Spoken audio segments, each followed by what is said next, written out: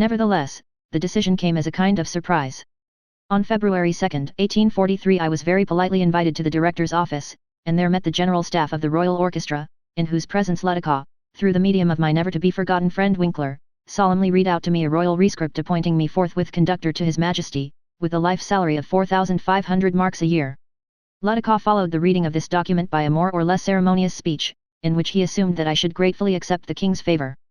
At this polite ceremony it did not escape my notice that all possibility of future negotiations over the figure of the salary was cut off.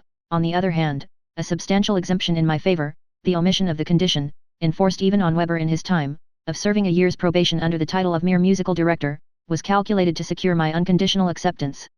My new colleagues congratulated me, and Ludicaw accompanied me with the politest phrases to my own door, where I fell into the arms of my poor wife, who was giddy with delight. Therefore I fully realized that I must put the best face I could on the matter, and unless I wished to give unheard of offence, I must even congratulate myself on my appointment as royal conductor. A few days after taking the oath as a servant of the king in solemn session, and undergoing the ceremony of presentation to the assembled orchestra by means of an enthusiastic speech from the general director, I was summoned to an audience with His Majesty. When I saw the features of the kind, courteous, and homely monarch, I involuntarily thought of my youthful attempt at a political overture on the theme of Friedrich und Freiheit. Our somewhat embarrassed conversation brightened with the king's expression of his satisfaction with those two of my operas which had been performed in Dresden. He expressed with polite hesitation his feeling that if my operas left anything to be desired, it was a clearer definition of the various characters in my musical dramas. He thought the interest in the persons was overpowered by the elemental forces figuring beside them, in Heinz the mob, in the Fliegender Holländer the sea. I thought I understood his meaning perfectly, and this proof of his sincere sympathy and original judgment pleased me very much. He also made his excuses in advance for a possible rare attendance at my operas on his part, his sole reason for this being that he had a peculiar aversion from theatre-going, as the result of one of the rules of his early training, under which he and his brother John, who had acquired a similar aversion, were for a long time compelled regularly to attend the theatre, when he, to tell the truth, would often have preferred to be left alone to follow his own pursuits independent of etiquette. As a characteristic instance of the courtier spirit, I afterwards learned that Ludicaw, who had had to wait for me in the anteroom during this audience, had been very much put out by its long duration.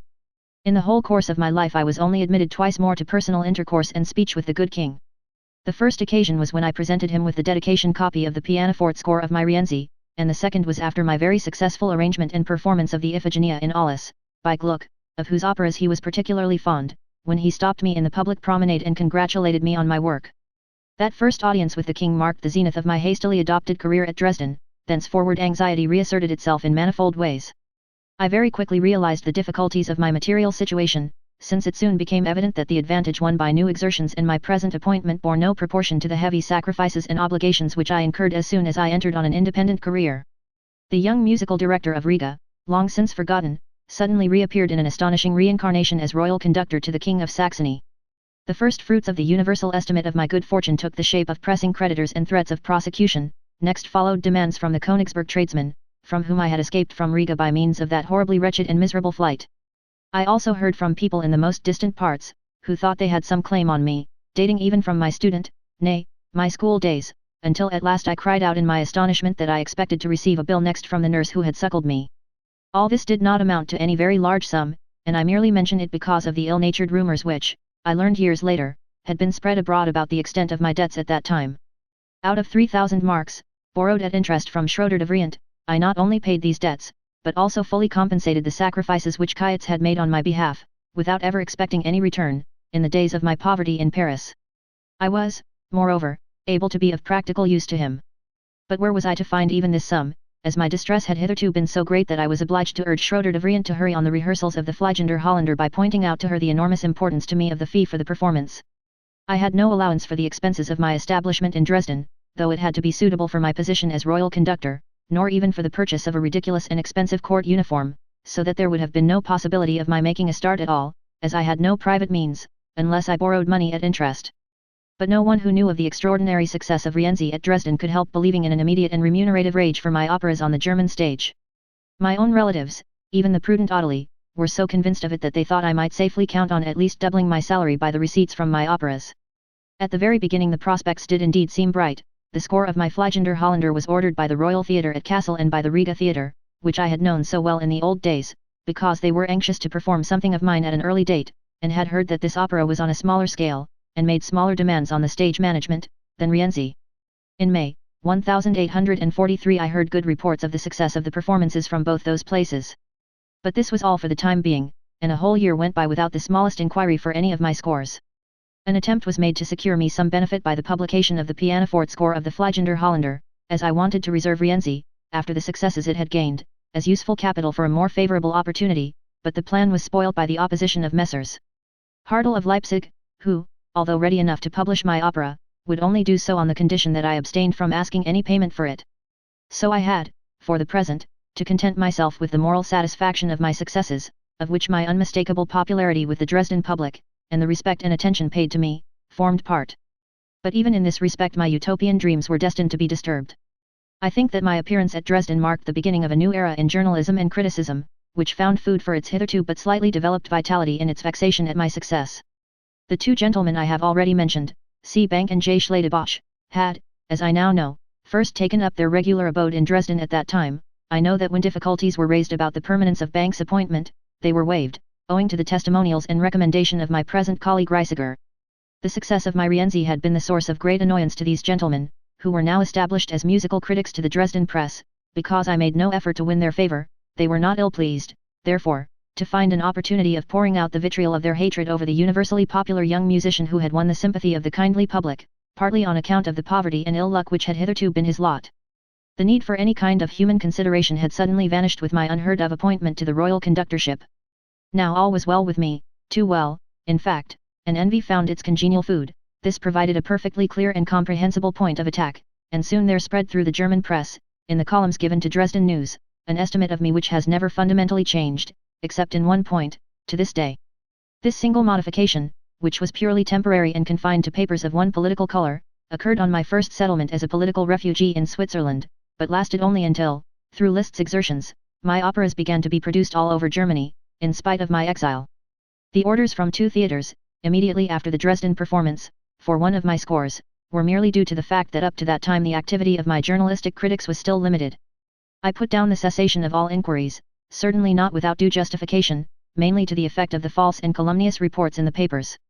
My old friend Log tried, indeed, to undertake my defence in the press.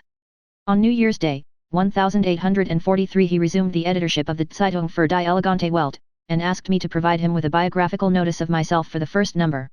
It evidently gave him great pleasure to present me thus in triumph to the literary world, and in order to give the subject more prominence he added a supplement to that number in the shape of a lithograph reproduction of my portrait by Kayatz. But after a time even he became anxious and confused in his judgment of my works, when he saw the systematic and increasingly virulent detraction, depreciation, and scorn to which they were subjected. He confessed to me later that he had never imagined such a desperate position as mine against the united forces of journalism could possibly exist, and when he heard my view of the question, he smiled and gave me his blessing, as though I were a lost soul. Moreover, a change was observable in the attitude of those immediately connected with me in my work, and this provided very acceptable material for the journalistic campaign. I had been led, though by no ambitious impulse, to ask to be allowed to conduct the performances of my own works. I found that at every performance of Rienzi Reisiger became more negligent in his conducting, and that the whole production was slipping back into the old familiar, expressionless, and humdrum performance, and as my appointment was already mooted, I had asked permission to conduct the sixth performance of my work in person. I conducted without having held a single rehearsal, and without any previous experience, at the head of the Dresden orchestra. The performance went splendidly, singers and orchestra were inspired with new life, and everybody was obliged to admit that this was the finest performance of Rienzi that had yet been given. The rehearsing and conducting of the Fliegender Holländer were willingly handed over to me, because Reisiger was overwhelmed with work, in consequence of the death of the musical director, Rastrelli. In addition to this I was asked to conduct Weber's Euryanthe, by way of providing a direct proof of my capacity to interpret scores other than my own. Apparently everybody was pleased, and it was the tone of this performance that made Weber's widow so anxious that I should accept the Dresden conductorship. She declared that for the first time since her husband's death she had heard his work correctly interpreted, both in expression and time. Thereupon, Reisiger, who would have preferred to have a musical director under him, but had received instead a colleague on an equal footing, felt himself aggrieved by my appointment. Though his own indolence would have inclined him to the side of peace and a good understanding with me, his ambitious wife took care to stir up his fear of me. This never led to an openly hostile attitude on his part, but I noticed certain indiscretions in the press from that time onwards, which showed me that the friendliness of my colleague, who never talked to me without first embracing me, was not of the most honourable type. I also received a quite unexpected proof that I had attracted the bitter envy of another man whose sentiments I had no reason to suspect. This was Karl Lipinski, a celebrated violinist in his day, who had for many years led the Dresden orchestra. He was a man of ardent temperament and original talent, but of incredible vanity, which his emotional, suspicious Polish temperament rendered dangerous. I always found him annoying, because however inspiring and instructive his playing was as to the technical execution of the violinists, he was certainly ill-fitted to be the leader of a first-class orchestra. This extraordinary person tried to justify Director Ludiko's praise of his playing, which could always be heard above the rest of the orchestra. He came in a little before the other violins. He was a leader in a double sense, as he was always a little ahead. He acted in much the same way with regard to expression, marking his slight variations in the piano passages with fanatical precision. It was useless to talk to him about it, as nothing but the most skillful flattery had any effect on him. So I had to endure it as best I could, and to think out ways and means of diminishing its ill effects on the orchestral performances as a whole by having recourse to the most polite circumlocutions. Even so he could not endure the higher estimation in which the performances of the orchestra under my conductorship were held, because he thought that the playing of an orchestra in which he was the leader must invariably be excellent, whoever stood at the conductor's desk. Now it happened, as is always the case when a new man with fresh ideas is installed in office, that the members of the orchestra came to me with the most varied suggestions for improvements which had hitherto been neglected, and Lipinski, who was already annoyed about this, turned a certain case of this kind to a peculiarly treacherous use. One of the oldest contrabassists had died. Lipinski urged me to arrange that the post should not be filled in the usual way by promotion from the ranks of our own orchestra, but should be given, on his recommendation, to a distinguished and skillful contrabassist from Darmstadt named Müller.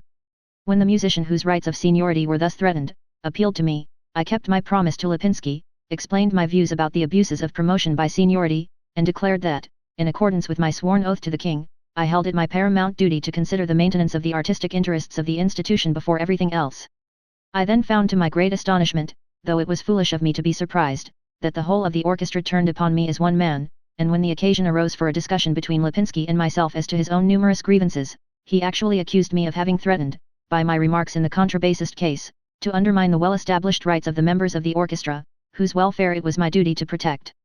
Ludiko, who was on the point of absenting himself from Dresden for some time, was extremely uneasy, as Reisiger was away on his holiday, at leaving musical affairs in such a dangerous state of unrest. The deceit and impudence of which I had been the victim was a revelation to me, and I gathered from this experience the calm sense necessary to set the harassed director at ease by the most conclusive assurances that I understood the people with whom I had to deal, and would act accordingly. I faithfully kept my word, and never again came into collision either with Lipinski or any other member of the orchestra. On the contrary, all the musicians were soon so firmly attached to me that I could always pride myself on their devotion. From that day forward, however, one thing at least was certain, namely, that I should not die as conductor at Dresden. My post and my work at Dresden thenceforward became a burden, of which the occasionally excellent results of my efforts made me all the more sensible. My position at Dresden, however, brought me one friend whose intimate relations with me long survived our artistic collaboration in Dresden. A musical director was assigned to each conductor. He had to be a musician of repute, a hard worker, adaptable, and, above all, a Catholic, for the two conductors were Protestants, a cause of much annoyance to the clergy of the Catholic cathedral, numerous positions in which had to be filled from the orchestra. August Rockel, a nephew of Hummel, who sent in his application for this position from Weimar, furnished evidence of his suitability under all these heads. He belonged to an old Bavarian family, his father was a singer, and had sung the part of Florestan at the time of the first production of Beethoven's Fidelio, and had himself remained on terms on close intimacy with the master, many details about whose life have been preserved through his care. His subsequent position as a teacher of singing led him to take up theatrical management, and he introduced German opera to the Parisians with so much success, that the credit for the popularity of Fidelio and Der Frühschutz with French audiences, to whom these works were quite unknown, must be awarded to his admirable enterprise, which was also responsible for Schroeder de Vriend's debut in Paris. August Rockel, his son, who was still a young man, by helping his father in these and similar undertakings, had gained practical experience as a musician.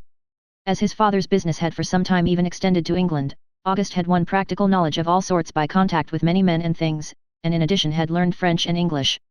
But music had remained his chosen vocation, and his great natural talent justified the highest hopes of success. He was an excellent pianist, read scores with the utmost ease, possessed an exceptionally fine ear, and had indeed every qualification for a practical musician. As a composer he was actuated, not so much by a strong impulse to create, as the desire to show what he was capable of. The success at which he aimed was to gain the reputation of a clever operatic composer rather than recognition as a distinguished musician, and he hoped to obtain his end by the production of popular works. Actuated by this modest ambition he had completed an opera, Farinelli, for which he had also written the libretto, with no other aspiration than that of attaining the same reputation as his brother-in-law Lortzing. He brought this score to me, and begged me, it was his first visit before he had heard one of my operas in Dresden, to play him something from Rienzi and the Fliegender Holländer.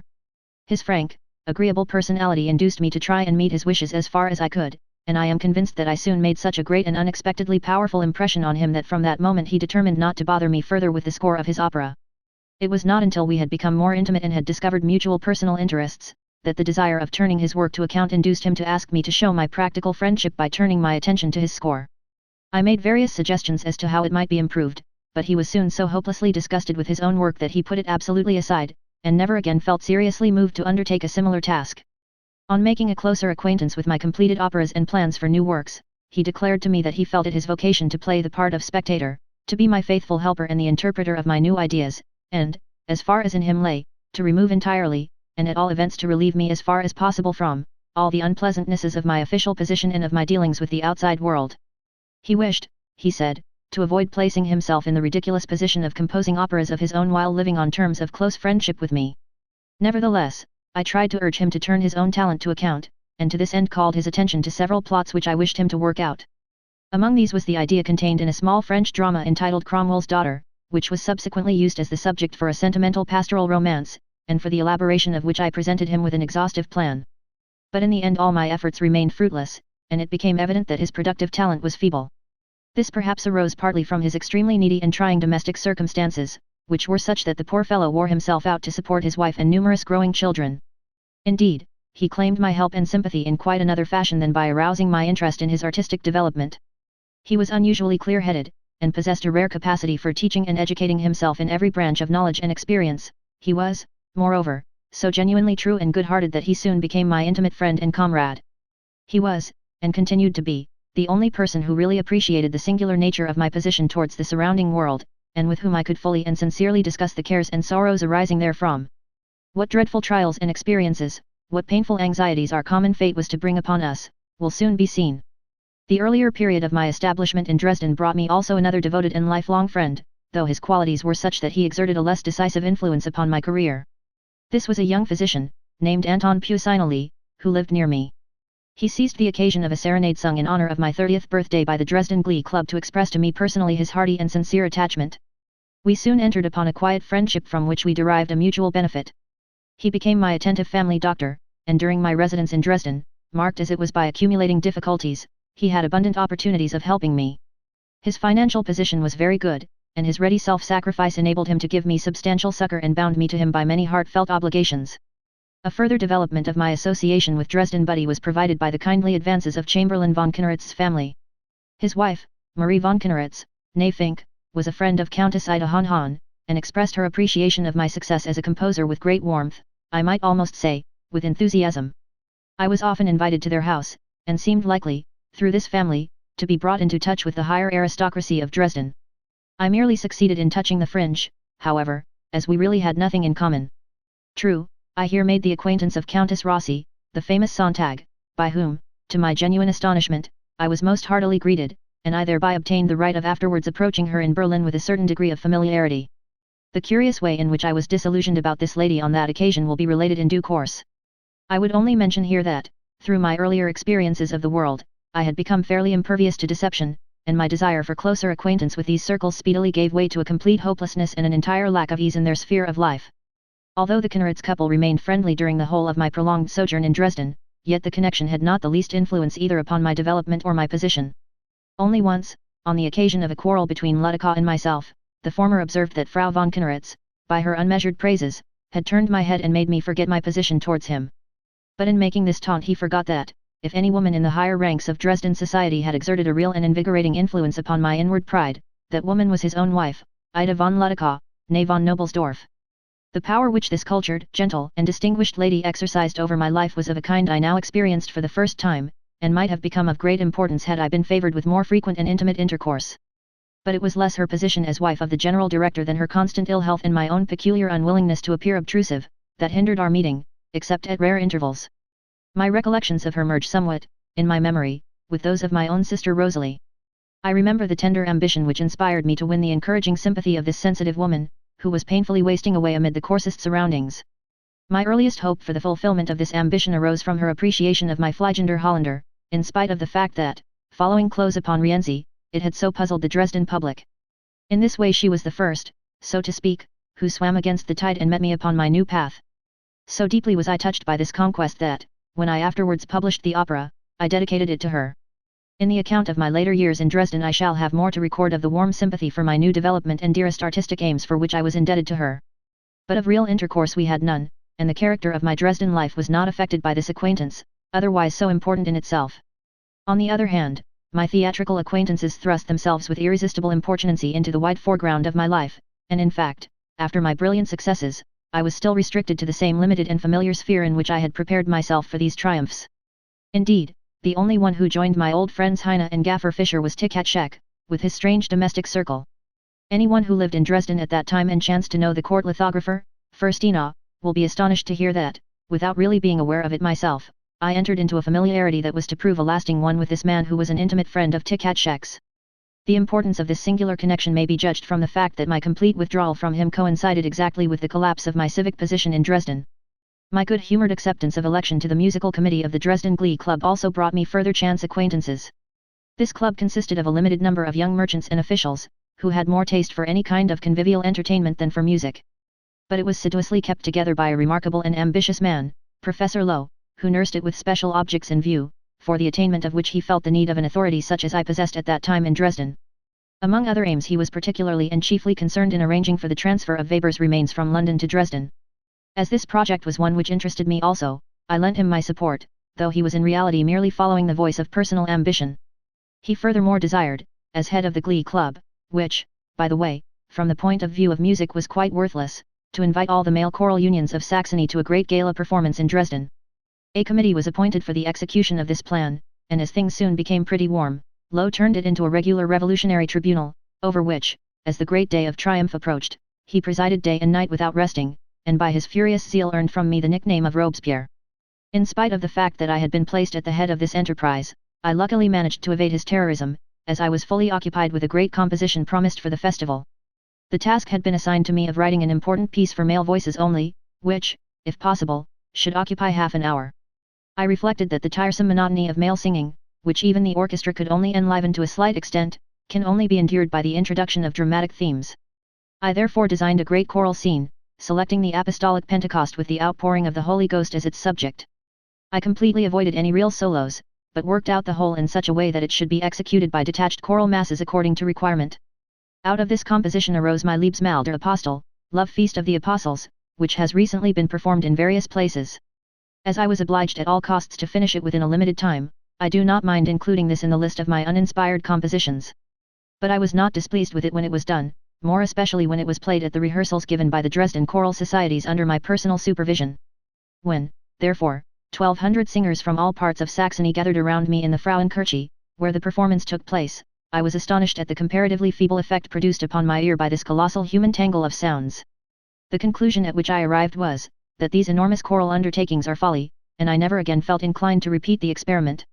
It was with much difficulty that I shook myself free of the Dresden Glee Club, and I only succeeded in doing so by introducing to Professor Lowe another ambitious man in the person of Herr Ferdinand Hiller. My most glorious exploit in connection with this association was the transfer of Weber's ashes, of which I will speak later on, though it occurred at an earlier date. I will only refer now to another commissioned composition which, as Royal Bandmaster, I was officially commanded to produce. On the 7th of June of this year, 1843, the statue of King Frederick Augustus by Rietzkel was unveiled in the Dresden Zwinger with all due pomp and ceremony. In honor of this event I, in collaboration with Mendelssohn, was commanded to compose a festal song, and to conduct the gala performance. I had written a simple song for male voices of modest design, whereas to Mendelssohn had been assigned the more complicated task of interweaving the national anthem, the English God Save the King, which in Saxony is called Heil dir im Rotenkranz, into the male chorus he had to compose. This he had effected by an artistic work in counterpoint, so arranged that from the first 8 beats of his original melody the brass instruments simultaneously played the Anglo-Saxon popular air. My simpler song seems to have sounded very well from a distance, whereas I understood that Mendelssohn's daring combination quite missed its effect, because no one could understand why the vocalists did not sing the same air as the wind instruments were playing. Nevertheless Mendelssohn, who was present, left me a written expression of thanks for the pains I had taken in the production of his composition. I also received a gold snuff-box from the Grand Gala Committee, presumably meant as a reward for my male chorus, but the hunting scene which was engraved on the top was so badly done that I found, to my surprise, that in several places the metal was cut through. Amid all the distractions of this new and very different mode of life, I diligently strove to concentrate and steel my soul against these influences, bearing in mind my experiences of success in the past. By May of my 30th year I had finished my poem Der Venusberg, the Mount of Venus, as I called Tannhauser at that time. I had not yet by any means gained any real knowledge of medieval poetry. The classical side of the poetry of the Middle Ages had so far only faintly dawned upon me, partly from my youthful recollections, and partly from the brief acquaintance I had made with it through Laire's instruction in Paris. Now that I was secure in the possession of a royal appointment that would last my lifetime, the establishment of a permanent domestic hearth began to assume great importance, for I hoped it would enable me to take up my serious studies once more, and in such a way as to make them productive, an aim which my theatrical life and the miseries of my years in Paris had rendered impossible. My hope of being able to do this was strengthened by the character of my official employment, which was never very arduous, and in which I met with exceptional consideration from the general management.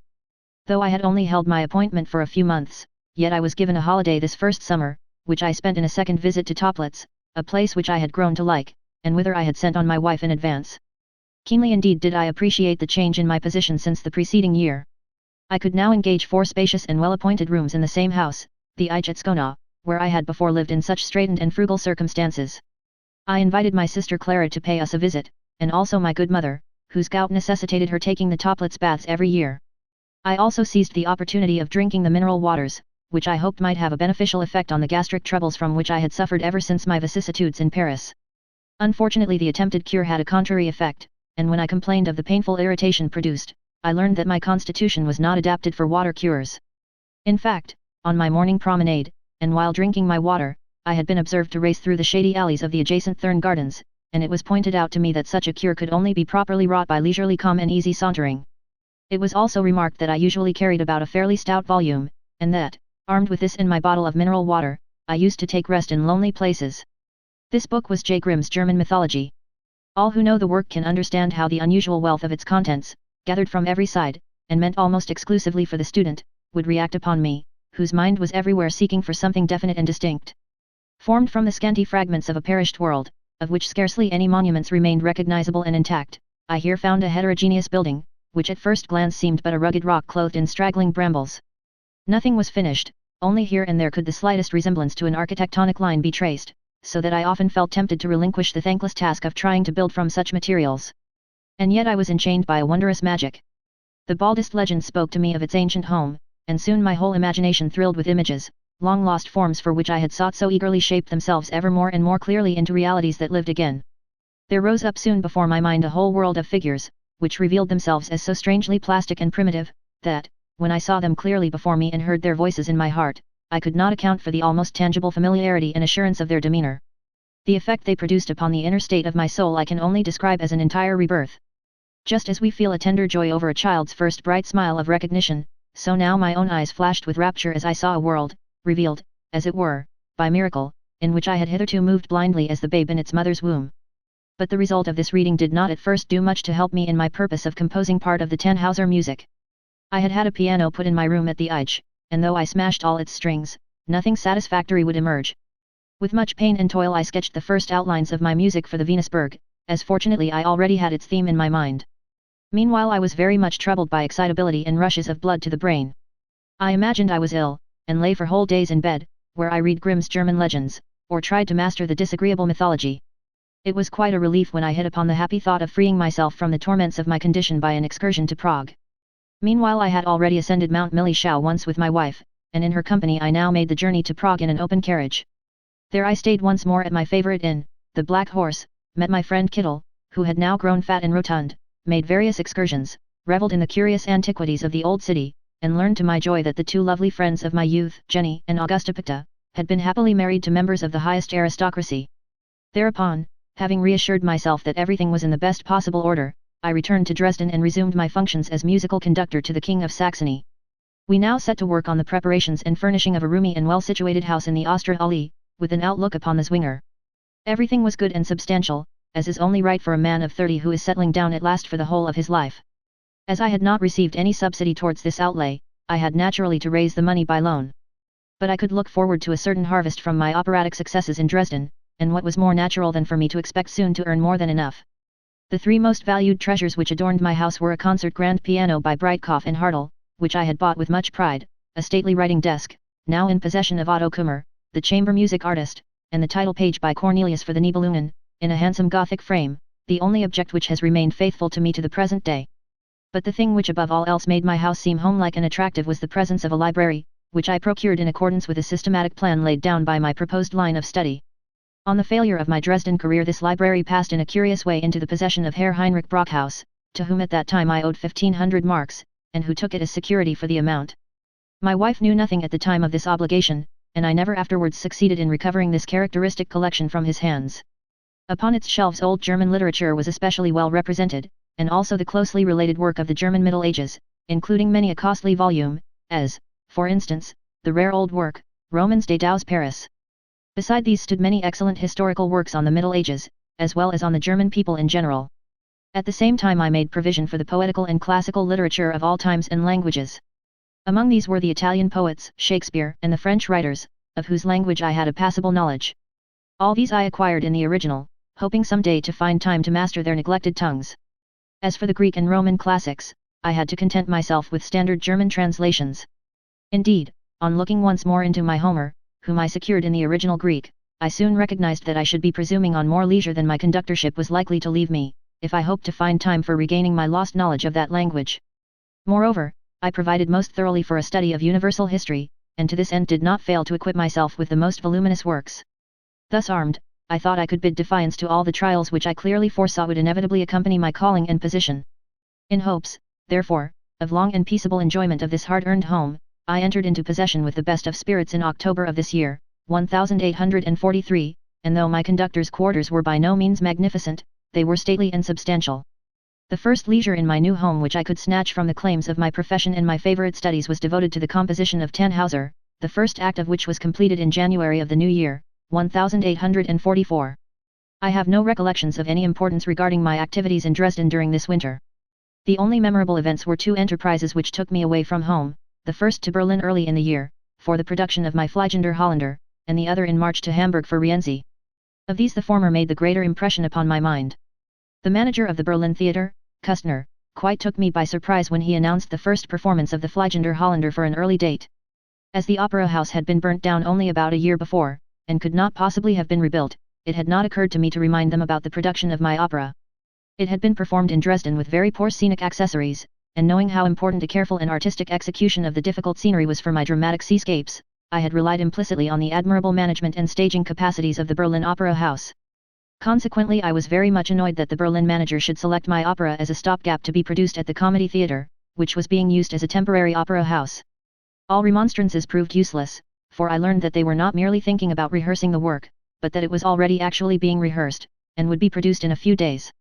It was obvious that this arrangement meant that my opera was to be condemned to quite a short run in their repertoire, as it was not to be expected that they would remount it when the new opera house was opened. On the other hand, they tried to appease me by saying that this first production of the Fliegender Holländer was to be associated with a special engagement of Schroeder de Vriend, which was to begin in Berlin immediately. They naturally thought I should be delighted to see the great actress in my own work.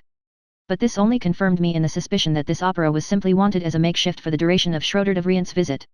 They were evidently in a dilemma with regard to her repertoire, which consisted mainly of so-called grand operas, such as Meyerbeer's, destined exclusively for the opera house, and which were being specially reserved for the brilliant future of the new building. I therefore realized beforehand that my Fliegender Holländer was to be relegated to the category of conductor's operas, and would meet with the usual predestined fate of such productions. The whole treatment meted out to me and my works all pointed in the same direction, but in consideration of the expected cooperation of Schroeder de Vriend I fought against these vexatious premonitions, and set out for Berlin to do all I could for the success of my opera. I saw at once that my presence was very necessary.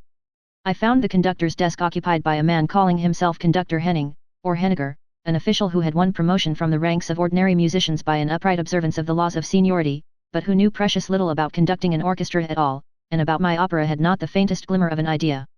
I took my seat at the desk, and conducted one full rehearsal and two performances, in neither of which, however, did Schroeder de Vriend take part. Although I found much to complain of in the weakness of the string instruments and the consequent mean sound of the orchestra, yet I was well satisfied with the actors both as regards their capacity and their zeal. The careful staging, moreover, which under the supervision of the really gifted stage manager, Bloom, and with the co-operation of his skillful and ingenious mechanics, was truly excellent, gave me a most pleasant surprise. I was now very curious to learn what effect these pleasing and encouraging preparations would have upon the Berlin public when the full performance took place. My experiences on this point were very curious. Apparently the only thing that interested the large audience was to discover my weak points. During the first act the prevalent opinion seemed to be that I belonged to the category of bores. Not a single hand was moved, and I was afterwards informed that this was fortunate, as the slightest attempt at applause would have been ascribed to a paid claque, and would have been energetically opposed. Kustner alone assured me that the composure with which, on the close of this act, I quitted my desk and appeared before the curtain, had filled him with wonder, considering this entire absence, lucky as it appears to have been, of all applause. But so long as I myself felt content with the execution, I was not disposed to let the public apathy discourage me, knowing, as I did, that the crucial test was in the second act. It lay, therefore, much nearer my heart to do all I could for the success of this than to inquire into the reasons for this attitude on the part of the Berlin public. And here the ice was really broken at last. The audience seemed to abandon all idea of finding a proper niche for me, and allowed itself to be carried away into giving vent to applause, which at last grew into the most boisterous enthusiasm. At the close of the act, amid a storm of shouts, I led forward my singers onto the stage for the customary bows of thanks. As the third act was too short to be tedious, and as the scenic effects were both new and impressive, we could not help hoping that we had won a veritable triumph, especially as renewed outbursts of applause marked the end of the performance. Mendelssohn, who happened at that time to be in Berlin, with Meyerbeer, on business relating to the general musical conductorship, was present in a stage box during this performance. He followed its progress with a pale face, and afterwards came and murmured to me in a weary tone of voice, "Well, I should think you are satisfied now." I met him several times during my brief stay in Berlin, and also spent an evening with him listening to various pieces of chamber music. But never did another word concerning the Fliegender Holländer pass his lips, beyond inquiries as to the second performance, and as to whether De Vriend or someone else would appear in it. I heard, moreover, that he had responded with equal indifference to the earnest warmth of my allusions to his own music for the Midsummer Night's Dream, which was being frequently played at that time, and which I had heard for the first time. The only thing he discussed with any detail was the actor Jern, who was playing in Zettel, and who he considered was overacting his part. A few days later came a second performance with the same cast. My experiences on this evening were even more startling than on the former. Evidently the first night had won me a few friends, who were again present, for they began to applaud after the overture. But others responded with hisses, and for the rest of the evening no one again ventured to applaud. My old friend Heine had arrived in the meantime from Dresden, sent by our own board of directors to study the scenic arrangements of the Midsummer Night's Dream for our theatre. He was present at this second performance, and had persuaded me to accept the invitation from one of his Berlin relatives to have supper after the performance in a wine bar unter den Linden. Very weary, I followed him to a nasty and badly lighted house, where I gulped down the wine with hasty ill humor to warm myself, and listened to the embarrassed conversation of my good-natured friend and his companion, whilst I turned over the day's papers. I now had ample leisure to read the criticisms they contained on the first performance of my Fliegender Holländer. A terrible spasm cut my heart as I realized the contemptible tone and unparalleled shamelessness of their raging ignorance regarding my own name and work. Our Berlin friend and host, a thorough Philistine, said that he had known how things would go in the theatre that night, after having read these criticisms in the morning. The people of Berlin, he added, wait to hear what Rulstab and his mates have to say, and then they know how to behave. The good fellow was anxious to cheer me up, and ordered one wine after another. Heine hunted up his reminiscences of our merry Rienzi times in Dresden, until at last the pair conducted me, staggering along in an addled condition, to my hotel. It was already midnight. As I was being lighted by the waiter through its gloomy corridors to my room, a gentleman in black, with a pale refined face, came forward and said he would like to speak to me. He informed me that he had waited there since the close of the play, and as he was determined to see me, had stopped till now. I excused myself on the ground of being quite unfit for business, and added that, although not exactly inclined to merriment, I had, as he might perceive, somewhat foolishly drunk a little too much wine. This I said in a stammering voice, but my strange visitor seemed only the more unwilling to be repulsed. He accompanied me to my room, declaring that it was all the more imperative for him to speak with me. We seated ourselves in the cold room, by the meagre light of a single candle, and then he began to talk. In flowing and impressive language he related that he had been present at the performance that night of my Fliegender Holländer, and could well conceive the humor in which the evening's experiences had left me. For this very reason he felt that nothing should hinder him from speaking to me that night, and telling me that in the Fliegender Holländer I had produced an unrivaled masterpiece. Moreover, the acquaintance he had made with this work had awakened in him a new and unforeseen hope for the future of German art, and that it would be a great pity if I yielded to any sense of discouragement as the result of the unworthy reception accorded to it by the Berlin public. My hair began to stand on end. One of Hoffmann's fantastic creations had entered bodily into my life.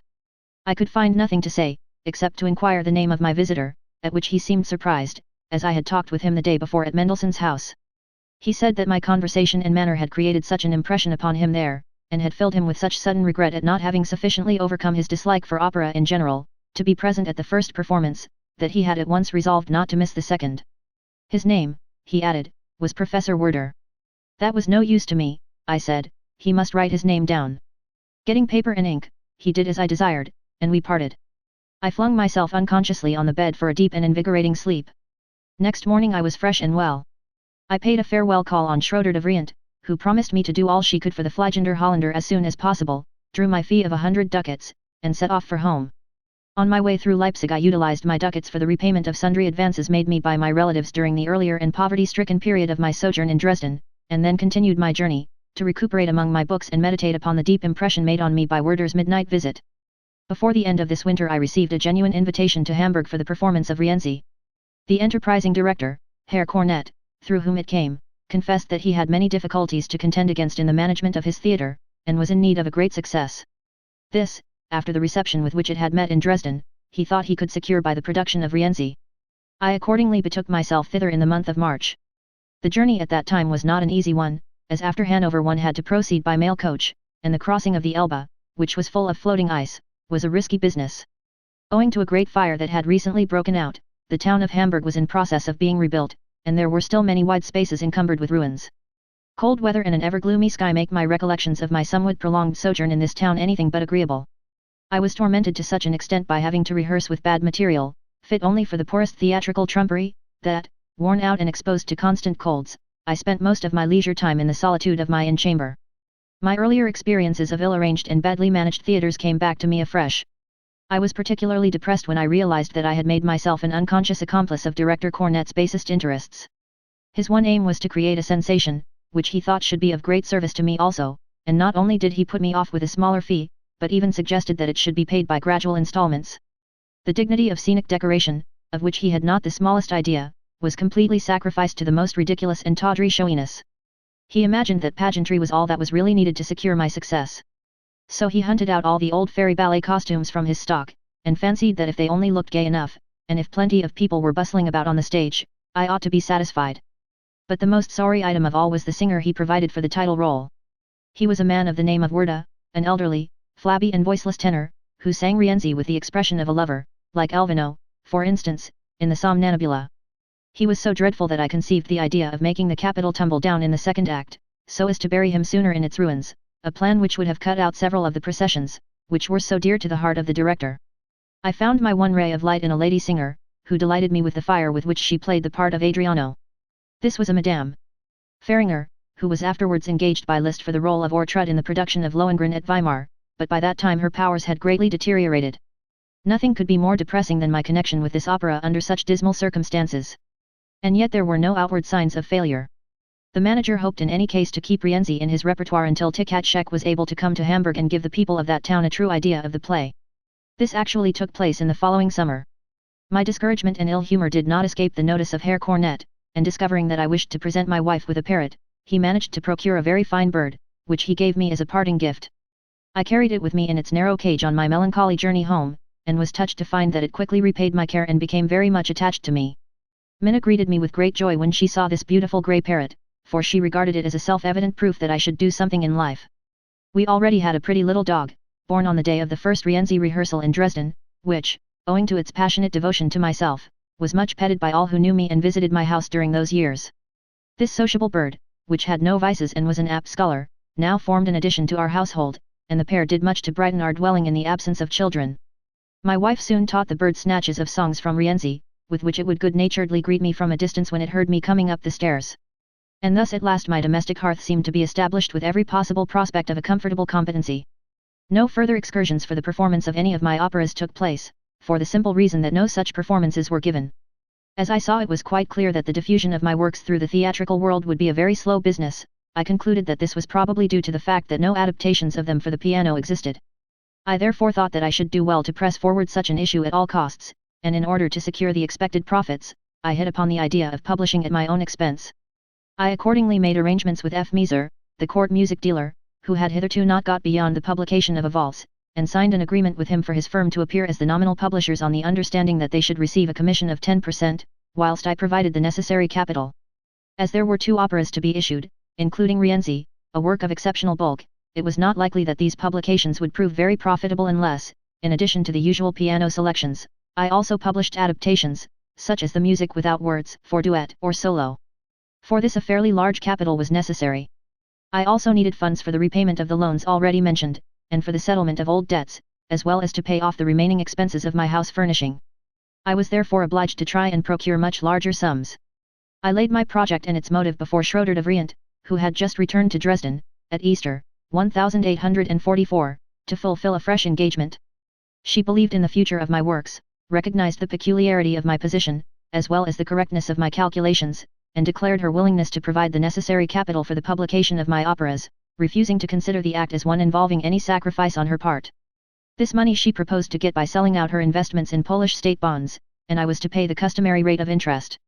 The thing was so easily done, and seemed so much a matter of course, that I at once made all needful arrangements with my Leipzig printer, and set to work on the publication of my operas. When the amount of work delivered brought with it a demand for considerable payments on account, I approached my friend for a first advance. And here I became confronted with a new phase of that famous lady's life, which placed me in a position which proved as disastrous as it was unexpected. After having broken away from the unlucky Herr von Munchausen some time previously, and returned, as it appeared, with penitential ardor to her former connection with my friend, Hermann Müller, it now turned out that she had found no real satisfaction in this fresh relationship. On the contrary, the star of her being, whom she had so long and ardently desired, had now at last arisen in the person of another lieutenant of the guards. With a vehemence which made light of her treachery to her old friend, she elected this slim young man, whose moral and intellectual weaknesses were patent to every eye, as the chosen keystone of her life's love. He took the good luck that befell him so seriously, that he would brook no jesting, and at once laid hands on the fortune of his future wife, as he considered that it was disadvantageously and insecurely invested, and thought that he knew of much more profitable ways of employing it. My friend therefore explained, with much pain and evident embarrassment, that she had renounced all control over her capital, and was unable to keep her promise to me. Owing to this I entered upon a series of entanglements and troubles which henceforth dominated my life, and plunged me into sorrows that left their dismal mark on all my subsequent enterprises. It was clear that I could not now abandon the proposed plan of publication. The only satisfactory solution of my perplexities was to be found in the execution of my project and the success which I hoped would attend it. I was compelled, therefore, to turn all my energies to the raising of the money wherewith to publish my 2 operas, to which in all probability Tannhauser would shortly have to be added. I first applied to my friends, and in some cases had to pay exorbitant rates of interest, even for short terms. For the present these details are sufficient to prepare the reader for the catastrophe towards which I was now inevitably drifting. The hopelessness of my position did not at first reveal itself. There seemed no reason to despair of the eventual spread of my operatic works among the theatres in Germany, though my experience of them indicated that the process would be slow. In spite of the depressing experiences in Berlin and Hamburg, there were many encouraging signs to be seen. Above all, Rienzi maintained its position in favor of the people of Dresden, a place which undoubtedly occupied a position of great importance, especially during the summer months, when so many strangers from all parts of the world pass through it. My opera, which was not to be heard anywhere else, was in great request, both among the Germans and other visitors, and was always received with marked approbation, which surprised me very much. Thus a performance of Rienzi, especially in summer, became quite a Dionysian revelry, whose effect upon me could not fail to be encouraging. On one occasion Liszt was among the number of these visitors. As Rienzi did not happen to be in the repertoire when he arrived, he induced the management at his earnest request to arrange a special performance. I met him between the acts in Tkatschek's dressing room, and was heartily encouraged and touched by his almost enthusiastic appreciation, expressed in his most emphatic manner. The kind of life to which Liszt was at that time condemned, and which bound him to a perpetual environment of distracting and exciting elements, debarred us from all more intimate and fruitful intercourse. Yet from this time onward I continued to receive constant testimonies of the profound and lasting impression I had made upon him, as well as of his sympathetic remembrance of me. From various parts of the world, wherever his triumphal progress led him, people, chiefly of the upper classes, came to Dresden for the purpose of hearing Rienzi. They had been so interested by Liszt's reports of my work, and by his playing of various selections from it, that they all came expecting something of unparalleled importance. Besides these indications of Liszt's enthusiastic and friendly sympathy, other deeply touching testimonies appeared from different quarters. The startling beginning made by Werder, on the occasion of his midnight visit after the second performance of the Fliegender Holländer in Berlin, was shortly afterwards followed by a similarly unsolicited approach in the form of an effusive letter from an equally unknown personage, Alwino from Mann, who afterwards became my faithful friend. After my departure from Berlin she heard Schroeder de Vriend twice in the Fliegender Holländer, and the letter in which she described the effect produced upon her by my work conveyed to me for the first time the vigorous and profound sentiments of a deep and confident recognition such as seldom falls to the lot of even the greatest master, and cannot fail to exercise a weighty influence on his mind and spirit, which long for self-confidence. I have no very vivid recollections of my own doings during this first year of my position as conductor in a sphere of action which gradually grew more and more familiar. For the anniversary of my appointment, and to some extent as a personal recognition, I was commissioned to procure Gluck's Armida. This we performed in March, 1843, with the cooperation of Schroeder de Vriend, just before her temporary departure from Dresden. Great importance was attached to this production, because, at the same moment, Meyerbeer was inaugurating his general directorship in Berlin by a performance of the same work. Indeed, it was in Berlin that the extraordinary respect entertained for such a commemoration of Gluck had its origin. I was told that Meyerbeer went to Rudolstadt with the score of Armida in order to obtain hints as to its correct interpretation. As not long afterwards I also heard a strange story of 2 silver candlesticks, wherewith the famous composer was said to have enlightened the no less famous critic when showing him the score of his Feldlager in Schlesien. I decided to attach no great importance to the instructions he might have received, but rather to help myself by a careful handling of this difficult score, and by introducing some softness into it through modulating the variations in tone as much as possible. I had the gratification later of receiving an exceedingly warm appreciation of my rendering from Herr Eduard de Vriend, a great Gluck connoisseur. After hearing this opera as presented by us, and comparing it with the Berlin performance, he heartily praised the tenderly modulated character of our rendering of certain parts, which, he said, had been given in Berlin with the coarsest bluntness. He mentioned, as a striking instance of this, a brief chorus in C major of male and female nymphs in the third act. By the introduction of a more moderate tempo and very soft piano I had tried to free this from the original coarseness with which de Vriend had heard it rendered in Berlin, presumably with traditional fidelity. My most innocent device, and one which I frequently adopted, for disguising the irritating stiffness or the orchestral movement in the original, was a careful modification of the basso continuo, which was taken uninterruptedly in common time. This I felt obliged to remedy, partly by legato playing, and partly by pizzicato. Our management were lavish in their expenditure on externals, especially decoration, and as a spectacular opera the piece drew fairly large houses, thus earning me the reputation of being a very suitable conductor for Gluck, and one who was in close sympathy with him.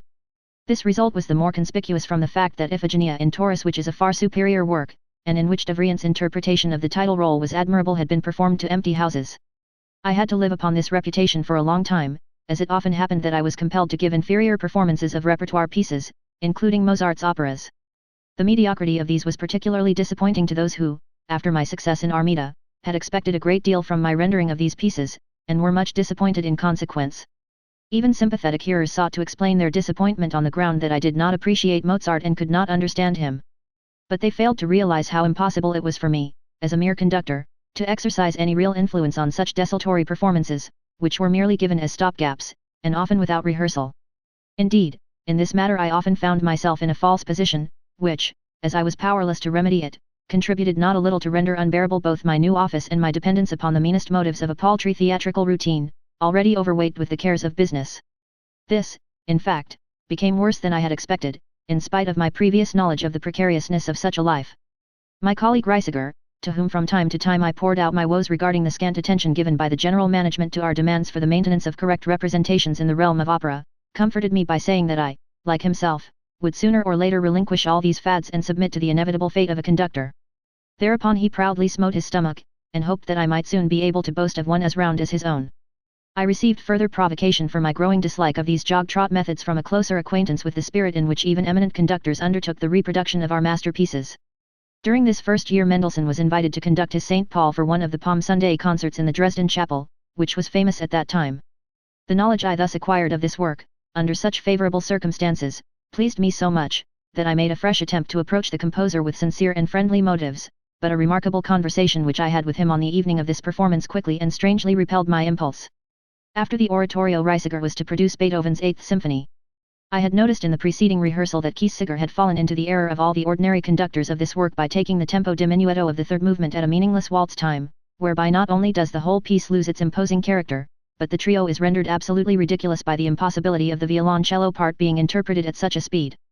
I had called Reisiger's attention to this defect, and he acquiesced in my opinion, promising to take the part in question at true minuetto tempo. I related this to Mendelssohn, when he was resting after his own performance in the box beside me, listening to the symphony. He, too, acknowledged that I was right, and thought that it ought to be played as I said. And now the third movement began. Reisiger, who, it is true, did not possess the needful power suddenly to impress so momentous a change of time upon his orchestra with success, followed the usual custom and took the tempo diminuendo in the same old waltz time. Just as I was about to express my anger, Mendelssohn gave me a friendly nod, as though he thought that this was what I wanted, and that I had understood the music in this way. I was so amazed by this complete absence of feeling on the part of the famous musician, that I was struck dumb, and thenceforth my own particular opinion of Mendelssohn gradually matured, an opinion which was afterwards confirmed by R. Schumann. The latter, in expressing the sincere pleasure he had felt on listening to the time at which I had taken the first movement of Beethoven's Ninth Symphony, told me that he had been compelled to hear it year after year taken by Mendelssohn at a perfectly distracting speed.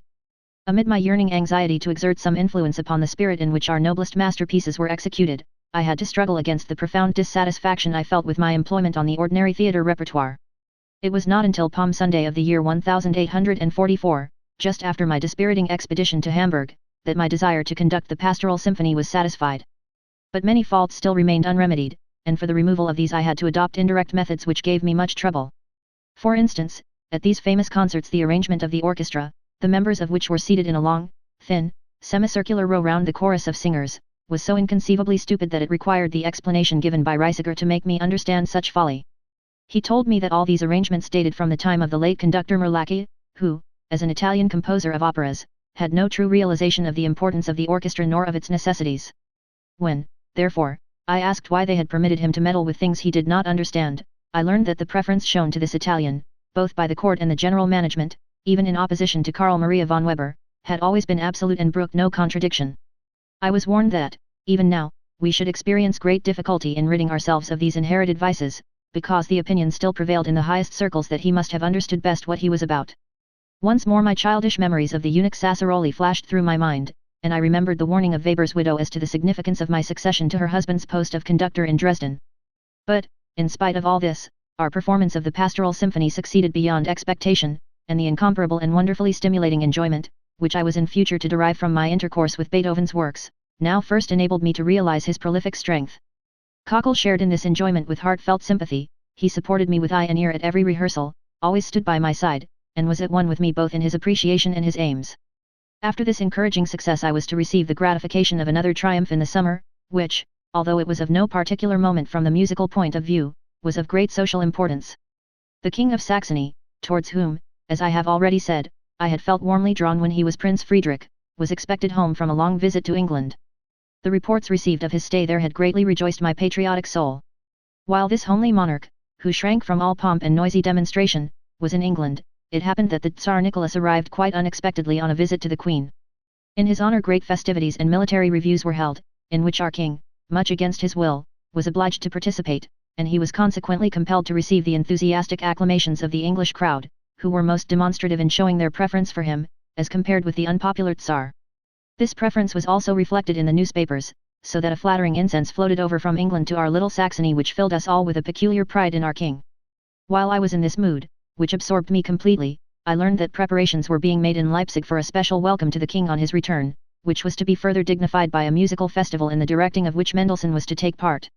I made inquiries as to what was going to be done in Dresden, and learned that the king did not propose to call there at all, but was going direct to his summer residence at Pillnitz. A moment's reflection showed me that this would only further my desire of preparing a pleasant and hearty reception for His Majesty.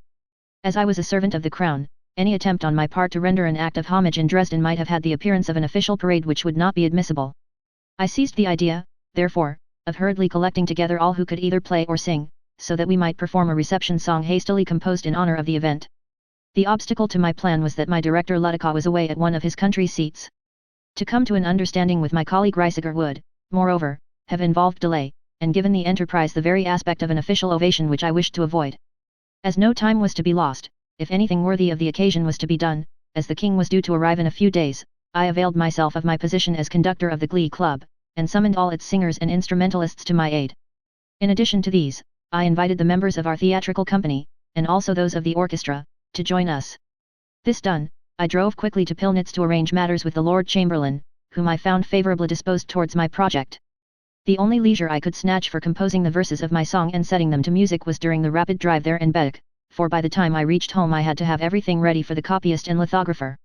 The agreeable sensation of rushing through the warm summer air and lovely country, coupled with the sincere affection with which I was inspired for our German prince, and which had prompted my effort, elated me and worked me up to a high pitch of tension, in which I now formed a clear conception of the lyrical outlines of the Tannhauser March, which first saw the light of day on the occasion of this royal welcome. I soon afterwards developed this theme, and thus produced the march which became the most popular of the melodies I had hitherto composed. On the next day it had to be tried over with 120 instrumentalists and 300 singers. I had taken the liberty of inviting them to meet me on the stage of the court theatre, where everything went off capitally. Everyone was delighted, and I not the least so, when a messenger arrived from the director, who had just returned to town, requesting an immediate interview. Letitia was enraged beyond measure at my high-handed proceedings in this matter, of which he had been informed by our good friend Reisiger. If his baronial coronet had been on his head during this interview, it would assuredly have tumbled off. The fact that I should have conducted my negotiations in person with the court officials, and could report that my endeavours had met with extraordinarily prompt success, aroused his deepest fury, for the chief importance of his own position consisted in always representing everything which had to be obtained by these means as surrounded by the greatest obstacles, and hedged in by the strictest etiquette. I offered to cancel everything, but that only embarrassed him the more. I thereupon asked him what he wanted me to do, if the plan was still to be carried out. On this point he seemed uncertain, but thought I had shown a great lack of fellow feeling in having not only ignored him, but Reisiger as well. I answered that I was perfectly ready to hand over my composition and the conducting of the piece to Reisiger. But he could not swallow this, as he really had an exceedingly poor opinion of Reisiger, of which I was very well aware.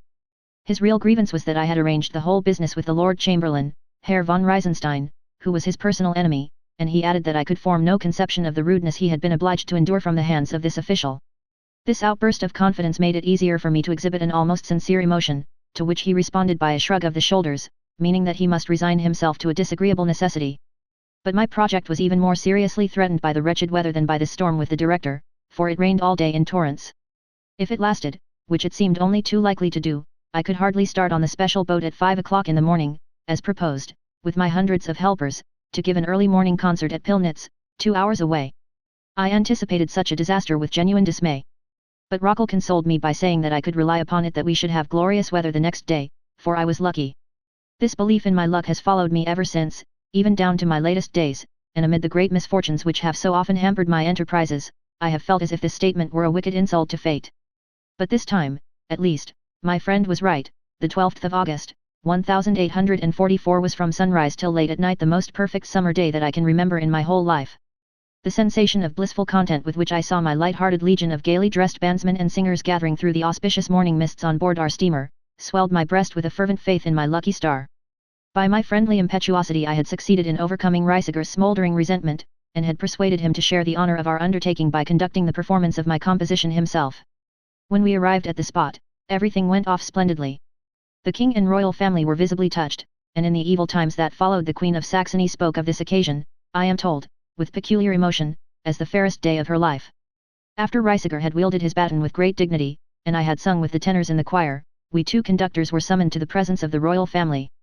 The king warmly expressed his thanks, while the queen paid us the high compliment of saying that I composed very well and that Reisiger conducted very well. His Majesty asked us to repeat the last 3 stanzas only, as, owing to a painful ulcerated tooth, he could not remain much longer out of doors. I rapidly devised a combined evolution, the remarkably successful execution of which I am very proud, even to this day.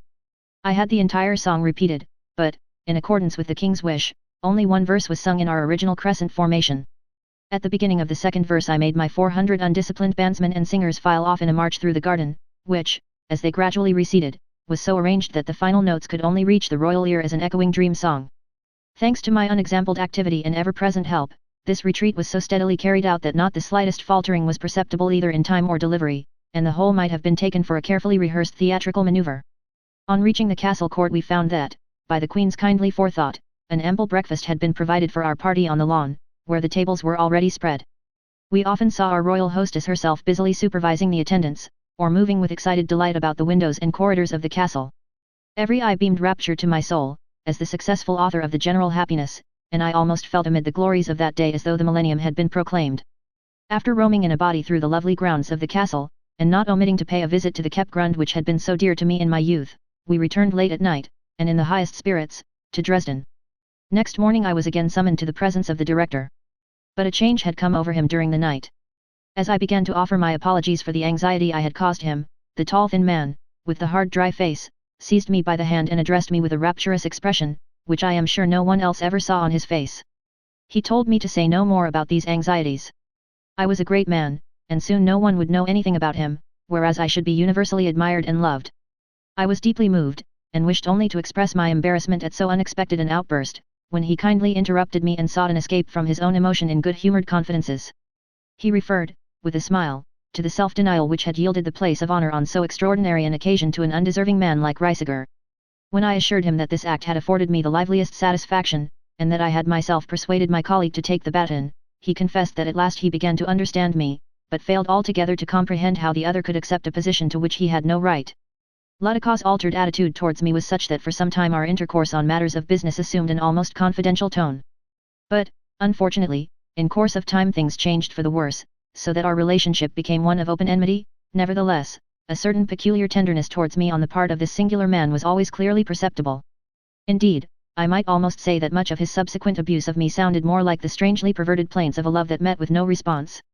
For my holiday this year I went, early in September, to Fischer's Vineyard, near Loschwitz, not far from the famous Vierradlatter Vineyard, where, somewhat late in the year, I rented a summer residence.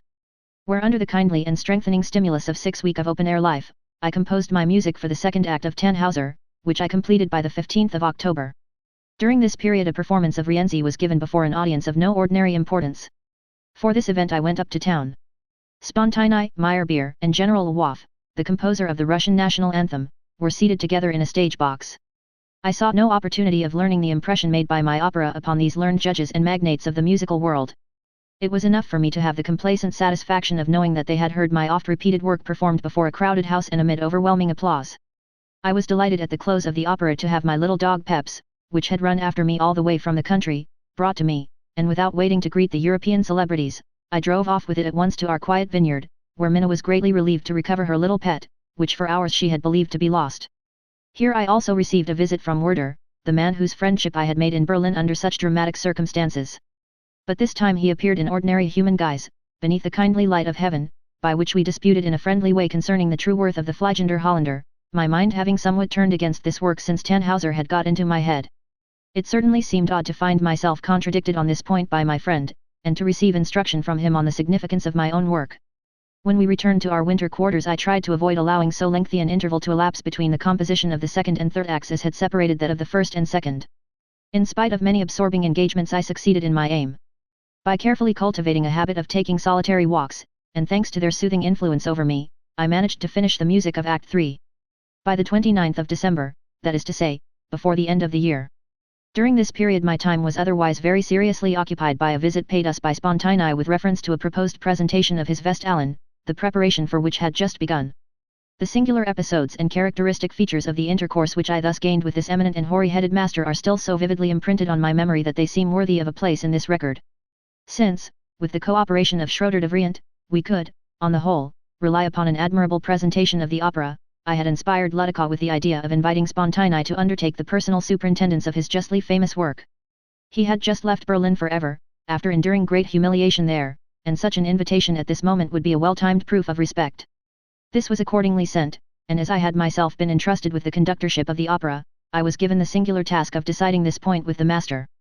My letter, it appears, although written in French, inspired him with a high opinion of my zeal for the enterprise, and in a gracious reply he informed me what his special wishes were regarding the arrangements to be made for his collaboration. As far as the vocalists were concerned, and seeing that a Schroeder de Vriend was among the number, he frankly expressed his satisfaction. As for chorus and ballet, he took it for granted that nothing would be lacking to the dignity of the performance, and finally, as regarded the orchestra, he expected that this also would be sure to please him, as he presumed it contained the necessary complement of excellent instruments which, to use his own words, he hoped would furnish the performance with 12 good contrabass. Le tout garni de 12 bons contrabasses.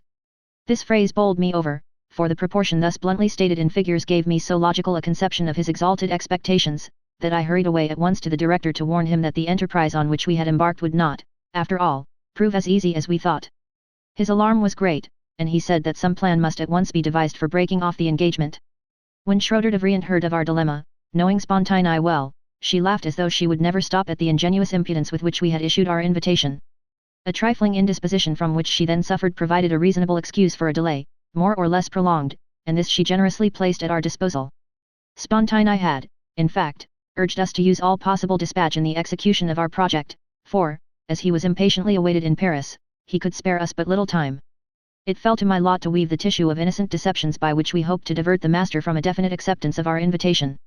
Now we could breathe again, and duly began rehearsing. But on the very day before we proposed to hold our full dress rehearsal at our leisure, lo and behold! About noon a carriage drove up to my door, in which, clad in a long blue coat of pilot cloth, sat no other than the haughty master himself, whose manners resembled those of a Spanish grandee. All unattended and greatly excited, he entered my room, showed me my letters, and proved from our correspondence that the invitation had not been declined, but that he had in all points accurately complied with our wishes. Forgetting for the moment all the possible embarrassments which might arise, in my genuine delight at beholding the wonderful man before me, and hearing his work conducted by himself, I at once undertook to do everything I possibly could to meet his desires. This declaration I made with the utmost sincerity of zeal. He smiled with almost childlike kindliness on hearing me, and I at once begged him to conduct the rehearsal arranged for the morrow. He thereupon grew suddenly thoughtful, and began to weigh the numerous disadvantages of such an action on his part. So acute did his agitation become that he had the greatest difficulty in expressing himself clearly on any point, and I found it no easy matter to inquire what arrangements on our part would persuade him to undertake the morrow's rehearsal. After a moment's reflection he asked what sort of baton I was accustomed to use when conducting. With my hands I indicated the approximate length and thickness of a medium-sized wooden rod, such as our choir attendant was in the habit of supplying, freshly covered with white paper. He sighed, and asked if I thought it possible to procure him by tomorrow a baton of black ebony, whose very respectable length and thickness he indicated by a gesture, and on each end of which a fairly large knob of ivory was to be affixed. I promised to have one prepared for the next rehearsal, which should at least be similar in appearance to what he desired, and another of the specified materials in time for the actual performance. Visibly relieved, he then passed his hand over his brow, and granted me permission to announce his consent to conduct on the following day. After once more strongly enforcing his instructions as to the baton, he went back to his hotel. I seemed to be moving in a dream, and hastened in a whirlwind of excitement to publish the news of what had happened and was to be expected. We were fairly trapped. Schroeder de Vriend offered to become our scapegoat, while I entered into precise details with the theatre carpenter concerning the baton. This turned out so far correct that it possessed the requisite length and breadth, was black in its color, and had 2 large white knobs. Then came the fateful rehearsal. Spontini was evidently ill at ease on his seat in the orchestra. First of all he wished to have the oboists placed behind him. As this partial change of position just at that moment would have caused much confusion in the disposition of the orchestra, I promised to effect the alteration after the rehearsal. He said no more, and took up his baton. In a moment I understood why he attached such importance to its form and size. He held it, not as other conductors do, by the end, but gripped it about the middle with his clenched fist, waving it so as to make it evident that he wielded his baton like a field marshal's staff, not for beating time, but for command. Confusion arose in the very first scene, which was increased by the fact that the master's instructions, both to orchestra and singers, were rendered almost unintelligible by his confused use of the German language. This much at least we were soon able to grasp, that he was particularly anxious to disabuse us of the idea that this was a full dress rehearsal, and to show us that he was set upon a thorough restudy of the opera from the very beginning. Great, indeed, was the despair of my good old chorus master and stage manager, Fischer, who before had enthusiastically advocated the invitation of Spontini, when he recognized that the dislocation of our repertoire was now inevitable. This feeling swelled by degrees to open anger, in the blindness of which every fresh suggestion of Spontini's appeared but frivolous fault-finding, to which he bluntly responded in the coarsest German. After one of the choruses Spontini beckoned me to his side and whispered, "Mais savez-vous, vos coeurs ne chantent pas mal," whereupon Fischer, regarding this with suspicion, shouted out to me in a rage, "What does the old hog want now?" and I had some trouble to pacify the speedily converted enthusiast. But our most serious delay arose, during the first act, through the evolutions of a triumphal march. With the most vociferous emphasis the master expressed intense dissatisfaction with the apathetic demeanor of our populace during the procession of Vestal Virgins. He was quite unaware of the fact that, in obedience to our stage manager's instructions, they had fallen on their knees upon the appearance of the priestesses, for he was so excited, and withal so terribly short-sighted, that nothing which appealed to the eye alone was perceptible to his senses. What he demanded was that the Roman army should manifest its devout respect in more drastic fashion by flinging themselves as one man to the ground, and marking this by delivering a crashing blow of their spears on their shields. Endless attempts were made, but someone always clattered either too soon or too late.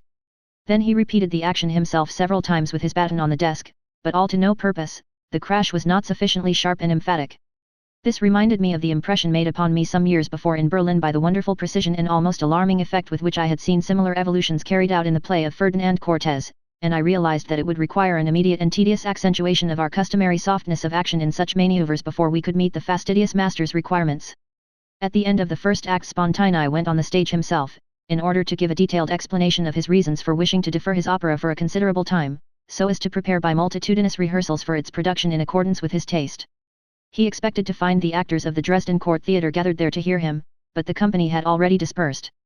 Singers and stage manager had hastily scattered in every direction to give vent, each in his own fashion, to the misery of the situation. None but the workmen, lamp cleaners, and a few of the chorus gathered in a semicircle around Spontaini, in order to have a look at that remarkable man, as he held forth with wonderful effect on the requirements of true theatrical art. Turning towards the dismal scene, I gently and respectfully pointed out to Spontaini the uselessness of his declamation, and promised that everything should eventually be done precisely as he desired. Finally, I succeeded in extricating him from the undignified position in which, to my horror, he had been placed, by telling him that Herr Edward de Vriend, who had seen the Westalen in Berlin, and carried every detail of the performance in his mind, should personally drill our chorus and supers into a becoming solemnity during the reception of the Vestals. This pacified him, and we proceeded to settle on a plan for a series of rehearsals according to his wishes. But, in spite of all this, I was the only person to whom this strange turn of affairs was not unwelcome, for through the burlesque extravagances of Spontaini, and notwithstanding his extraordinary eccentricities, which, however, I learned in time to understand, I could perceive the miraculous energy with which he pursued and attained an ideal of theatrical art such as in our days had become almost unknown. We began, therefore, with the pianoforte rehearsal, at which the master made a point of telling the singers what he wanted. He did not tell us anything new, however, for he said little about the details of the rendering. On the other hand, he expatiated upon the general interpretation, and I noticed that in doing this, he had accustomed himself to make the most decided allowances for the great singers, especially Schroeder de Vriend and Tkatschek. The only thing he did was to forbid the latter to use the word Braut, bride, with which Licinius had to address Julia in the German translation. This word sounded horrible in his ears, and he could not understand how anybody could set such a vulgar sound as that to music. He gave a long lecture, however, to the somewhat coarse and less talented singer who took the part of the high priest, and explained to him how to understand and interpret this character from the dialogue, in recitative, between him and Haruspex. He told him that he must understand that the whole thing was based upon priestcraft and superstition. Pontifex must make it clear that he does not fear his antagonist at the head of the Roman army, because, should the worst come to the worst, he has his machines ready, which, if necessary, will miraculously rekindle the dead fire of Vesta. In this way, even though Julia should escape the sacrifice, the power of the priesthood would still be unassailable. During one of the rehearsals I asked Spontaini why he, who, as a rule, made such very effective use of the trombone, should have left it entirely out in the magnificent triumphal march of the first act. Very much astonished he asked, "Estcekjeni pa de trombones?" I showed him the printed score, and he then asked me to add the trombones to the march, so that, if possible, they might be used at the next rehearsal. He also said, "Jai entendu dans votre rienzi un instrument, que vous appelez basse tuba, gene ver pas bannir cet instrument de l'orchestre, fates mn un party pour la Vestale." It gave me great pleasure to perform this task for him with all the care and good judgment I could dispose of. When at the rehearsal he heard the effect for the first time, he threw me a really grateful glance, and so much appreciated the really simple additions I had made to his score, that a little later on he wrote me a very friendly letter from Paris in which he asked me kindly to send him the extra instrumental parts I had prepared for him. His pride would not allow him, however, to ask outright for something for which I alone had been responsible, so he wrote, "Envoyez-moi un partition des trombones pour la marche triomphale et de la basse tubatelli chuella et exécuté sous ma direction addressed." Apart from this, I also showed how greatly I respected him, in the eagerness with which, at his special request, I regrouped all the instruments in the orchestra. He was forced to this request more by habit than by principle, and how very important it seemed to him not to make the slightest change in his customary arrangements, was proved to me when he explained his method of conducting. He conducted the orchestra, so he said, only with his eyes. My left eye is the first violin, my right eye the second, and if the eye is to have power, one must not wear glasses, as so many bad conductors do, even if one is short-sighted. I, he admitted confidentially, cannot see 12 inches in front of me, but all the same I can make them play as I want, merely by fixing them with my eye. In some respects the arbitrary way in which he used to arrange his orchestra was really very irrational. From his old days in Paris he had retained the habit of placing the two oboists immediately behind him, and although this was a fad which owed its origin to a mere accident, it was one to which he always adhered. The consequence was that these players had to avert the mouthpiece of their instruments from the audience, and our excellent oboist was so angry about this arrangement, that it was only by dint of great diplomacy that I succeeded in pacifying him. Apart from this, Spontaini's method was based upon the absolutely correct system, which even at the present time is misunderstood by some German orchestras, of spreading the string quartet over the whole orchestra. This system further consisted in preventing the brass and percussion instruments from culminating in one point, and drowning each other, by dividing them on both sides, and by placing the more delicate wind instruments at a judicious distance from each other, thus forming a chain between the violins. Even some great and celebrated orchestras of the present day still retain the custom of dividing the mass of instruments into two halves, the string and the wind instruments, an arrangement that denotes roughness and a lack of understanding of the sound of the orchestra, which ought to blend harmoniously and be well balanced. I was very glad to have the chance of introducing this excellent improvement in Dresden, for now that Spontini himself had initiated it, it was an easy matter to get the king's command to let the alteration stand. Nothing remained after Spontini's departure but to modify and correct certain eccentricities and arbitrary features in his arrangements, and from that moment I attained a high level of success with my orchestra. With all the peculiarities he showed at rehearsals, this exceptional man fascinated both musicians and singers to such an extent that the production attracted quite an unusual amount of attention. Very characteristic was the energy with which he insisted on exceptionally sharp rhythmic accents. Through his association with the Berlin Orchestra he had acquired the habit of marking the note that he wished to be brought out with the word dies, this, which at first was quite incomprehensible to me. The great singer Tkatschek, who had a positive genius for rhythm, was highly pleased by this, for he also had acquired the habit of compelling the chorus to great precision in very important entries, and maintained that if one only accentuated the first note properly, the rest followed as a matter of course. On the whole, therefore, a spirit of devotion to the master gradually pervaded the orchestra. The violas alone bore him a grudge for a while, and for this reason. In the accompaniment of the lugubrious cantilena of Julia at the end of the second act, he would not put up with the way in which the violas played the horribly sentimental accompaniment. Suddenly turning towards them he called in a sepulchral tone, "Are the violas dying?" The two pale and incurably melancholy old men who held on tenaciously to their posts in the orchestra, notwithstanding their right to a pension, stared at Spontini with real fright, reading a threat in his words, and I had to explain Spontini's wish in sober language in order to call them back to life. On the stage Herr Edward de Vriend helped very materially in bringing about wonderfully distinct ensembles. He also knew how to gratify a certain wish of Spontini's, which threw us all into tremendous confusion. In accordance with the cuts adopted by all the German theatres, we too ended the opera with the fiery duet, supported by the chorus, between Licinius and Julia after their rescue. The master, however, insisted on adding a lively chorus and ballet to the finale, according to the antiquated method of ending common to French opera seria. He was absolutely against finishing his work with a dismal churchyard episode, consequently the whole scene had to be altered. Venus was to shine resplendent in a rose bower, and the long-suffering lovers were to be wedded at her altar, amid lively dancing and singing, by rose-bedecked priests and priestesses. We performed it like this, but unluckily not with the success we had all hoped for. In the course of the production, which was proceeding with wonderful accuracy and verve, we came across a difficulty with regard to the principal part for which none of us had been prepared.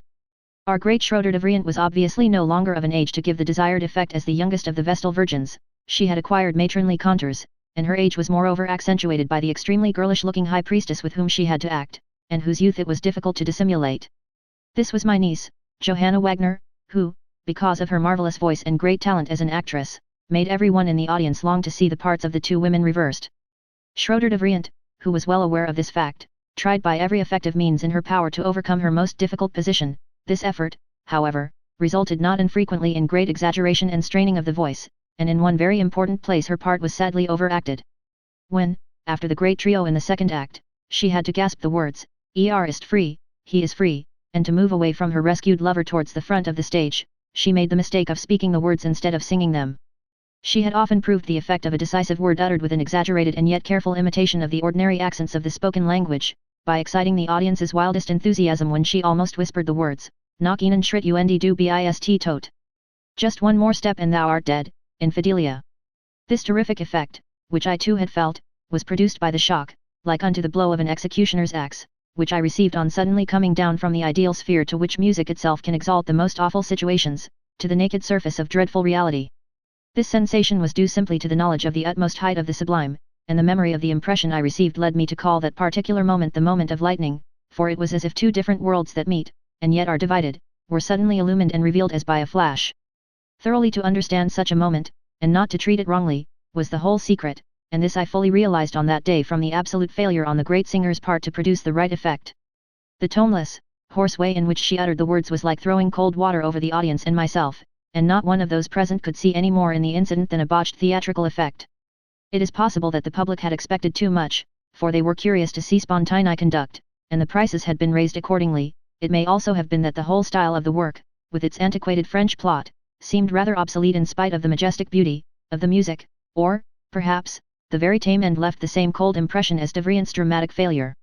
In any case there was no real enthusiasm, and the only sign of approval was a rather lukewarm call for the celebrated master, who, covered with numerous decorations, made a sad impression on me as he bowed his thanks to the audience for their very moderate applause. Nobody was less blind to the somewhat disappointing result than Spontini himself. He decided, however, to defy fate, and to this end had recourse to means which he had often employed in Berlin, in order to get packed houses for his operatic productions. Thus, he always gave Sunday performances, for experience had taught him that he could always have a full house on that day. As the next Sunday on which his Westalen was to be produced was still some time ahead, his prolonged stay gave us several more chances of enjoying his interesting company. I have such a vivid recollection of the hours spent with him either at Madame de Vrient's or at my house, that I shall be pleased to quote a few reminiscences. I shall never forget a dinner at Schroeder de Vrient's house at which we had a charming conversation with Spontini and his wife, a sister of the celebrated pianoforte maker, Erard. Spontini generally listened deferentially to what the others had to say, his attitude being that of a man who expected to be asked for his opinion. When he did speak in the end it was with a sort of rhetorical solemnity, in sharp and precise sentences, categorical and well accentuated, which forbade contradiction from the outset. Herr Ferdinand Hiller was among the invited guests, and he began to speak about Liszt. After some time Spontini gave his opinion in his characteristic fashion, but in a spirit which showed only too clearly, that from the heights of his Berlin throne he had not judged the affairs of the world either with impartiality or goodwill. While he was laying down the law in this style he could not brook any interruption. When, therefore, during the dessert, the general conversation became livelier, and Madame de Vrient happened to laugh with her neighbour at the table in the middle of a long harangue of Spontini's, he shot an extremely angry glance at his wife. Madame de Vrient apologized for her at once by saying that it was she, Madame de Vrient, who had been laughing about some lines on a bonbonnière, whereupon Spontini retorted, Pourtant je suis sûr que c'est ma femme qui suscite ces rires, je ne veux pas qu'elle en rit devant moi, je ne ris jamais moi, je mais elle est sérieuse. In spite of that he sometimes succeeded in being jovial. For instance, it amused him to set us all wondering at the way in which he crunched enormous lumps of sugar with his marvelous teeth. After dinner, when we drew our chairs closer together, he usually became very excited. As far as he was capable of affection he seemed really to like me, he declared openly that he loved me, and said that he would prove this best by trying to keep me from the misfortune of proceeding in my career as a dramatic composer. He said he knew it would be difficult to convince me of the value of this friendly service, but as he felt it his sacred duty to look after my happiness in this particular line, he was prepared to stay in Dresden for another half-year, during which period he suggested that we should produce his other operas, and especially Agnes von Hohenstaufen, under his direction. To explain his views about the fatal mistake of trying to succeed as a dramatic composer after Spontini, he began by praising me in these terms, Quand j'ai entendu votre rienzi, j'ai dit, c'est un homme de génie, mais déjà il a plus fait que il ne peut faire.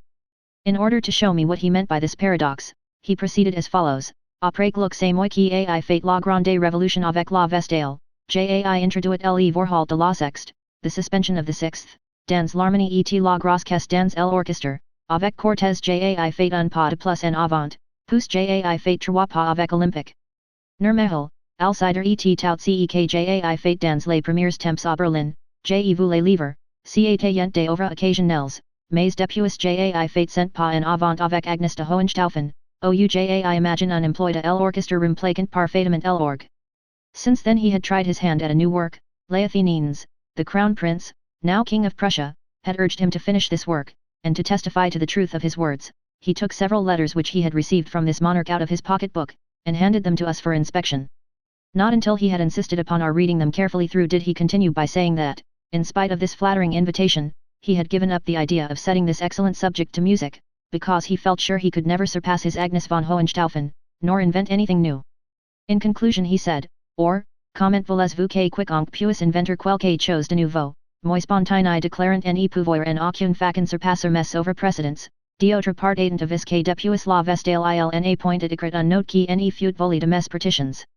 To prove that this assertion was not merely talk, but that it was based on scientific investigations, he quoted his wife, who was supposed to have read with him an elaborate discussion on the subject by a celebrated member of the French Academy, and he added that the essay in question had, for some mysterious reason, never been printed. In this very important and scientific treatise it was proved that without Spontini's invention of the suspension of the sixth in his Westalen, the whole of modern melody would not have existed, and that any and every form of melody that had been used since had been borrowed from his compositions. I was thunderstruck, but hoped all the same to bring the inexorable master to a better frame of mind, especially in regard to certain reservations he had made. I acknowledged that the academician in question was right in many ways, but I asked him if he did not believe that if somebody brought him a dramatic poem full of an absolutely new and hitherto unknown spirit, it would not inspire him to invent new musical combinations?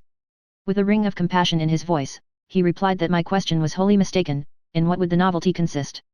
Dans la Vestale Jai compose un sujet romain, dans Ferdinand Cortés un sujet espagnol mexicain, dans Olympique un sujet greco-macedonien, enfin dans Agnes de Hohenstaufen un sujet allemand, tout le reste en votre reine. He hoped that I was not thinking of the so-called romantic style à la Frischutz. With such childish stuff no serious man could have anything to do, for art was a serious thing, and he had exhausted serious art. And, after all, what nation could produce the composer who could surpass him? Surely not the Italians, whom he characterized simply as cochons, certainly not the French, who had only imitated the Italians, nor the Germans, who would never get beyond their childhood in music, and who, if they had ever possessed any talent, had had it all spoilt for them by the Jews? Oh, croyez moi, il y avait de l'espoir pour l'Allemagne lorsque j'étais empereur de la musique à Berlin, mais depuis que l'eroi de presse livre sa musique au désordre occasion par les deux juifs errants il attires, tout espoir est perdu. Our charming hostess now thought it time to change the subject, and to divert the master's thoughts. The theatre was situated quite near to her house. She invited him to go across with our friend Heine, who was amongst the guests, and to have a look at Antigone, which was then being given, and which was sure to interest him on account of the antique equipment of the stage, which had been carried out according to Semper's excellent plans. At first he wanted to refuse, on the plea that he had seen all this so much better when his Olympia had been performed. After a while he consented, but in a very short time he returned to his original opinion, and, smiling scornfully, assured us that he had seen and heard enough to strengthen him in his verdict. Heine told us that shortly after he and Spontini had taken their seats in the almost empty amphitheatre, and as soon as the Bacchus chorus had started, Spontini had said to him, "C'est de la Berliner Singakademie, allons nous en." Through an open door a streak of light had fallen on a lonely figure behind one of the columns. Heine had recognized Mendelssohn, and concluded that he had overheard Spontini's remark. From the master's very excited conversations we soon realized very distinctly that he intended to stay longer in Dresden, so as to get all his operas performed. It was Schroeder de Vriend's idea to save Spontini, in his own interest, from the mortifying disappointment of finding all his enthusiastic hopes in regard to a second performance of Westalen unfounded, and, if possible, to prevent this second performance during his stay in Dresden. She pretended to be ill, and the director requested me to inform Spontini of the fact that his production would have to be indefinitely postponed. This visit was so distasteful to me, that I was glad to make it in Rockel's company. He was also a friend of Spontini's, and his French was moreover much better than mine. As we were quite prepared for a bad reception, we were really frightened to enter. Imagine, therefore, our astonishment when we found the master, who had already been informed of the news in a letter from de Vriend, in the very brightest spirits. He told us that he had to leave immediately for Paris, and that from there he was to travel to Rome, the Holy Father having commanded him to come in order to receive the title of Count of San Andrea. Then he showed us a second document, in which the King of Denmark was supposed to have raised him to the Danish nobility. This meant, however, only that the title of Ritter of the Elephantine Order had been conferred upon him, and although this was indeed a high honor, in speaking about it he only mentioned the word Ritter without referring to the particular order, because this seemed to him too ordinary for a person of his dignity. He was, however, childishly pleased over the affair, and felt that he had been miraculously rescued from the narrow sphere of his Dresden Westalen production to find himself suddenly transported into regions of glory, from which he looked down upon the distressing opera world with sublime self-content. Meanwhile Rockel and I silently thanked the Holy Father and the King of Denmark from the bottom of our hearts. We bade an affectionate farewell to the strange master, and to cheer him I promised him seriously to think over his friendly advice with regard to my career as a composer of opera. Later on I heard what Spontini had said about me, on hearing that I had fled from Dresden for political reasons, and had sought refuge in Switzerland. He thought that this was in consequence of my share in a plot of high treason against the King of Saxony, whom he looked upon as my benefactor, because I had been nominated conductor of the Royal Orchestra, and he expressed his opinion about me by ejaculating in tones of the deepest anguish, "Quelle ingratitude!" From Berlioz, who was at Spontini's deathbed until the end, I heard that the master had struggled most determinedly against death, and had cried repeatedly, "Je veux pas mourir, je veux pas mourir." When Berlioz tried to comfort him by saying, "Comment pouvez-vous penser mourir vous, Monday Maitre, qui êtes immortal?" Spontini retorted angrily, "Ne faites pas de mauvaises plaisanteries." In spite of all the extraordinary experiences I had had with him, the news of his death, which I received in Zurich, touched me very deeply. Later on I expressed my feelings towards him, and my opinion of him as an artist, in a somewhat condensed form in the Eidgenössische Zeitung, and in this article the quality I extolled more particularly in him was that, unlike Meyerbeer, who was then the rage, and the very aged Rossini, he believed absolutely in himself and his art. All the same, and somewhat to my disgust, I could not but see that this belief in himself had deteriorated into a veritable superstition. I do not remember in those days having gone deeply into my feelings about Spontini's exceedingly strange individuality, nor do I recollect having troubled to discover how far they were consistent with the high opinion I formed of him after I had got to know him more intimately. Obviously I had only seen the caricature of the man, although the tendency towards such plainly overweening self-confidence may, at all events, have manifested itself earlier in life. At the same time, one could trace in all this the influence of the decay of the musical and dramatic life of the period, which Spontini, situated as he was in Berlin, was well able to witness. The surprising fact that he saw his chief merit in unessential details showed plainly that his judgment had become childish. In my opinion, this did not detract from the great value of his works, however much he might exaggerate their value. In a sense I could justify his boundless self-confidence, which was principally the outcome of the comparison between himself and the great composers who were now replacing him, for in my heart of hearts I shared the contempt which he felt for these artists, although I did not dare to say so openly. And thus it came about that, in spite of his many somewhat absurd idiosyncrasies, I learned during this meeting at Dresden to feel a deep sympathy for this man, the like of whom I was never again to meet. My next experiences of important musical celebrities of this age were of quite a different character. Amongst the more distinguished of these was Heinrich Marschner, who, as a very young man, had been nominated musical director of the Dresden Orchestra by Weber. After Weber's death he seemed to have hoped that he would take his place entirely, and it was due less to the fact that his talent was still unknown, than to his repellent manner, that he was disappointed in his expectations. His wife, however, suddenly came into some money, and this windfall enabled him to devote all his energies to his work as composer of operas, without being obliged to fill any fixed post. During the wild days of my youth Marschner lived in Leipzig, where his operas Der Vampir and Templer und Juden saw their first appearance. My sister Rosalie had once taken me to him in order to hear his opinion about me. He did not treat me uncivilly, but my visit led to nothing. I was also present at the first night of his opera des Faulknersbraut, which however was not a success. Then he went to Hanover. His opera Hans Heiling, which was originally produced in Berlin, I heard for the first time in Würzburg. It showed vacillation in its tendency, and a decrease in constructive power. After that he produced several other operas, such as Das Schloss am Etna and Der Babu, which never became popular. He was always neglected by the management at Dresden, as though they bore him some grudge, and only his Templer was played at all often. My colleague, Reisiger, had to conduct this opera, and as in his absence I always had to take his place, it also fell to my lot on one occasion to direct a performance of this work. This was during the time that I worked at my Tannhauser. I remember that, although I had often conducted this opera before in Magdeburg, on this occasion the wild nature of the instrumentation and its lack of mastership affected me to such an extent that it literally made me ill, and as soon as he returned, therefore, I implored Reisiger at any cost to resume the leadership. On the other hand, immediately after my nomination I had started on the production of Hans Heiling, but merely for the sake of the artistic honor. The insufficient distribution of the parts, however, a difficulty which in those days could not be overcome, made a complete success impossible. In any case, though, the whole spirit of the work seemed to be terribly old-fashioned. I now heard that Marschner had finished another opera called Adolf von Nassau, and in a criticism of this work, of the genuineness of which I was unable to judge, particular stress was laid upon the patriotic and noble German atmosphere of this new creation. I did my best to make the Dresden theatre take the initiative, and to urge Ludica to secure this opera before it was produced elsewhere. Marschner, who did not seem to have been treated with particular consideration by the Hanoverian opera authorities, accepted the invitation with great joy, sent his score, and declared himself willing to come to Dresden for the first performance.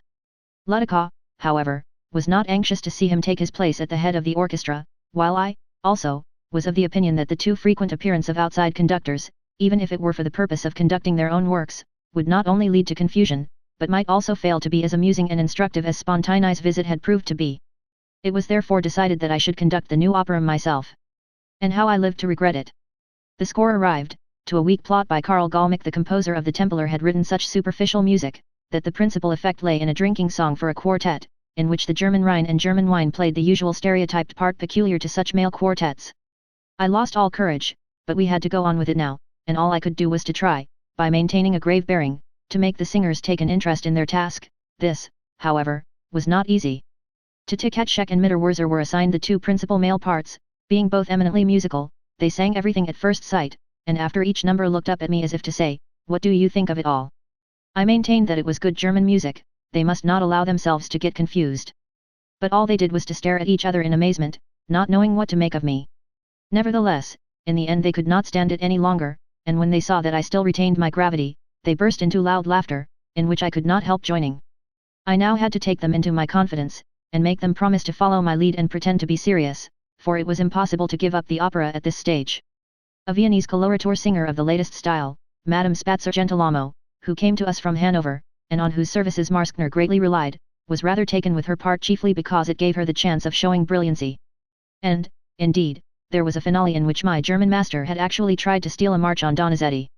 The princess had been poisoned by a golden rose, a present from the wicked Bishop of Mainz, and had become delirious. Adolf von Nassau, with the knights of the German Empire, swears vengeance, and, accompanied by the chorus, pours out his feelings in a stretta of such incredible vulgarity and amateurishness that Donizetti would have thrown it at the head of any of his pupils who had dared to compose such a thing. Marskner now arrived for the dress rehearsal. He was very pleased, and, without compelling me to falsehood, he gave me sufficient opportunities for exercising my powers in the art of concealing my real thoughts. At all events I must have succeeded fairly well, for he had every reason to think himself considerately and kindly treated by me. During the performance the public behaved very much as the singers had done at the rehearsals. We had brought a stillborn child into the world. But Marskner was comforted by the fact that his drinking quartet was encored. This was reminiscent of one of Becker's songs, Sie sollen in nicht haben, den freien Deutschen Rhein, they shall not have it, our free German Rhine. After the performance the composer was my guest at a supper party at which, I am sorry to say, the singers, who had had enough of it, would not attend. Herr Ferdinand Hiller had the presence of mind to insist, in his toast to Marskner, that whatever one might say, all stress must be laid on the German master and German art. Strangely enough, Marskner himself contradicted him by saying that there was something wrong with German operatic compositions, and that one ought to consider the singers and how to write more brilliantly for their voices than he had succeeded in doing up to the present. Highly gifted as Marskner was, there can be no doubt that the decline of his genius was due partly to a tendency which even in the aging master himself, as he frankly admitted, was effecting an important and most salutary change. In later years I met him once more in Paris at the time of my memorable production of Tannhauser. I did not feel inclined to renew the old relations, for, to tell the truth, I wanted to spare myself the unpleasantness of witnessing the consequences of his change of views, of which we had seen the beginning in Dresden. I learned that he was in a state of almost helpless childishness, and that he was in the hands of a young and ambitious woman, who was trying to make a last attempt at conquering Paris for him. Among other puff paragraphs calculated to spread Marskner's glory, I read one which said that the Parisians must not believe that I, Wagner, was representative of German art. No, if only Marskner were given a hearing, it would be discovered that he was beyond a doubt better suited to the French taste than I could ever be. Marskner died before his wife had succeeded in establishing this point. Ferdinand Hiller, on the other hand, who was in Dresden, behaved in a very charming and friendly manner, particularly at this time. Meyerbeer also stayed in the same town from time to time, precisely why, nobody knew.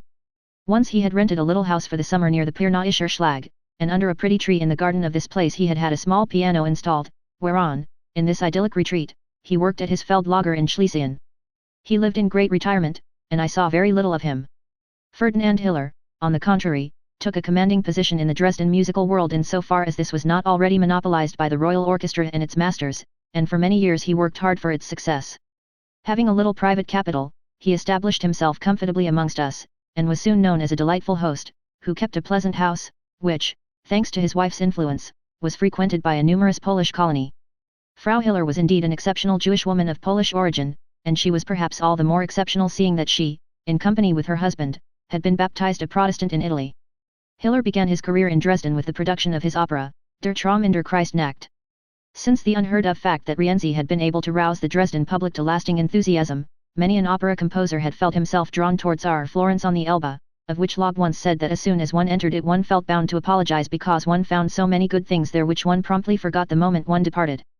The composer of Der Traum in der Christnacht looked upon this work as a peculiarly German composition. Hiller had set to music a gruesome play by Raupak, Der Müller und sein Kind, The Miller and His Child, in which father and daughter, within but a short space of time, both die of consumption. He declared that he had conceived the dialogue and the music of this opera in what he called the popular style, but this work met with the same fate as that which, according to Liszt, befell all his compositions. In spite of his undoubted musical merits, which even Rossini acknowledged, and whether he gave them in French in Paris or in Italian in Italy, it was his sad experience always to see his operas fail. In Germany he had tried the Mendelssohnian style, and had succeeded in composing an oratorio called Die Zerstörung Jerusalems, which luckily was not taken notice of by the moody theatre-going public, and which consequently received the unassailable reputation of being a solid German work. He also took Mendelssohn's place as director of the Leipzig Gewandhaus concerts when the latter was called to Berlin in the capacity of general director. Hiller's evil fortune still pursued him, however, and he was unable to retain his position, everybody being given to understand that it was because his wife was not sufficiently acknowledged as concert prima donna. Mendelssohn returned and made Hiller leave, and Hiller boasted of having quarreled with him. Dresden and the success of my Rienzi now weighed so much upon his mind that he naturally made another attempt to succeed as an opera composer. Owing to his great energy, and to his position as son of a rich banker, a special attraction even to the director of a court theatre, it happened that he induced them to put aside my poor friend Rockel's Farinelli, the production of which had been promised him, in favor of his, Hiller's, own work, Der Traum in der Kreisnacht.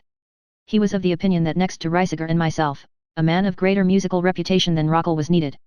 Ludikow, however, was quite content to have Reisiger and myself as celebrities, particularly as we got on so well together, and he remained deaf to Hiller's wishes. To me Der Traum in der Kreisnacht was a great nuisance. I had to conduct it a second time, and before an empty house. Hiller now saw that he had been wrong in not taking my advice before, and in not shortening the opera by one act and altering the end, and he now fancied that he was doing me a great favor by at last declaring himself ready to act on my suggestion in the event of another performance of his opera being possible. I really managed to have it played once more. This was, however, to be the last time, and Hiller, who had read my book of Tannhauser, thought that I had a great advantage over him in writing my own words. He therefore made me promise to help him with the choice and writing of a subject for his next opera. Shortly afterwards Hiller was present at a performance of Rienzi, which was again given before a crowded and enthusiastic house. When, at the end of the second act, and after frantic recalls from the audience, I left the orchestra in a great state of excitement, Hiller, who was waiting for me in the passage, took the opportunity of adding to his very hasty congratulations, "Do give my Traum once more." I promised him laughingly to do this if I had the chance, but I cannot remember whether it came off or not. While he was waiting for the creation of an entirely new plot for his next opera, Hiller devoted himself to the study of chamber music, to which his large and well-furnished room lent itself most admirably. A beautiful and solemn event added to the seriousness of the mood in which I finished the music to Tannhauser towards the end of the year, and neutralized the more superficial impressions made upon me by the stirring events above described. This was the removal of the remains of Karl Maria von Weber from London to Dresden in December, 1844. As I have already said, a committee had for years been agitating for this removal. From information given by a certain traveller, it had become known that the insignificant coffin which contained Weber's ashes had been disposed of in such a careless way in a remote corner of St. Paul's, that it was feared it might soon become impossible to identify it. My energetic friend, Professor Lowe, whom I have already mentioned, had availed himself of this information in order to urge the Dresden Glee Club, which constituted his hobby, to take the matter in hand. The concert of male singers arranged to this end had been a fair success financially, and they now wanted to induce the theatre management to make similar efforts, when suddenly they met with serious opposition from this very quarter. The management of the Dresden Theatre told the committee that the king had religious scruples with regard to disturbing the peace of the dead. However much we felt inclined to doubt the genuineness of these reasons, nothing could be done, and I was next approached on the subject, in the hope that my influential position might lend weight to my appeal. I entered into the spirit of the enterprise with great fervor. I consented to be made president. Herr Hofrat Schultz, director of the Antiken Cabinet, who was a well-known authority on artistic matters, and another gentleman, a Christian banker, were also elected members of the committee, and the movement thus received fresh life. Prospectuses were sent round, exhaustive plans were made, and numerous meetings held. Here, again, I met with opposition on the part of my chief, Ludikow. If he could have done so, he would have forbidden me to move in the matter by making the most of the king's scruples referred to above. But he had had a warning not to pick a quarrel with me after his experience in the summer, when, contrary to his expectations, the music written by me to celebrate the king's arrival had found favour with the monarch. As his antipathy to the proceedings was not so very serious, Ludikow must have seen that even the direct opposition of His Majesty could not have prevented the enterprise from being carried out privately, and that, on the contrary, the court would cut a sorry figure if the Royal Court Theatre, to which Weber once belonged, should assume a hostile attitude. He therefore tried in a would-be friendly way to make me desist from furthering the cause, well knowing that, without me, the plan would fail. He tried to convince me that it would be wrong to pay this exaggerated honour to Weber's memory, whereas nobody thought of removing the ashes of Merlacke from Italy, although the latter had given his services to the Royal Orchestra for a much longer period than Weber had done. What would be the consequence? By way of argument he said, suppose Reisiger died on his journey to some watering place, his wife would then be as much justified as was Frau von Weber, who had annoyed him quite enough already, in expecting her husband's dead body to be brought home with music and pomp. I tried to calm him, and if I did not succeed in making him see the difference between Reisiger and Weber, I managed to make him understand that the affair must take its course, as the Berlin Court Theatre had already announced a benefit performance to support our undertaking. Meyerbeer, to whom my committee had applied, was instrumental in bringing this about, and a performance of Euryanthe was actually given which yielded the handsome balance of 6,000 marks. A few theatres of lesser importance now followed our lead. The Dresden Court Theatre, therefore, could not hold back any longer, and as we now had a fairly large sum at the bank, we were able to cover the expenses of the removal, as well as the cost of an appropriate vault and monument, we even had a nucleus fund for a statue of Weber, which we were to fight for later on. The elder of the two sons of the immortal master travelled to London to fetch the remains of his father. He brought them by boat down the Elbe, and finally arrived at the Dresden landing stage, from whence they were to be conducted to German soil.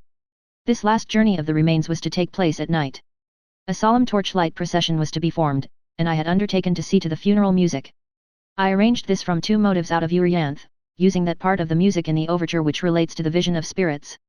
I introduced the cavatina from Euryanthe, here diked em quell, here near the source, which I left unaltered, except that I transposed it into B-flat major, and I finished the whole, as Weber finished his opera, by a return to the first sublime motive. I had orchestrated this symphonic piece, which was well suited to the purpose, for 8 chosen wind instruments, and notwithstanding the volume of sound, I had not forgotten softness and delicacy of instrumentation. I substituted the gruesome tremolo of the violas, which appears in that part of the overture adapted by me, by 20 muffled drums, and as a whole attained to such an exceedingly impressive effect, especially to us who were full of thoughts of Weber, that, even in the theatre where we rehearsed, Schroeder de Vriend, who was present, and who had been an intimate friend of Weber's, was deeply moved. I had never carried out anything more in keeping with the character of the subject, and the procession through the town was equally impressive. As the very slow tempo, devoid of any strongly marked accents, offered numerous difficulties, I had had the stage cleared for the rehearsal, in order to command a sufficient space for the musicians, once they had thoroughly practiced the piece, to walk round me in a circle playing all the while. Several of those who witnessed the procession from their windows assured me that the effect of the procession was indescribably and sublimely solemn. After we had placed the coffin in the little mortuary chapel of the Catholic cemetery in Friedrichstadt, where Madame de Vriend met it with a wreath of flowers, we performed, on the following morning, the solemn ceremony of lowering it into the vault. Herr Hofrat Schultz and myself, as presidents of the committee, were allowed the honor of speaking by the graveside, and what afforded me an appropriate subject for the few, somewhat affecting, words which I had to pronounce, was the fact that, shortly before the removal of Weber's remains, the second son of the master, Alexander von Weber, had died. The poor mother had been so terribly affected by the sudden death of this youth, so full of life and health, that had we not been in the very midst of our arrangements, we should have been compelled to abandon them, for in this new loss the widow saw a judgment of God who, in her opinion, looked upon the removal of the remains as an act of sacrilege prompted by vanity. As the public seemed particularly disposed to hold the same view, it fell to my lot to set the nature of our undertaking in the proper light before the eyes of the world. And this I so far succeeded in doing that, to my satisfaction, I learned from all sides that my justification of our action had received the most general acceptance. On this occasion I had a strange experience with regard to myself, when for the first time in my life I had to deliver a solemn public speech. Since then I have always spoken extemporarily. This time, however, as it was my first appearance as an orator, I had written out my speech, and carefully learned it by heart. As I was thoroughly under the influence of my subject, I felt so sure of my memory that I never thought of making any notes. Thanks to this omission, however, I made my brother Albert very unhappy. He was standing near me at the ceremony, and he told me afterwards that, in spite of being deeply moved, he felt at one moment as if he could have sworn at me for not having asked him to prompt me. It happened in this way: I began my speech in a clear and full voice, but suddenly the sound of my own words, and their particular intonation, affected me to such an extent that, carried away as I was by my own thoughts, I imagined I saw as well as heard myself before the breathless multitude. While I thus appeared objectively to myself, I remained in a sort of trance, during which I seemed to be waiting for something to happen, and felt quite a different person from the man who was supposed to be standing and speaking there. It was neither nervousness nor absent-mindedness on my part, only at the end of a certain sentence there was such a long pause that those who saw me standing there must have wondered what on earth to think of me. At last my own silence and the stillness round me reminded me that I was not there to listen, but to speak. I at once resumed my discourse, and I spoke with such fluency to the very end that the celebrated actor, Émile de Vriend, assured me that, apart from the solemn service, he had been deeply impressed simply from the standpoint of a dramatic orator. The ceremony concluded with a poem written and set to music by myself, and, though it presented many difficulties for men's voices, it was splendidly rendered by some of the best opera singers. Lodikow, who was present, was now not only convinced of the justice of the enterprise, but also strongly in favor of it. I was deeply thankful that everything had succeeded so well, and when Weber's widow, upon whom I called after the ceremony, told me how profoundly she, too, had been moved, the only cloud that still darkened my horizon was dispelled.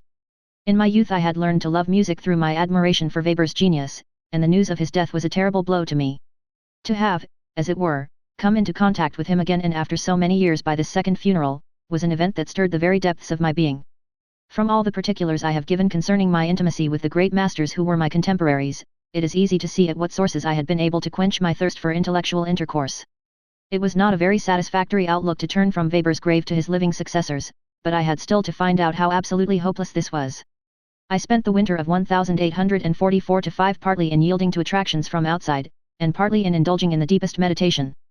By dint of great energy, and by getting up very early, even in winter, I succeeded in completing my score to Tannhauser early in April, having, as already stated, finished the composition of it at the end of the preceding year.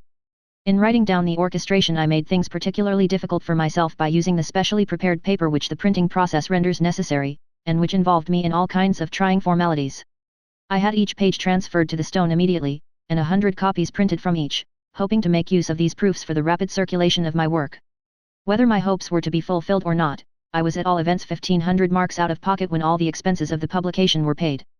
In regard to this work which called for so many sacrifices, and which was so slow and difficult, more details will appear in my autobiography. At all events, when May came round I was in possession of 100 neatly bound copies of my first new work since the production of the Fliegender Holländer, and Hiller, to whom I showed some parts of it, formed a tolerably good impression of its value. These plans for rapidly spreading the fame of my Tannhauser were made with the hope of a success which, in view of my needy circumstances, seemed ever more and more desirable. In the course of 1 year since I had begun my own publication of my operas, much had been done to this end.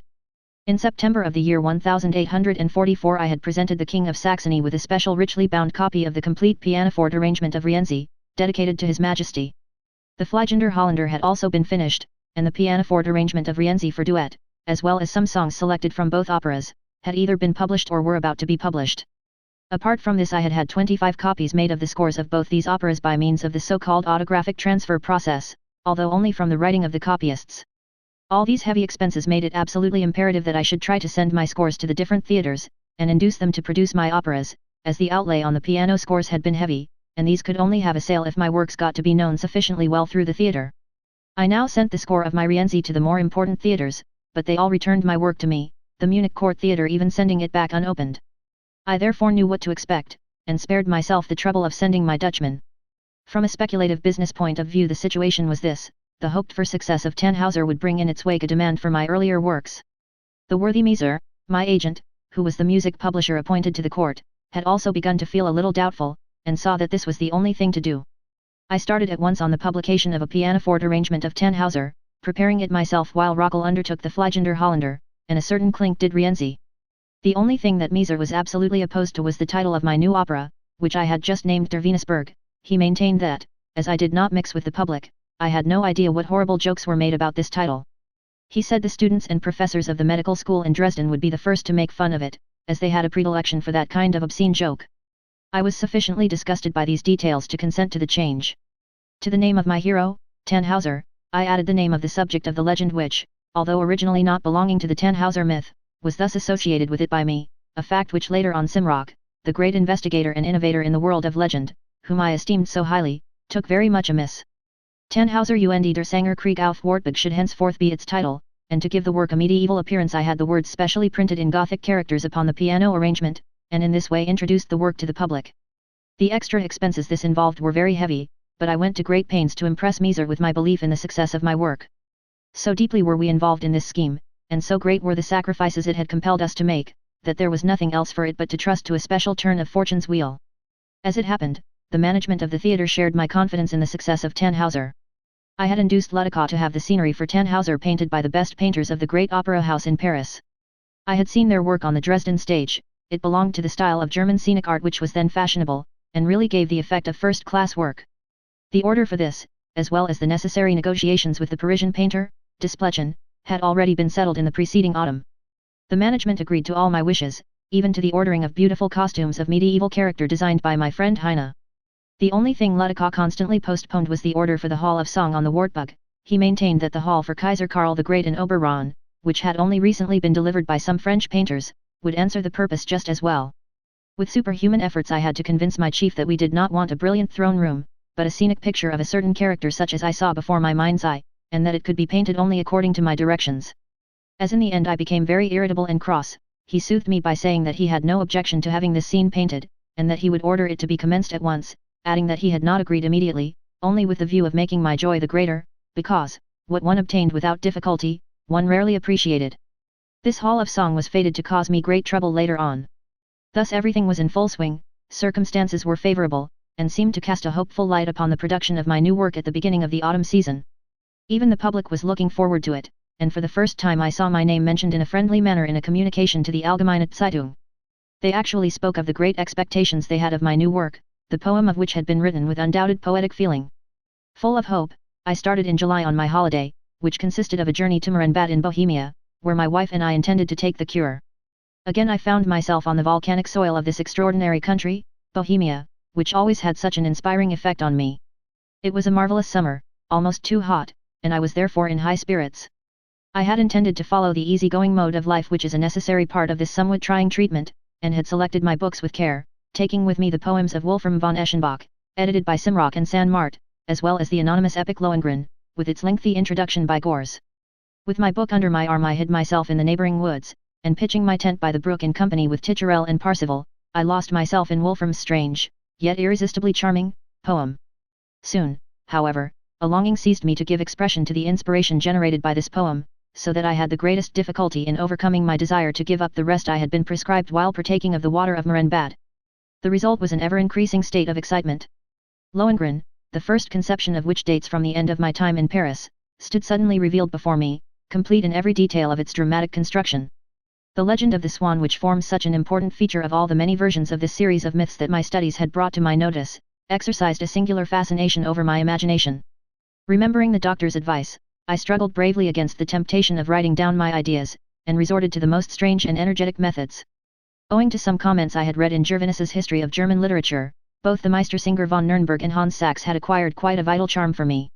The marker alone, and the part he takes in the master singing, were particularly pleasing to me, and on one of my lonely walks, without knowing anything particular about Hans Sachs and his poetic contemporaries, I thought out a humorous scene, in which the cobbler, as a popular artisan poet, with the hammer on his last, gives the marker a practical lesson by making him sing, thereby taking revenge on him for his conventional misdeeds. To me the force of the whole scene was concentrated in the two following points: on the one hand the marker, with his slate covered with chalk marks, and on the other Hans Sachs holding up the shoes covered with his chalk marks, each intimating to the other that the singing had been a failure. To this picture, by way of concluding the second act, I added a scene consisting of a narrow, crooked little street in Nuremberg, with the people all running about in great excitement, and ultimately engaging in a street brawl.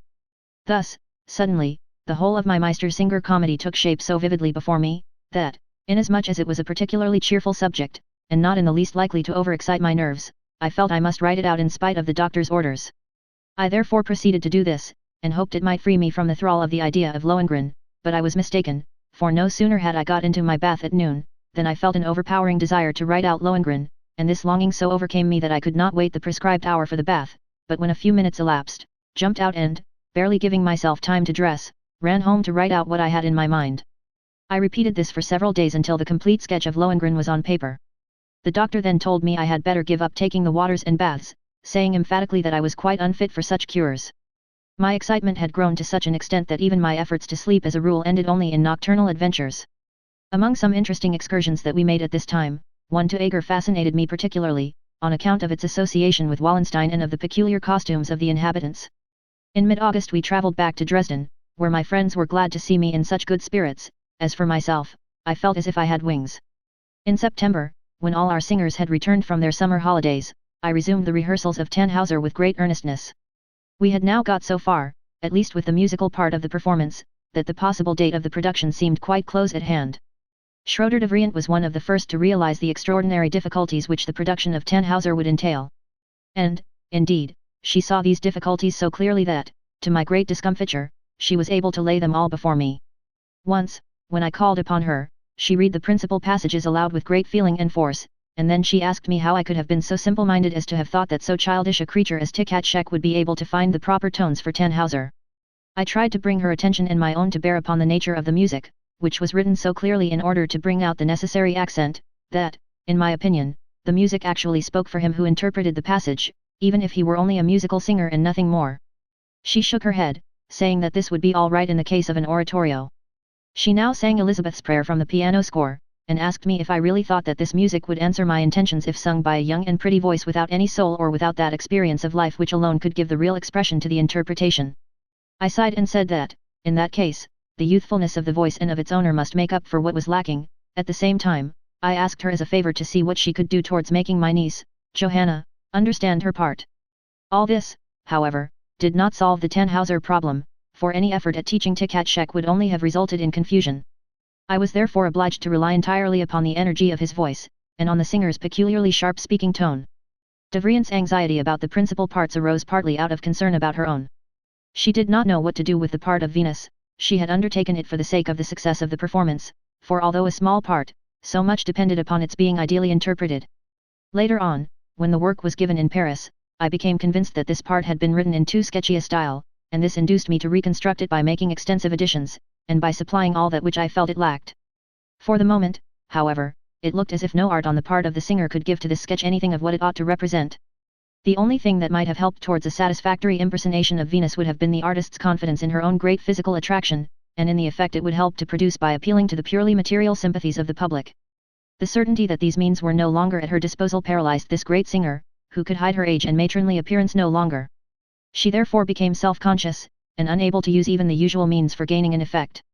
On one occasion, with a little smile of despair, she expressed herself incapable of playing Venus, for the very simple reason that she could not appear dressed like the goddess.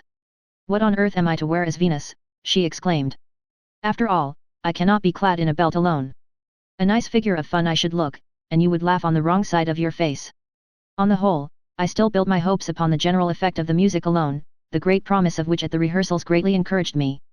Hiller, who had looked through the score and had already praised it, assured me that the instrumentation could not have been carried out with greater sobriety.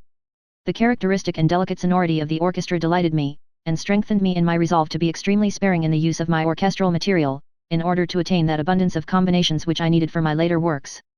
At the rehearsal my wife alone missed the trumpets and trombones that gave such brightness and freshness to Rienzi. Although I laughed at this, I could not help feeling anxious when she confided to me how great had been her disappointment when, at the theatre rehearsal, she noticed the really feeble impression made by the music of the Sänger Krieg.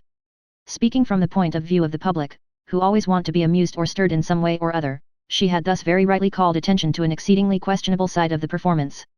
But I saw at once that the fault lay less with the conception than with the fact that I had not controlled the production with sufficient care. In regard to the conception of this scene I was literally on the horns of a dilemma, for I had to decide once for all whether this Sänger Krieg was to be a concert of arias or a competition in dramatic poetry. There are many people even nowadays, who, in spite of having witnessed a perfectly successful production of this scene, have not received the right impression of its purport. Their idea is that it belongs to the traditional operatic genre, which demands that a number of vocal evolutions shall be juxtaposed or contrasted, and that these different songs are intended to amuse and interest the audience by means of their purely musical changes in rhythm and time on the principle of a concert program, i.e. by various items of different styles. This was not at all my idea. My real intention was, if possible, to force the listener, for the first time in the history of opera, to take an interest in a poetical idea, by making him follow all its necessary developments. For it was only by virtue of this interest that he could be made to understand the catastrophe, which in this instance was not to be brought about by any outside influence, but must be the outcome simply of the natural spiritual processes at work. Hence the need of great moderation and breadth in the conception of the music, first, in order that according to my principle it might prove helpful rather than the reverse to the understanding of the poetical lines, and secondly, in order that the increasing rhythmic character of the melody which marks the ardent growth of passion may not be interrupted too arbitrarily by unnecessary changes in modulation and rhythm. Hence, too, the need of a very sparing use of orchestral instruments for the accompaniment, and an intentional suppression of all those purely musical effects which must be utilized, and that gradually, only when the situation becomes so intense that one almost ceases to think, and can only feel the tragic nature of the crisis. No one could deny that I had contrived to produce the proper effect of this principle the moment I played the Sänger Krieg on the piano. With the view of ensuring all my future successes, I was now confronted with the exceptional difficulty of making the opera singers understand how to interpret their parts precisely in the way I desired. I remembered how, through lack of experience, I had neglected properly to superintend the production of the Fliegender Holländer, and as I now fully realized all the disastrous consequences of this neglect, I began to think of means by which I could teach the singers my own interpretation. I have already stated that it was impossible to influence Tic-Tac-Shek, for if he were made to do things he could not understand, he only became nervous and confused. He was conscious of his advantages.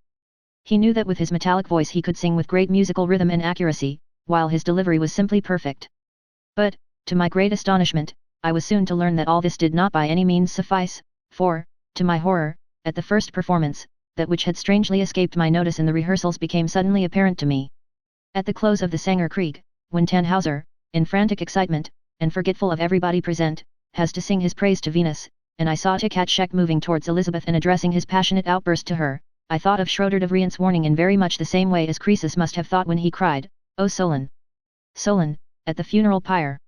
In spite of the musical excellence of Tic-Tac-Shek, the enormous life and melodic charm of the Sänger-Krieg failed entirely. On the other hand, I succeeded in calling into life an entirely new element such as probably had never been seen in opera. I had watched the young baritone Mitterwurzer with great interest in some of his parts. He was a strangely reticent man, and not at all sociably inclined, and I had noticed that his delightfully mellow voice possessed the rare quality of bringing out the inner note of the soul. To him I entrusted Wolfram, and I had every reason to be satisfied with his zeal and with the success of his studies. Therefore, if I wished my intention and method to become known, especially in regard to this difficult Sänger-Krieg, I had to rely on him for the proper execution of my plans and everything they involved. I began by going through the opening song of this scene with him, but, after I had done my utmost to make him understand how I wanted it done, I was surprised to find how very difficult this particular rendering of the music appeared to him. He was absolutely incapable of repeating it after me, and with each renewed effort his singing became so commonplace and so mechanical that I realized clearly that he had not understood this piece to be anything more than a phrase in recitative form, which he might render with any inflections of the voice that happened to be prescribed, or which might be sung either this way or that, according to fancy, as was usual in operatic pieces. He, too, was astonished at his own want of capacity, but was so struck by the novelty and the justice of my views, that he begged me not to try any more for the present, but to leave him to find out for himself how best to become familiar with this newly revealed world. During several rehearsals he only sang in a whisper in order to get over the difficulty, but at the last rehearsal he acquitted himself so admirably of his task, and threw himself into it so heartily, that his work has remained to this day as my most conclusive reason for believing that, in spite of the unsatisfactory state of the world of opera today, it is possible not only to find, but also properly to train, the singer whom I should regard as indispensable for a correct interpretation of my works. It was through the impression made by Mitterwurzer that I ultimately succeeded in making the public understand the whole of my work.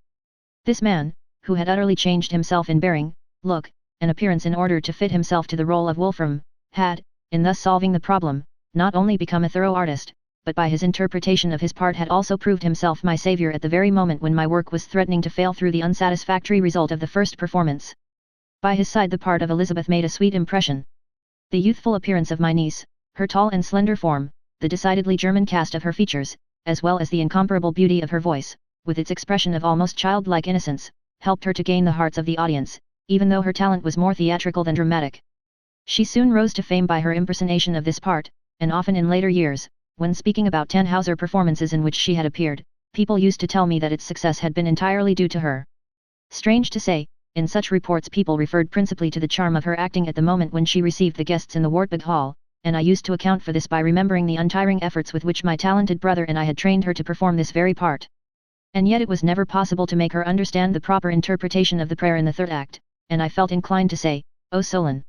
Solon," as I had done in the case of Tic-Tac-Shek, when after the first performance I was obliged to make a considerable cut in this solo, a proceeding which greatly reduced its importance forever afterwards. I heard later that Johanna, who for a short period actually had the reputation of being a great singer, had never succeeded in singing the prayer as it ought to be sung, whereas a French singer, Mademoiselle Marie Saxe, achieved this in Paris to my entire satisfaction. In the beginning of October we had so far progressed with our rehearsals that nothing stood in the way of an immediate production of Tannhauser save the scenery, which was not yet complete. A few only of the scenes ordered from Paris had arrived, and even these had come very late. The Wartburg Valley was beautifully effective and perfect in every detail. The inner part of the Venusberg, however, gave me much anxiety. The painter had not understood me. He had painted clusters of trees and statues, which reminded one of Versailles, and had placed them in a wild cave. He had evidently not known how to combine the weird with the alluring. I had to insist on extensive alterations, and chiefly on the painting out of the shrubs and statues, all of which required time. The grotto had to lie half hidden in a rosy cloud, through which the Wartburg Valley had to loom in the distance. This was to be done in strict obedience to my own ideas. The greatest misfortune, however, was to befall me in the shape of the tardy delivery of the scenery for the Hall of Song. This was due to great negligence on the part of the Paris artists, and we waited and waited until every detail of the opera had been studied and studied again ad nauseam. Daily I went to the railway station and examined all the packages and boxes that had arrived, but there was no Hall of Song. At last I allowed myself to be persuaded not to postpone the first performance any longer, and I decided to use the Hall of Karl the Great out of Oberon, originally suggested to me by Ludica, instead of the real thing. Considering the importance I attached to practical effect, this entailed a great sacrifice of my personal feelings. And true enough, when the curtain rose for the second act, the reappearance of this throne room, which the public had seen so often, added considerably to the general disappointment of the audience, who had anticipated astonishing surprises in this opera. On the 19th of October the first performance took place. In the morning of that day a very beautiful young lady was introduced to me by the leader Lipinski.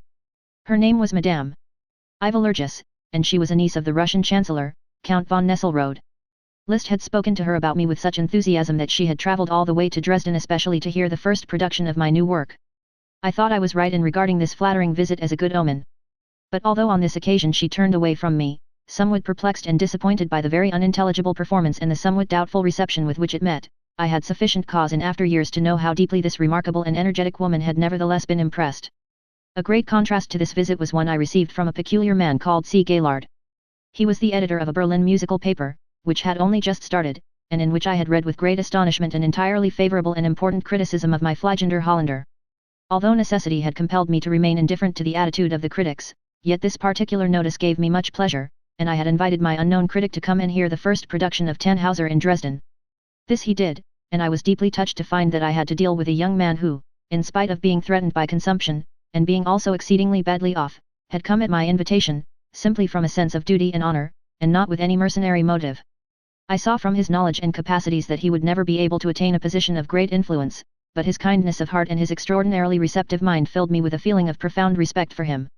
A few years later I was very sorry to hear that he had at last succumbed to the terrible disease from which I knew him to be suffering, for to the very end he remained faithful and devoted to me, in spite of the most trying circumstances. Meanwhile I had renewed my acquaintance with the friend I had won through the production of the Fliegender Holländer in Berlin, and who for a long time I had never had an opportunity of knowing more thoroughly. The second time I met her was at Schroeder de Vriends, with whom she was already on friendly terms, and of whom she used to speak as one of my greatest conquests. She was already past her first youth, and had no beauty of feature except remarkably penetrating and expressive eyes that showed the greatness of soul with which she was gifted.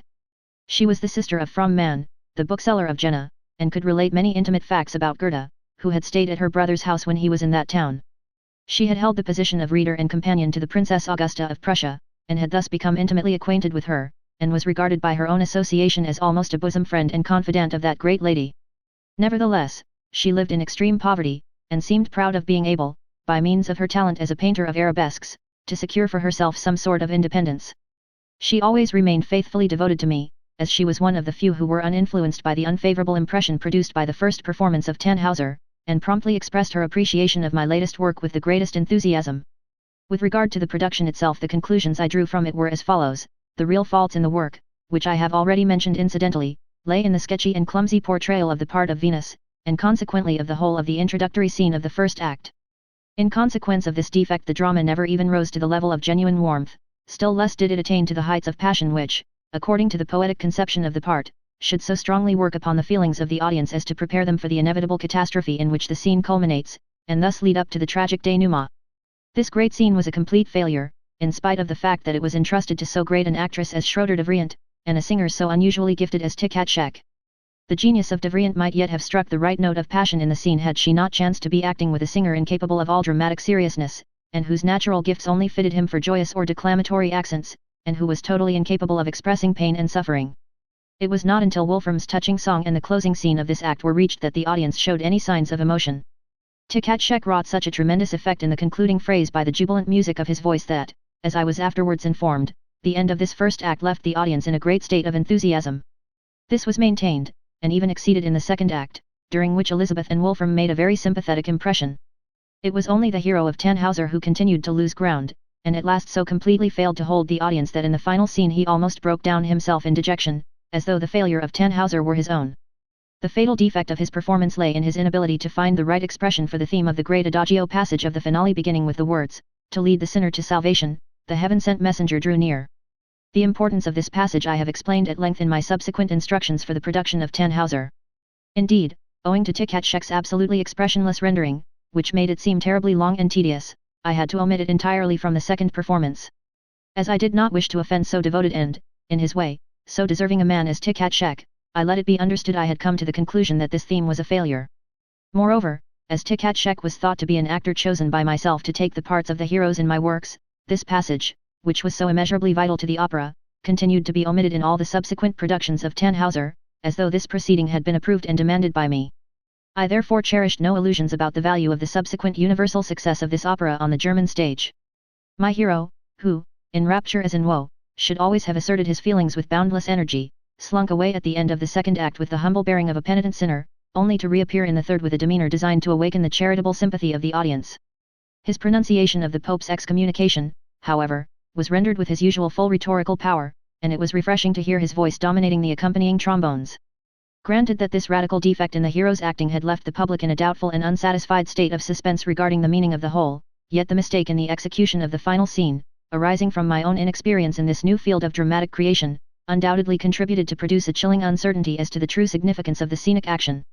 In my first complete version I had made Venus, on the occasion of her second attempt to recall her faithless lover, appear in a vision to Tannhauser when he is in a frenzy of madness, and the awfulness of the situation is merely suggested by a faint roseate glow upon the distant Orelberg.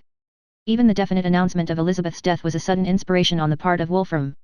This idea I intended to convey to the listening audience solely by the sound of bells tolling in the distance, and by a faint gleam of torches to attract their eyes to the remote Wartburg. Moreover, there was a lack of precision and clearness in the appearance of the chorus of young pilgrims, whose duty it was to announce the miracle by their song alone. At that time I had given them no budding staves to carry, and had unfortunately spoiled their refrain by a tedious and unbroken monotony of accompaniment. When at last the curtain fell, I was under the impression, not so much from the behavior of the audience, which was friendly, as from my own inward conviction, that the failure of this work was to be attributed to the immature and unsuitable material used in its production. My depression was extreme, and a few friends who were present after the piece, among them my dear sister Clara and her husband, were equally affected. That very evening I decided to remedy the defects of the first night before the second performance. I was conscious of where the principal fault lay, but hardly dared give expression to my conviction. At the slightest attempt on my part to explain anything to Tkatchek I had to abandon it, as I realized the impossibility of success. I should only have made him so embarrassed and annoyed, that on one pretext or another he would never have sung Tannhauser again. In order to ensure the repetition of my opera, therefore, I took the only course open to me by arrogating to myself all blame for the failure. I could thus make considerable curtailments, whereby, of course, the dramatic significance of the leading role was considerably lessened. This, however, did not interfere with the other parts of the opera, which had been favorably received. Consequently, although inwardly very humiliated, I hoped to gain some advantage for my work at the second performance, and was particularly desirous that this should take place with as little delay as possible. But Tkatchek was hoarse, and I had to possess my soul in patience for fully a week. I can hardly describe what I suffered during that time. It seemed as if this delay would completely ruin my work. Every day that elapsed between the first and second performance left the result of the former more and more problematic, until at last it appeared to be a generally acknowledged failure. While the public as a whole expressed angry astonishment that, after the approval they had shown of my Rienzi, I had paid no attention to their taste in writing my new work, there were my kind and judicious friends who were utterly perplexed at its inefficiency, the principal parts of which they had been unable to understand, or thought were imperfectly sketched and finished. The critics, with unconcealed joy, attacked it as ravens attack carrion thrown out to them. Even the passions and prejudices of the day were drawn into the controversy in order, if possible, to confuse men's minds, and prejudice them against me. It was just at the time when the German Catholic agitation, set in motion by Tversky and Runge as a highly meritorious and liberal movement, was causing a great commotion. It was now made out that by Tannhauser I had provoked a reactionary tendency, and that precisely as Meyerbeer with his Huguenots had glorified Protestantism, so I with my latest opera would glorify Catholicism. The rumor that in writing Tannhauser I had been bribed by the Catholic part was believed for a long time. While the effort was being made to ruin my popularity by this means, I had the questionable honor of being approached, first by letter, afterwards in person, by a certain M. Rousseau, at that time editor of the Prussian Staatszeitung, who wished for my friendship and help. I knew of him only in connection with a scathing criticism of my Fliegender Holländer. He informed me that he had been sent from Austria to further the Catholic cause in Berlin, but that he had had so many sad experiences of the fruitlessness of his efforts, that he was now returning to Vienna to continue his work in this direction undisturbed, with which work I had, by my Tannhauser, proclaimed myself fully in accord. That remarkable paper, the Dresdener Anzeiger, which was a local organ for the redress of slander and scandal, daily published some fresh bit of news to my prejudice. At last I noticed that these attacks were met by witty and forcible little snubs, and also that encouraging comments appeared in my favor, which for some time surprised me very much, as I knew that only enemies and never friends interested themselves in such cases. But I learned, to my amusement, from Rockel, that he and my friend Heine had carried out this inspiriting campaign on my behalf. The ill feeling against me in this quarter was only troublesome because at that unfortunate period I was hindered from expressing myself through my work. Tkatchek continued hoarse, and it was said he would never sing in my opera again. I heard from Ludikow that, scared by the failure of Tannhauser, he was holding himself in readiness to countermand the order for the promised scenery for the Hall of Song, or to cancel it altogether. I was so terrified at the cowardice which was thus revealed, that I myself began to look upon Tannhauser as doomed. My prospects and my whole position, when viewed in this mood, may be readily gathered from my communications, especially those referring to my negotiations for the publication of my works. This terrible week dragged out like an endless eternity. I was afraid to look anybody in the face, but was one day obliged to go to Miser's music shop, where I met Gottfried Semper just buying a textbook of Tannhauser. Only a short time before I had been very much put out in discussing this subject with him. He would listen to nothing I had to say about the Minnesangers and Pilgrims of the Middle Ages in connection with art, but gave me to understand that he despised me for my choice of such material. While Miser assured me that no inquiry whatever had been received for the numbers of Tannhauser already published, it was strange that my most energetic antagonist should be the only person who had actually bought and paid for a copy.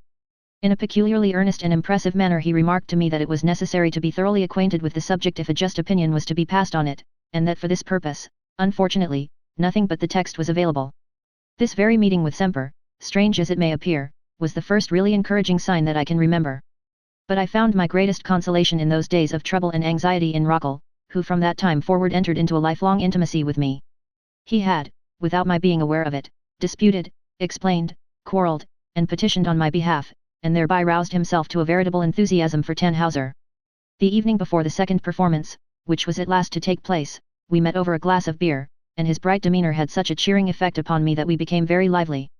After contemplating my head for some time, he swore that it was impossible to destroy me, that there was a something in me, something, probably, in my blood, as similar characteristics also appeared in my brother Albert, who was otherwise so unlike me. To speak more plainly, he called it the peculiar heat of my temperament. This heat, he thought, might consume others, whereas I appeared to feel at my best when it glowed most fiercely, for he had several times seen me positively ablaze. I laughed, and did not know what to make of his nonsense.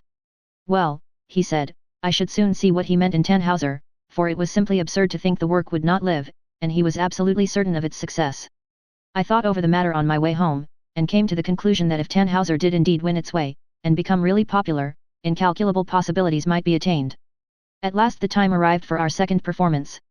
For this I thought I had made due preparation by lessening the importance of the principal part, and lowering my original ideals about some of the more important portions, and I hoped by accentuating certain undoubtedly attractive passages to secure a genuine appreciation of the whole.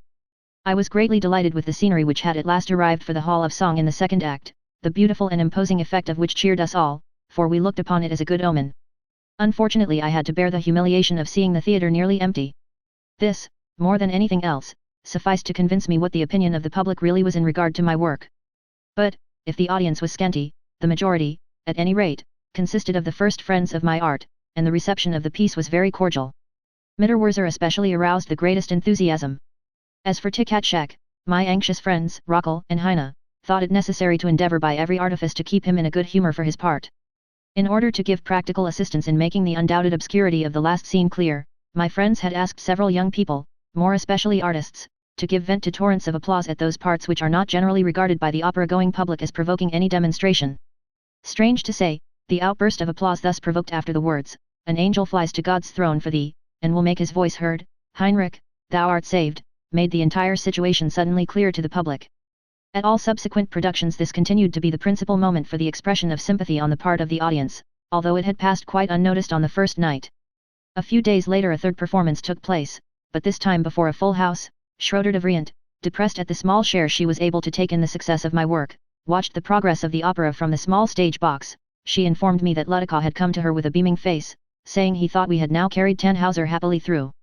And this certainly proved to be the case. We often repeated it in the course of the winter, but noticed that when two performances followed close upon one another, there was not such a rush for the second, from which we concluded that I had not yet gained the approval of the great opera-going public, but only of the more cultured section of the community.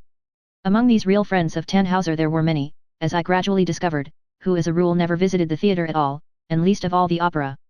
This interest on the part of a totally new public continued to grow in intensity, and expressed itself in a delightful and hitherto unknown manner by a strong sympathy for the author. It was particularly painful to me, on Tikatschek's account, to respond alone to the calls of the audience after almost every act. However, I had at last to submit, as my refusal would only have exposed the vocalist to fresh humiliations, for when he appeared on the stage with his colleagues without me, the loud shouts for me were almost insulting to him. With what genuine eagerness did I wish that the contrary were the case, and that the excellence of the execution might overshadow the author. The conviction that I should never attain this with my Tannhauser in Dresden guided me in all my future undertakings. But, at all events, in producing Tannhauser in this city I had succeeded in making at least the cultured public acquainted with my peculiar tendencies, by stimulating their mental faculties and stripping the performance of all realistic accessories. I did not, however, succeed in making these tendencies sufficiently clear in a dramatic performance, and in such an irresistible and convincing manner as also to familiarize the uncultivated taste of the ordinary public with them when they saw them embodied on the stage. By enlarging the circle of my acquaintances, and making interesting friends, I had a good opportunity during the winter of obtaining further information on this point in a way that was both instructive and encouraging. My acquaintance and close intimacy at this time with Dr. Hermann Frank of Breslau, who had for some time been living quietly in Dresden, was also very inspiring. He was very comfortably off, and was one of those men who, by a wide knowledge and good judgment, combined with considerable gifts as an author, won an excellent reputation for himself in a large and select circle of private friends, without, however, making any great name for himself with the public. He endeavored to use his knowledge and abilities for the general good, and was induced by Brockhaus to edit the Deutsche Allgemeine Zeitung when it first started. This paper had been founded by Brockhaus some years earlier. However, after editing it for a year, Frank resigned this post, and from that time forward it was only on the very rarest occasions that he could be persuaded to touch anything connected with journalism. His curt and spirited remarks about his experiences in connection with the Deutsche Allgemeine Zeitung justified his disinclination to engage in any work connected with the public press. My appreciation was all the greater, therefore, when, without any persuasion on my part, he wrote a full report on Tannhauser for the Augsburger Allgemeine Zeitung. This appeared in October or November, 1845, in a supplement to that paper, and although it contained the first account of a work which has since been so widely discussed, I regard it, after mature consideration, as the most far-reaching and exhaustive that has ever been written. By this means my name figured for the first time in the great European political paper, whose columns, in consequence of a remarkable change of front which was to the interests of the proprietors, have since been open to anyone who wished to make merry at the expense of me or my work. The point which particularly attracted me in Dr. Frank was the delicate and tactful art he displayed in his criticism and his methods of discussion. There was something distinguished about them that was not so much the outcome of rank and social position as of genuine worldwide culture. The delicate coldness and reserve of his manner charmed rather than repelled me, as it was a characteristic I had not met with hitherto. When I found him expressing himself with some reserve in regard to persons who enjoyed a reputation to which I did not think they were always entitled, I was very pleased to see during my intercourse with him that in many ways I exercised a decisive influence over his opinion. Even at that time I did not care to let it pass unchallenged when people evaded the close analysis of the work of this or that celebrity, by referring in terms of eulogy to his good nature. I even cornered my worldly wise friend on this point, when a few years later I had the satisfaction of getting from him a very concise explanation of Meyerbeer's good nature, of which he had once spoken, and he recalled with a smile the extraordinary questions I had put to him at the time. He was, however, quite alarmed when I gave him a very lucid explanation of the disinterestedness and conspicuous altruism of Mendelssohn in the service of art, of which he had spoken enthusiastically. In a conversation about Mendelssohn he had remarked how delightful it was to find a man able to make real sacrifices in order to free himself from a false position that was of no service to art. It was assuredly a grand thing, he said, to have renounced a good salary of 9,000 marks as general musical conductor in Berlin, and to have retired to Leipzig as a simple conductor at the Gewandhaus concerts, and Mendelssohn was much to be admired on that account. Just at that time I happened to be in a position to give some correct details regarding this apparent sacrifice on the part of Mendelssohn, because when I had made a serious proposal to our general management about increasing the salaries of several of the poorer members of the orchestra, Ludica was requested to inform me that, according to the king's latest commands, the expenditure on the state bands was to be so restricted that for the present the poorer chamber musicians could not claim any consideration, for Herr von Falkenstein, the governor of the Leipzig district, who was a passionate admirer of Mendelssohn's, had gone so far as to influence the king to appoint the latter secret conductor, with a secret salary of 6,000 marks. This sum, together with the salary of 3,000 marks openly granted him by the management of the Leipzig Gewandhaus, would amply compensate him for the position he had renounced in Berlin, and he had consequently consented to migrate to Leipzig. This large grant had, for decency's sake, to be kept secret by the board administering the band funds, not only because it was detrimental to the interests of the institution, but also because it might give offense to those who were acting as conductors at a lower salary, if they knew another man had been appointed to a sinecure.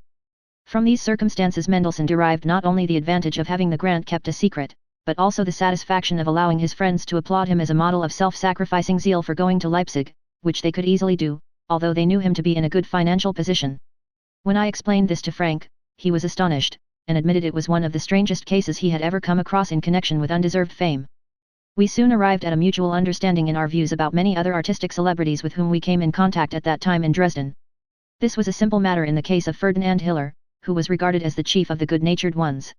Regarding the more famous painters of the so-called Dusseldorf school, whom I met frequently through the medium of Tannhauser, it was not quite so easy to come to a conclusion, as I was to a great extent influenced by the fame attached to their well-known names, but here again Frank startled me with opportune and conclusive reasons for disappointment. When it was a question between Bendeman and Hubner, it seemed to me that Hubner might very well be sacrificed to Bendeman. The latter, who had only just completed the frescoes for one of the reception rooms at the royal palace, and had been rewarded by his friends with a banquet, appeared to me to have the right to be honored as a great master. I was very much astonished, therefore, when Frank calmly pitted the King of Saxony for having had his room bedaubed by Bendeman. Nevertheless, there was no denying that these people were good-natured.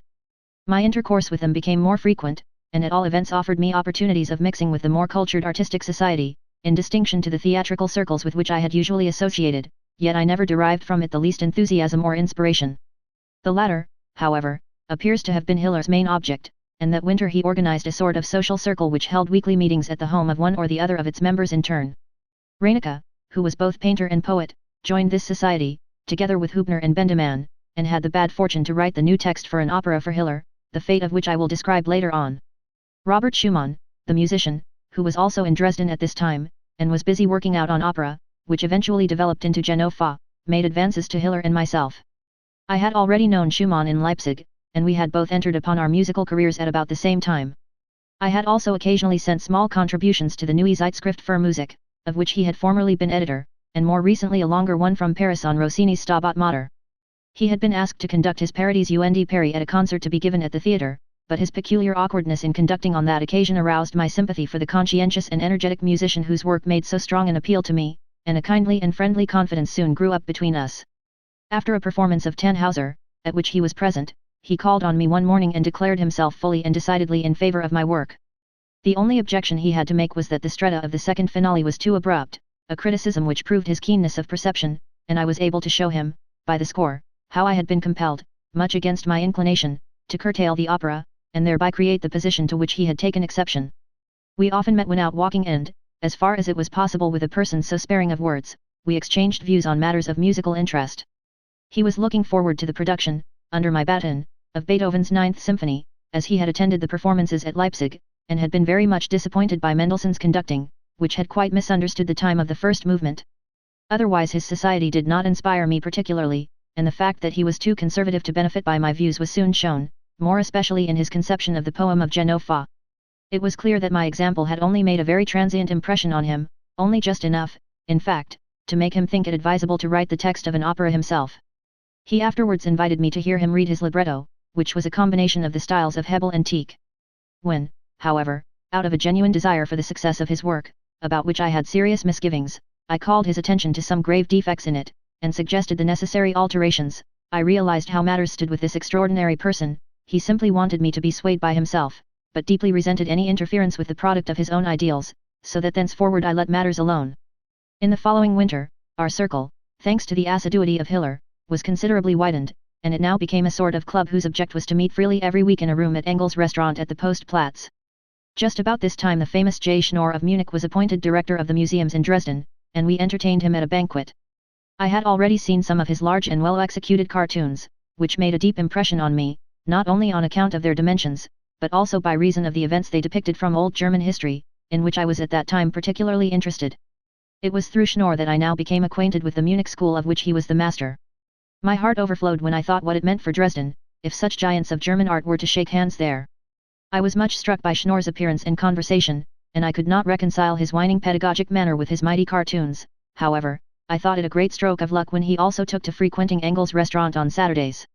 He was well versed in the old German legends, and I was delighted when they formed the topic of conversation. The famous sculptor, Haenel, used also to attend these meetings, and his marvelous talent inspired me with the greatest respect, although I was not an authority on his work, and could only judge of it by my own feelings. I soon saw that his bearing and manner were affected. He was very fond of expressing his opinion and judgment on questions of art, and I was not in a position to decide whether they were reliable or otherwise. In fact, it often occurred to me that I was listening to a Philistin Swaggerer. It was only when my old friend Pecht, who had also settled in Dresden for a time, clearly and emphatically explained to me Haenel's standing as an artist, that I conquered all my secret doubts, and tried to find some pleasure in his works. Rietschel, who was also a member of our society, was the very antithesis of Haenel. I often found it difficult to believe that the pale delicate man, with the whining nervous way of expressing himself, was really a sculptor, but as similar peculiarities in Schnorr did not prevent me from recognizing him as a marvelous painter. This helped me to make friends with Rietschel, as he was quite free from affectation, and had a warm sympathetic soul that drew me ever closer to him. I also remember hearing from him a very enthusiastic appreciation of my personality as a conductor. In spite, however, of being fellow members of our versatile art club, we never attained a footing of real comradeship, for, after all, no one thought much of anybody else's talents. For instance, Hiller had arranged some orchestral concerts, and to commemorate them he was entertained at the usual banquet by his friends, when his services were gratefully acknowledged with due rhetorical pathos.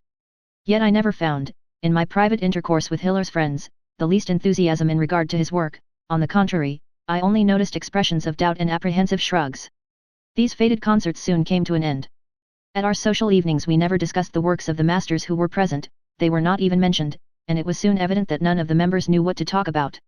Semper was the only man who, in his extraordinary fashion, often so enlivened our entertainments that Rietschel, inwardly sympathetic, though painfully startled, would heartily complain against the unrestrained outbursts that led not infrequently to hot discussions between Semper and myself. Strange to say, we two always seemed to start from the hypothesis that we were antagonists, for he insisted upon regarding me as the representative of medieval Catholicism, which he often attacked with real fury. I eventually succeeded in persuading him that my studies and inclinations had always led me to German antiquity, and to the discovery of ideals in the early Teutonic myths. When we came to paganism, and I expressed my enthusiasm for the genuine heathen legends, he became quite a different being, and a deep and growing interest now began to unite us in such a way that it quite isolated us from the rest of the company.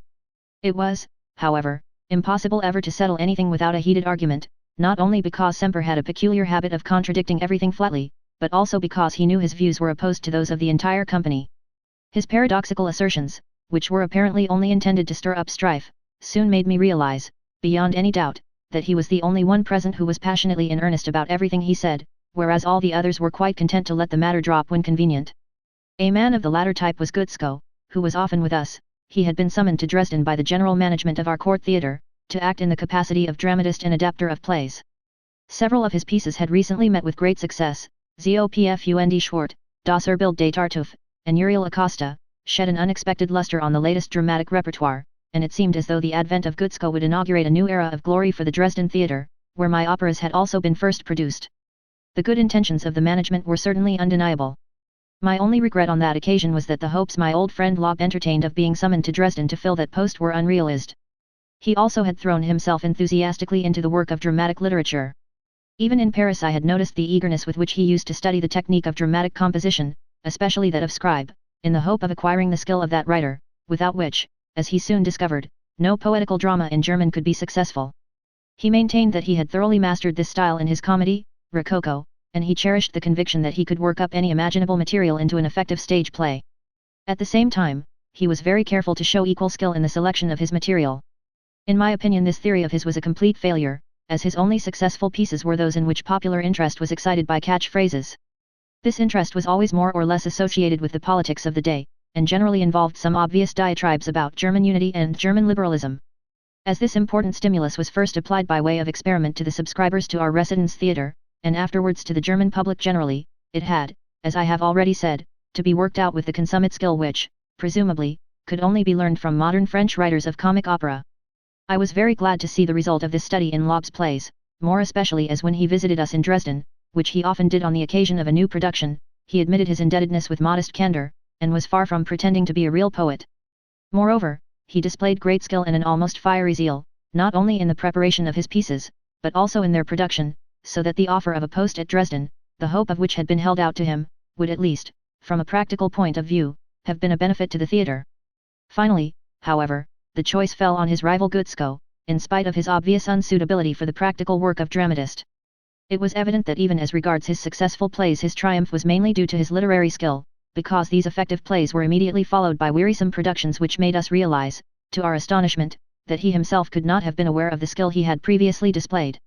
It was, however, precisely these abstract qualities of the genuine man of letters which, in the eyes of many, cast over him the halo of literary greatness, and when Ludicaw, thinking more of a showy reputation than of permanent benefit to his theatre, decided to give the preference to Gutzkow, he thought his choice would give a special impetus to the cause of higher culture. To me the appointment of Gutzkow as the director of dramatic art at the theatre was peculiarly objectionable, as it was not long before I was convinced of his utter incompetence for the task, and it was probably owing to the frankness with which I expressed my opinion to Ludicaw that our subsequent estrangement was originally due. I had to complain bitterly of the want of judgment and the levity of those who so recklessly selected men to fill the posts of managers and conductors in such precious institutions of art as the German Royal Theatres. To obviate the failure I felt convinced must follow on this important appointment, I made a special request that Gutzkow should not be allowed to interfere in the management of the opera. He readily yielded, and thus spared himself great humiliation. This action, however, created a feeling of mistrust between us, though I was quite ready to remove this as far as possible by coming into personal contact with him whenever opportunity offered on those evenings when the artists used to gather at the club, as already described. I would gladly have made this strange man, whose head was anxiously bowed down on his breast, relax and unburden himself in his conversations with me, but I was unsuccessful, on account of his constant reserve and suspicion, and his studied aloofness. An opportunity arose for a discussion between us when he wanted the orchestra to take a melodramatic part, which they afterwards did, in a certain scene of his Uriel Acosta, where the hero had to recant his alleged heresy. The orchestra had to execute the soft tremolo for a given time on certain chords, but when I heard the performance it appeared to me absurd, and equally derogatory both for the music and the drama.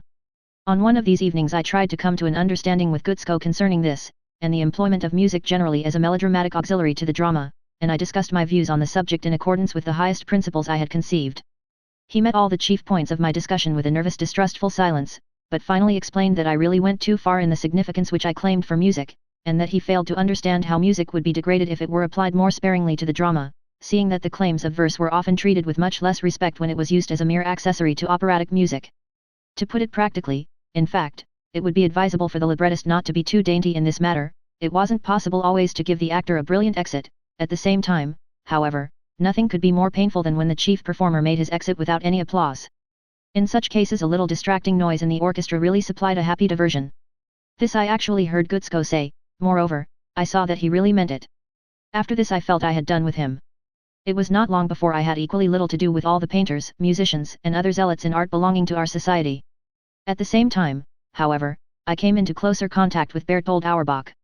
With great enthusiasm, Alwine Fromman had already drawn my attention to Auerbach's pastoral stories. The account she gave of these modest works, for that is how she characterized them, sounded quite attractive.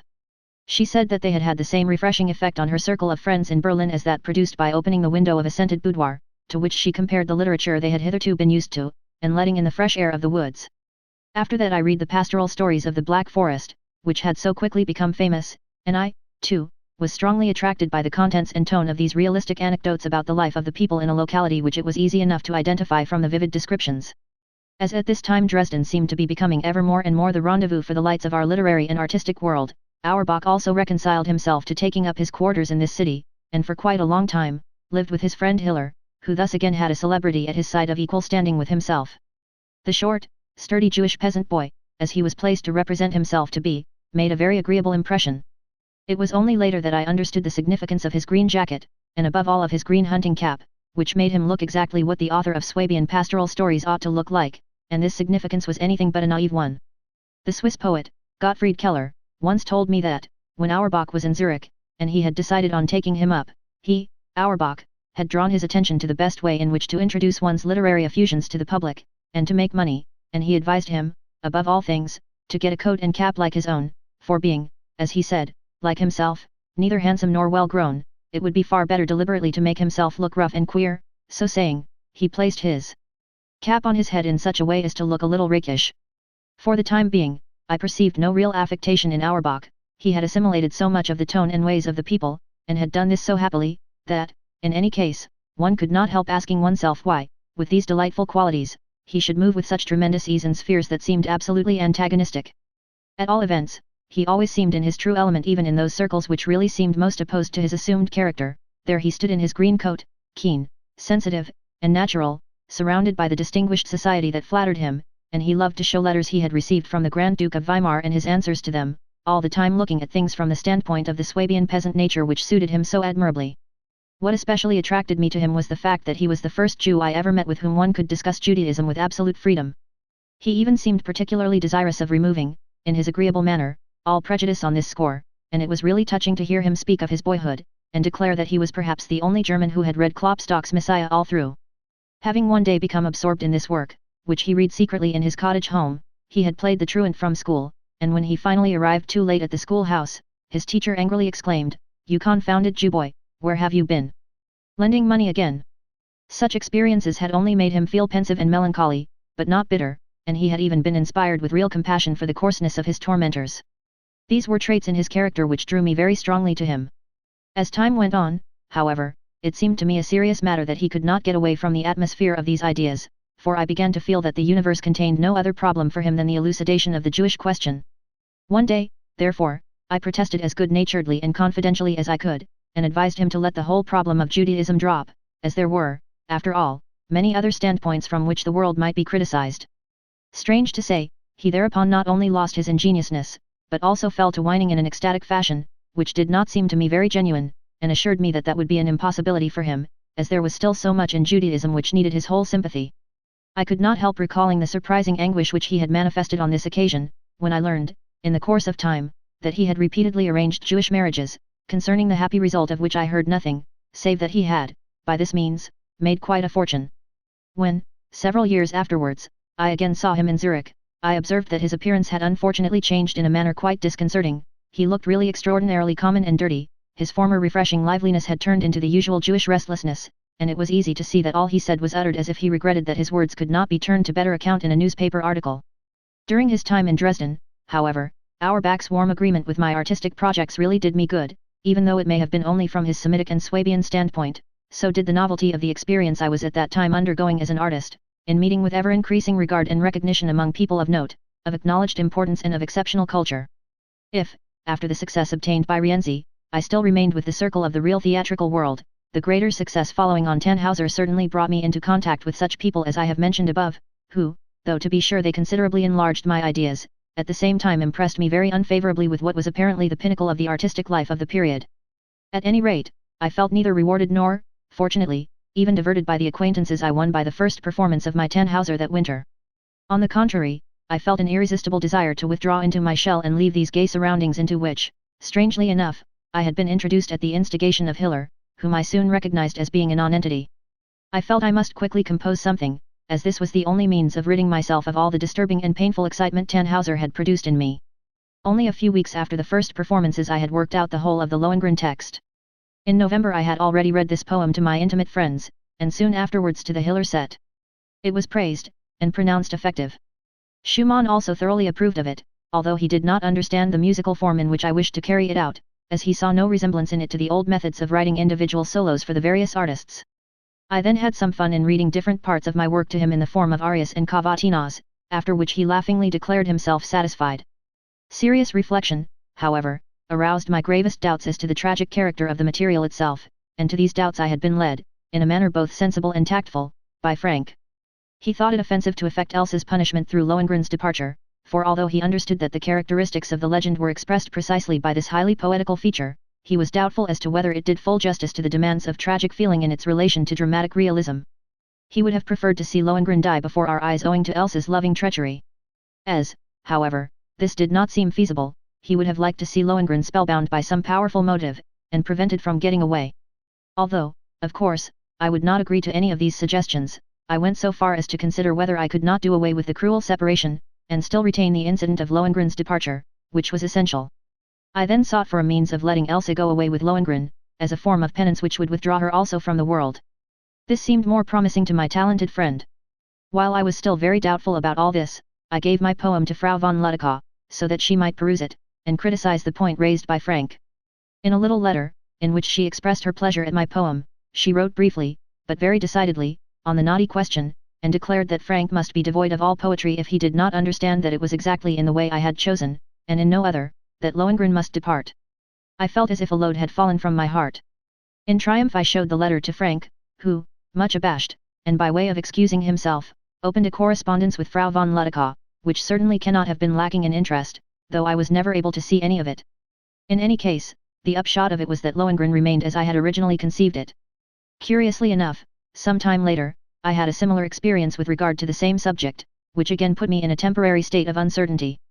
When Adolf Starr gravely raised the same objection to the solution of the Lohengrin question, I was really taken aback by the uniformity of opinion, and as, owing to some excitement, I was just then no longer in the same mood as when I composed Lohengrin, I was foolish enough to write a hurried letter to Starr in which, with but a few slight reservations, I declared him to be right. I did not know that, by this, I was causing real grief to Liszt, who was now in the same position with regard to Starr as Frau von Ludekow had been with regard to Frank. Fortunately, however, the displeasure of my great friend at my supposed treachery to myself did not last long, for, without having got wind of the trouble I had caused him, and thanks to the torture I myself was going through, I came to the proper decision in a few days, and, as clear as daylight, I saw what madness it had been. I was therefore able to rejoice list with the following laconical protest which I sent him from my Swiss resort: Starr is wrong, and Lohengrin is right. For the present I remained occupied with the revision of my poem, for there could be no question of planning the music to it just now. That peaceful and harmonious state of mind which is so favorable to creative work, and always so necessary to me for composing, I now had to secure with the greatest difficulty, for it was one of the things I always had the hardest struggle to obtain. All the experiences connected with the performance of Tannhauser having filled me with true despair as to the whole future of my artistic operations, I saw it was hopeless to think of its production being extended to other German theatres, for I had not been able to achieve this end even with the successful Rienzi. It was perfectly obvious, therefore, that my work would, at the utmost, be conceded a permanent place in the Dresden repertoire. As the result of all this, my pecuniary affairs, which have already been described, had got into such a serious state that a catastrophe seemed inevitable. While I was preparing to meet this in the best way I could, I tried to stupefy myself, on the one hand, by plunging into the study of history, mythology, and literature, which were becoming ever dearer and dearer to me, and on the other by working incessantly at my artistic enterprises. As regards the former, I was chiefly interested in the German Middle Ages, and tried to make myself familiar with every point relative to this period. Although I could not set about this task with philological precision, I proceeded with such earnestness that I studied the German records, published by Grimm, for instance, with the greatest interest. As I could not put the results of such studies immediately into my scenes, there were many who could not understand why, as an operatic composer, I should waste my time on such barren work. Different people remarked later on, that the personality of Lohengrin had a charm quite its own, but this was ascribed to the happy selection of the subject, and I was specially praised for choosing it. Material from the German Middle Ages, and later on, subjects from Scandinavian antiquity, were therefore looked forward to by many, and, in the end, they were astonished that I gave them no adequate result of all my labors. Perhaps it will be of help to them if I now tell them to take the old records and such works to their aid. I forgot at that time to call Hiller's attention to my documents, and with great pride he seized upon a subject out of the history of the Hohenstaufen. As, however, he had no success with his work, he may perhaps think I was a little artful for not having spoken to him of the old records. Concerning my other duties, my chief undertaking for this winter consisted in an exceptionally carefully prepared performance of Beethoven's Ninth Symphony, which took place in the spring on Palm Sunday. This performance involved many a struggle, besides a host of experiences which were destined to exercise a strong influence over my further development. Roughly they were as follows: the Royal Orchestra had only one opportunity a year of showing their powers independently in a musical performance outside the opera or the church. For the benefit of the pension fund for their widows and orphans, the old so-called opera house was given up to a big performance originally only intended for oratorios. Ultimately, in order to make it more attractive, a symphony was always added to the oratorio, and, as already mentioned, I had performed on such occasions, once the Pastoral Symphony, and later Haydn's Creation. The latter was a great joy to me, and it was on this occasion that I first made its acquaintance. As we two conductors had stipulated for alternate performances, the symphony on Palm Sunday of the year 1846 fell to my lot. I had a great longing for the Ninth Symphony, and I was led to the choice of this work by the fact that it was almost unknown in Dresden. When the directors of the orchestra, who were the trustees of the pension fund, and who had to promote its increase, got to know of this, such a fright seized them that they interviewed the general director, Ludicaw, and begged him, by virtue of his high authority, to dissuade me from carrying out my intention. They gave as a reason for this request, that the pension fund would surely suffer through the choice of this symphony, as the work was in ill repute in the place, and would certainly keep people from going to the concert. The symphony had been performed many years before by Reisiger at a charity concert, and, as the conductor himself honestly admitted, had been an absolute failure. Now it needed my whole ardor, and all the eloquence I could command, to prevail over the doubts of our principal. With the orchestral directors, however, there was nothing for me to do but quarrel, as I heard that they were complaining all over the town about my indiscretion. In order to add shame to their trouble, I made up my mind to prepare the public in such a way for the performance, upon which I had resolved, and for the work itself, that at least the sensation caused would lead to a full hall and thus, in a very favourable manner, guarantee satisfactory returns, and contradict their belief that the fund was menaced. Thus the Ninth Symphony had, in every conceivable way, become for me a point of honour, for the success of which I had to exercise all my powers to the utmost. The committee had misgivings regarding the outlay needed for procuring the orchestral parts, so I borrowed them from the Leipzig Concert Society. Imagine my feelings, however, on now seeing for the first time since my earliest boyhood the mysterious pages of this score, which I studied conscientiously. In those days the sight of these same pages had filled me with the most mystic reveries, and I had stayed up for nights together to copy them out. Just as at the time of my uncertainty in Paris, on hearing the rehearsal of the first 3 movements performed by the incomparable orchestra of the Conservatoire, I had been carried back through years of error and doubt to be placed in marvelous touch with my earliest days, while all my inmost aspirations had been fruitfully stimulated in a new direction, so now in the same way the memory of that music was secretly awakened in me as I again saw before my own eyes that which in those early days had likewise been only a mysterious vision. I had by this time experienced much which, in the depths of my soul, drove me almost unconsciously to a process of summing up, to an almost despairing inquiry concerning my fate. What I dared not acknowledge to myself was the fact of the absolute insecurity of my existence both from the artistic and financial point of view, for I saw that I was a stranger to my own mode of life as well as to my profession, and I had no prospects whatsoever. This despair, which I tried to conceal from my friends, was now converted into genuine exaltation, thanks entirely to the Ninth Symphony. It is not likely that the heart of a disciple has ever been filled with such keen rapture over the work of a master, as mine was at the first movement of this symphony.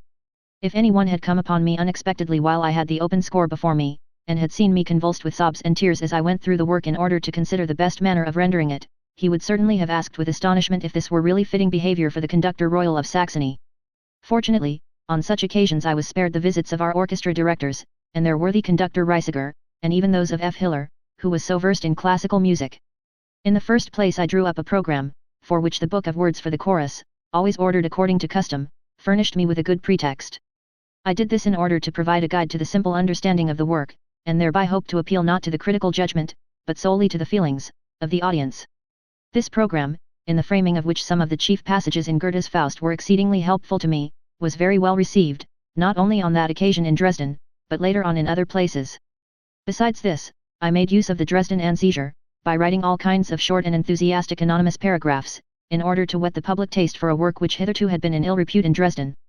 Not only did these purely extraneous exertions succeed in making the receipts of that year by far exceed any that had been taken theretofore, but the orchestra directors themselves, during the remaining years of my stay in Dresden, made a point of ensuring similarly large profits by repeated performances of the celebrated symphony. Concerning the artistic side of the performance, I aimed at making the orchestra give as expressive a rendering as possible, and to this end made all kinds of notes, myself, in the various parts, so as to make quite sure that their interpretation would be as clear and as colored as could be desired.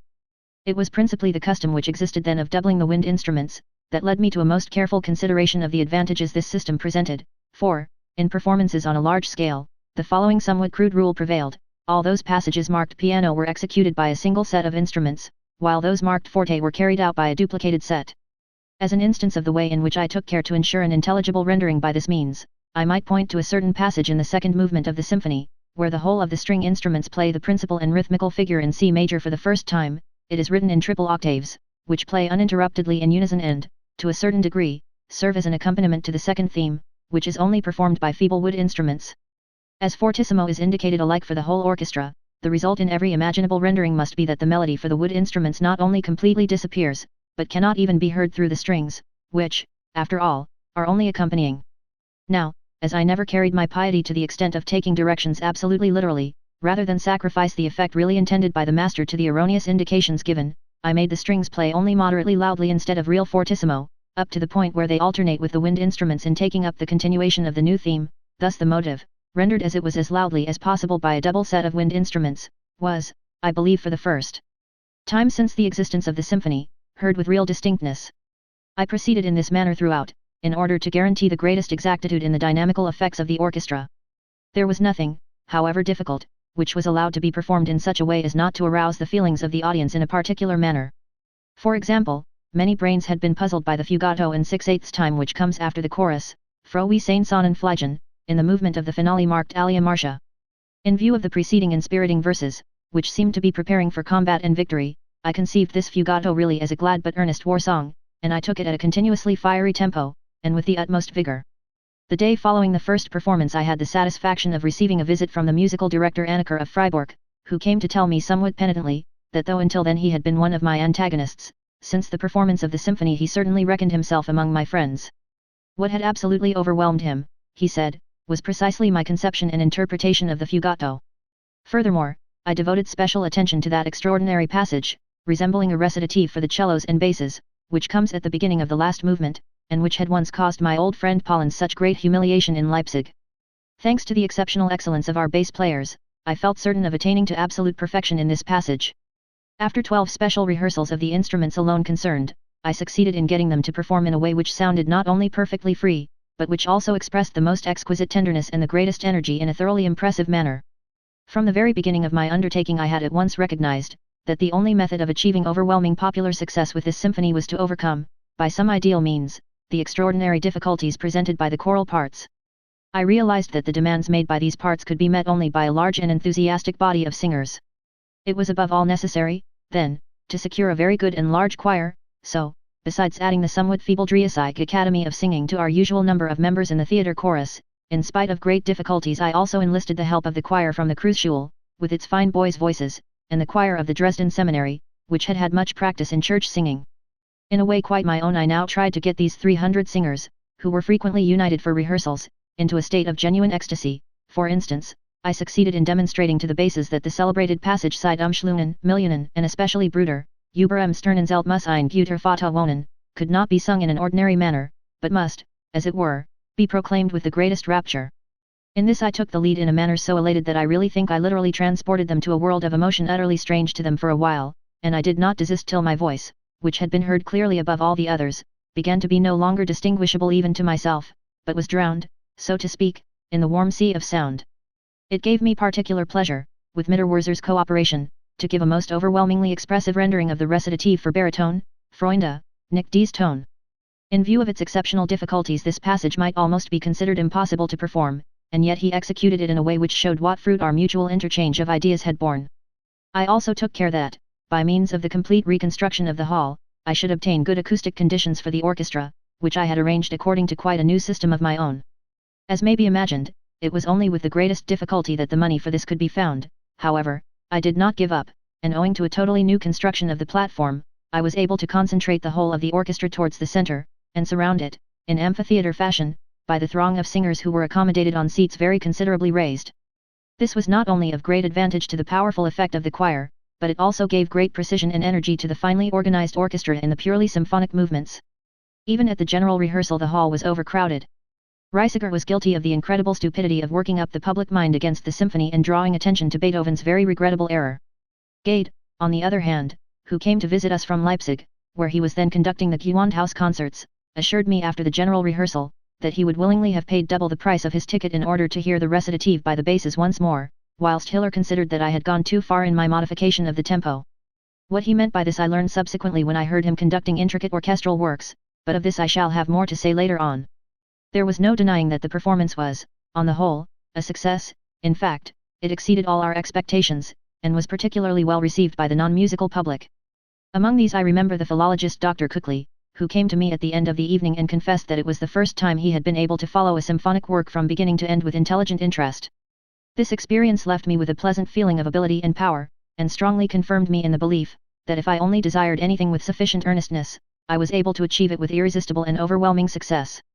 I now had to consider, however, what the difficulties were, which hitherto had prevented a similarly happy production of my own new conceptions. Beethoven's Ninth Symphony, which was still such a problem to so many, and had, at all events, never attained to popularity, I had been able to make a complete success, yet, as often as it was put on the stage, my Tannhauser taught me that the possibilities of its success had yet to be discovered. How was this to be done?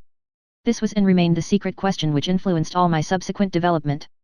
I dared not, however, indulge at that time in any meditation on this point with the view of arriving at any particular results, for the real significance of my failure, of which I was inwardly convinced, stood absolutely bare before me with all its terrifying lessons.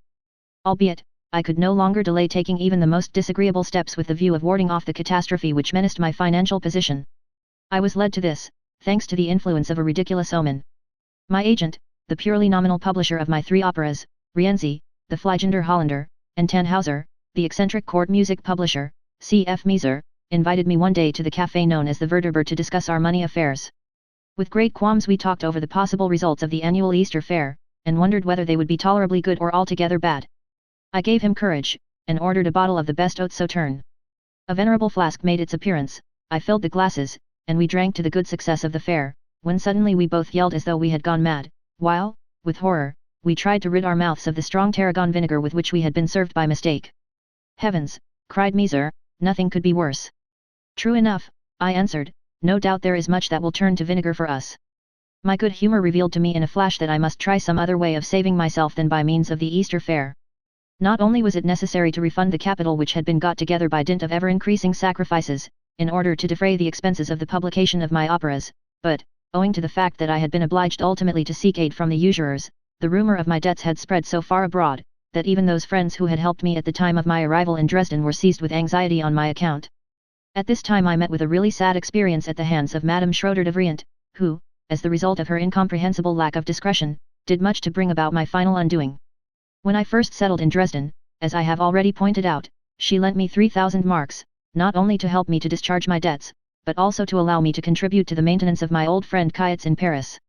Jealousy of my niece Johanna, and suspicion that I had made her, my niece, come to Dresden in order to make it easier for the general management to dispense with the services of the great artist, had awakened in this otherwise so noble-minded woman the usual feelings of animosity towards me, which are so often met with in the theatrical profession.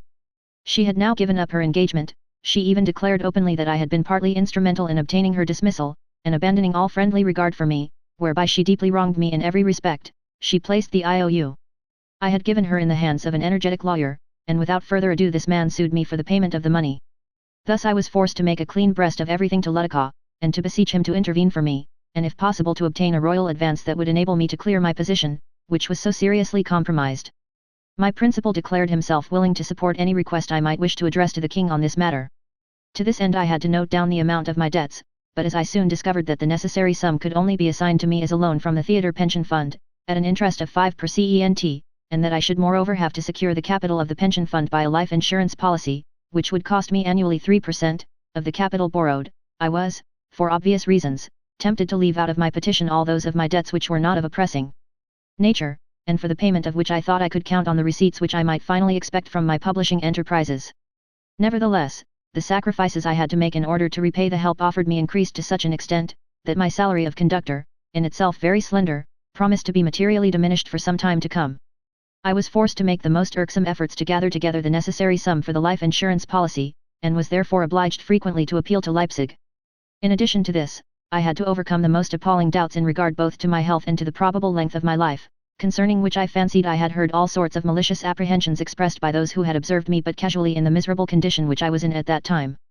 My friend Pusinelli, as a doctor who was very intimate with me, eventually managed to give such satisfactory information concerning the state of my health, that I succeeded in insuring my life at the rate of 3%. The last of these painful journeys to Leipzig was, at all events, made under pleasant circumstances owing to a kind invitation from the old maestro Louis Spar. I was particularly pleased over this, because to me it meant nothing less than an act of reconciliation. As a matter of fact, Spar had written to me on one occasion, and had declared that, stimulated by the success of my Fliegender Hollander and his own enjoyment of it, he had once more decided to take up the career of a dramatic composer, which of recent years had brought him such scant success. His last work was an opera, Die Kreuzfahrer, which he had sent to the Dresden Theatre in the course of the preceding year in the hope, as he himself assured me, that I would urge on its production. After asking this favor, he drew my attention to the fact that in this work he had made an absolutely new departure from his earlier operas, and had kept to the most precise rhythmically dramatic declamation, which had certainly been made all the more easy for him by the excellent subject. Without being actually surprised, my horror was indeed great when, after studying not only the text, but also the score, I discovered that the old maestro had been absolutely mistaken in regard to the account he had given me of his work. The custom in force at that time that the decision concerning the production of works should not, as a rule, rest with one of the conductors alone, did not tend to make me any less fearful of declaring myself emphatically in favor of this work. In addition to this, it was Reisiger, who, as he had often boasted, was an old friend of Spar's, whose turn it was to select and produce a new work. Unfortunately, as I learned later, the general management had returned Spar's opera to its author in such a curt manner as to offend him, and he complained bitterly of this to me. Genuinely concerned at this, I had evidently managed to calm and appease him, for the invitation mentioned above was clearly a friendly acknowledgement of my efforts. He wrote that it was very painful for him to have to touch at Dresden on his way to one of the watering places, as, however, he had a real longing to make my acquaintance. He begged me to meet him in Leipzig, where he was going to stay for a few days. This meeting with him did not leave me unimpressed. He was a tall, stately man, distinguished in appearance, and of a serious and calm temperament. He gave me to understand, in a touching, almost apologetic manner, that the essence of his education and of his aversion from the new tendencies in music, had its origin in the first impressions he had received on hearing, as a very young boy, Mozart's Magic Flute, a work which was quite new at that time, and which had a great influence on his whole life. Regarding my libretto to Lohengrin, which I had left behind for him to read, and the general impression which my personal acquaintance had made on him, he expressed himself with almost surprising warmth to my brother-in-law, Hermann Brockhaus, at whose house we had been invited to dine, and where, during the meal, the conversation was most animated. Besides this, we had met at real musical evenings at the conductor Hauptmann's as well as at Mendelssohn's, on which occasion I heard the master take the violin in one of his own quartets. It was precisely in these circles that I was impressed by the touching and venerable dignity of his absolutely calm demeanor.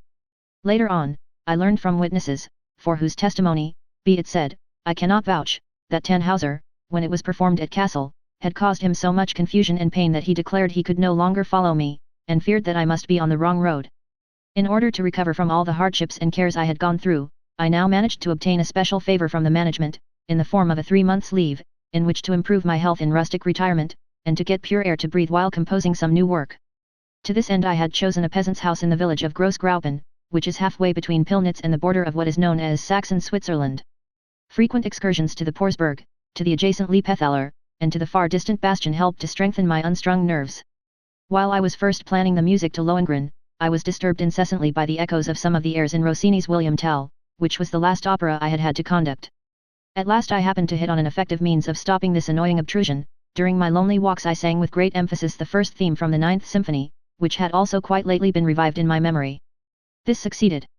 At Pirna, where one can bathe in the river, I was surprised, on one of my almost regular evening constitutionals, to hear the air from the Pilgrim's Chorus out of Tannhauser whistled by some bather, who was invisible to me. This first sign of the possibility of popularizing the work, which I had with such difficulty succeeded in getting performed in Dresden, made an impression on me which no similar experience later on has ever been able to surpass. Sometimes I received visits from friends in Dresden, and among them Hans von Bülow, who was then 16 years old, came accompanied by Lipinski. This gave me great pleasure, because I had already noticed the interest which he took in me. Generally, however, I had to rely only on my wife's company, and during my long walks I had to be satisfied with my little dog Peps. During this summer holiday, of which a great part of the time had at the beginning to be devoted to the unpleasant task of arranging my business affairs, and also to the improvement of my health, I nevertheless succeeded in making a sketch of the music to the whole of the 3 acts of Lohengrin, although this cannot be said to have consisted of anything more than a very hasty outline. With this much gained, I returned in August to Dresden, and resumed my duties as conductor, which every year seemed to become more and more burdensome to me. Moreover, I immediately plunged once more into the midst of troubles which had only just been temporarily allayed. The business of publishing my operas, on the success of which I still counted as the only means of liberating me from my difficult position, demanded ever fresh sacrifices if the enterprise were to be made worthwhile. But as my income was now very much reduced, even the smallest outlays necessarily led me into ever new and more painful complications, and I once more lost all courage.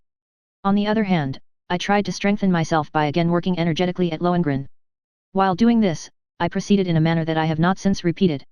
I first of all completed the 3rd act, and in view of the criticism already mentioned of the characters and conclusion of this act, I determined to try to make it the very pivot of the whole opera. I wished to do this, if only for the sake of the musical motive appearing in the story of the Holy Grail, but in other respects the plan struck me as perfectly satisfactory. Owing to previous suggestions on my part, Gluck's Iphigenia in Aulis was to be produced this winter. I felt it my duty to give more care and attention to this work, which interested me particularly on account of its subject, than I had given to the study of the Armida. In the first place, I was upset by the translation in which the opera with the Berlin score was presented to us. In order not to be led into false interpretations through the instrumental additions which I considered very badly applied in this score, I wrote for the original edition from Paris. When I had made a thorough revision of the translation, with a view merely to the correctness of declamation, I was spurred on by my increasing interest to revise the score itself. I tried to bring the poem as far as possible into agreement with Euripides' play of the same name, by the elimination of everything which, in deference to French taste, made the relationship between Achilles and Iphigenia one of tender love. The chief alteration of all was to cut out the inevitable marriage at the end. For the sake of the vitality of the drama I tried to join the arias and choruses, which generally followed immediately upon each other without rhyme or reason, by connecting links, prologues and epilogues. In this I did my best, by the use of Gluck's themes, to make the interpolations of a strange composer as unnoticeable as possible. In the 3rd act alone was I obliged to give Iphigenia, as well as Artemis, whom I had myself introduced, recitatives of my own composition. Throughout the rest of the work I revised the whole instrumentation more or less thoroughly, but only with the object of making the existing version produce the effect I desired. It was not till the end of the year that I was able to finish this tremendous task, and I had to postpone the completion of the 3rd act of Lohengrin, which I had already begun, until the new year. The first thing to claim my attention at the beginning of the year, 1847, was the production of Iphigenia. I had to act as stage manager in this case, and was even obliged to help the scene painters and the mechanicians over the smallest details. Owing to the fact that the scenes in this opera were generally strung together somewhat clumsily and without any apparent connection, it was necessary to recast them completely, in order so to animate the representation as to give to the dramatic action the life it lacked. A good deal of this faultiness of construction seemed to me due to the many conventional practices which were prevalent at the Paris Opera in Gluck's time. Mitterwurzer was the only actor in the whole cast who gave me any pleasure. In the role of Agamemnon he showed a thorough grasp of that character, and carried out my instructions and suggestions to the letter, so that he succeeded in giving a really splendid and intelligent rendering of the part. The success of the whole performance was far beyond my expectations, and even the directors were so surprised at the exceptional enthusiasm aroused by one of Gluck's operas, that for the second performance they, on their own initiative, had my name put on the program as reviser. This at once drew the attention of the critics to this work, and for once they almost did me justice. My treatment of the overture, the only part of the opera which these gentlemen heard rendered in the usual trivial way, was the only thing that they could find fault with. I have discussed and given an accurate account of all that relates to this in a special article on Gluck's overture to Iphigenia in Aulis, and I only wish to add here that the musician who made such strange comments on this occasion was Ferdinand Hiller. As in former years, the winter meetings of the various artistic elements in Dresden which Hiller had inaugurated, continued to take place, but they now assumed more the character of salons in Hiller's own house, and it seemed to me intended solely for the purpose of laying the foundations for a general recognition of Hiller's artistic greatness. He had already founded, among the more wealthy patrons of art, the chief of whom was the banker Kaskel, a society for running subscription concerts. As it was impossible for the Royal Orchestra to be placed at his disposal for this purpose, he had to content himself with members of the town and military bands for his orchestra, and it cannot be denied that, thanks to his perseverance, he attained a praiseworthy result. As he produced many compositions which were still unknown in Dresden, especially from the domain of more modern music, I was often tempted to go to his concerts. His chief bait to the general public, however, seemed to lie in the fact that he presented unknown singers, among whom, unfortunately, Jenny Lind was not to be found, and virtuosos, one of which, Joachim, who was then very young, I became acquainted with. Hiller's treatment of those works with which I was already well acquainted, showed what his musical power was really worth. The careless and indifferent manner in which he interpreted a triple concerto by Sebastian Bach positively astounded me. In the tempo diminuendo of the 8th Symphony of Beethoven, I found that Hiller's rendering was even more astonishing than Reiseger's and Mendelssohn's. I promised to be present at the performance of this symphony if I could rely on his giving a correct rendering of the tempo of the third phrase, which was generally so painfully distorted. He assured me that he thoroughly agreed with me about it, and my disappointment at the performance was all the greater when I found the well-known waltz measure adopted again. When I called him to account about it he excused himself with a smile, saying that he had been seized with a fit of temporary abstraction just at the beginning of the phrase in question, which had made him forget his promise. For inaugurating these concerts, which, as a matter of fact, only lasted for 2 seasons, Hiller was given a banquet, which I also had much pleasure in attending. People in these circles were surprised at that time to hear me speak, often with great animation, about Greek literature and history, but never about music. In the course of my reading, which I zealously pursued, and which drew me away from my professional activities to retirement and solitude, I was at that time impelled by my spiritual needs to turn my attention once more to a systematic study of this all-important source of culture, with the object of filling the perceptible gap between my boyhood's knowledge of the eternal elements of human culture and the neglect of this field of learning due to the life I had been obliged to lead. In order to approach the real goal of my desires, the study of Old and Middle High German, in the right frame of mind, I began again from the beginning with Greek antiquity, and was now filled with such overwhelming enthusiasm for this subject that, whenever I entered into conversation, and by hook or by crook had managed to get it round to this theme, I could only speak in terms of the strongest emotion. I occasionally met someone who seemed to listen to what I had to say. On the whole, however, people preferred to talk to me only about the theatre because, since my production of Gluck's Iphigenia, they thought themselves justified in thinking I was an authority on this subject. I received special recognition from a man to whom I quite rightly gave the credit of being at least as well versed as myself in the matter. This was Edouard de Vriant, who had been forced at that time to resign his position as stage manager-in-chief owing to a plot against him on the part of the actors, headed by his own brother Emile. We were brought into closer sympathy by our conversations in connection with this, which led him into dissertations on the triviality and thorough hopelessness of our whole theatrical life, especially under the ruining influence of ignorant court managers, which could never be overcome. We were also drawn together by his intelligent understanding of the part I had played in the production of Iphigenia, which he compared with the Berlin production of the same piece, that had been utterly condemned by him. He was for a long time the only man with whom I could discuss, seriously and in detail, the real needs of the theatre and the means by which its defects might be remedied.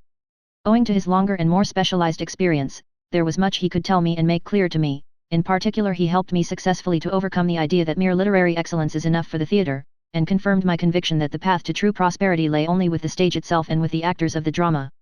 From this time forward, till I left Dresden, my intercourse with Eduard Devrient grew more and more friendly, though his dry nature and obvious limitations as an actor had attracted me but little before. His highly meritorious work, Die Geschichte der Schauspielkunst, History of German Dramatic Art, which he finished and published about that time, threw a fresh and instructive light on many problems which exercised my mind, and helped me to master them for the first time. At last I managed once more to resume my task of composing the third act of Lohengrin, which had been interrupted in the middle of the bridal scene, and I finished it by the end of the winter. After the repetition, by special request, of the Ninth Symphony at the concert on Palm Sunday had revived me, I tried to find comfort and refreshment for the further progress of my new work by changing my abode, this time without asking permission. The old Marcolini Palace, with a very large garden laid out partly in the French style, was situated in an outlying and thinly populated suburb of Dresden. It had been sold to the town council, and a part of it was to be let. The sculptor, Haenel, whom I had known for a long time, and who had given me as a mark of friendship an ornament in the shape of a perfect plaster cast of one of the bas-reliefs from Beethoven's monument representing the Ninth Symphony, had taken the large rooms on the ground floor of a side wing of this palace for his dwelling and studio. At Easter I moved into the spacious apartments, above him, the rent of which was extremely low, and found that the large garden planted with glorious trees, which was placed at my disposal, and the pleasant stillness of the whole place, not only provided mental food for the weary artist, but at the same time, by lessening my expenses, improved my straitened finances. We soon settled down quite comfortably in the long row of pleasant rooms without having incurred any unnecessary expense, as Minna was very practical in her arrangements. The only real inconvenience which in the course of time I found our new home possessed, was its inordinate distance from the theatre. This was a great trial to me after fatiguing rehearsals and tiring performances, as the expense of a cab was a serious consideration. But we were favoured by an exceptionally fine summer, which put me in a happy frame of mind, and soon helped to overcome every inconvenience. At this time I insisted with the utmost firmness on refraining from taking any further share in the management of the theatre, and I had most cogent reasons to bring forth in defence of my conduct. All my endeavours to set in order the wilful chaos which prevailed in the use of the costly artistic materials at the disposal of this royal institution were repeatedly thwarted, merely because I wished to introduce some method into the arrangements. In a carefully written pamphlet which, in addition to my other work, I had compiled during the past winter, I had drawn up a plan for the reorganization of the orchestra, and had shown how we might increase the productive power of our artistic capital by making a more methodical use of the royal funds intended for its maintenance, and showing greater discretion regarding salaries. This increase in the productive power would raise the artistic spirit as well as improve the economic position of the members of the orchestra, for I should have liked them at the same time to form an independent concert society. In such a capacity it would have been their task to present to the people of Dresden, in the best possible way, a kind of music which they had hitherto hardly had the opportunity of enjoying at all. It would have been possible for such a union, which, as I pointed out, had so many external circumstances in its favour, to provide Dresden with a suitable concert hall. I hear, however, that such a place is wanting to this day. With this object in view I entered into close communication with architects and builders, and the plans were completed, according to which the scandalous buildings facing a wing of the renowned prison opposite the Osterhalle, and consisting of a shed for the members of the theatre and a public wash-house, were to be pulled down and replaced by a beautiful building, which, besides containing a large concert hall adapted to our requirements, would also have had other large rooms which could have been let out on hire at a profit. The practicality of these plans was disputed by no one, as even the administrators of the orchestra's widows' fund saw in them an opportunity for the safe and advantageous laying out of capital, yet they were returned to me, after long consideration on the part of the general management, with thanks and an acknowledgment of my careful work, and the curt reply that it was thought better for things to remain as they were. All my proposals for meeting the useless waste and drain upon our artistic capital by a more methodical arrangement, met with the same success in every detail that I suggested. I had also found out by long experience that every proposal which had to be discussed and decided upon in the most tiring committee meetings, as for instance the starting of a repertoire, might at any moment be overthrown and altered for the worse by the temper of a singer or the plan of a junior business inspector. I was therefore driven to renounce my wasted efforts and, after many a stormy discussion and outspoken expression of my sentiments, I withdrew from taking any part whatever in any branch of the management, and limited myself entirely to holding rehearsals and conducting performances of the operas provided for me. Although my relations with Ludica grew more and more strained on this account, for the time being it mattered little whether my conduct pleased him or not, as otherwise my position was one which commanded respect, on account of the ever-increasing popularity of Tannhauser and Rienzi, which were presented during the summer to houses packed with distinguished visitors, and were invariably chosen for the gala performances. By thus going my own way and refusing to be interfered with, I succeeded this summer, amid the delightful and perfect seclusion of my new home, in preserving myself in a frame of mind exceedingly favourable to the completion of my Lohengrin. My studies, which, as I have already mentioned, I pursued eagerly at the same time as I was working on my opera, made me feel more light-hearted than I had ever done before. For the first time I now mastered Aeschylus with real feeling and understanding. Droysen's eloquent commentaries in particular helped to bring before my imagination the intoxicating effect of the production of an Athenian tragedy, so that I could see the Oresteia with my mind's eye, as though it were actually being performed, and its effect upon me was indescribable. Nothing, however, could equal the sublime emotion with which the Agamemnon trilogy inspired me, and to the last word of the Eumenides I lived in an atmosphere so far removed from the present day that I have never since been really able to reconcile myself with modern literature. My ideas about the whole significance of the drama and of the theatre were, without a doubt, molded by these impressions. I worked my way through the other tragedians, and finally reached Aristophanes. When I had spent the morning industriously upon the completion of the music for Lohengrin, I used to creep into the depths of a thick shrubbery in my part of the garden to get shelter from the summer heat, which was becoming more intense every day.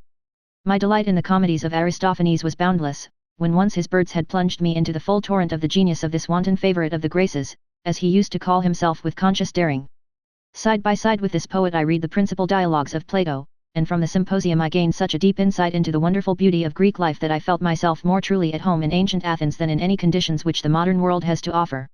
As I was following out a settled course of self-education, I did not wish to pursue my way further in the leading strings of any literary history, and I consequently turned my attention from the historical studies, which seemed to be my own peculiar province, and in which department Droysen's history of Alexander and the Hellenistic period, as well as Niebuhr and Gibbon, were of great help to me, and fell back once more upon my old and trusty guide, Jacob Grimm, for the study of German antiquity.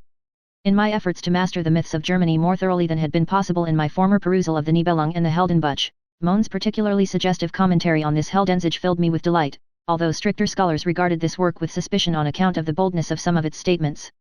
By this means I was drawn irresistibly to the northern sagas, and I now tried, as far as was possible without a fluent knowledge of the Scandinavian languages, to acquaint myself with the Edda, as well as with the prose version which existed of a considerable portion of the Heldensage. Read by the light of Mohn's commentaries, the Wolsunga saga had a decided influence upon my method of handling this material. My conceptions as to the inner significance of these old world legends, which had been growing for a long time, gradually gained strength and molded themselves with the plastic forms which inspired my later works.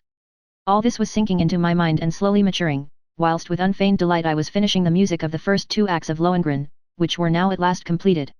I now succeeded in shutting out the past and building up for myself a new world of the future, which presented itself with ever-growing clearness to my mind as the refuge whither I might retreat from all the miseries of modern opera and theatre life. At the same time, my health and temper were settling down into a mood of almost unclouded serenity, which made me oblivious for a long time of all the worries of my position. I used to walk every day up into the neighbouring hills, which rose from the banks of the Elbe to the Plauensker Grand. I generally went alone, except for the company of our little dog Peps, and my excursions always resulted in producing a satisfactory number of ideas.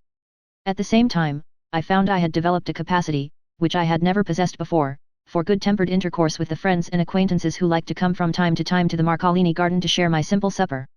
My visitors used often to find me perched on a high branch of a tree, or on the neck of the Neptune, which was the central figure of a large group of statuary in the middle of an old fountain, unfortunately always dry, belonging to the palmy days of the Marcolini estate. I used to enjoy walking with my friends up and down the broad footpath of the drive leading to the real palace, which had been laid especially for Napoleon in the fatal year 1813, when he had fixed his headquarters there. By August, the last month of summer, I had completely finished the composition of Lohengrin, and felt that it was high time for me to have done so, as the needs of my position demanded imperatively that I should give my most serious attention to improving it, and it became a matter of supreme importance for me once more to take steps for having my operas produced in the German theatres. Even the success of Tannhauser in Dresden, which became more obvious every day, did not attract the smallest notice anywhere else. Berlin was the only place which had any influence in the theatrical world of Germany, and I ought long before to have given my undivided attention to that city. From all I had heard of the special tastes of Friedrich Wilhelm IV, I felt perfectly justified in assuming that he would feel sympathetically inclined towards my later works and conceptions if I could only manage to bring them to his notice in the right light. On this hypothesis I had already thought of dedicating Tannhauser to him, and to gain permission to do so I had to apply to Count Riedern, the court musical director. From him I heard that the king could only accept the dedication of works which had actually been performed in his presence, and of which he thus had a personal knowledge.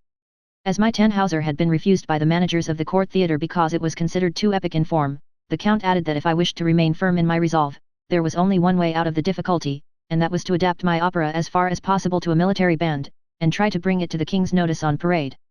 This drove me to determine upon another plan of attack on Berlin. After this experience I saw that I must open my campaign there with the opera that had won the most decided triumph in Dresden. I therefore obtained an audience of the Queen of Saxony, the sister of the King of Prussia, and begged her to use her influence with her brother to obtain a performance in Berlin by royal command of my Rienzi, which was also a favorite with the court of Saxony. This maneuver was successful, and I soon received a communication from my old friend Kustner to say that the production of Rienzi was fixed for a very early date at the Berlin Court Theatre, and at the same time expressing the hope that I would conduct my work in person. As a very handsome author's royalty had been paid by this theatre, at the instigation of Kustner, on the occasion of the production of his old Munich friend Lachner's opera, Katharina von Kornero, I hoped to realize a very substantial improvement in my finances if only the success of Rienzi in this city in any degree rivaled that in Dresden. But my chief desire was to make the acquaintance of the King of Prussia, so that I might read him the text of my Lohengrin, and arouse his interest in my work. This from various signs I flattered myself was perfectly possible, in which case I intended to beg him to command the first performance of Lohengrin to be given at his court theatre. After my strange experiences as to the way in which my success in Dresden had been kept secret from the rest of Germany, it seemed to me a matter of vital importance to make the future center of my artistic enterprises the only place which exercised any influence on the outside world, and as such I was forced to regard Berlin. Inspired by the success of my recommendation to the Queen of Prussia, I hoped to gain access to the king himself, which I regarded as a most important step.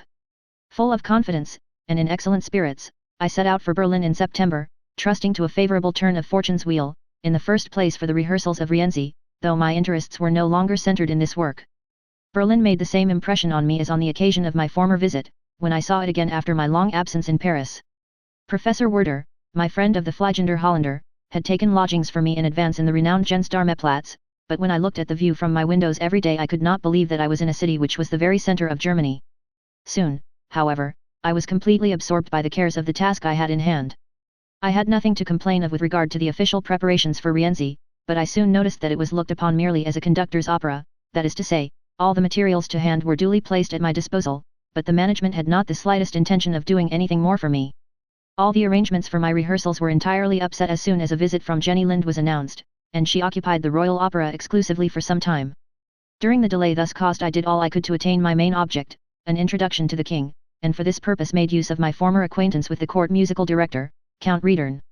This gentleman received me at once with the greatest affability, invited me to dinner and a soiree, and entered into a hearty discussion with me about the steps necessary for attaining my purpose, in which he promised to do his utmost to help me. I also paid frequent visits to Sans Souci, in order to pay my respects to the Queen and express my thanks to her. But I never got further than an interview with the ladies-in-waiting, and I was advised to put myself into communication with M. Hilaire, the head of the Royal Privy Council. This gentleman seemed to be impressed by the seriousness of my request, and promised to do what he could to further my wish for a personal introduction to the king. He asked what my real object was, and I told him it was to get permission from the king to read my libretto Lohengrin to him. On the occasion of one of my oft-repeated visits from Berlin, he asked me whether I did not think it would be advisable to bring a recommendation of my work from Tieck. I was able to tell him that I had already had the pleasure of bringing my case to the notice of the old poet, who lived near Potsdam as a royal pensioner. I remembered very well that Frau von Ludekow had sent the themes Lohengrin and Tannhauser to her old friend some years ago, when these matters were first mentioned between us. When I called upon Tieck, I was welcomed by him almost as a friend, and I found my long talks with him exceedingly valuable. Although Tieck had perhaps gained a somewhat doubtful reputation for the leniency with which he would give his recommendation for the dramatic works of those who applied to him, yet I was pleased by the genuine disgust with which he spoke of our latest dramatic literature, which was modeling itself on the style of modern French stagecraft, and his complaint at the utter lack of any true poetic feeling in it was heartfelt. He declared himself delighted with my poem of Lohengrin, but could not understand how all this was to be set to music without a complete change in the conventional structure of an opera, and on this score he objected to such scenes as that between Ortrud and Frederick at the beginning of the second act. I thought I had roused him to a real enthusiasm when I explained how I proposed to solve these apparent difficulties, and also described my own ideals about musical drama. But the higher I soared the sadder he grew when I had once made known to him my hope of securing the patronage of the King of Prussia for these conceptions, and the working out of my scheme for an ideal drama. He had no doubt that the king would listen to me with the greatest interest, and even seize upon my ideas with warmth, only I must not entertain the smallest hope of any practical result, unless I wished to expose myself to the bitterest disappointment. What can you expect from a man who today is enthusiastic about Gluck's Iphigenia in Taurus, and tomorrow mad about Donizetti's Lucrezia Borgia, he said. Tieck's conversation about these and similar topics was much too entertaining and charming for me to give any serious weight to the bitterness of his views.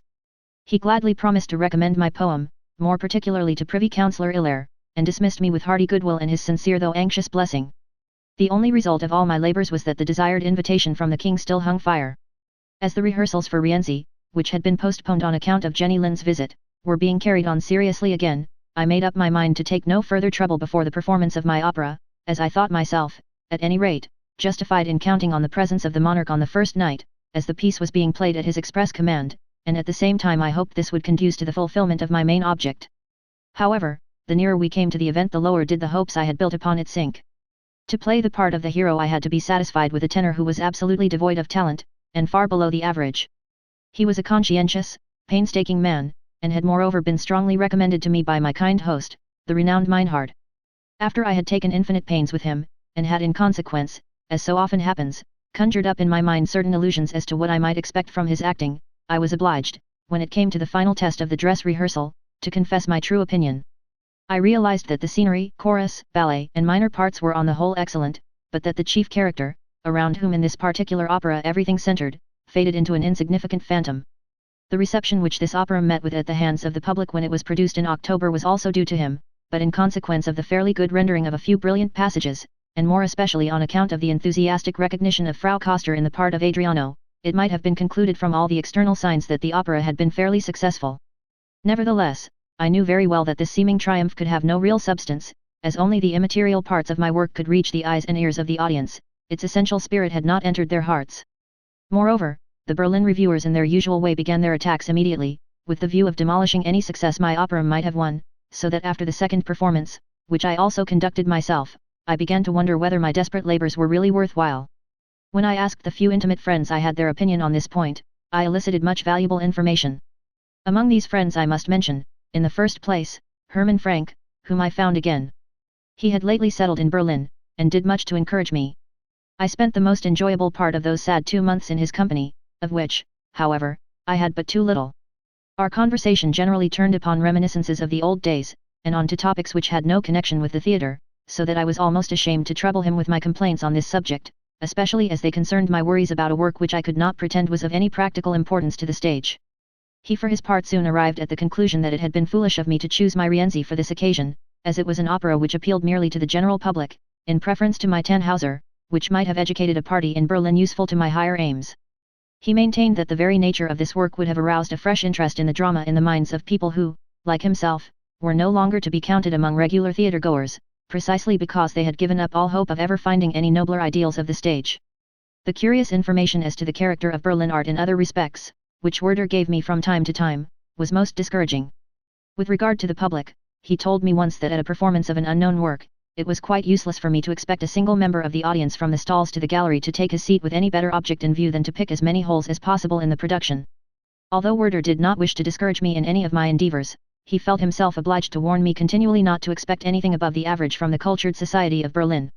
He liked to see proper respect paid to the really considerable gifts of the king, and when I asked him how he thought the latter would receive my ideas about the ennobling of opera, he answered, after having listened attentively to a long and fiery tirade on my part, "The king would say to you, go and consult Stawinski."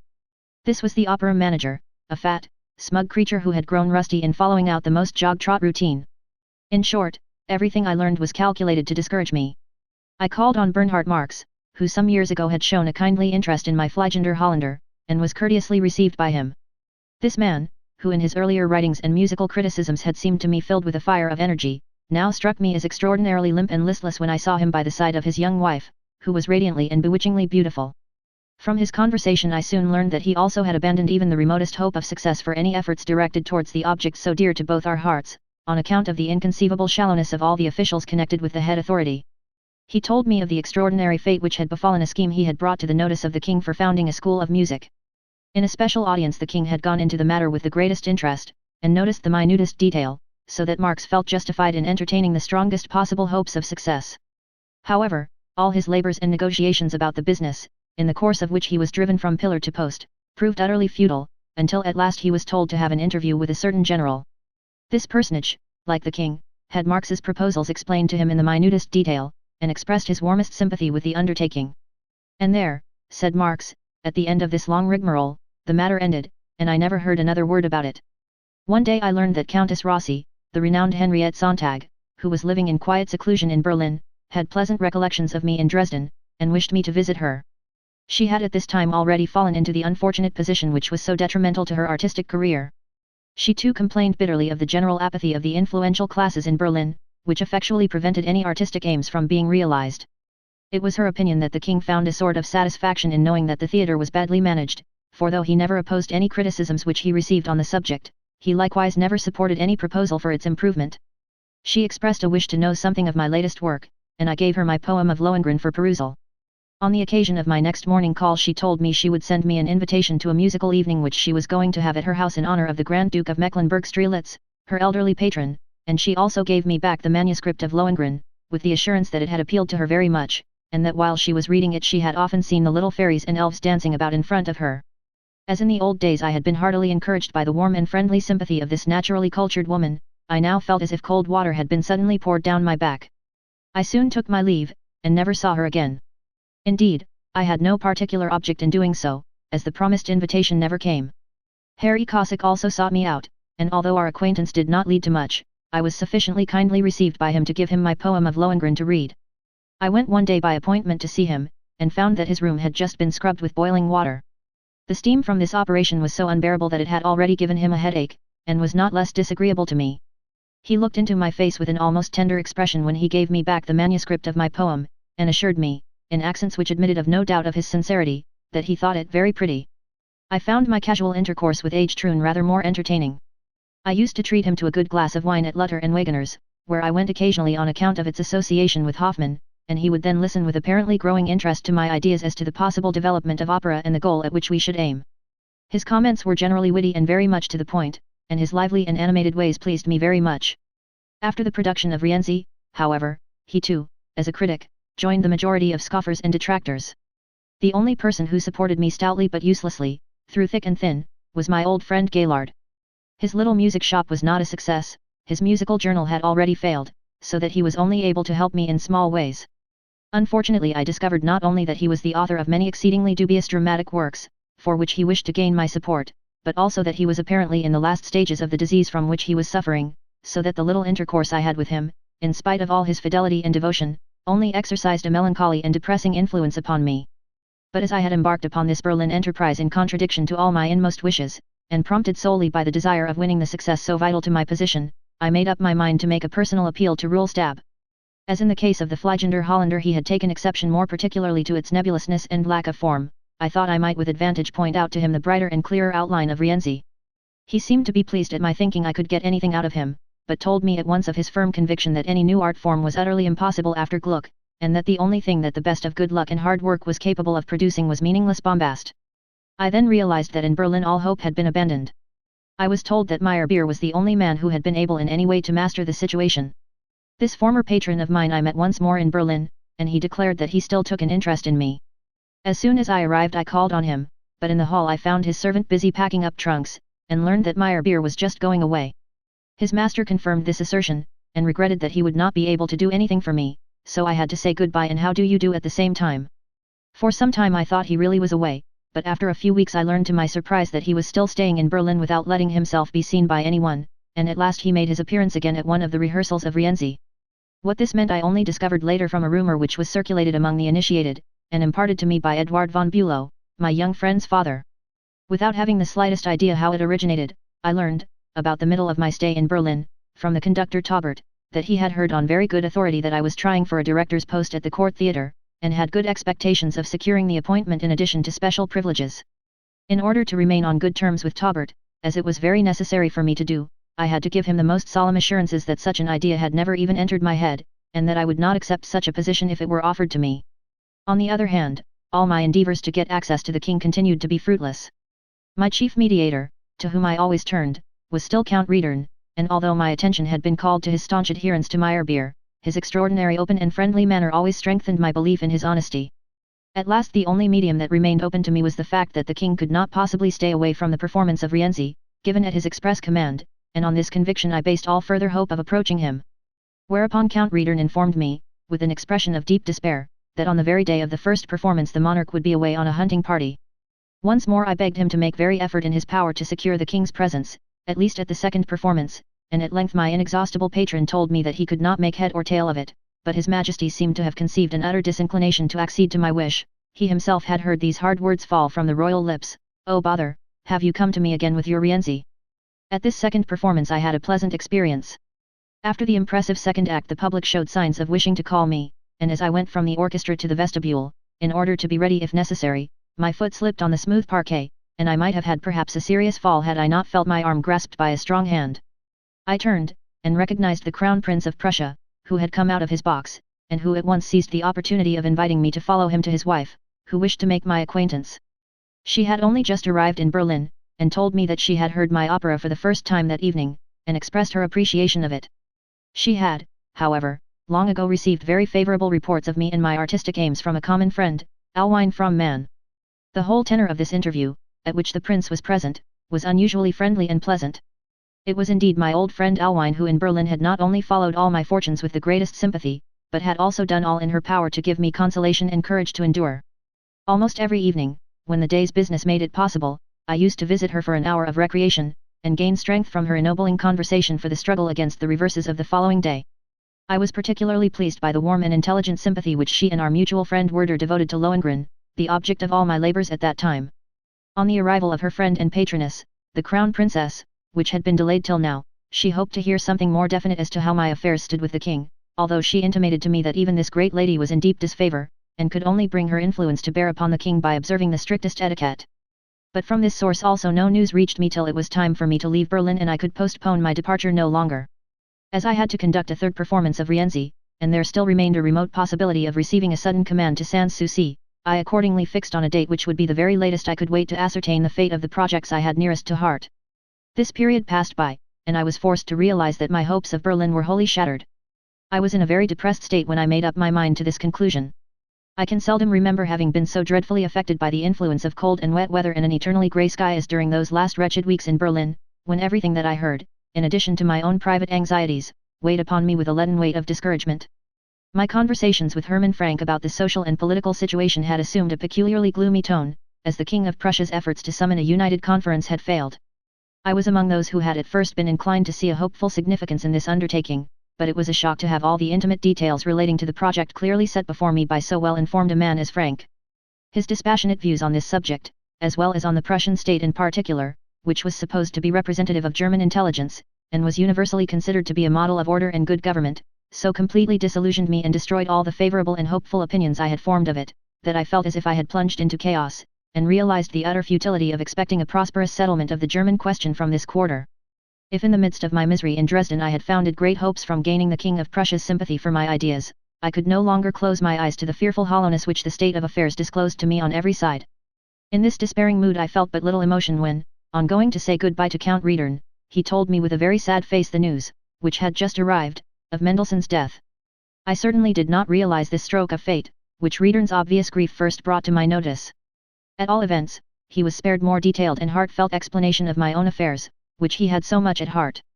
The only thing that remained for me to do in Berlin was to try and make my material success balance my material loss. For a stay of 2 months, during which my wife and my sister Clara had been with me, lured on by the hope that the production of Rienzi in Berlin would be a brilliant success, I found my old friend, Director Kustner, by no means inclined to compensate me. From his correspondence with me he could prove up to the hilt that legally he had only expressed the desire for my cooperation in studying Rienzi, but had given me no positive invitation. As I was prevented by Count Riedern's grief over Mendelssohn's death from going to him for help in these trivial private concerns, there was no alternative but for me to accept with a good grace Kustner's beneficence in paying me on the spot the royalties on the 3 performances which had already taken place. The Dresden authorities were surprised when I found myself obliged to beg an advance of income from them in order to conclude this brilliant undertaking in Berlin. As I was traveling with my wife in the most horrible weather through the deserted country on my way home, I fell into a mood of the blackest despair, which I thought I might perhaps survive once in a lifetime but never again.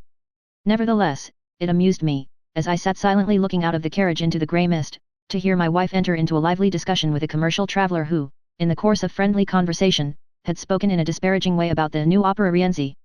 My wife, with great heat and even passion, corrected various mistakes made by this hostile critic, and to her great satisfaction made him confess that he had not heard the opera himself, but had only based his opinion upon hearsay and the reviews. Whereupon my wife pointed out to him most earnestly that he could not possibly know whose future he might not injure by such irresponsible comment. These were the only cheering and consoling impressions which I carried back with me to Dresden, where I soon felt the direct results of the reverses I had suffered in Berlin in the condolences of my acquaintances. The papers had spread abroad the news that my opera had been a dismal failure. The most painful part of the whole proceeding was that I had to meet these expressions of pity with a cheerful countenance and the assurance that things were by no means so bad as had been made out, but that, on the contrary, I had had many pleasant experiences. This unaccustomed effort placed me in a position strangely similar to that in which I found Hiller on my return to Dresden. He had given a performance of his new opera, Konraden von Hohenstaufen, here just about this time. He had kept the composition of this work a secret from me, and had hoped to make a decided hit with it after the 3 performances which took place in my absence. Both the poet and the composer thought that in this work they had combined the tendencies and effects of my Rienzi with those of my Tannhauser in a manner peculiarly suited to the Dresden public. As he was just setting out for Dusseldorf, where he had been appointed concert director, he commended his work with great confidence to my tender mercies, and regretted not having the power of appointing me the conductor of it. He acknowledged that he owed his great success partly to the wonderfully happy rendering of the male part of Konraden by my niece Johanna. She, in her turn, told me with equal confidence that without her Hiller's opera would not have had such an extraordinary triumph. I was now really anxious to see this fortunate work and its wonderful staging for myself, and this I was able to do, as a 4th performance was announced after Hiller and his family had left Dresden for good. When I entered the theatre at the beginning of the overture to take my place in the stalls, I was astonished to find all the seats, with a few scarcely noticeable exceptions, absolutely empty. At the other end of my row I saw the poet who had written the libretto, the gentle painter Reinecke. We moved, naturally, towards the middle of the space and discussed the strange position in which we found ourselves.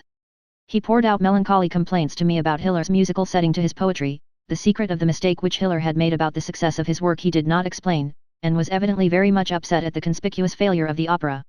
It was from another quarter that I learned how it had been possible for Hiller to deceive himself in such an extraordinary way. Frau Hiller, who was of Polish origin, had managed at the frequent Polish gatherings which took place in Dresden to persuade a large contingent of her countrymen, who were keen theatre-goers, to attend her husband's opera. On the first night these friends, with their usual enthusiasm, incited the public to applaud, but had themselves found so little pleasure in the work that they had stayed away from the 2nd performance, which was otherwise badly attended, so that the opera could only be considered a failure. By commandeering all the help that could possibly be got from the Poles by way of applause, every effort was made to secure a 3rd performance on a Sunday, when the theatre generally filled of its own accord. This object was achieved, and the Polish theatre aristocracy, with the charity that was habitual to them, fulfilled their duty towards the needy couple in whose drawing-room they had often spent such pleasant evenings. Once more the composer was called before the curtain, and everything went off well. Hiller thereupon placed his confidence in the verdict on the 3rd performance, according to which his opera was an undoubted success, just as had been the case with my Tannhauser. The artificiality of this proceeding was, however, exposed by this 4th performance, at which I was present, and at which no one was under an obligation to the departed composer to attend. Even my niece was disgusted with it, and thought that the best singer in the world could not make a success of such a tedious opera. Whilst we were watching this miserable performance I managed to point out to the poet some weaknesses and faults that were to be found in the subject matter. The latter reported my criticisms to Hiller, whereupon I received a warm and friendly letter from Dusseldorf, in which Hiller acknowledged the mistake he had made in rejecting my advice on this point. He gave me plainly to understand that it was not too late to alter the opera according to my suggestions. I should thus have had the inestimable benefit of having such an obviously well-intentioned, and, in its way, so significant, a work in the repertoire, but I never got so far as that.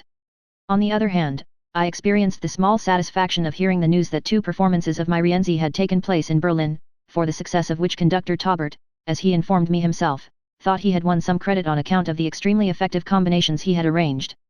In spite of this, I was absolutely convinced that I must abandon all hope of any lasting and profitable success from Berlin, and I could no longer hide from Ladekah that, if I were to continue in the discharge of my duties with the necessary good spirits, I must insist on a rise of salary, as, beyond my regular income, I could not rely on any substantial success wherewith to meet my unlucky publishing transactions. My income was so small that I could not even live on it, but I asked nothing more than to be placed on an equal footing with my colleague Reisiger, a prospect which had been held out to me from the beginning. At this juncture Ladekah saw a favorable opportunity for making me feel my dependence on his goodwill, which could only be secured by my showing due deference to his wishes. After I had laid my case before the king, at a personal interview, and asked for the favor of the moderate increase in income which was my object, Ladekah promised to make the report he was obliged to give of me as favorable as possible. How great was my consternation and humiliation when one day he opened our interview by telling me that his report had come back from the king. In it was set forth that I had unfortunately overestimated my talent on account of the foolish praise of various friends in a high position, among whom he counted Frau Wagner, and had thus been led to consider that I had quite as good a right to success as Meyerbeer. I had thereby caused such serious offence that it might, perhaps, be considered advisable to dismiss me altogether.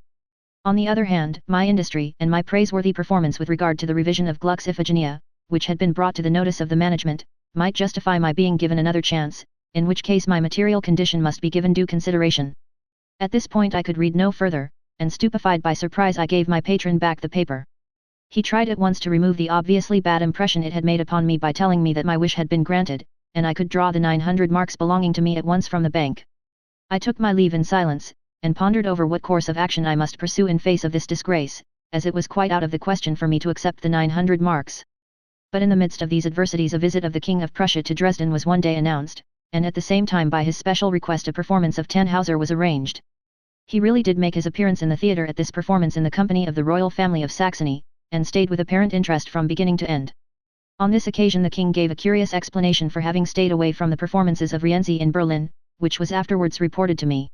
He said he had denied himself the pleasure of hearing one of my operas in Berlin, because it was important to get a good impression of them, and he knew that in his own theatre they would only be badly produced. This strange event had, at any rate, the result of giving me back sufficient self-confidence to accept the 900 marks of which I was in such desperate need. Ladakah also seemed to make a point of winning back my trust to some extent, and I gathered from his calm friendliness that I must suppose this wholly uncultured man had no consciousness of the outrage he had done me. He returned to the idea of having orchestral concerts, in accordance with the suggestions I had made in my rejected report on the orchestra, and in order to induce me to arrange such musical performances in the theatre, said the initiative had come from the management and not from the orchestra itself. As soon as I discovered that the profits were to go to the orchestra I willingly entered into the plan. By a special device of my own the stage of the theatre was made into a concert hall, afterwards considered first class, by means of a sounding board enclosing the whole orchestra, which proved a great success. In future 6 performances were to take place during the winter months. This time, however, as it was the end of the year, and we only had the second half of the winter before us, subscription tickets were issued for only 3 concerts, and the whole available space in the theatre was filled by the public. I found the preparations for this fairly diverting, and entered upon the fateful year 1848 in a rather more reconciled and amiable frame of mind. Early in the new year the first of these orchestral concerts took place, and brought me much popularity on account of its unusual program. I had discovered that if any real significance were to be given to these concerts, in distinction to those consisting of heterogeneous scraps of music of every different species under the sun, and which are so opposed to all serious artistic taste, we could only afford to give 2 kinds of genuine music alternately if a good effect was to be produced. Accordingly between 2 symphonies I placed 1 or 2 longer vocal pieces, which were not to be heard elsewhere, and these were the only items in the whole concert. After the Mozart Symphony in D major, I made all the musicians move from their places to make room for an imposing choir, which had to sing Palestrina's Stabat Mater, from an adaptation of the original recitative, which I had carefully revised, and Bach's motet for 8 voices, Singet dem Herrn ein neues Lied, Sing unto the Lord a new song. Thereupon I let the orchestra again take its place to play Beethoven's Sinfonia Eroica, and with that to end the concert.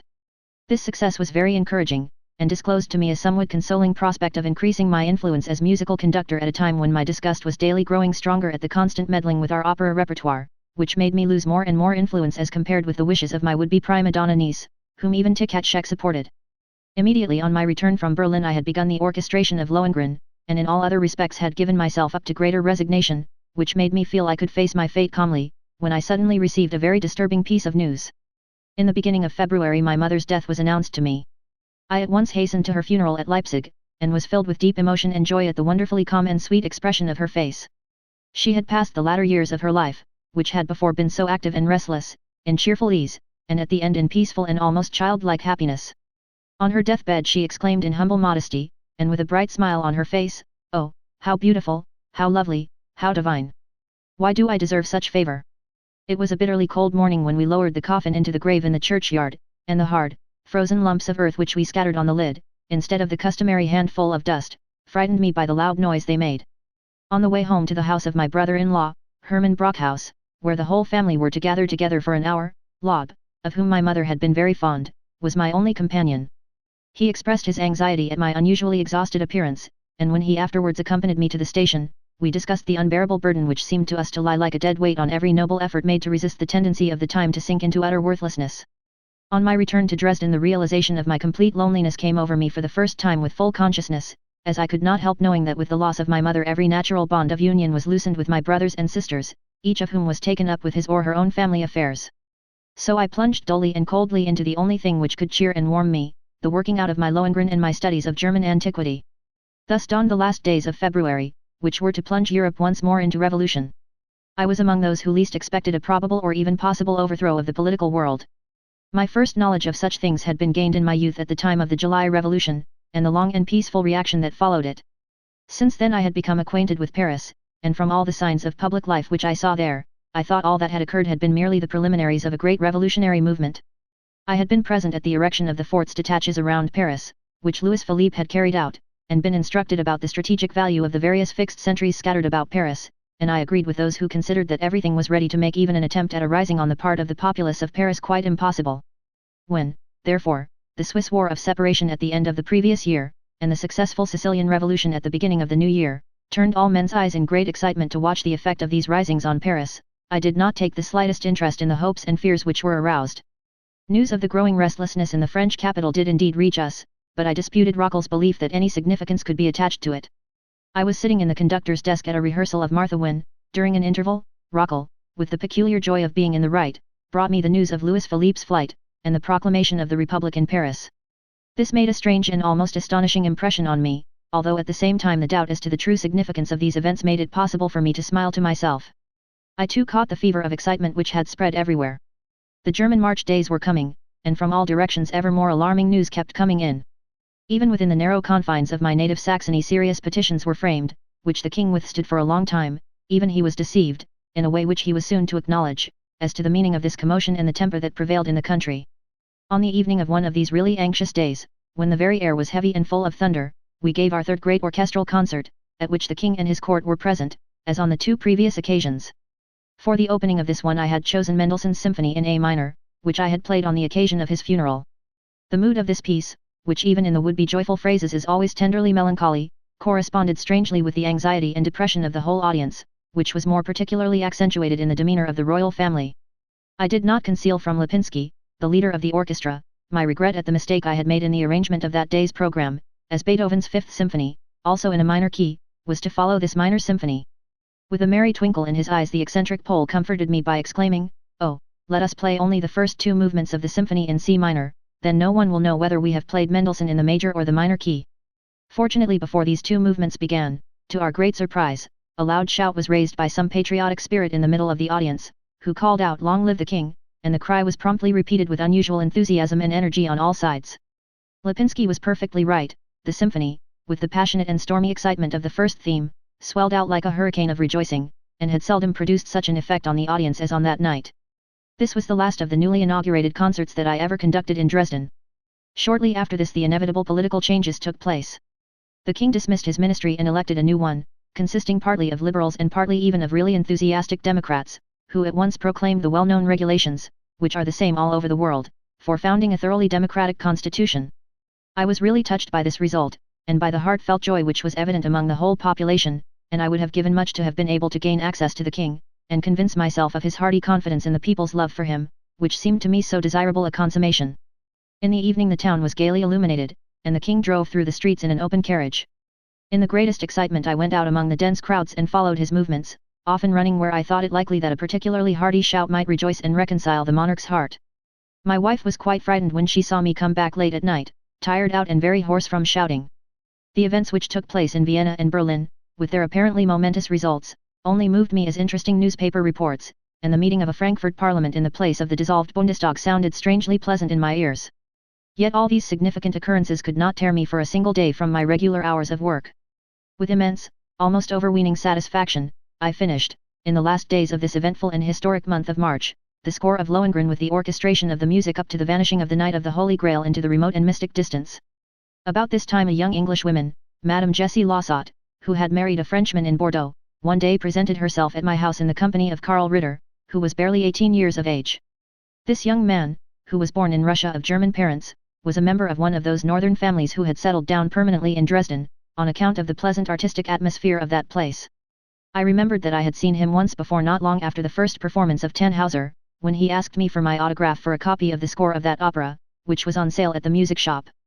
I now learned that this copy really belonged to Frau Lossot, who had been present at those performances, and who was now introduced to me. Overcome with shyness, the young lady expressed her admiration in a way I had never experienced before, and at the same time told me how great was her regret at being called away by family affairs from her favorite home in Dresden with the Ritter family, who, she gave me to understand, were deeply devoted to me. It was with a strange, and in its way quite a new, sensation that I bade farewell to this young lady. This was the first time since my meeting with Alwine from Man and Werder, when the Fliegender Holländer was produced, that I came across this sympathetic tone, which seemed to come like an echo from some old familiar past, but which I never heard close at hand. I invited young Ritter to come and see me whenever he liked, and to accompany me sometimes on my walks. His extraordinary shyness, however, seemed to prevent him from doing this, and I only remember seeing him very occasionally at my house. He used to turn up more often with Hans von Bülow, whom he seemed to know pretty well, and who had already entered the Leipzig University as a student of law. This well-informed and talkative young man showed his warm and hearty devotion to me more openly, and I felt bound to reciprocate his affection. He was the first person who made me realize the genuine character of the new political enthusiasm. On his hat, as well as on his father's, the black, red, and gold cockade was paraded before my eyes. Now that I had finished my Lohengrin, and had leisure to study the course of events, I could no longer help myself sympathizing with the ferment aroused by the birth of German ideals and the hopes attached to their realization. My old friend Frank had already imbued me with a fairly sound political judgment, and, like many others, I had grave doubts as to whether the German parliament now assembling would serve any useful purpose. Nevertheless, the temper of the populace, of which there could be no question, although it might not have been given very obvious expression, and the belief, everywhere prevalent, that it was impossible to return to the old conditions, could not fail to exercise its influence upon me. But I wanted actions instead of words, and actions which would force our princes to break forever with their old traditions, which were so detrimental to the cause of the German Commonwealth.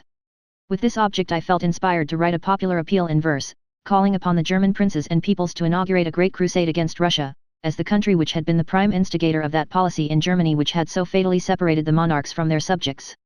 One of the verses ran as follows. The old fight against the East returns again today. The people's sword must not rust. Who freedom wish for I? As I had no connection with political journals, and had learned by chance that Berthold Auerbach was on the staff of a paper in Mannheim, where the waves of revolution ran high, I sent him my poem with the request to do whatever he thought best with it, and from that day to this I have never heard or seen anything of it. Whilst the Frankfurt Parliament continued to sit on from day to day, and it seemed idle to conjecture whither this big talk by small men would lead, I was much impressed by the news which reached us from Vienna. In the May of this year an attempt at a reaction, such as had succeeded in Naples and remained indecisive in Paris, had been triumphantly nipped in the bud by the enthusiasm and energy of the Viennese people under the leadership of the students' band, who had acted with such unexpected firmness. I had arrived at the conclusion that, in matters directly concerning the people, no reliance could be placed on reason or wisdom, but only on sheer force supported by fanaticism or absolute necessity, but the course of events in Vienna, where I saw the youth of the educated classes working side by side with the laboring man, filled me with peculiar enthusiasm, to which I gave expression in another popular appeal in verse. This I sent to the Österreichischen Zeitung, where it was printed in their columns with my full signature. In Dresden 2 political unions had been formed, as a result of the great changes that had taken place. The first was called the Deutscher Verein, German Union, whose program aimed at a constitutional monarchy on the broadest democratic foundation. The names of its principal leaders, among which, in spite of its broad democratic foundation, my friends Eduard de Vriend and Professor Rietschel had the courage openly to appear, guaranteed the safety of its objects. This union, which tried to include every element that regarded a real revolution with abhorrence, conjured into existence an opposition club which called itself the Vaterlandsverein, Patriotic Union. In this the democratic foundation seemed to be the chief basis, and the constitutional monarchy only provided the necessary cloak. Rockel canvassed passionately for the latter, as he seemed to have lost all confidence in the monarchy. The poor fellow was, indeed, in a very bad way.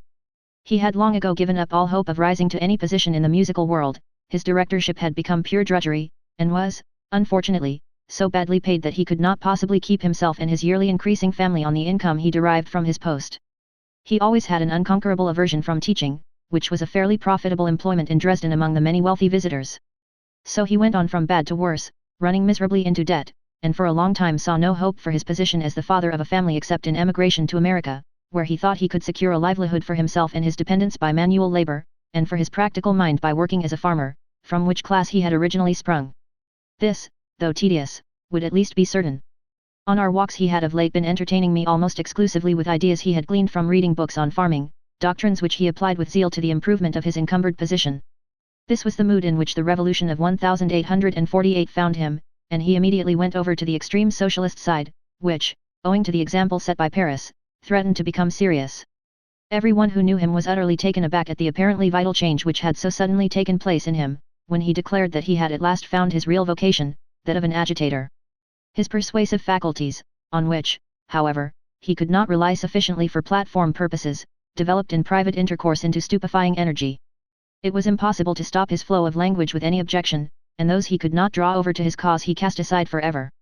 In his enthusiasm about the problems which occupied his mind day and night, he sharpened his intellect into a weapon capable of demolishing every foolish objection, and suddenly stood in our midst like a preacher in the wilderness. He was at home in every department of knowledge. The Vaterlandsverein had elected a committee for carrying into execution a plan for arming the populace. This included Rockel and other thoroughgoing Democrats, and, in addition, certain military experts, among whom was my old friend Hermann Müller, the lieutenant of the guards who had once been engaged to Schroeder de Vriend. He and another officer named Zichlinski were the only members of the Saxon army who joined the political movement.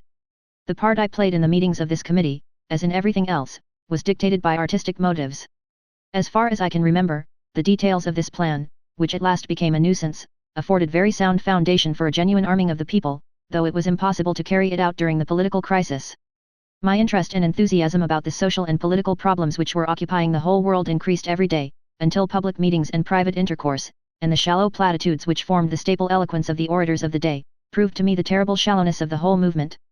If only I could rest assured that, while such senseless confusion was the order of the day, people well versed in these matters would withhold from any demonstration, which to my great regret I observed in Hermann Frank, and told him of, openly, then, on the contrary, I should feel myself compelled, as soon as the opportunity arose, to discuss the purport of such questions and problems according to my judgment.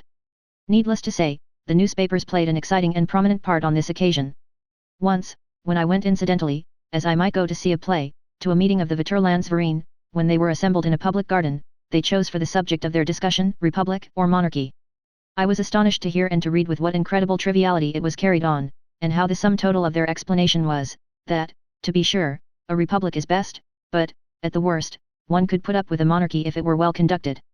As the result of many heated discussions on this point, I was incited to lay bare my views on the subject in an article which I published in the Dresdner Anzeiger, but which I did not sign. My special aim was to turn the attention of the few who really took the matter seriously, from the external form of the government to its intrinsic value. When I had pursued and consistently discussed the utmost idealistic conclusions of all that which, to my mind, was necessary and inseparable from the perfect state and from social order, I inquired whether it would not be possible to realize all this with a king at the head, and entered so deeply into the matter as to portray the king in such a fashion, that he seemed even more anxious than anyone else that his state should be organized on genuinely republican lines, in order that he might attain to the fulfillment of his own highest aims. I must own, however, that I felt bound to urge this king to assume a much more familiar attitude towards his people than the court atmosphere and the almost exclusive society of his nobles would seem to render possible. Finally, I pointed to the King of Saxony as being specially chosen by fate to lead the way in the direction I had indicated, and to give the example to all the other German princes. Rockel considered this article a true inspiration from the angel of propitiation, but as he feared that it would not meet with proper recognition and appreciation in the paper, he urged me to lecture on it publicly at the next meeting of the Vaterlandsverein, for he attached great importance to my discoursing on the subject personally. Quite uncertain as to whether I could really persuade myself to do this, I attended the meeting, and there, owing to the intolerable balderdash uttered by a certain barrister named Blode and a master furrier Klett, whom at that time Dresden venerated as a Demosthenes and a Cleon, I passionately decided to appear at this extraordinary tribunal with my paper, and to give a very spirited reading of it to about 3,000 persons. The success I had was simply appalling. The astounded audience seemed to remember nothing of the speech of the orchestral conductor royal save the incidental attack I had made upon the court sycophants. The news of this incredible event spread like wildfire. The next day I rehearsed Rienzi, which was to be performed the following evening. I was congratulated on all sides upon my self-sacrificing audacity. On the day of the performance, however, I was informed by Isolde, the attendant of the orchestra, that the plans had been changed, and he gave me to understand that thereby there hung a tale. True enough, the terrible sensation I had made became so great, that the directors feared the most unheard of demonstrations at any performance of Rienzi. Then a perfect storm of derision and vituperation broke loose in the press, and I was besieged on all sides to such an extent that it was useless to think of self-defense. I had even offended the communal guard of Saxony, and was challenged by the commander to make a full apology. But the most inexorable enemies I made were the court officials, especially those holding a minor office, and to this day I still continue to be persecuted by them. I learned that, as far as it lay in their power, they incessantly besought the king, and finally the director, to deprive me at once of my office. On account of this I thought it necessary to write to the monarch personally, in order to explain to him that my action was to be regarded more in the light of a thoughtless indiscretion than as a culpable offence. I sent this letter to Herr von Ludekow, begging him to deliver it to the king, and to arrange at the same time a short leave for me, so that the provoking disturbance should have a chance of dying down during my absence from Dresden. The striking kindness and goodwill which Herr von Ludekow showed me on this occasion made no little impression upon me, and this I took no pains to conceal from him. As in the course of time, however, his ill-controlled rage at various things, and especially at a good deal that he had misunderstood in my pamphlet, broke loose, I learned that it was not from any humane motives that he had spoken in such a propitiatory manner to me, but rather by desire of the king himself. On this point I received most accurate information, and heard that when everybody, and even von Luttikow himself, were besieging the king to visit me with punishment, the king had forbidden any further talk on the subject. After this very encouraging experience, I flattered myself that the king had understood not only my letter, but also my pamphlet, better than many others. In order to change my mind a little, I determined for the present, it was the beginning of July, to take advantage of the short period of leave granted to me, by going to Vienna. I travelled by way of Breslau, where I looked up an old friend of my family, the musical director Moswius, at whose house I spent an evening. We had a most lively conversation, but, unfortunately, were unable to steer clear of the stirring political questions of the day. What interested me most was his exceptionally large, or even, if I remember rightly, complete collection of Sebastian Bach's cantatas in most excellent copies. Besides this, he related, with a humour quite his own, several amusing musical anecdotes which were a pleasant memory for many a year. When Moswius returned my visit in the course of the summer at Dresden, I played a part of the first act of Lohengrin on the piano for him, and the expression of his genuine astonishment at this conception was very gratifying to me. In later years, however, I found that he had spoken somewhat scoffingly about me, but I did not stop to reflect as to the truth of this information, or as to the real character of the man, for little by little I had to accustom myself to the most inconceivable things. At Vienna the first thing I did was to call on Professor Fischhoff, as I knew that he had in his keeping important manuscripts, chiefly by Beethoven, among which the original of the C minor sonata, opus 111, I was particularly curious to see. Through this new friend, whom I found somewhat dry, I made the acquaintance of Herr Vesk von Puttlingen, who, as the composer of a most insignificant opera, Joan of Arc, which had been performed in Dresden, had with cautious good taste adopted only the last two syllables of Beethoven's name, Haven. One day we were at his house to dinner, and I then recognized in him a former confidential official of Prince Metternich, who now, with his ribbon of black, red, and gold, followed the current of the age, apparently quite convinced. I made another interesting acquaintance in the person of Herr von Fontan, the Russian state councillor, and attaché at the Russian embassy in Vienna. I frequently met this man, both at Fischhoff's house and on excursions into the surrounding country, and it was interesting to me for the first time to run up against a man who could so strongly profess his faith in the pessimistic standpoint, that a consistent despotism guarantees the only order of things which can be tolerated. Not without interest, and certainly not without intelligence, for he boasted of having been educated at the most enlightened schools in Switzerland, he listened to my enthusiastic narration of the art ideal which I had in my mind, and which was destined to exercise a great and decided influence upon the human race. As he had to allow that the realization of this ideal could not be effected through the strength of despotism, and as he was unable to foresee any rewards for my exertions, by the time we came to the champagne he thawed to such a degree of affable good nature as to wish me every success. I learned later on that this man, of whose talent and energetic character I had at the time no small opinion, was last heard of as being in great distress. Now, as I never undertook anything whatever without some serious object in view, I had made up my mind to avail myself of this visit to Vienna, in order to try in some practical manner to promote my ideas for the reform of the theatre. Vienna seemed to me specially suitable for this purpose, as at that time it had 5 theatres, all totally different in character, which were dragging on a miserable existence. I quickly worked out a plan, according to which these various theatres might be formed into a sort of cooperative organization, and placed under one administration composed not only of active members, but also of all those having any literary connection with the theatre. With a view to submitting my plan to them, I then made inquiries about persons with such capacities as seemed most likely to answer my requirements. Besides Herr Friedrich Uhl, whom I had got to know at the very beginning through Fischer, and who did me very good service, I was told of a Herr Frank, the same, I presume, who later on published a big epic work called Tannhauser, and a Dr. Patscher, an agent of Meyerbeer's, and a pettifogger of whose acquaintance later on I was to have no reason to be proud. The most sympathetic, and certainly the most important, of those chosen by me for the conference meeting at Fischhoff's house, was undoubtedly Dr. Beecher, a passionate and exceedingly cultivated man. He was the only one present who seriously followed the reading of my plan, although, of course, he by no means agreed with everything. I observed in him a certain wildness and vehemence, the impression of which returned to me very vividly some months later, when I heard of his being shot as a rebel who had participated in the October insurrection at Vienna. For the present, then, I had to satisfy myself with having read the plan of my theatre reform to a few attentive listeners. All seemed to be convinced that the time was not opportune for putting forward such peaceable schemes of reform. On the other hand, Uhl thought it right to give me an idea of what was at present all the rage in Vienna, by taking me one evening to a political club of the most advanced tendencies. There I heard a speech by Herr Sigismund Englander, who shortly afterwards attracted much attention in the political monthly papers. The unblushing audacity with which he and others expressed themselves that evening with regard to the most dreaded persons in public power astounded me almost as much as the poverty of the political views expressed on that occasion. By way of contrast I received a very nice impression of Herr Grillparzer, the poet, whose name was like a fable to me, associated as it was, from my earliest days, with his Anne Frau. I approached him also with respect to the matter of my theatre reform. He seemed quite disposed to listen in a friendly manner to what I had to say to him.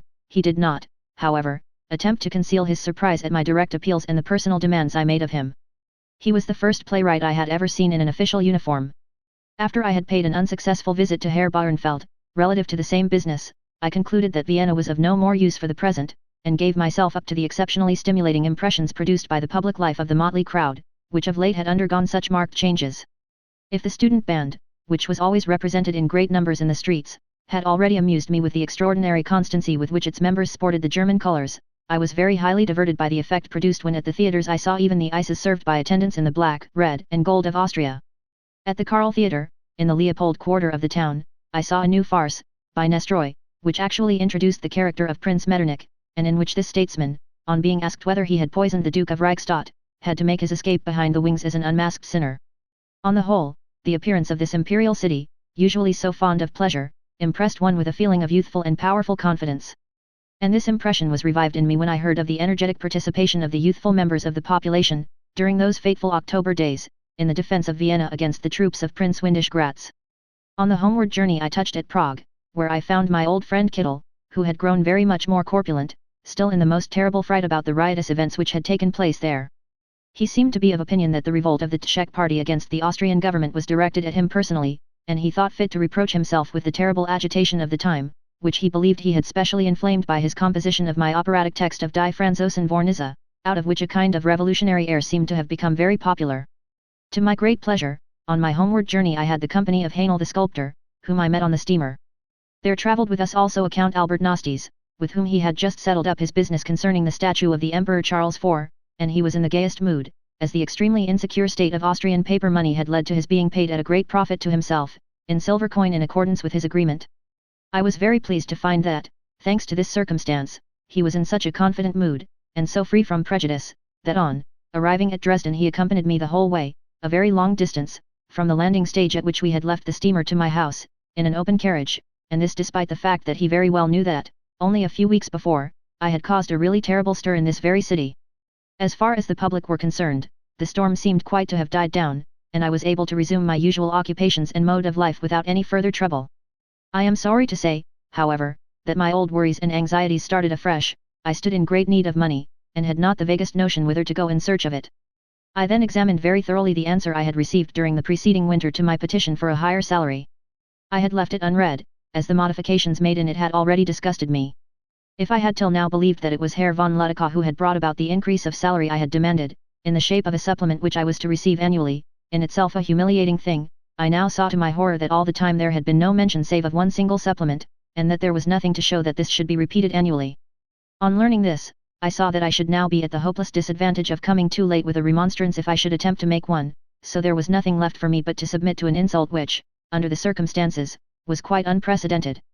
My feelings towards Herr von Ludekow, which shortly before had been rather warm owing to his supposed kind attitude towards me during the last disturbance, now underwent a serious change, and I soon had a new reason, actually connected with the above-mentioned affair, for altering my favourable opinion of him, and for turning finally against him for good and all.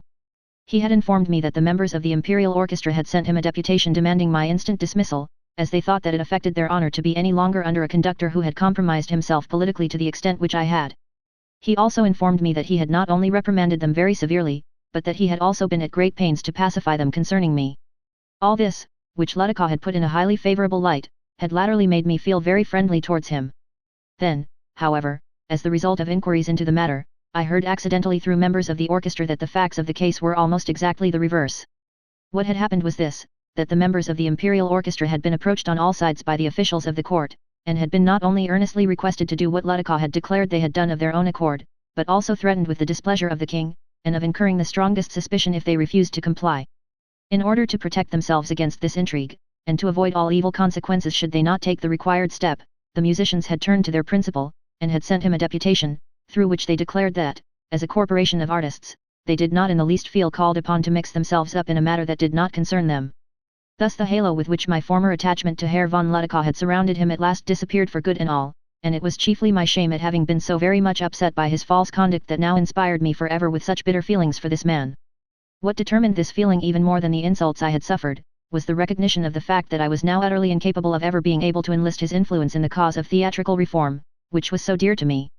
It was natural that I should learn to attach ever less and less importance to the mere retention of the post of orchestral conductor on so extraordinarily inadequate and reduced a salary, and in keeping to this office, I merely bowed to what was an inevitable though purely accidental circumstance of a wretched fate. I did nothing to make the post more intolerable, but, at the same time, I moved not a finger to ensure its permanence. The very next thing I must do was to attempt to establish my hopes of a larger income, so sadly doomed hitherto, upon a very much sounder basis. In this respect it occurred to me that I might consult my friend Liszt, and beg him to suggest a remedy for my grievous position. And lo and behold, shortly after those fateful March days, and not long before the completion of my Lohengrin score, to my very great delight and astonishment, the very man I wanted walked into my room. He had come from Vienna, where he had lived through the barricade days, and he was going on to Weimar, where he intended to settle permanently. We spent an evening together at Schumann's, had a little music, and finally began a discussion on Mendelssohn and Meyerbeer, in which Liszt and Schumann differed so fundamentally that the latter, completely losing his temper, retired in a fury to his bedroom for quite a long time. This incident did indeed place us in a somewhat awkward position towards our host, but it furnished us with a most amusing topic of conversation on the way home. I have seldom seen Liszt so extravagantly cheerful as on that night, when, in spite of the cold and the fact that he was clad only in ordinary evening dress, he accompanied first the music director Schubert, and then myself, to our respective homes. Subsequently I took advantage of a few days' holiday in August to make an excursion to Weimar, where I found Liszt permanently installed and, as is well known, enjoying a life of most intimate intercourse with the Grand Duke. Even though he was unable to help me in my affairs, except by giving me a recommendation which finally proved useless, his reception of me on this short visit was so hearty and so exceedingly stimulating, that it left me profoundly cheered and encouraged. On returning to Dresden I tried as far as possible to curtail my expenses and to live within my means, and, as every means of assistance failed me, I resorted to the expedient of sending out a circular letter addressed jointly to my remaining creditors, all of whom were really friends, and in this I told them frankly of my situation, and enjoined them to relinquish their demands for an indefinite time, till my affairs took a turn for the better, as without this I should certainly never be in a position to satisfy them. By this means they would, at all events, be in a position to oppose my general manager, whom I had every reason to suspect of evil designs, and who would have been only too glad to seize any signs of hostility towards me, on the part of my creditors, as a pretext for taking the worst steps against me. The assurance I required was given me unhesitatingly, my friend Pucinelli, and Frau Klepperbane, an old friend of my mother's, even going so far as to declare that they were prepared to give up all claim to the money they had lent me. Thus, in some measure reassured, and with my position relative to Ludikoff so far improved that I could consult my own wishes as to whether and when I should give up my post entirely, I now continued to fulfill my duties as a conductor as patiently and conscientiously as I was able, while with great zeal I also resumed my studies, which were carrying me ever further and further afield. Thus settled, I now began to watch the wonderful developments in the fate of my friend Rockel.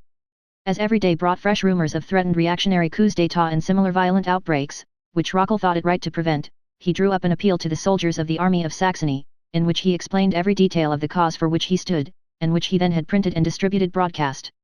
This was too flagrant a misdeed for the public prosecutors, he was therefore immediately placed under arrest, and had to remain 3 days in jail while an action for high treason was lodged against him. He was only released when the solicitor Minkwitz stood bail for the requisite 3,000 marks, equal to L150. This return home to his anxious wife and children was celebrated by a little public festival, which the committee of the Vaterlandsverein had arranged in his honor, and the liberated man was greeted as the champion of the people's cause. On the other hand, however, the general management of the court theatre, who had before suspended him temporarily, now gave him his final dismissal. Rockel let a full beard grow, and began the publication of a popular journal called the Volksblatt, of which he was sole editor. He must have counted on its success to compensate him for the loss of his salary as musical director, for he at once hired an office in the Brudergasse for his undertaking. This paper succeeded in attracting the attention of a great many people to its editor, and showed up his talents in quite a new light. He never got involved in his style or indulged in any elaboration of words, but confined himself to matters of immediate importance and general interest. It was only after having discussed them in a calm and sober fashion, that he led up from them to further deductions of still greater interest connected with them. The individual articles were short, and never contained anything superfluous, in addition to which they were so clearly written, that they made an instructive and convincing appeal to the most uneducated mind. By always going to the root of things, instead of indulging in circumlocutions which, in politics, have caused such great confusion in the minds of the uneducated masses, he soon had a large circle of readers, both among cultivated and uncultivated people. The only drawback was that the price of the little weekly paper was too small to yield him a corresponding profit. Moreover, it was necessary to warn him that if the reactionary party should ever come into power again, it could never possibly forgive him for this newspaper. His younger brother, Edward, who was paying a visit at the time in Dresden, declared himself willing to accept a post as piano teacher in England, which, though most uncongenial to him, would be lucrative and place him in a position to help Rockel's family, if, as seemed probable, he met his reward in prison or on the gallows. Owing to his connection with various societies, his time was so much taken up that my intercourse with him was limited to walks, which became more and more rare. On these occasions I often got lost in the most wildly speculative and profound discussions, while this wonderfully excitable man always remained calmly reflective and clear-headed.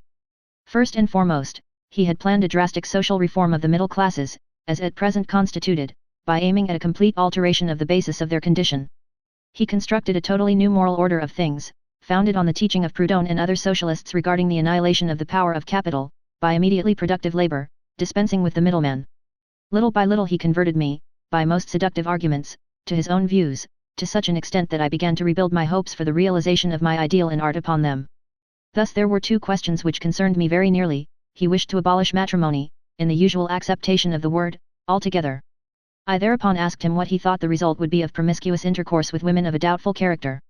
With amiable indignation he gave me to understand that we could have no idea about the purity of morals in general, and of the relations of the sexes in particular, so long as we were unable to free people completely from the yoke of the trades, guilds, and similar coercive institutions. He asked me to consider what the only motive would be which would induce a woman to surrender herself to a man, when not only the considerations of money, fortune, position, and family prejudices, but also the various influences necessarily arising from these, had disappeared. When I, in my turn, asked him whence he would obtain persons of great intellect and of artistic ability, if everybody were to be merged in the working classes, he met my objection by replying, that owing to the very fact that everybody would participate in the necessary labor according to his strength and capacity, work would cease to be a burden, and would become simply an occupation which would finally assume an entirely artistic character. He demonstrated this on the principle that, as had already been proved, a field, worked laboriously by a single peasant, was infinitely less productive than when cultivated by several persons in a scientific way.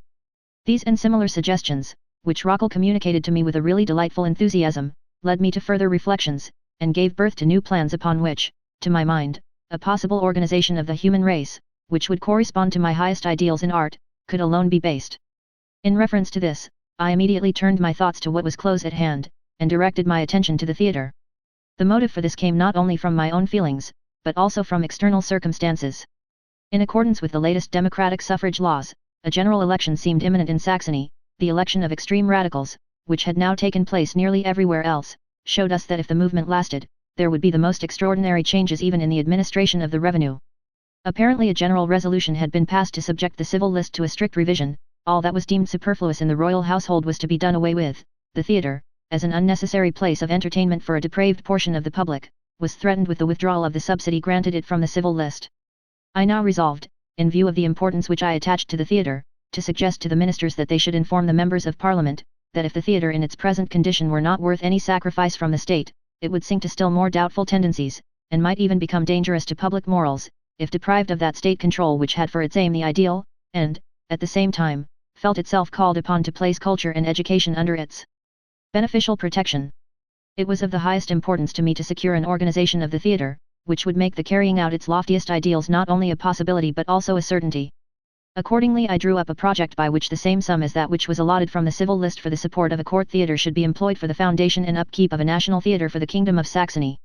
In showing the practical nature of the well-planned particulars of my scheme, I defined them with such great precision, that I felt assured my work would serve as a useful guide to the ministers as to how they should put this matter before Parliament.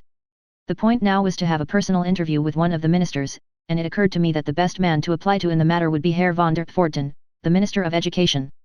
Although he already enjoyed the reputation of being a turncoat in politics, and was said to be struggling to efface the origin of his political promotion, which had taken place at a time of great agitation, the mere fact of his having formerly been a professor was sufficient to make me suppose that he was a man with whom I could discuss the question that I had so much at heart. I learned, however, that the real art institutions of the kingdom, such, for instance, as the Academy of Fine Arts, to whose number I so ardently desired to see the theatre added, belonged to the department of the Minister of the Interior. To this man, the worthy though not highly cultivated or artistic Herr Oberlander, I submitted my plans, not, however, without having first made myself known to Herr von der Pforten, in order, for the reasons above stated, to commend my project to him.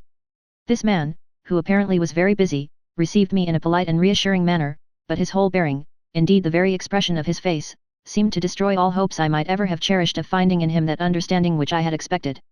The Minister Oberlander, on the other hand, earned my confidence by the straightforward earnestness with which he promised a thorough inquiry into the matter. Unfortunately, however, at the same time, he informed me with the most simple frankness, that he could entertain but very little hope of getting the king's authorization for any unusual treatment of a question hitherto given over to routine. It must be understood that the relations of the king to his ministers were both strained and unconfidential, and that this was more especially so in the case of Oberlander, who never approached the monarch on any other business than that which the strictest discharge of his current duties rendered indispensable. He therefore thought it would be better if my plan could be brought forward, in the first place, by the Chamber of Deputies. As, in the event of the new civil list being discussed, I was particularly anxious to avoid the question of the continuation of the court theatre being treated in the ignorant and short-sighted radical fashion, which was to be feared above all, I did not despair of making the acquaintance of some of the most influential among the new members of Parliament. In this wise I found myself suddenly plunged into quite a new and strange world, and became acquainted with persons and opinions, the very existence of which until then I had not even suspected.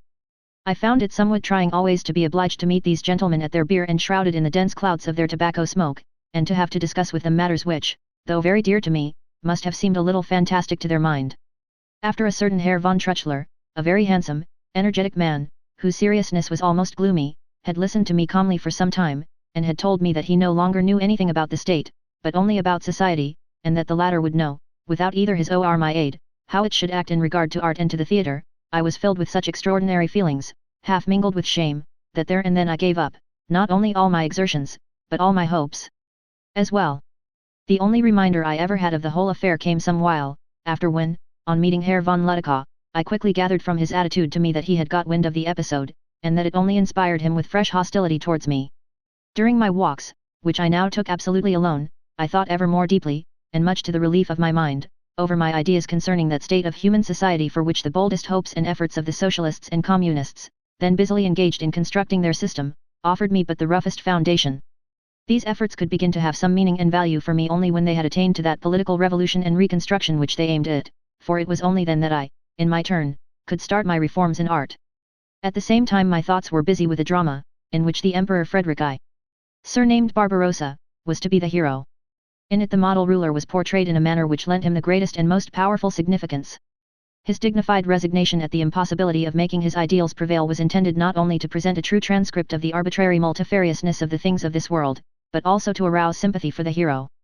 I wished to carry out this drama in popular rhyme, and in the style of the German used by our epic poets of the Middle Ages, and in this respect the poem Alexander, by the priest Lambert, struck me as a good example, but I never got further with this play than to sketch its outline in the broadest manner possible. The 5 acts were planned in the following manner. Act I. Imperial Diet in the Roncaglian Fields, a demonstration of the significance of imperial power which should extend even to the investiture of water and air. Act 2. The Siege and Capture of Milan. Act 3. Revolt of Henry the Lion and his overthrow at Lugano. Act 4. Imperial Diet in Augsburg, the humiliation and punishment of Henry the Lion. Act V. Imperial Diet and Grand Court Assembly at Mainz, peace with the Lombards, reconciliation with the Pope, acceptance of the cross, and the departure for the East. I lost all interest, however, in the carrying out of this dramatic scheme directly I discovered its resemblance to the subject matter of the Nibelungen and Siegfried myths, which possessed a more powerful attraction for me. The points of similarity which I recognized between the history and the legend in question then induced me to write a treatise on the subject, and in this I was assisted by some stimulating monographs, found in the Royal Library, written by authors whose names have now escaped my memory, but which taught me in a very attractive manner a considerable amount about the old original kingdom of Germany. Later on I published this fairly extensive essay with the title of Die Nibelungen, but in working it out I finally lost all inclination to elaborate the historical material for a real drama. In direct connection with this I began to sketch a clear summary of the form which the old original Nibelungen myth had assumed in my mind in its immediate association with the mythological legend of the gods, a form which, though full of detail, was yet much condensed in its leading features. Thanks to this work, I was able to convert the chief part of the material itself into a musical drama. It was only by degrees, however, and after long hesitation that I dared to enter more deeply into my plans for this work, for the thought of the practical realization of such a work on our stage literally appalled me. I must confess that it required all the despair which I then felt of ever having the chance of doing anything more for our theatre, to give me the necessary courage to begin upon this new work. Until that time I simply allowed myself to drift, while I meditated listlessly upon the possibility of things pursuing their course further under the existing circumstances. In regard to Lohengrin, I had got to that point when I hoped for nothing more than the best possible production of it at the Dresden Theatre, and felt that I should have to be satisfied in all respects, and for all time, if I were able to achieve even that. I had duly announced the completion of the score to Herr von Ludekow, but, in consideration of the unfavorable nature of my circumstances at the time, I had left it entirely to him to decide when my work should be produced. Meanwhile the time arrived when the keeper of the archives of the Royal Orchestra called to mind that it was just 300 years since this royal institution had been founded, and that a jubilee would therefore have to be celebrated. To this end a great concert festival was planned, the program of which was to be made up of the compositions of all the Saxon orchestral conductors that had lived since the institution had been founded. The whole body of musicians, with both their conductors at their head, were first to present their grateful homage to the king in Pillnitz, and on this occasion a musician was, for the first time, to be elevated to the rank of Knight of the Civil Order of Merit of Saxony. This musician was my colleague Reisiger. Until then he had been treated by the court, and by the manager himself, in the most scornful manner possible, but had, owing to his conspicuous loyalty at this critical time, especially to me, found exceptional favor in the eyes of our committees. When he appeared before the public decorated with the wonderful order, he was greeted with great jubilation by the loyal audience that filled the theatre on the evening of the festival concert. His overture to Yelva was also received with a perfect uproar of enthusiastic applause, such as had never fallen to his lot, whereas the finale of the first act from Lohengrin, which was produced as the work of the youngest conductor, was accorded only an indifferent reception. This was all the more strange as I was quite unaccustomed to such coolness in regard to my work on the part of the Dresden public. Following upon the concert, there was a festive supper, and when this was over, as all kinds of speeches were being made, I freely proclaimed to the orchestra, in a loud and decided tone, my views as to what was desirable for their perfection in the future. Hereupon Marskner, who, as a former musical conductor in Dresden, had been invited to the Jubilee celebrations, expressed the opinion that I should do myself a great deal of harm by holding too good an opinion of the musicians. He said I ought just to consider how uncultivated these people were with whom I had to deal. He pointed out that they were trained simply for the one instrument they played, and asked me whether I did not think that by discoursing to them on the aspirations of art I would produce not only confusion, but even perhaps bad blood? Far more pleasant to me than these festivities is the remembrance of the quiet memorial ceremony which united us on the morning of the Jubilee Day, with the object of placing wreaths on Weber's grave. As nobody could find a word to utter, and even Marskner was able to give expression only to the very driest and most trivial of speeches about the departed master, I felt it incumbent upon me to say a few heartfelt words concerning the memorial ceremony for which we were gathered together. This brief spell of artistic activity was speedily broken by fresh excitements, which kept pouring in upon us from the political world. The events of October in Vienna awakened our liveliest sympathy, and our walls daily blazed with red and black placards, with summonses to march on Vienna, with the curse of Red Monarchy, as opposed to the hated Red Republic, and with other equally startling matter. Except for those who were best informed as to the course of events, and who certainly did not swarm in our streets, these occurrences aroused great uneasiness everywhere. With the entry of Windisch Gratz into Vienna, the acquittal of Froebel and the execution of Blum, it seemed as though even Dresden were on the eve of an explosion. A vast demonstration of mourning was organized for Blum, with an endless procession through the streets. At the head marched the ministry, among whom the people were particularly glad to see Herr von der Pfordten taking a sympathetic share in the ceremony, as he had already become an object of suspicion to them. From that day gloomy forebodings of disaster grew ever more prevalent on every side. People even went so far as to say, with little attempt at circumlocution, that the execution of Blum had been an act of friendship on the part of the Archduchess Sophia to her sister, the Queen of Saxony, for during his agitation in Leipzig the man had made himself both hated and feared. Troops of Viennese fugitives, disguised as members of the student bands, began to arrive in Dresden, and made a formidable addition to its population, which from this time forth paraded the streets with ever-increasing confidence. One day, as I was on my way to the theatre to conduct a performance of Rienzi, the choir master informed me that several foreign gentlemen had been asking for me. Thereupon half a dozen persons presented themselves, greeted me as a brother Democrat, and begged me to procure them free entrance tickets. Among them I recognized a former dabbler in literature, a man named Hafner, a little hunchback, in a Calabrian hat cocked at a terrific angle, to whom I had been introduced by Yule on the occasion of my visit to the Vienna Political Club. Great as was my embarrassment at this visit, which evidently astonished our musicians, I felt in no wise compelled to make any compromising admission, but quietly went to the booking office, took 6 tickets and handed them to my strange visitors, who parted from me before all the world with much hearty shaking of hands. Whether this evening call improved my position as musical conductor in Dresden in the minds of the theatrical officials and others, may well be doubted, but, at all events, on no occasion was I so frantically called for after every act as at this particular performance of Rienzi. Indeed, at this time I seemed to have won over to my side a party of almost passionate adherents among the theatre-going public, in opposition to the clique which had shown such marked coldness on the occasion of the gala concert already mentioned. It mattered not whether Tannhauser or Rienzi were being played, I was always greeted with special applause, and although the political tendencies of this party may have given our management some cause for alarm, yet it forced them to regard me with a certain amount of awe. One day Ladakah proposed to have my Lohengrin performed at an early date. I explained my reasons for not having offered it to him before, but declared myself ready to further his wishes, as I considered the opera company was now sufficiently powerful. The son of my old friend, F. Heine, had just returned from Paris, where he had been sent by the Dresden management to study scene painting under the artists Desplechin and Dieterl. By way of testing his powers, with a view to an engagement at the Dresden Royal Theatre, the task of preparing suitable scenery for this opera was entrusted to him. He had already asked permission to do this for Lohengrin at the instigation of Ladakah, who wished to call attention to my latest work.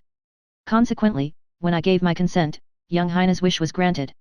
I regarded this turn of events with no little satisfaction, believing that in the study of this particular work I should find a wholesome and effective diversion from all the excitement and confusion of recent events. My horror, therefore, was all the greater, when young Wilhelm Heine one day came to my room with the news that the scenery for Lohengrin had been suddenly countermanded, and instructions given him to prepare for another opera. I did not make any remark, nor ask the reason for this singular behavior. The assurances which Ladakah afterwards made to my wife, if they were really true, made me regret having laid the chief blame for this mortification at his door, and having thereby irrevocably alienated my sympathy from him. When she asked him about this many years later, he assured her that he had found the court vehemently hostile to me, and that his well-meant attempts to produce my work had met with insuperable obstacles. However that may have been, the bitterness I now experienced wrought a decisive effect upon my feelings. Not only did I relinquish all hope of a reconciliation with the theatre authorities by a splendid production of my Lohengrin, but I determined to turn my back forever on the theatre, and to make no further attempt to meddle with its concerns. By this act I expressed not merely my utter indifference as to whether I kept my position as musical conductor or no, but my artistic ambitions also entirely cut me off from all possibility of ever cultivating modern theatrical conditions again. I at once proceeded to execute my long-cherished plans for Siegfried's Tod, which I had been half afraid of before. In this work I no longer gave a thought to the Dresden or any other court theatre in the world. My sole preoccupation was to produce something that should free me, once and for all, from this irrational subservience. As I could get nothing more from Rockel in this connection, I now corresponded exclusively with Edouard Devrient on matters connected with the theatre and dramatic art. When, on the completion of my poem, I read it to him, he listened with amazement, and at once realized the fact that such a production would be an absolute drug in the modern theatrical market, and he naturally could not agree to let it remain so. On the other hand, he tried so far to reconcile himself to my work as to try and make it less startling and more adapted for actual production. He proved the sincerity of his intentions by pointing out my error in asking too much of the public, and requiring it to supply from its own knowledge many things necessary for a right understanding of my subject matter, at which I had only hinted in brief and scattered suggestions. He showed me, for instance, that before Siegfried and Brunhilde are displayed in a position of bitter hostility towards each other, they ought first to have been presented in their true and calmer relationship. I had, in fact, opened the poem of Siegfried's Tod with those scenes which now form the first act of the Götterdämmerung. The details of Siegfried's relation to Brunhilde had been merely outlined to the listeners in a lyrico-episodical dialogue between the hero's wife, whom he had left behind in solitude, and a crowd of Valkyries passing before her rock. To my great joy, Devrient's hint on this point directed my thoughts to those scenes which I afterwards worked out in the prologue of this drama. This and other matters of a similar nature brought me into intimate contact with Edouard Devrient, and made our intercourse much more lively and pleasant. He often invited a select circle of friends to attend dramatic readings at his house in which I gladly took part, for I found, to my surprise, that his gift for declamation, which quite forsook him on the stage, here stood out in strong relief. It was, moreover, a consolation to pour into a sympathetic ear my worries about my growing unpopularity with the director. Devrient seemed particularly anxious to prevent a definite breach, but of this there was little hope. With the approach of winter the court had returned to town, and once more frequented the theatre, and various signs of dissatisfaction in high quarters with my behaviour as conductor began to be manifested. On one occasion the Queen thought that I had conducted Norma badly, and on another that I had taken the time wrongly in Robert the Devil. As Ladakah had to communicate these reprimands to me, it was natural that our intercourse at such times should hardly be of a nature to restore our mutual satisfaction with each other. Notwithstanding all this, it still seemed possible to prevent matters from coming to a crisis, though everything continued in a state of agitating uncertainty and fermentation. At all events the forces of reaction, which were holding themselves in readiness on every side, were not yet sufficiently certain that the hour of their triumph had come as not to consider it advisable for the present, at least, to avoid all provocation. Consequently our management did not meddle with the musicians of the Royal Orchestra, who, in obedience to the spirit of the times, had formed a union for debate and the protection of their artistic and civic interests. In this matter one of our youngest musicians, Theodor Ulig, had been particularly active. He was a young man, still in his early 20s, and was a violinist in the orchestra. His face was strikingly mild, intelligent, and noble, and he was conspicuous among his fellows on account of his great seriousness and his quiet but unusually firm character. He had particularly attracted my notice on several occasions by his quick insight and extensive knowledge of music. As I recognized in him a spirit keenly alert in every direction, and unusually eager for culture, it was not long before I chose him as my companion in my regular walks, a habit I still continued to cultivate, and on which Roeckel had hitherto accompanied me. He induced me to come to a meeting of this union of the orchestral company, in order that I might form an opinion about it, and encourage and support so praiseworthy a movement. On this occasion I communicated to its members the contents of my memorandum to the director, which had been rejected a year before, and in which I had made suggestions for reforms in the band, and I also explained further intentions and plans arising therefrom. At the same time I was obliged to confess that I had lost all hope of carrying out any projects of the kind through the general management, and must therefore recommend them to take the initiative vigorously into their own hands. They acclaimed the idea with enthusiastic approval. Although, as I have said before, Loedica left these musicians unmolested in their more or less democratic union, yet he took care to be informed through spies of what took place at their highly treasonable gatherings. His chief instrument was a bugler named Louis, who, much to the disgust of all his comrades in the orchestra, was in particularly high favor with the director. He consequently received precise, or rather exaggerated, accounts of my appearance there, and thought it was now high time to let me once more feel the weight of his authority. I was officially summoned to his presence, and had to listen to a long and wrathful tirade which he had been bottling up for some time about several matters. I also learned that he knew all about the plan of theatre reform which I had laid before the ministry. This knowledge he betrayed in a popular Dresden phrase, which until then I had never heard. He knew very well, he said, that in a memorandum respecting the theatre I had made him look ridiculous, even den Leiden gelabt. In answer to this I did not refrain from telling him how I intended to act in retaliation, and when he threatened to report me to the king and demand my dismissal, I calmly replied that he might do as he pleased, as I was well assured that I could rely on His Majesty's justice to hear, not only his charges, but also my defence. Moreover, I added, this was the only befitting manner for me to discuss with the king the many points on which I had to complain, not only in my own interests, but also in those of the theatre and of art. This was not pleasant hearing for Loedica, and he asked how it was possible for him to try and co-operate with me, when I for my part had openly declared, to use his own expression, that all labour was wasted upon him, hop venuendi malts verloren seen. We had at last to part with mutual shruggings of the shoulder. My conduct seemed to trouble my former patron, and he therefore enlisted the tact and moderation of Edouard Devrient in his service, and asked him to use his influence with me to facilitate some further arrangement between us. But, in spite of all his zeal, Devrient had to admit with a smile, after we had discussed his message, that nothing much could be done, and as I persisted in my refusal to meet the director again in consultation respecting the service of the theatre, he had at last to recognize that his own wisdom would have to help him out of the difficulty. Throughout the whole period during which I was fated to fill the post of conductor at Dresden, the effects of this dislike on the part of the court and the director continued to make themselves felt in everything. The orchestral concerts, which had been organized by me in the previous winter, were this year placed under Reisiger's control, and at once sank to the usual level of ordinary concerts. Public interest quickly waned, and the undertaking could only with difficulty be kept alive. In opera I was unable to carry out the proposed revival of the Fliegender Holländer, for which I had found in Mitterwerzer's mature talent an admirable and promising exponent. My niece Johanna, whom I had destined for the part of Senta, did not like the role, because it offered little opportunity for splendid costumes. She preferred Zampa and Favorita, partly to please her new protector, my erstwhile Rienzi enthusiast, Tkachk, partly for the sake of 3 brilliant costumes which the management had to furnish for each of these parts. In fact, these two ringleaders of the Dresden opera of that day had formed an alliance of rebellion against my vigorous rule in the matter of operatic repertoire. Their opposition, to my great discomfiture, was crowned by success when they secured the production of this Favorita of Donizetti's, the arrangement of which I had once been obliged to undertake for Schlesinger in Paris. I had at first emphatically refused to have anything to do with this opera, although its principal part suited my niece's voice admirably, even in her father's judgment. But now that they knew of my feud with the director, and of my voluntary loss of influence, and finally of my evident disgrace, they thought the opportunity ripe for compelling me to conduct this tiresome work myself, as it happened to be my turn. Besides this, my chief occupation at the Royal Theatre during this period consisted in conducting Flotow's opera Martha, which, although it failed to attract the public, was nevertheless produced with excessive frequency, owing to its convenient cast. On reviewing the results of my labours in Dresden, where I had now been nearly 7 years, I could not help feeling humiliated when I considered the powerful and energetic impetus I knew I had given in many directions to the court theatre, and I found myself obliged to confess that, were I now to leave Dresden, not the smallest trace of my influence would remain behind. From various signs I also gathered that, if ever it should come to a trial before the king between the director and myself, even if His Majesty were in my favour, yet out of consideration for the courtier the verdict would go against me.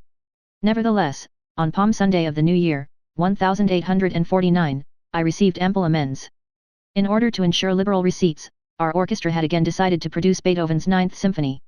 Everyone did his utmost to make this one of our finest performances, and the public took up the matter with real enthusiasm. Michael Bakunin, unknown to the police, had been present at the public rehearsal.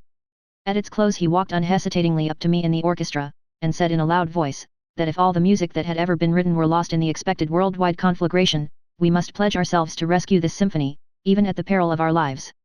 Not many weeks after this performance it really seemed as though this worldwide conflagration would actually be kindled in the streets of Dresden, and that Bakunin, with whom I had meanwhile become more closely associated through strange and unusual circumstances, would undertake the office of chief stoker. It was long before this date that I first made the acquaintance of this most remarkable man. For years I had come across his name in the newspapers, and always under extraordinary circumstances. He turned up in Paris at a Polish gathering, but although he was a Russian, he declared that it mattered little whether a man were a Russian or a Pole, so long as he wanted to be a free man, and that this was all that mattered. I heard afterwards, through George Herweg, that he had renounced all his sources of income as a member of an influential Russian family, and that one day, when his entire fortune consisted of 2 francs, he had given them away to a beggar on the boulevard, because it was irksome to him to be bound by this possession to take any thought for the morrow. I was informed of his presence in Dresden one day by Rockel, after the latter had become a rampant Republican. He had taken the Russian into his house, and invited me to come and make his acquaintance. Bakunin was at that time being persecuted by the Austrian government for his share in the events which took place in Prague in the summer of 1848, and because he was a member of the Slav Congress which had preceded them. He had consequently sought refuge in our city, as he did not wish to settle too far from the Bohemian frontier. The extraordinary sensation he had created in Prague arose from the fact that, when the Czechs sought the protection of Russia against the dreaded Germanising policy of Austria, he conjured them to defend themselves with fire and sword against those very Russians, and indeed against any other people who lived under the rule of a despotism like that of the Tsars. This superficial acquaintance with Bakunin's aims had sufficed to change the purely national prejudices of the Germans against him into sympathy. When I met him, therefore, under the humble shelter of Rockel's roof, I was immediately struck by his singular and altogether imposing personality.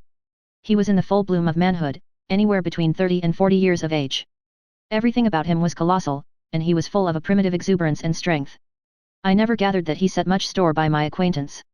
Indeed, he did not seem to care for merely intellectual men, what he demanded was men of reckless energy.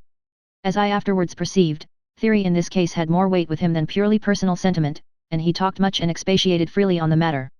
His general mode of discussion was the Socratic method, and he seemed quite at his ease when, stretched on his host's hard sofa, he could argue discursively with a crowd of all sorts of men on the problems of revolution. On these occasions he invariably got the best of the argument.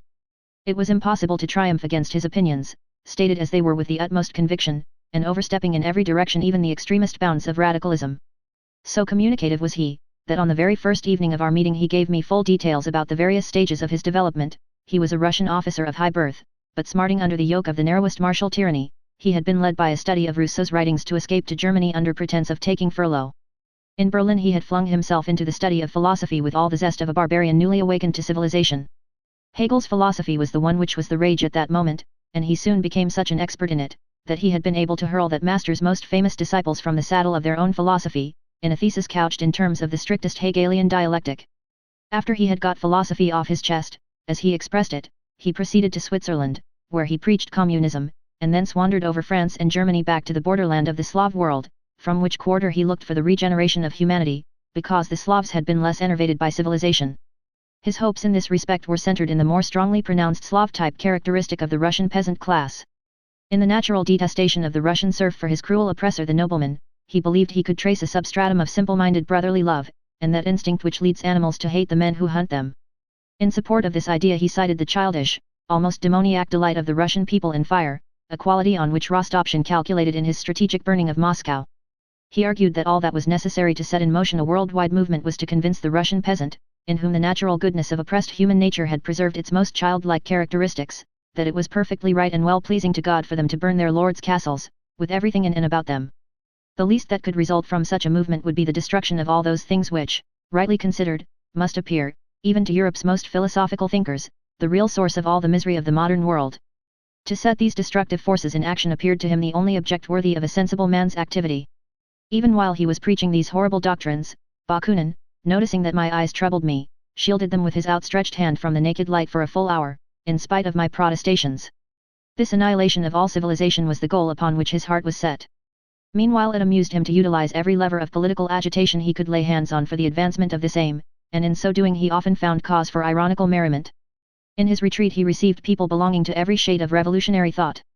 Nearest to him stood those of Slav nationality, because these, he thought, would be the most convenient and effective weapons he could use in the uprooting of Russian despotism. In spite of their republic and their socialism à la Proudhon, he thought nothing of the French, and as for the Germans, he never mentioned them to me. Democracy, republicanism, and anything else of the kind he regarded as unworthy of serious consideration. Every objection raised by those who had the slightest wish to reconstruct what had been demolished, he met with overwhelming criticism. I well remember on one occasion that a Pole, startled by his theories, maintained that there must be an organized state to guarantee the individual in the possession of the fields he had cultivated. What, he answered, would you carefully fence in your field to provide a livelihood for the police again? This shut the mouth of the terrified Pole. He comforted himself by saying that the creators of the new order of things would arise of themselves, but that our sole business in the meantime was to find the power to destroy. Was any one of us so mad as to fancy that he would survive the desired destruction? We ought to imagine the whole of Europe with St. Petersburg, Paris, and London transformed into a vast rubbish heap. How could we expect the kindlers of such a fire to retain any consciousness after so vast a devastation? He used to puzzle any who professed their readiness for self-sacrifice by telling them it was not the so-called tyrants who were so obnoxious, but the smug Philistines. As a type of these he pointed to a Protestant parson, and declared that he would not believe he had really reached the full stature of a man until he saw him commit his own parsonage, with his wife and child, to the flames. I was all the more perplexed for a while, in the face of such dreadful ideas, by the fact that Bakunin in other respects proved a really amiable and tender-hearted man. He was fully alive to my own anxiety and despair with regard to the risk I ran of forever destroying my ideals and hopes for the future of art. It is true, he declined to receive any further instruction concerning these artistic schemes, and would not even look at my work on the Nibelungen saga. I had just then been inspired by a study of the Gospels to conceive the plan of a tragedy for the ideal stage of the future, entitled Jesus of Nazareth. Bakunin begged me to spare him any details, and when I sought to win him over to my project by a few verbal hints, he wished me luck, but insisted that I must at all costs make Jesus appear as a weak character. As for the music of the piece, he advised me, amid all the variations, to use only one set of phrases, namely, for the tenor, off with his head, for the soprano, hang him, and for the basso continuo, fire, fire. And yet I felt more sympathetically drawn towards this prodigy of a man when I one day induced him to hear me play and sing the first scenes of my Fliegender Hollander. After listening with more attention than most people gave, he exclaimed, during a momentary pause, "That is stupendously fine," and wanted to hear more. As his life of permanent concealment was very dull, I occasionally invited him to spend an evening with me. For supper my wife set before him finely cut slices of sausage and meat, which he at once devoured wholesale, instead of spreading them frugally on his bread in Saxon fashion. Noticing Minna's alarm at this, I was guilty of the weakness of telling him how we were accustomed to consume such viands, whereupon he reassured me with a laugh, saying that it was quite enough, only he would like to eat what was set before him in his own way. I was similarly astonished at the manner in which he drank wine from our ordinary-sized small glasses. As a matter of fact he detested wine, which only satisfied his craving for alcoholic stimulants in such paltry, prolonged, and subdivided doses, whereas a stiff glass of brandy, swallowed at a gulp, at once produced the same result, which, after all, was only temporarily attained. Above all, he scorned the sentiment which seeks to prolong enjoyment by moderation, arguing that a true man should only strive to still the cravings of nature, and that the only real pleasure in life worthy of a man was love. These and other similar little characteristics showed clearly that in this remarkable man the purest impulses of an ideal humanity conflicted strangely with a savagery entirely inimical to all civilization, so that my feelings during my intercourse with him fluctuated between involuntary horror and irresistible attraction. I frequently called for him to share my lonely wanderings. This he gladly did, not only for the sake of necessary bodily exercise, but also because he could do so in this part of the world without fear of meeting his pursuers. My attempts during our conversations to instruct him more fully regarding my artistic aims remained quite unavailing as long as we were unable to quit the field of mere discussion. All these things seemed to him premature. He refused to admit that out of the very needs of the evil present all laws for the future would have to be evolved, and that these, moreover, must be molded upon quite different ideas of social culture. Seeing that he continued to urge destruction, and again destruction, I had at last to inquire how my wonderful friend proposed to set this work of destruction in operation. It then soon became clear, as I had suspected it would, and as the event soon proved, that with this man of boundless activity everything rested upon the most impossible hypotheses. Doubtless I, with my hopes of a future artistic remodeling of human society, appeared to him to be floating in the barren air, yet it soon became obvious to me that his assumptions as to the unavoidable demolition of all the institutions of culture were at least equally visionary. My first idea was that Bakunin was the center of an international conspiracy, but his practical plans seem originally to have been restricted to a project for revolutionizing Prague, where he relied merely on a union formed among a handful of students. Believing that the time had now come to strike a blow, he prepared himself one evening to go there. This proceeding was not free from danger, and he set off under the protection of a passport made out for an English merchant. First of all, however, with the view of adapting himself to the most Philistine culture, he had to submit his huge beard and bushy hair to the tender mercies of the razor and shears. As no barber was available, Rockel had to undertake the task. A small group of friends watched the operation, which had to be executed with a dull razor, causing no little pain, under which none but the victim himself remained passive. We bade farewell to Bakunin with the firm conviction that we should never see him again alive. But in a week he was back once more, as he had realized immediately what a distorted account he had received as to the state of things in Prague, where all he found ready for him was a mere handful of childish students. These admissions made him the butt of Rockel's good-humored chaff, and after this he won the reputation among us of being a mere revolutionary, who was content with theoretical conspiracy. Very similar to his expectations from the Prague students were his presumptions with regard to the Russian people. These also afterwards proved to be entirely groundless, and based merely on gratuitous assumptions drawn from the supposed nature of things. I consequently found myself driven to explain the universal belief in the terrible dangerousness of this man by his theoretical views, as expressed here and elsewhere, and not as arising from any actual experience of his practical activity. But I was soon to become almost an eyewitness of the fact that his personal conduct was never for a moment swayed by prudence, such as one is accustomed to meet in those whose theories are not seriously meant. This was shortly to be proved in the momentous insurrection of May, 1849. The winter of this year, up to the spring of 1849, passed in a many-sided development of my position and temper, as I have described them, that is to say, in a sort of dull agitation. My latest artistic occupation had been the 5-act drama, Jesus of Nazareth, just mentioned. Henceforth I lingered on in a state of brooding instability, full of expectation, yet without any definite wish. I felt fully convinced that my activity in Dresden, as an artist, had come to an end, and I was only waiting for the pressure of circumstances to shake myself free. On the other hand, the whole political situation, both in Saxony and the rest of Germany, tended inevitably towards a catastrophe.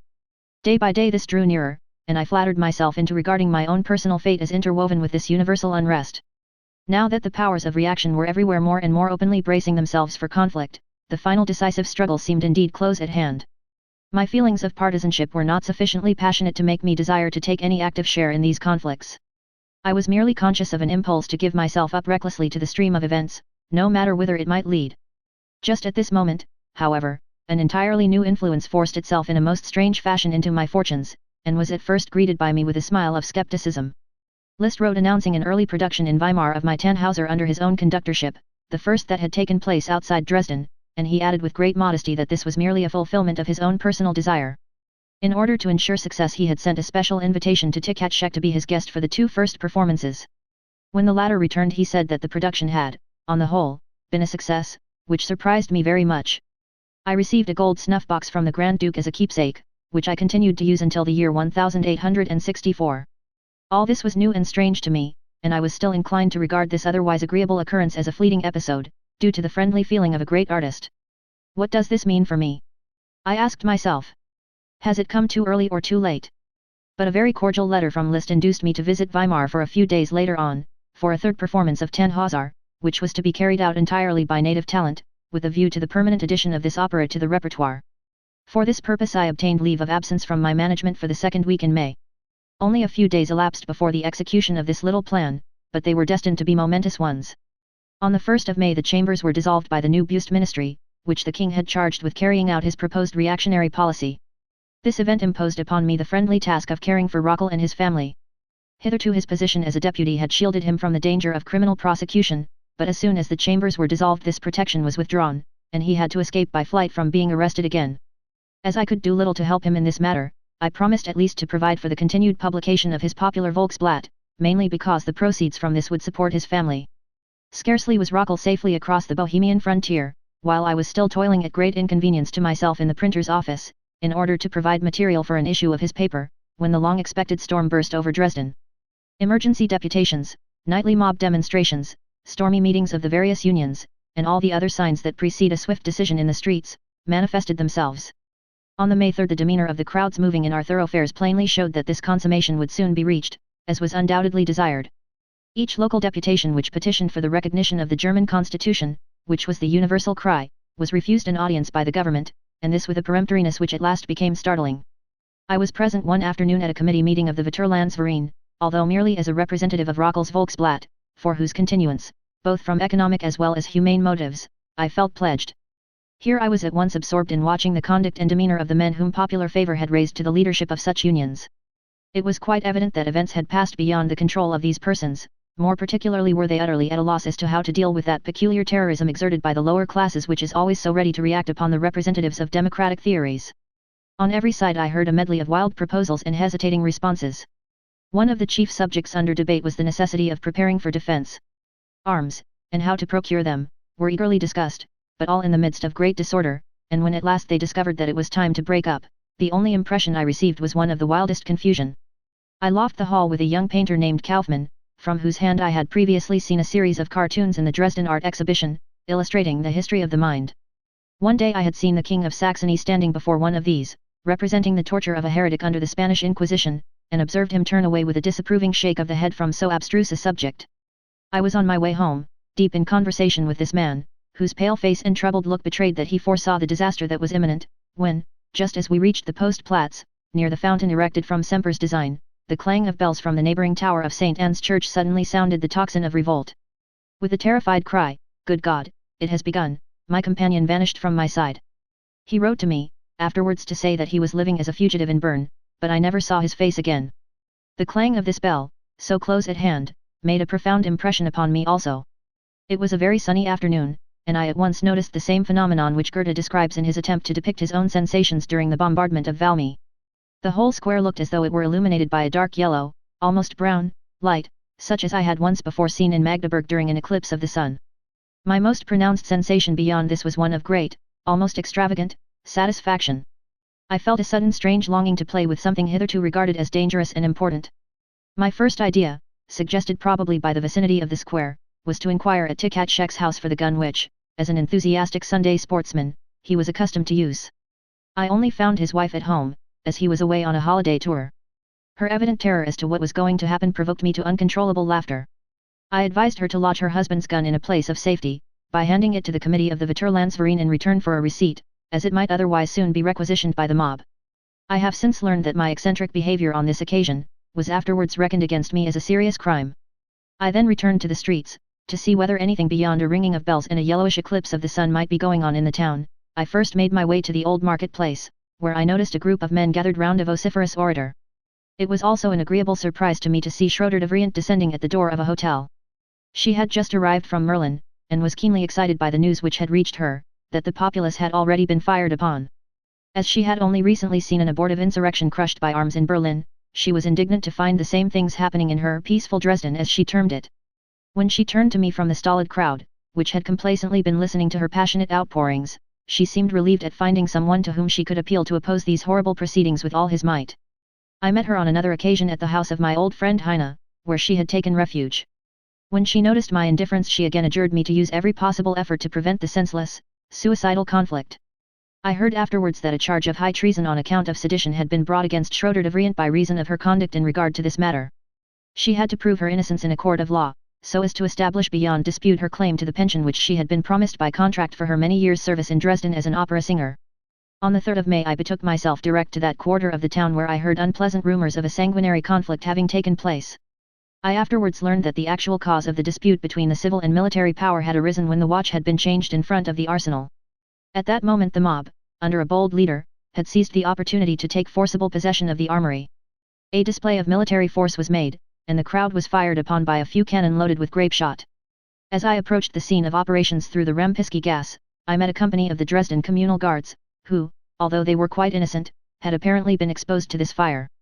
I noticed that one of the citizen guards, leaning heavily on the arm of a comrade, was trying to hurry along, in spite of the fact that his right leg seemed to be dragging helplessly behind him.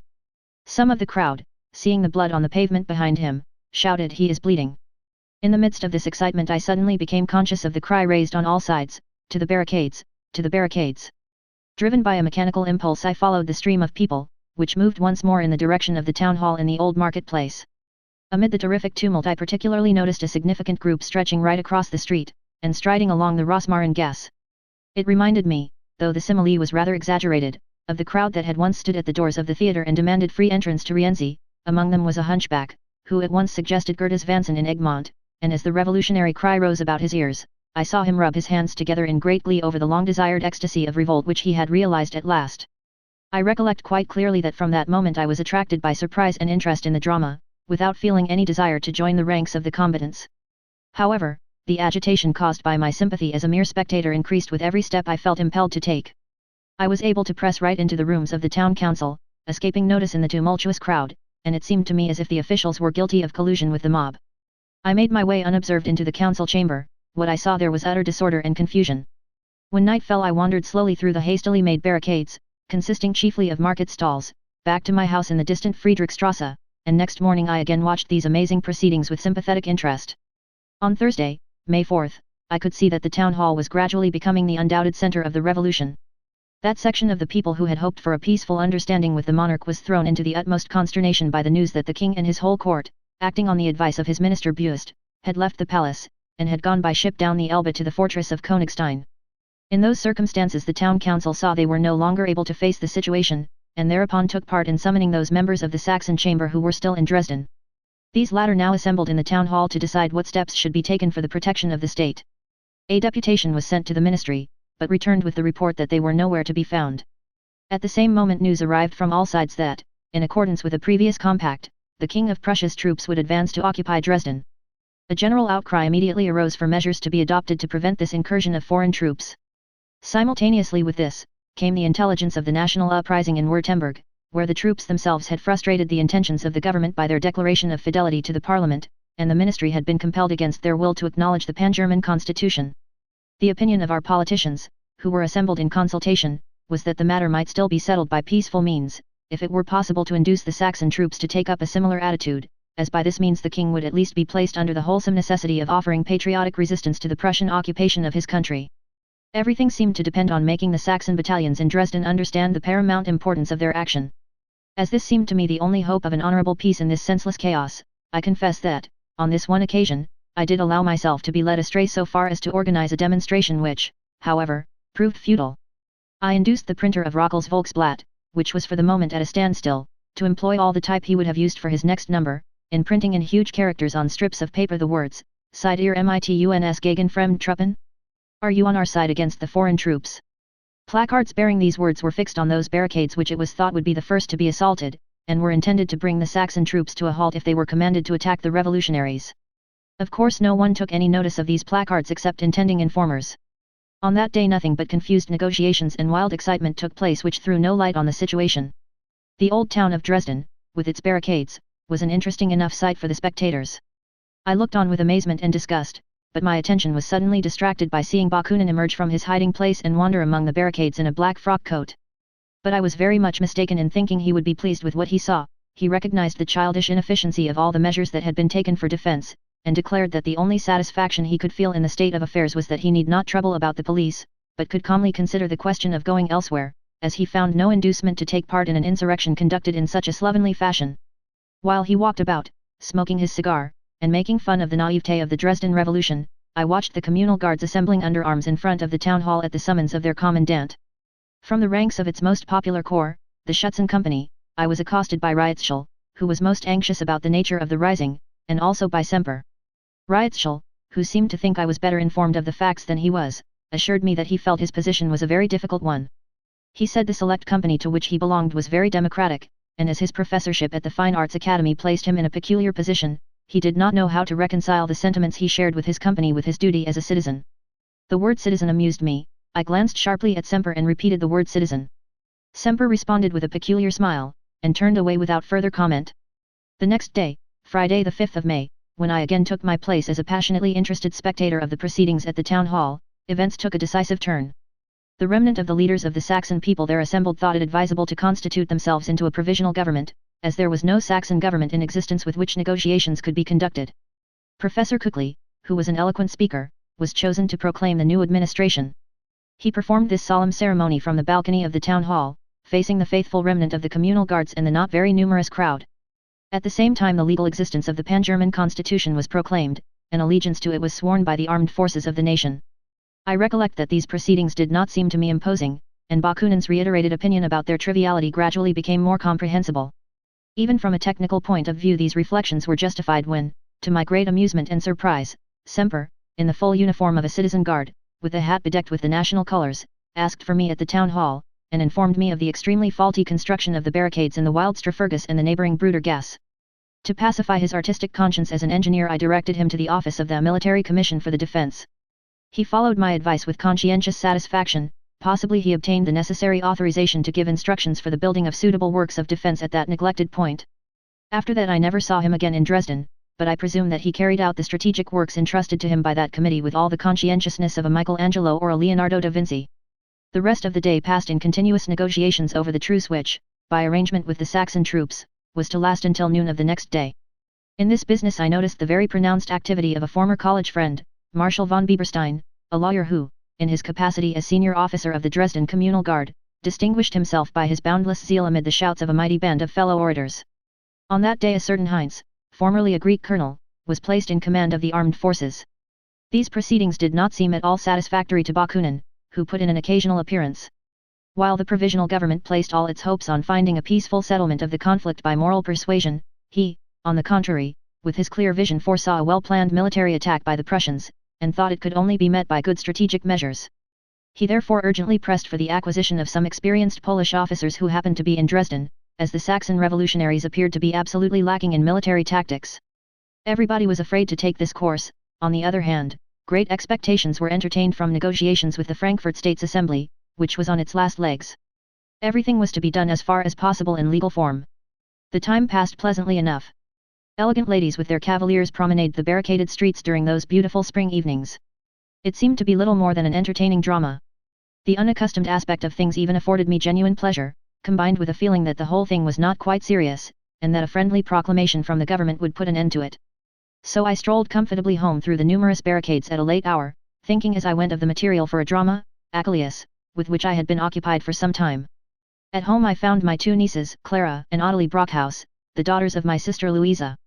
They had been living for a year with a governess in Dresden, and their weekly visits and contagious good spirits delighted me.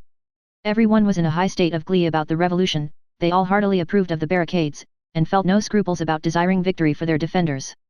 Protected by the truce, this state of mind remained undisturbed the whole of Friday, May 5. From all parts came news which led us to believe in a universal uprising throughout Germany. Baden and the Palatinate were in the throes of a revolt on behalf of the whole of Germany. Similar rumors came in from free towns like Breslau.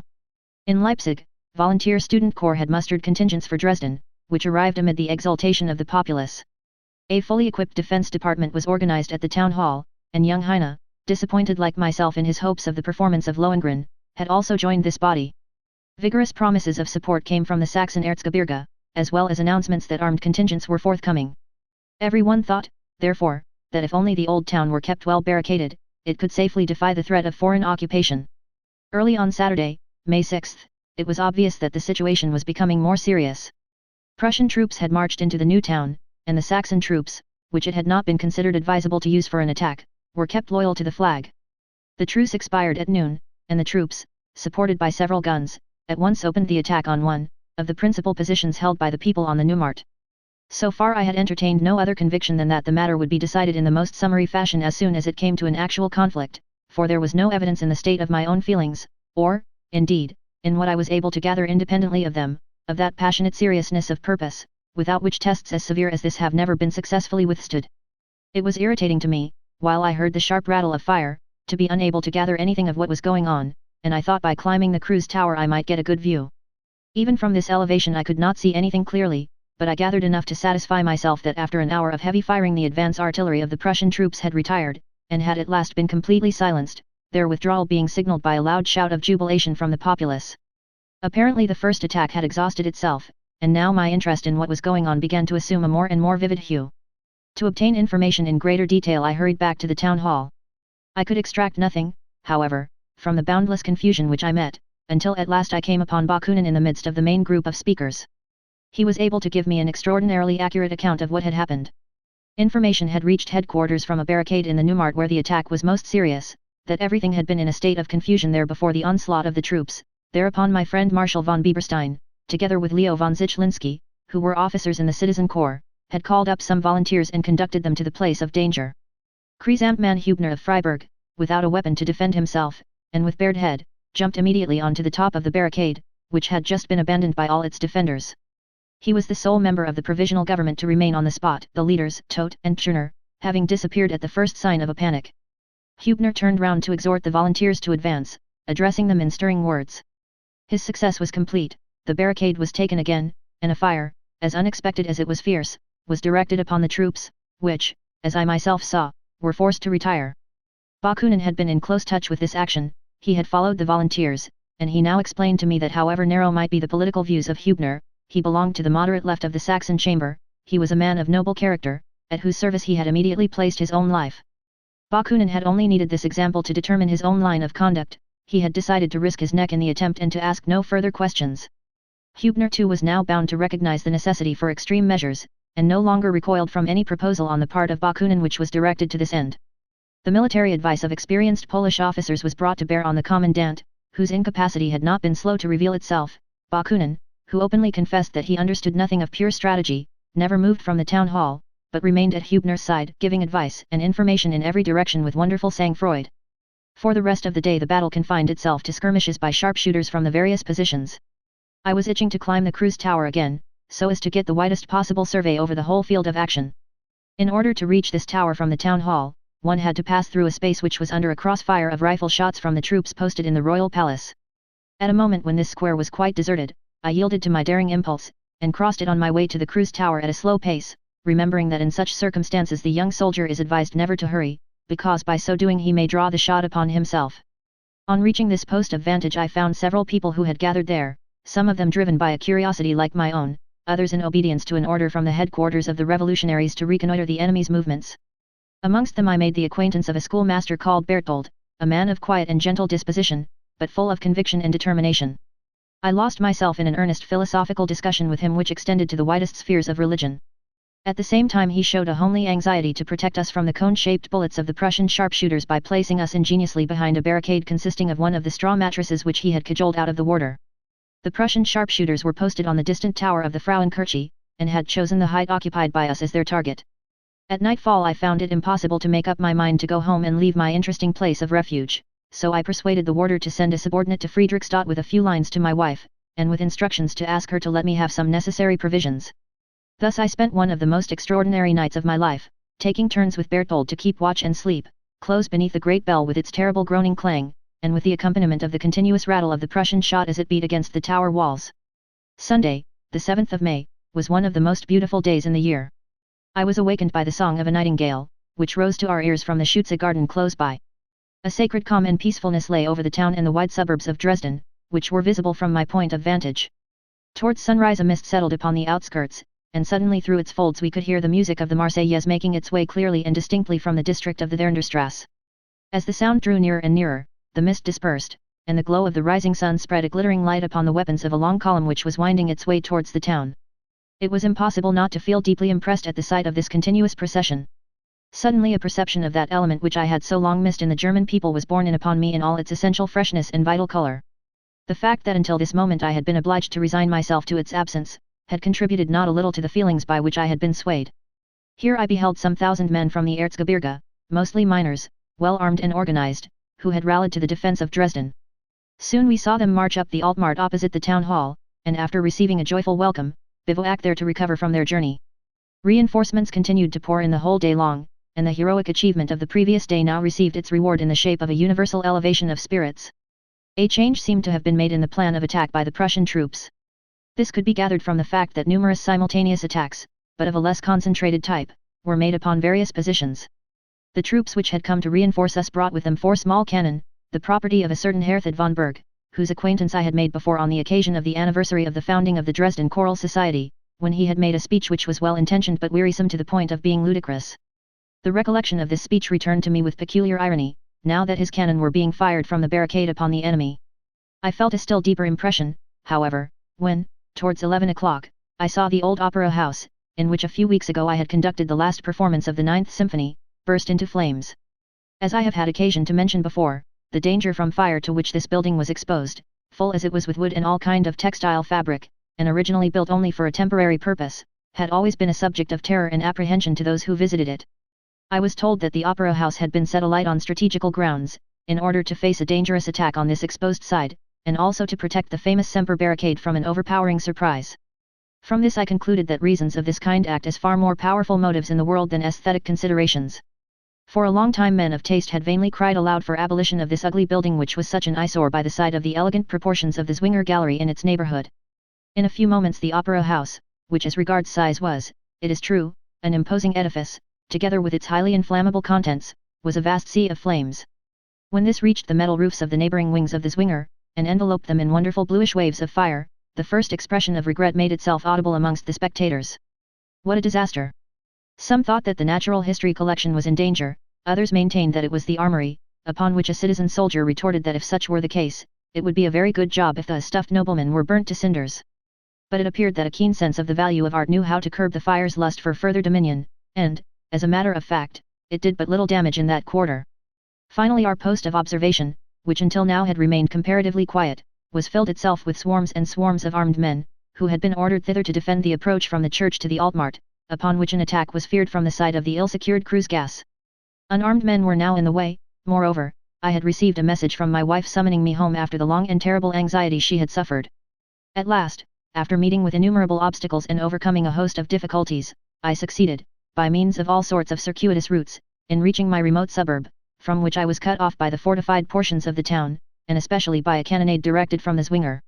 My lodgings were full to overflowing with excited women who had collected round Minna, among them the panic-stricken wife of Rockel, who suspected her husband of being in the very thick of the fight, as she thought that on the receipt of the news that Dresden had risen he would probably have returned. As a matter of fact, I had heard a rumor that Rockel had arrived on this very day, but as yet I had not obtained a glimpse of him. My young nieces helped once more to raise my spirits. The firing had put them into a high state of glee, which to some extent infected my wife, as soon as she was reassured as to my personal safety. All of them were furious with the sculptor Haenel, who had never ceased insisting upon the expedience of bolting the house to prevent an entry of the revolutionaries. All the women without exception were joking about his abject terror at the sight of some men armed with scythes who had appeared in the street in this way. Sunday passed like a sort of family jollification. On the following morning, Monday, May 8, I tried again to get information as to the state of affairs by forcing my way to the town hall from my house, which was cut off from the place of action.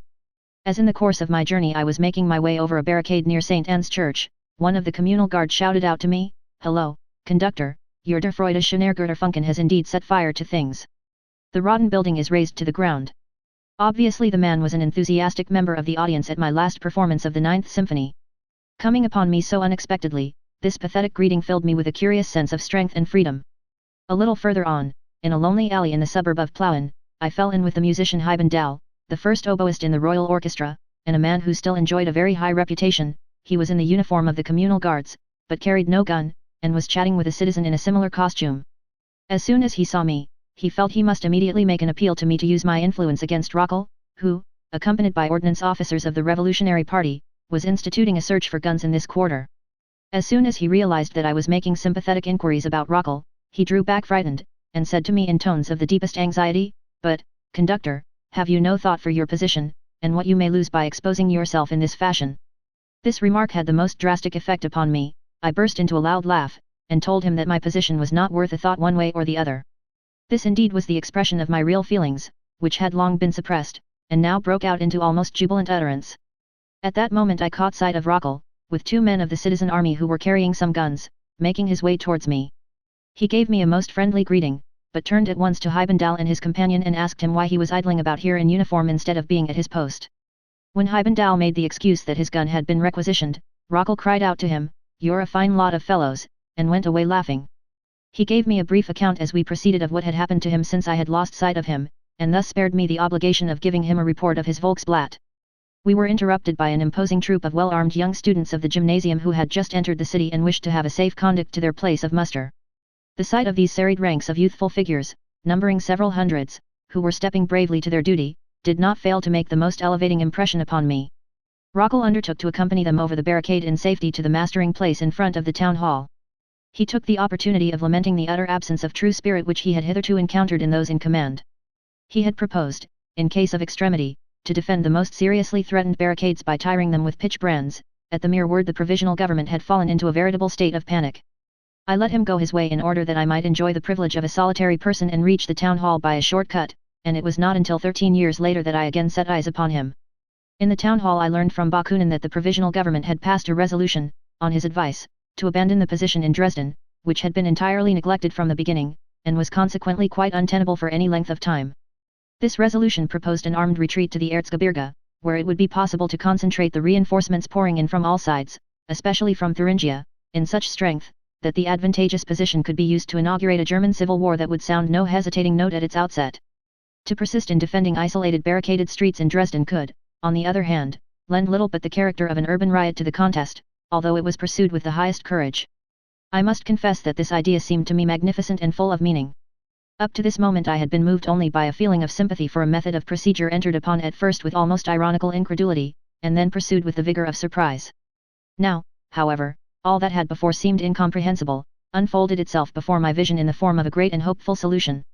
Without either feeling that I was in any way being compelled, or that it was my vocation to get some part or function allotted to me in these events, I now definitely abandoned all consideration for my personal situation, and determined to surrender myself to the stream of developments which flowed in the direction towards which my feelings had driven me with a delight that was full of despair. Still, I did not wish to leave my wife helpless in Dresden, and I rapidly devised a means of drawing her into the path which I had chosen, without immediately informing her of what my resolve meant.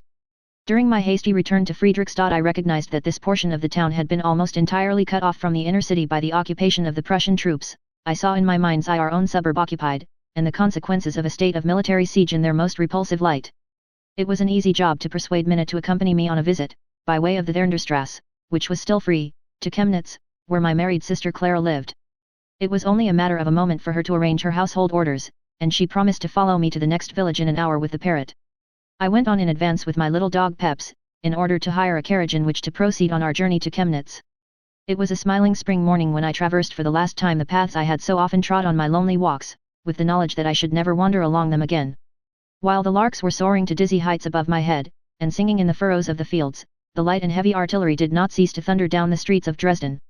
The noise of this shooting, which had continued uninterruptedly for several days, had hammered itself so indelibly upon my nerves, that it continued to re-echo for a long time in my brain, just as the motion of the ship which took me to London had made me stagger for some time afterwards. Accompanied by this terrible music, I threw my parting greeting to the towers of the city that lay behind me, and said to myself with a smile, that if, 7 years ago, my entry had taken place under thoroughly obscure auspices, at all events my exit was conducted with some show of pomp and ceremony. When at last I found myself with Minna in a one-horse carriage on the way to the Erzgebirge, we frequently met armed reinforcements on their way to Dresden. The sight of them always kindled an involuntary joy in us. Even my wife could not refrain from addressing words of encouragement to the men. At present it seemed not a single barricade had been lost. On the other hand, a gloomy impression was made upon us by a company of regulars which was making its way towards Dresden in silence. We asked some of them whither they were bound, and their answer, to do their duty, had been obviously impressed upon them by command. At last we reached my relations in Chemnitz. I terrified all those near and dear to me when I declared my intention to return to Dresden on the following day at the earliest possible hour, in order to ascertain how things were going there. In spite of all attempts to dissuade me, I carried out my decision, pursued by a suspicion that I should meet the armed forces of the Dresden people on the country highroad in the act of retreat. The nearer I approached the capital, the stronger became the confirmation of the rumors that, as yet, there was no thought in Dresden of surrender or withdrawal, but that, on the contrary, the contest was proving very favorable for the national party. All this appeared to me like one miracle after another. On this day, Tuesday, 9th of May, I once more forced my way in a high state of excitement over ground which had become more and more inaccessible. All the highways had to be avoided, and it was only possible to make progress through such houses as had been broken through. At last I reached the town hall in the Altstadt, just as night was falling. A truly terrible spectacle met my eyes, for I crossed those parts of the town in which preparations had been made for a house-to-house fight.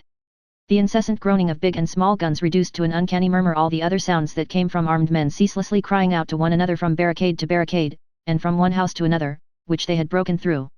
Pitch brands burnt here and there, pale-faced figures lay prostrate around the watch-posts, half dead with fatigue, and any unarmed wayfarer forcing a path for himself was sharply challenged.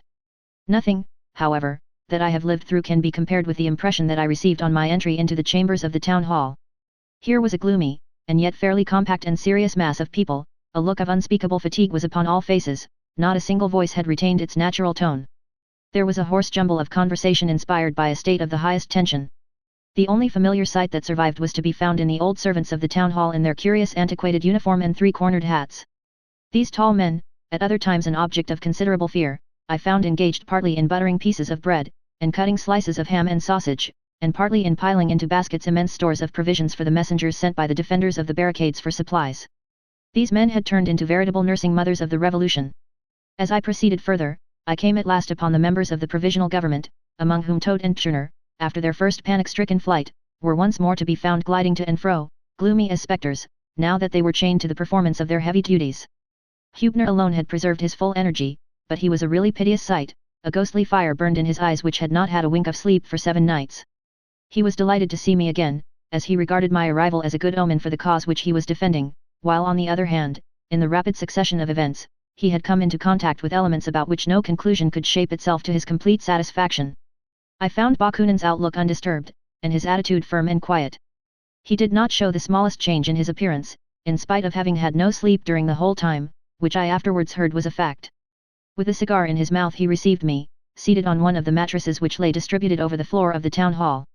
At his side was a very young Pole, a Galician, named Heimberger, a violinist whom he had once asked me to recommend to Lipinski, in order that he might give him lessons, as he did not want this raw and inexperienced boy, who had become passionately attached to him, to get drawn into the vortex of the present upheavals. Now that Heimberger had shouldered a gun, and presented himself for service at the barricades, however, Bakunin had greeted him none the less joyfully. He had drawn him down to sit by his side on the couch, and every time the youth shuddered with fear at the violent sound of the cannon shot, he slapped him vigorously on the back and cried out, "You are not in the company of your fiddle here, my friend. What a pity you didn't stay where you were." Bakunin then gave me a short and precise account of what had happened since I had left him on the previous morning. The retreat which had then been decided upon soon proved unadvisable, as it would have discouraged the numerous reinforcements which had already arrived on that day. Moreover, the desire for fighting had been so great, and the force of the defenders so considerable, that it had been possible to oppose the enemy's troops successfully so far. But as the latter had also got large reinforcements, they again had been able to make an effective combined attack on the strong Wildstrasse barricade. The Prussian troops had avoided fighting in the streets, choosing instead the method of fighting from house to house by breaking through the walls. This had made it clear that all defense by barricades had become useless, and that the enemy would succeed slowly but surely in drawing near the town hall, the seat of the provisional government. Bakunin had now proposed that all the powder stores should be brought together in the lower rooms of the town hall, and that on the approach of the enemy it should be blown up. The town council, who were still in consultation in a back room, had remonstrated with the greatest vehemence. Bakunin, however, had insisted with great firmness on the execution of the measure, but in the end had been completely outwitted by the removal of all the powder stores. Moreover, Wagner, to whom Bakunin could refuse nothing, had been won over to the other side. It was now decided that as everything was ready, the retreat to the Erzgebirge, which had originally been intended for the previous day, should be fixed for the early morrow. Young Zichlinski had already received orders to cover the road to Plauen so as to make it strategically safe. When I inquired after Rockel, Bakunin replied swiftly that he had not been seen since the previous evening, and that he had most likely allowed himself to be caught, he was in such a nervous state. I now gave an account of what I had observed on my way to and from Chemnitz, describing the great masses of reinforcements, amongst which was the communal guard of that place, several thousands strong. In Freiburg I had met 400 reservists, who had come in excellent form to back the citizen army, but could not proceed further, as they were tired out by their forced march. It seemed obvious that this was a case in which the necessary energy to requisition wagons had been lacking, and that if the bounds of loyalty were transgressed in this matter, the advent of fresh forces would be considerably promoted. I was begged to make my way back at once, and convey the opinion of the provisional government to the people whose acquaintance I had made. My old friend Marshal von Bieberstein immediately proposed to accompany me. I welcomed his offer, as he was an officer of the provisional government, and was consequently more fitted than I was to communicate orders. This man, who had been almost extravagant in his enthusiasm before, was now utterly exhausted by sleeplessness, and unable to emit another word from his hoarse throat. He now made his way with me from the town hall to his house in the suburb of Plauen by the devious ways that had been indicated to us, in order to requisition a carriage for our purpose from a coachman he knew, and to bid farewell to his family, from whom he assumed he would in all probability have to separate himself for some time. While we were waiting for the coachman we had tea and supper, talking the while, in a fairly calm and composed manner, with the ladies of the house. We arrived at Freiburg early the following morning, after various adventures, and I set out forthwith to find the leaders of the reservist contingent with whom I was already acquainted. Marshal advised them to requisition horses and carts in the villages wherever they could do so. When they had all set off in marching order for Dresden, and while I was feeling impelled by my passionate interest in the fate of that city to return to it once more, Marshal conceived the desire to carry his commission further afield, and for this purpose asked to be allowed to leave me. Whereupon I again turned my back on the heights of the Erzgebirge, and was travelling by special coach in the direction of Werend, when I too was overcome with sleep, and was only awakened by violent shouts and the sound of someone holding a parley with the postilion. On opening my eyes I found, to my astonishment, that the road was filled with armed revolutionaries marching, not towards, but away from Dresden, and some of them were trying to commandeer the coach to relieve their weariness on the way back. "What is the matter?" I cried. "Where are you going?" "Home," was the reply. "It is all over in Dresden. The provincial government is close behind us in that carriage down there." I shot out of the coach like a dart, leaving it at the disposal of the tired men, and hurried on, down the steeply sloping road, to meet the ill-fated party. And there I actually found them, Hubner, Bakunin, and Martin, the energetic post office clerk, the two latter armed with muskets, in a smart hired carriage from Dresden which was coming slowly up the hill. On the box were, as I supposed, the secretaries, while as many as possible of the weary National Guard struggled for seats behind. I hastened to swing myself into the coach, and so came in for a conversation which thereupon took place between the driver, who was also the owner of the coach, and the provisional government. The man was imploring them to spare his carriage, which, he said, was very lightly sprung and quite unequal to carrying such a load. He begged that the people should be told not to seat themselves behind and in front. But Bakunin remained quite unconcerned, and elected to give me a short account of the retreat from Dresden, which had been successfully achieved without loss. He had had the trees in the newly planted Maximilian Avenue felled early in the morning to form a barricade against a possible flank attack of cavalry, and had been immensely entertained by the lamentations of the inhabitants, who during the process did nothing but bewail their skein beam. All this time our driver's lamentations over his coach were growing more importunate. Finally he broke into loud sobs and tears, upon which Bakunin, regarding him with positive pleasure, called out, "The tears of a Philistine are nectar for the gods." He would not vouchsafe him a word, but Hubner and I found the scene tiresome, whereupon he asked me whether we two at least should not get out, as he could not ask it of the others. As a matter of fact, it was high time to leave the coach, as some new contingents of revolutionaries had formed up in rank and file all along the highway to salute the provisional government and receive orders. Hubner strode down the line with great dignity, acquainted the leaders with the state of affairs, and exhorted them to keep their trust in the righteousness of the cause for which so many had shed their blood. All were now to retire to Freiburg, there to await further orders. A youngish man of serious mien now stepped forward from the ranks of the rebels to place himself under the special protection of the provisional government. He was a certain Mensdorf, a German Catholic priest whom I had had the advantage of meeting in Dresden.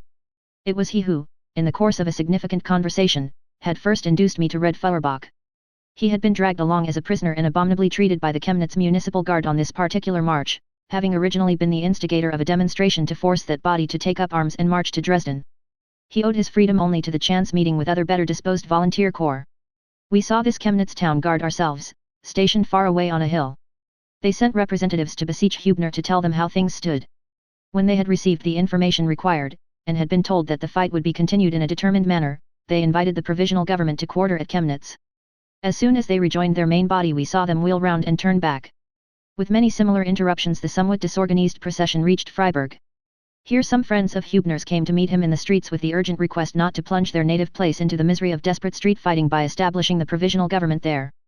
Hubner made no reply to this, but requested Bakunin and myself to accompany him into his house for a consultation. First we had to witness the painful meeting between Hubner and his wife. In a few words he pointed out the gravity and importance of the task assigned to him, reminding her that it was for Germany and the high destiny of his country that he was staking his life. Breakfast was then prepared, and after the meal, during which a fairly cheerful mood prevailed, Hubner made a short speech to Bakunin, speaking quietly but firmly. "My dear Bakunin," he said, his previous acquaintance with Bakunin was so slight that he did not even know how to pronounce his name, "before we decide anything further, I must ask you to state clearly whether your political aim is really the Red Republic, of which they tell me you are a partisan. Tell me frankly, so that I may know if I can rely on your friendship in the future." Bakunin explained briefly that he had no scheme for any political form of government, and would not risk his life for any of them. As for his own far-reaching desires and hopes, they had nothing whatever to do with the street fighting in Dresden and all that this implied for Germany. He had looked upon the rising in Dresden as a foolish, ludicrous movement until he realized the effect of Hubner's noble and courageous example. From that moment every political consideration and aim had been put in the background by his sympathy with this heroic attitude, and he had immediately resolved to assist this excellent man with all the devotion and energy of a friend. He knew, of course, that he belonged to the so-called moderate party, of whose political future he was not able to form an opinion, as he had not profited much by his opportunities of studying the position of the various parties in Germany. Hubner declared himself satisfied by this reply, and proceeded to ask Bakunin's opinion of the present state of things, whether it would not be conscientious and reasonable to dismiss the men and give up a struggle which might be considered hopeless. In reply Bakunin insisted, with his usual calm assurance, that whoever else threw up the sponge, Hubner must certainly not do so. He had been the first member of the provisional government, and it was he who had given the call to arms.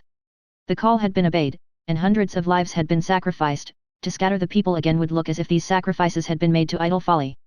Even if they were the only two left, they still ought not to forsake their posts. If they went under, their lives might be forfeit, but their honor must remain unsullied, so that a similar appeal in the future might not drive everyone to despair. This was quite enough for Hubner. He at once made out a summons for the election of a representative assembly for Saxony, to be held at Chemnitz. He thought that, with the assistance of the populace and of the numerous insurgent bands who were arriving from all quarters, he would be able to hold the town as the headquarters of a provisional government until the general situation in Germany had become more settled. In the midst of these discussions, Stefan Born walked into the room to report that he had brought the armed bands right into Freiburg, in good order and without any losses. This young man was a compositor who had contributed greatly to Hubner's peace of mind during the last 3 days in Dresden by taking over the chief command. His simplicity of manner made a very encouraging impression on us, particularly when we heard his report. When, however, Hubner asked whether he would undertake to defend Freiburg against the troops which might be expected to attack at any moment, he declared that this was an experienced officer's job, and that he himself was no soldier and knew nothing of strategy. Under these circumstances it seemed better, if only to gain time, to fall back on the more thickly populated town of Chemnitz. The first thing to be done, however, was to see that the revolutionaries, who were assembled in large numbers at Freiburg, were properly cared for, and Born went off immediately to make preliminary arrangements. Hubner also took leave of us, and went to refresh his tired brain by an hour's sleep. I was left alone on the sofa with Bakunin, who soon fell towards me, overcome by irresistible drowsiness, and dropped the terrific weight of his head onto my shoulder. As I saw that he would not wake if I shook off this burden, I pushed him aside with some difficulty, and took leave both of the sleeper and of Hubner's house, for I wished to see for myself, as I had done for many days past, what course these extraordinary events were taking. I therefore went to the town hall, where I found the townspeople entertaining to the best of their ability a blustering horde of excited revolutionaries both within and without the walls. To my surprise, I found Hubner there in the full swing of work. I thought he was asleep at home, but the idea of leaving the people even for an hour without a councillor had driven away all thought of rest.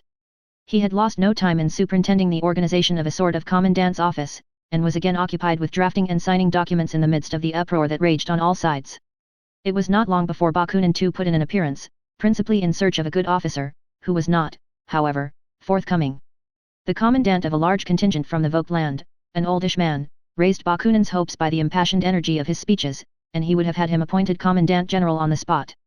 But it seemed as if any real decision were impossible in that frenzy and confusion, and as the only hope of mastering it seemed to be in reaching Chemnitz, Hubner gave the order to march on towards that town as soon as everyone had had food. Once this was settled, I told my friends I should go on in advance of their column to Chemnitz, where I should find them again next day, for I longed to be quit of this chaos.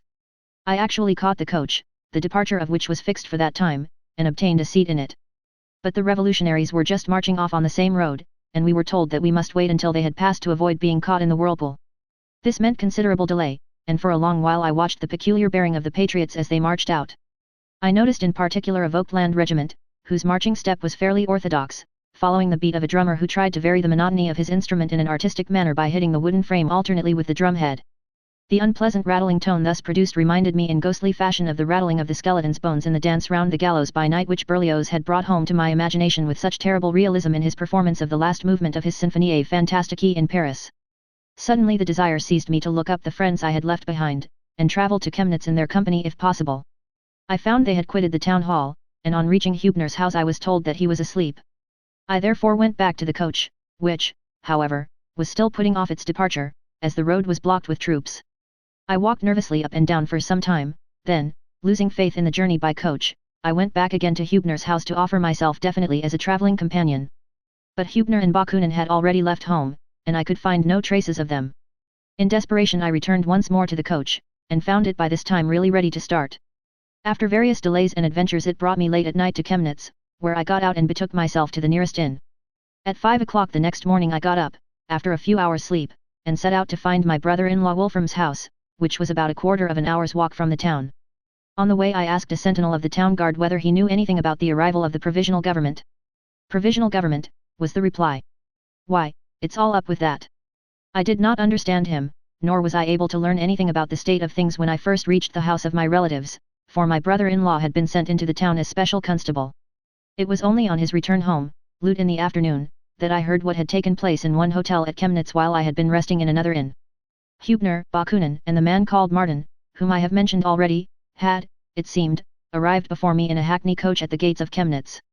On being asked for their names, Wagner had announced himself in a tone of authority, and had bidden the town councillors come to him at a certain hotel. They had no sooner reached the hotel than they all three collapsed from excessive fatigue. Suddenly the police broke into the room and arrested them in the name of the local government, upon which they only begged to have a few hours' quiet sleep, pointing out that flight was out of the question in their present condition. I heard further that they had been removed to Altenburg under a strong military escort. My brother-in-law was obliged to confess that the Chemnitz Municipal Guard, which had been forced to start for Dresden much against its will, and had resolved at the very outset to place itself at the disposal of the royal forces on arriving there, had deceived Wagner by inviting him to Chemnitz, and had lured him into the trap. They had reached Chemnitz long before Wagner, and had taken over the guard at the gates with the object of seeing him arrive and of preparing for his arrest at once. My brother-in-law had been very anxious about me too, as he had been told in furious tones by the leaders of the town guard that I had been seen in close association with the revolutionaries. He thought it a wonderful intervention of Providence that I had not arrived at Chemnitz with them and gone to the same inn, in which case their fate would certainly have been mine. The recollection of my escape from almost certain death in duels with the most experienced swordsman in my student days flashed across me like a flash of lightning. This last terrible experience made such an impression on me that I was incapable of breathing a word in connection with what had happened. My brother-in-law, in response to urgent appeals, from my wife in particular, who was much concerned for my personal safety, undertook to convey me to Altenburg in his carriage by night. From there I continued my journey by coach to Weimar, where I had originally planned to spend my holidays, little thinking that I should arrive by such devious ways. The dreamy unreality of my state of mind at this time is best explained by the apparent seriousness with which, on meeting Liszt again, I at once began to discuss what seemed to be the sole topic of any real interest to him in connection with me, the forthcoming revival of Tannhauser at Weimar. I found it very difficult to confess to this friend that I had not left Dresden in the regulation way for a conductor of the Royal Opera. To tell the truth, I had a very hazy conception of the relation in which I stood to the law of my country, in the narrow sense. Had I done anything criminal in the eye of the law or not? I found it impossible to come to any conclusion about it. Meanwhile, alarming news of the terrible conditions in Dresden continued to pour into Weimar. Genast, the stage manager, in particular, aroused great excitement by spreading the report that Rockel, who was well known at Weimar, had been guilty of arson. Liszt must soon have gathered from my conversation, in which I did not take the trouble to dissimulate, that I too was suspiciously connected with these terrible events, though my attitude with regard to them misled him for some time. For I was not by any means prepared to proclaim myself a combatant in the recent fights, and that for reasons quite other than would have seemed valid in the eyes of the law. My friend was therefore encouraged in his delusion by the unpremeditated effect of my attitude. When we met at the house of Princess Caroline of Wittgenstein, to whom I had been introduced the year before when she paid her flying visit to Dresden, we were able to hold stimulating conversations on all sorts of artistic topics. One afternoon, for instance, a lively discussion sprang up from a description I had given of a tragedy to be entitled Jesus of Nazareth. Liszt maintained a discreet silence after I had finished, whereas the princess protested vigorously against my proposal to bring such a subject onto the stage. From the lukewarm attempt I made to support the paradoxical theories I had put forward, I realized the state of my mind at that time. Although it was not very evident to onlookers, I had been, and still was, shaken to the very depths of my being by my recent experiences. In due course an orchestral rehearsal of Tannhauser took place, which in various ways stimulated the artist in me afresh. Liszt's conducting, though mainly concerned with the musical rather than the dramatic side, filled me for the first time with the flattering warmth of emotion roused by the consciousness of being understood by another mind in full sympathy with my own. At the same time I was able, in spite of my dreamy condition, to observe critically the standard of capacity exhibited by the singers and their chorus master. After the rehearsal I, together with the musical director, Storr, and Gotze the singer, accepted Liszt's invitation to a simple dinner, at a different inn from the one where he lived. I thus had occasion to take alarm at a trait in his character which was entirely new to me. After being stirred up to a certain pitch of excitement his mood became positively alarming, and he almost gnashed his teeth in a passion of fury directed against a certain section of society which had also aroused my deepest indignation. I was strongly affected by this strange experience with this wonderful man, but I was unable to see the association of ideas which had led to his terrible outburst. I was therefore left in a state of amazement, while Liszt had to recover during the night from a violent attack of nerves which his excitement had produced. Another surprise was in store for me the next morning, when I found my friend fully equipped for a journey to Karlsruhe, the circumstances which made it necessary being absolutely incomprehensible to me. Liszt invited Director Storr and myself to accompany him as far as Eisenach. On our way there we were stopped by Bewley, the Lord Chamberlain, who wished to know whether I was prepared to be received by the Grand Duchess of Weimar, a sister of the Emperor Nicholas, at Eisenach Castle. As my excuse on the score of unsuitable travelling costume was not admitted, Liszt accepted in my name, and I really met with a surprisingly kind reception that evening from the Grand Duchess, who chatted with me in the friendliest way, and introduced me to her chamberlain with all due ceremony. Liszt maintained afterwards that his noble patroness had been informed that I should be wanted by the authorities in Dresden within the next few days, and had therefore hastened to make my personal acquaintance at once, knowing that it would compromise her too heavily later on. Liszt continued his journey from Eisenach, leaving me to be entertained and looked after by Storr and the musical director Kumstedt, a diligent and skillful master of counterpoint with whom I paid my first visit to the Wartburg, which had not then been restored. I was filled with strange musings as to my fate when I visited this castle. Here I was actually on the point of entering, for the first time, the building which was so full of meaning for me. Here, too, I had to tell myself that the days of my further sojourn in Germany were numbered. And in fact the news from Dresden, when we returned to Weimar the next day, was serious indeed. Liszt, on his return on the third day, found a letter from my wife, who had not dared to write direct to me.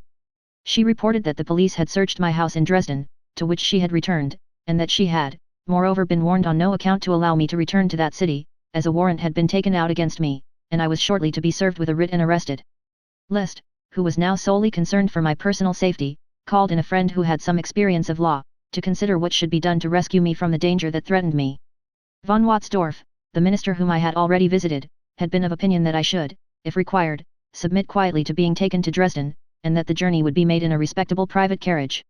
On the other hand, reports which had reached us of the brutal way in which the Prussian troops in Dresden had gone to work in applying the state of siege were of so alarming a nature that Liszt and his friends in council urged my speedy departure from Weimar, where it would be impossible to protect me. But I insisted on taking leave of my wife, whose anxiety was great, before leaving Germany, and begged to be allowed to stay a little longer at least in the neighborhood of Weimar. This was taken into consideration, and Professor Siebert suggested my taking temporary shelter with a friendly steward at the village of Magdala, which was 3 hours distant. I drove there the following morning to introduce myself to this kind steward and protector as Professor Werder from Berlin, who, with a letter of recommendation from Professor Siebert, had come to turn his financial studies to practical account in helping to administer these estates. Here in rural seclusion I spent 3 days, entertainment of a peculiar nature being provided by the meeting of a popular assembly, which consisted of the remainder of the contingent of revolutionaries which had marched off towards Dresden and had now returned in disorder. I listened with curious feelings, amounting almost to contempt, to the speeches on this occasion, which were of every kind and description. On the second day of my stay my host's wife came back from Weimar, where it was market day, full of a curious tale. The composer of an opera which was being performed there on that very day had been obliged to leave Weimar suddenly because the warrant for his arrest had arrived from Dresden. My host, who had been let into my secret by Professor Siebert, asked playfully what his name was. As his wife did not seem to know, he came to her assistance with the suggestion that perhaps it was Rockel whose name was familiar at Weimar. Yes, she said, Rockel, that was his name. Quite right. My host laughed loudly, and said that he would not be so stupid as to let them catch him, in spite of his opera. At last, on May 22nd, my birthday, Minna actually arrived at Magdala. She had hastened to Weimar on receiving my letter, and had proceeded from there according to instructions, bent on persuading me at all costs to flee the country immediately and for good. No attempt to raise her to the level of my own mood was successful. She persisted in regarding me as an ill-advised, inconsiderate person who had plunged both himself and her into the most terrible situation. It had been arranged that I should meet her the next evening in the house of Professor Wolf at Jena to take a last farewell. She was to go by way of Weimar, while I took the footpath from Magdala. I started accordingly on my walk of about 6 hours, and came over the plateau into the little university town, which now received me hospitably for the first time, at sunset. I found my wife again at the house of Professor Wolf, who, thanks to Liszt, was already my friend, and with the addition of a certain Professor Widman another conference was held on the subject of my further escape. A writ was actually out against me for being strongly suspected of participation in the Dresden Rising, and I could not under any circumstances depend on a safe refuge in any of the German federal states. Liszt insisted on my going to Paris, where I could find a new field for my work, while Widman advised me not to go by the direct route through Frankfurt and Baden, as the Rising was still in full swing there, and the police would certainly exercise praiseworthy vigilance over incoming travelers with suspicious-looking passports. The way through Bavaria would be the safest, as all was quiet there again. I could then make for Switzerland, and the journey to Paris from there could be engineered without any danger. As I needed a passport for the journey, Professor Widman offered me his own, which had been issued at Tübingen and had not been brought up to date. My wife was quite in despair, and the parting from her caused me real pain. I set off in the mail coach and travelled, without further hindrance, through many towns, amongst them Rudolstadt, a place full of memories for me, to the Bavarian frontier. From there I continued my journey by mail coach straight to Lindau. At the gates I, together with the other passengers, was asked for my passport. I passed the night in a state of strange, feverish excitement, which lasted until the departure of the steamer on Lake Constance early in the morning. My mind was full of the Swabian dialect, as spoken by Professor Widman, with whose passport I was travelling. I pictured to myself my dealings with the Bavarian police should I have to converse with them in accordance with the above-mentioned irregularities in that document. A prey to feverish unrest, I spent the whole night trying to perfect myself in the Swabian dialect, but, as I was amused to find, without the smallest success. I had braced myself to meet the crucial moment early the next morning, when the policeman came into my room and, not knowing to whom the passports belonged, gave me 3 at random to choose from. With joy in my heart I seized my own, and dismissed the dreaded messenger in the most friendly way. Once on board the steamer I realized with true satisfaction that I had now stepped onto Swiss territory. It was a lovely spring morning. Across the broad lake I could gaze at the alpine landscape as it spread itself before my eyes. When I stepped onto Republican soil at Rorschach, I employed the first moments in writing a few lines home to tell of my safe arrival in Switzerland and my deliverance from all danger. The coach drive through the pleasant country of St. Gall to Zurich cheered me up wonderfully, and when I drove down from Oberstrasse into Zurich that evening, the last day in May, at 6 o'clock, and saw for the first time the Glarner Alps that encircle the lake gleaming in the sunset, I at once resolved, though without being fully conscious of it, to avoid everything that could prevent my settling here. I had been the more willing to accept my friend's suggestion to take the Swiss route to Paris, as I knew I should find an old acquaintance, Alexander Müller, at Zurich. I hoped with his help to obtain a passport to France, as I was anxious not to arrive there as a political refugee. I had been on very friendly terms with Müller once upon a time at Würzburg. He had been settled at Zurich for a long time as a teacher of music. This I learned from a pupil of his, Wilhelm Baumgartner, who had called on me in Dresden some years back to bring me a greeting from this old friend. On that occasion I entrusted the pupil with a copy of the score of Tannhauser for his master, by way of remembrance, and this kind attention had not fallen on barren soil. Müller and Baumgartner, whom I visited forthwith, introduced me at once to Jacob Sulzer and Franz Hagenbuch, 2 cantonal secretaries who were the most likely, among all their good friends, to compass the immediate fulfillment of my desire.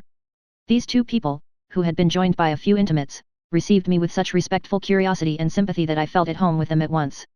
The great assurance and moderation with which they commented on the persecutions which had overtaken me, as seen from their usual simple republican standpoint, opened to me a conception of civil life which seemed to lift me to an entirely new sphere. I felt so safe and protected here, whereas in my own country I had, without quite realizing it, come to be considered a criminal owing to the peculiar connection between my disgust at the public attitude towards art and the general political disturbances. To prepossess the 2 secretaries entirely in my favor, one of them, Sulzer, had enjoyed an excellent classical education. My friends arranged a meeting one evening at which I was to read my poem on the death of Siegfried. I am prepared to swear that I never had more attentive listeners, among men, than on that evening. The immediate effect of my success was the drawing up of a fully valid federal passport for the poor German under warrant of arrest, armed with which I started gaily on my journey to Paris after quite a short stay at Zurich. From Strasbourg, where I was enthralled by the fascination of the world-famous Minster, I travelled towards Paris by what was then the best means of locomotion, the so-called Malpost. I remember a remarkable phenomenon in connection with this conveyance. Till then the noise of the cannonade and musketry in the fighting at Dresden had been persistently re-echoing in my ears, especially in a half-waking condition. Now the humming of the wheels, as we rolled rapidly along the highroad, cast such a spell upon me that for the whole of the journey I seemed to hear the melody of Freude, Schöner Götterfunken from the 9th Symphony being played, as it were, on deep bass instruments. From the time of my entering Switzerland till my arrival in Paris my spirits, which had sunk into a dreamlike apathy, rose gradually to a level of freedom and comfort that I had never enjoyed before. I felt like a bird in the air whose destiny is not to founder in a morass, but soon after my arrival in Paris, in the first week of June, a very palpable reaction set in. I had had an introduction from Liszt to his former secretary Belloni, who felt it his duty, in loyalty to the instructions received, to put me into communication with a literary man, a certain Gustav Weiss, with the object of being commissioned to write an opera libretto for production in Paris. I did not, however, make the personal acquaintance of Weiss. The idea did not please me, and I found sufficient excuse for warding off the negotiations by saying I was afraid of the epidemic of cholera which was said to be raging in the city. I was staying in the Rue Notre Dame de Lorette for the sake of being near Belloni. Through this street funeral processions, announced by the muffled drum boats of the National Guard, passed practically every hour. Though the heat was stifling, I was strictly forbidden to touch water, and was advised to exercise the greatest precaution with regard to diet in every respect. Besides this weight of uneasiness on my spirits, the whole outward aspect of Paris, as it then appeared, had the most depressing effect on me. The motto, Liberté, Égalité, Fraternité was still to be seen on all the public buildings and other establishments, but, on the other hand, I was alarmed at seeing the first garçons caissiers making their way from the bank with their long money sacks over their shoulders and their large portfolios in their hands. I had never met them so frequently as now, just when the old capitalist regime, after its triumphant struggle against the once dreaded socialist propaganda, was exerting itself vigorously to regain the public confidence by its almost insulting pomp. I had gone, as it were, mechanically into Schlesinger's music shop, where a successor was now installed, a much more pronounced type of Jew named Brandis, of a very dirty appearance. The only person there to give me a friendly welcome was the old clerk, Monsieur Henri. After I had talked to him in loud tones for some time, as the shop was apparently empty, he at length asked me with some embarrassment whether I had not seen my master, Votre Maître, Meyerbeer. Is Monsieur Meyerbeer here? I asked. Certainly, was the even more embarrassed reply, quite near, over there behind the desk. And, sure enough, as I walked across to the desk Meyerbeer came out, covered with confusion. He smiled and made some excuse about pressing proof sheets. He had been hiding there quietly for over 10 minutes since first hearing my voice. I had had enough after my strange encounter with this apparition. It recalled so many things affecting myself which reflected suspicion on the man, in particular the significance of his behavior towards me in Berlin on the last occasion. However, as I had now nothing more to do with him, I greeted him with a certain easy gaiety induced by the regret I felt at seeing his manifest confusion on becoming cognizant of my arrival in Paris. He took it for granted that I should again seek my fortune there, and seemed much surprised when I assured him, on the contrary, that the idea of having any work there was odious to me. But Liszt published such a brilliant article about you in the Journal des Débats, he said. Ah, I replied, it really had not occurred to me that the enthusiastic devotion of a friend should be regarded as a mutual speculation. But the article made a sensation. It is incredible that you should not seek to make any profit out of it. This offensive meddlesomeness roused me to protest to Meyerbeer with some violence that I was concerned with anything rather than with the production of artistic work, particularly just at that time when the course of events seemed to indicate that the whole world was undergoing a reaction. But what do you expect to get out of the revolution? He replied. Are you going to write scores for the barricades? Whereupon I assured him that I was not thinking of writing any scores at all. We parted, obviously without having arrived at a mutual understanding. In the street I was also stopped by Moritz Schlesinger, who, being equally under the influence of Liszt's brilliant article, evidently considered me a perfect prodigy. He too thought I must be counting on making a hit in Paris, and was sure that I had a very good chance of doing so. Will you undertake my business? I asked him. I have no money. Do you really think the performance of an opera by an unknown composer can be anything but a matter of money? You are quite right, said Moritz, and left me on the spot. I turned from these disagreeable encounters in the plague-stricken capital of the world to inquire the fate of my Dresden companions, for some of those with whom I was intimate had also reached Paris, when I called on Desplechin, who had painted the scenery for Tannhauser. I found Semper there, who had, like myself, been deposited in this city. We met again with no little pleasure, although we could not help smiling at our grotesque situation. Semper had retired from the battle when the famous barricade, which he in his capacity of architect kept under close observation, had been surrounded. He thought it impossible for it to be captured. All the same, he considered that he had exposed himself quite sufficiently to make it state of siege and were occupying Dresden. He considered himself lucky as a native of Holstein to be dependent, not on the German, but on the Danish government for a passport, as this had helped him to reach Paris without difficulty. When I expressed my real and heartfelt regret at the turn of affairs which had torn him from a professional undertaking on which he had just started, the completion of the Dresden Museum, he refused to take it too seriously, saying it had given him a great deal of worry. In spite of our trying situation, it was with Semper that I spent the only bright hours of my stay in Paris. We were soon joined by another refugee, young Heine, who had once wished to paint my Lohengrin scenery. He had no qualms about his future, for his master Desplechin was willing to give him employment. I alone felt I had been pitched quite aimlessly into Paris. I had a passionate desire to leave this cholera-laden atmosphere, and Belloni offered me an opportunity which I promptly and joyfully seized. He invited me to follow himself and his family to a country place near La Ferté-Sous-Jouarre, where I could be refreshed by pure air and absolute quiet, and wait for a change for the better in my position. I made the short journey to Rueil after another week in Paris, and took for the time being a poor lodging, one room, built with recesses, in the house of Monsieur Raphael, a wine merchant, close by the village mairie where the Belloni family were staying. Here I waited further developments. During the period when all news from Germany ceased I tried to occupy myself as far as possible with reading. After going through Proudhon's writings, and in particular his De la Propriété, in such a manner as to glean comfort for my situation in curiously divers ways, I entertained myself for a considerable time with Lamartine's Histoire des Girondins, a most alluring and attractive work. One day Belloni brought me news of the unfortunate rising in Paris, which had been attempted on the June 13 by the Republicans under Ledru-Rollin against the Provisional Government, which was then in the full tide of reaction. Great as was the indignation with which the news was received by my host and the mayor of the place, a relative of his, at whose table we ate our modest daily meal, it made, on the whole, little impression on me, as my attention was still fixed in great agitation on the events which were taking place on the Rhine, and particularly on the Grand Duchy of Baden, which had been made forfeit to a provisional government. When, however, the news reached me from this quarter also that the Prussians had succeeded in subduing a movement which had not at first seemed hopeless. I felt extraordinarily downcast. I was compelled to consider my position carefully, and the necessity of conquering my difficulties helped to allay the excitement to which I was a prey. The letters from my Weimar friends, as well as those from my wife, now brought me completely to my senses. The former expressed themselves very curtly about my behavior with regard to recent events. The opinion was, that for the moment there would be nothing for me to do, and especially not in Dresden, or at the Grand Ducal Court, as one could not very well knock at battered doors, on ne frappe pas des portes infancies, Princess von Wittgenstein to Belloni. I did not know what to reply, for I had never dreamt of expecting anything to come from their intervening on my behalf in that quarter, consequently I was quite satisfied that they sent me temporarily financial assistance. With this money I made up my mind to leave for Zurich and ask Alex Muller to give me shelter for a while, as his house was sufficiently large to accommodate a guest. My saddest moment came when, after a long silence, I at last received a letter from my wife. She wrote that she could not dream of living with me again, that after I had so unscrupulously thrown away a connection and position, the like of which would never again present itself to me, no woman could reasonably be expected to take any further interest in my future enterprises. I fully appreciated my wife's unfortunate position. I could in no way assist her, except by advising her to sell our Dresden furniture, and by making an appeal on her behalf to my relatives in Leipzig. Until then I had been able to think more lightly of the misery of her position, simply because I had imagined her to be more deeply in sympathy with what agitated me. Often during the recent extraordinary events I had even believed that she understood my feelings.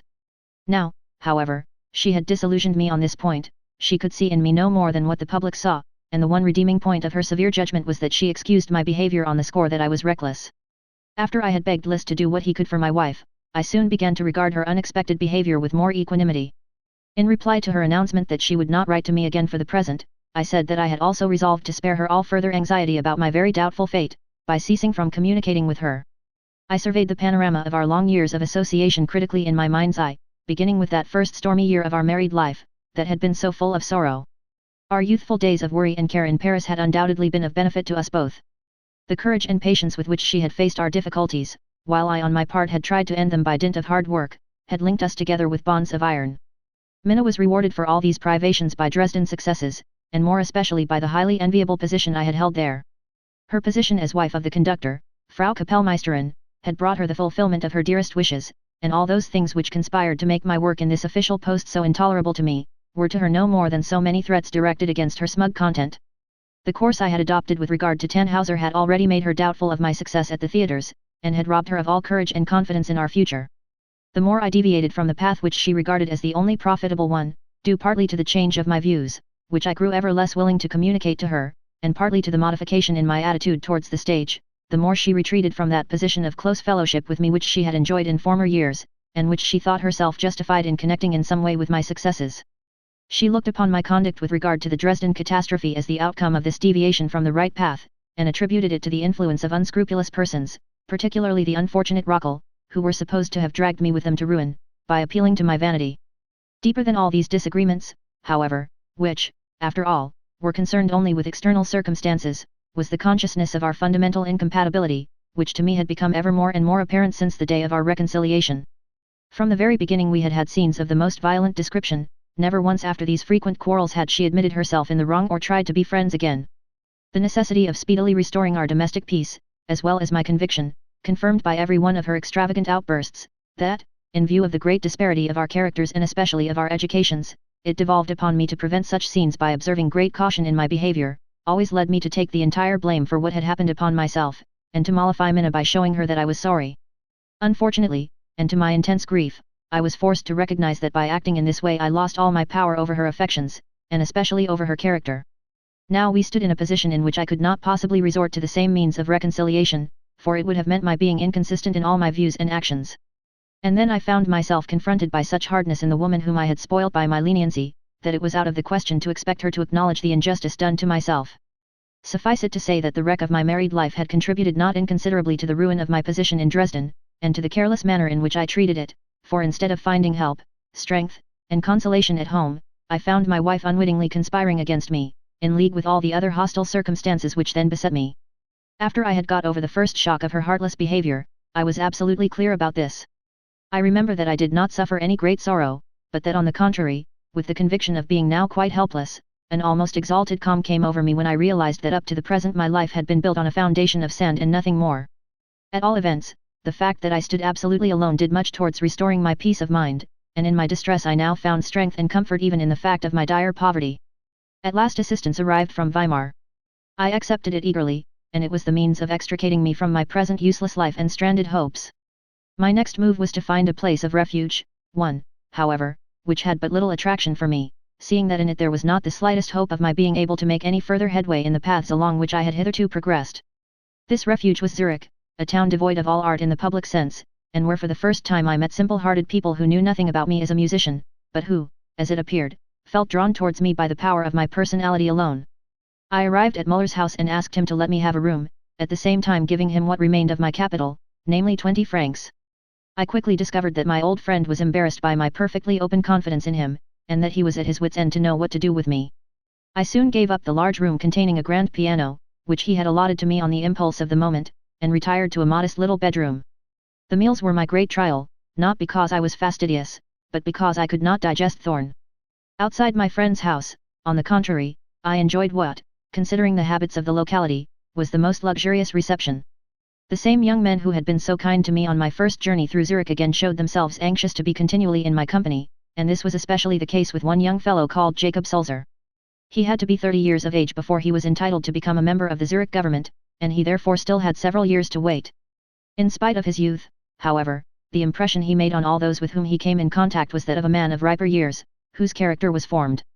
When I was asked long afterwards whether I had ever met a man who, morally speaking, was the beau ideal of real character and uprightness, I could, on reflection, think of none other than this newly gained friend, Jacob Sulzer.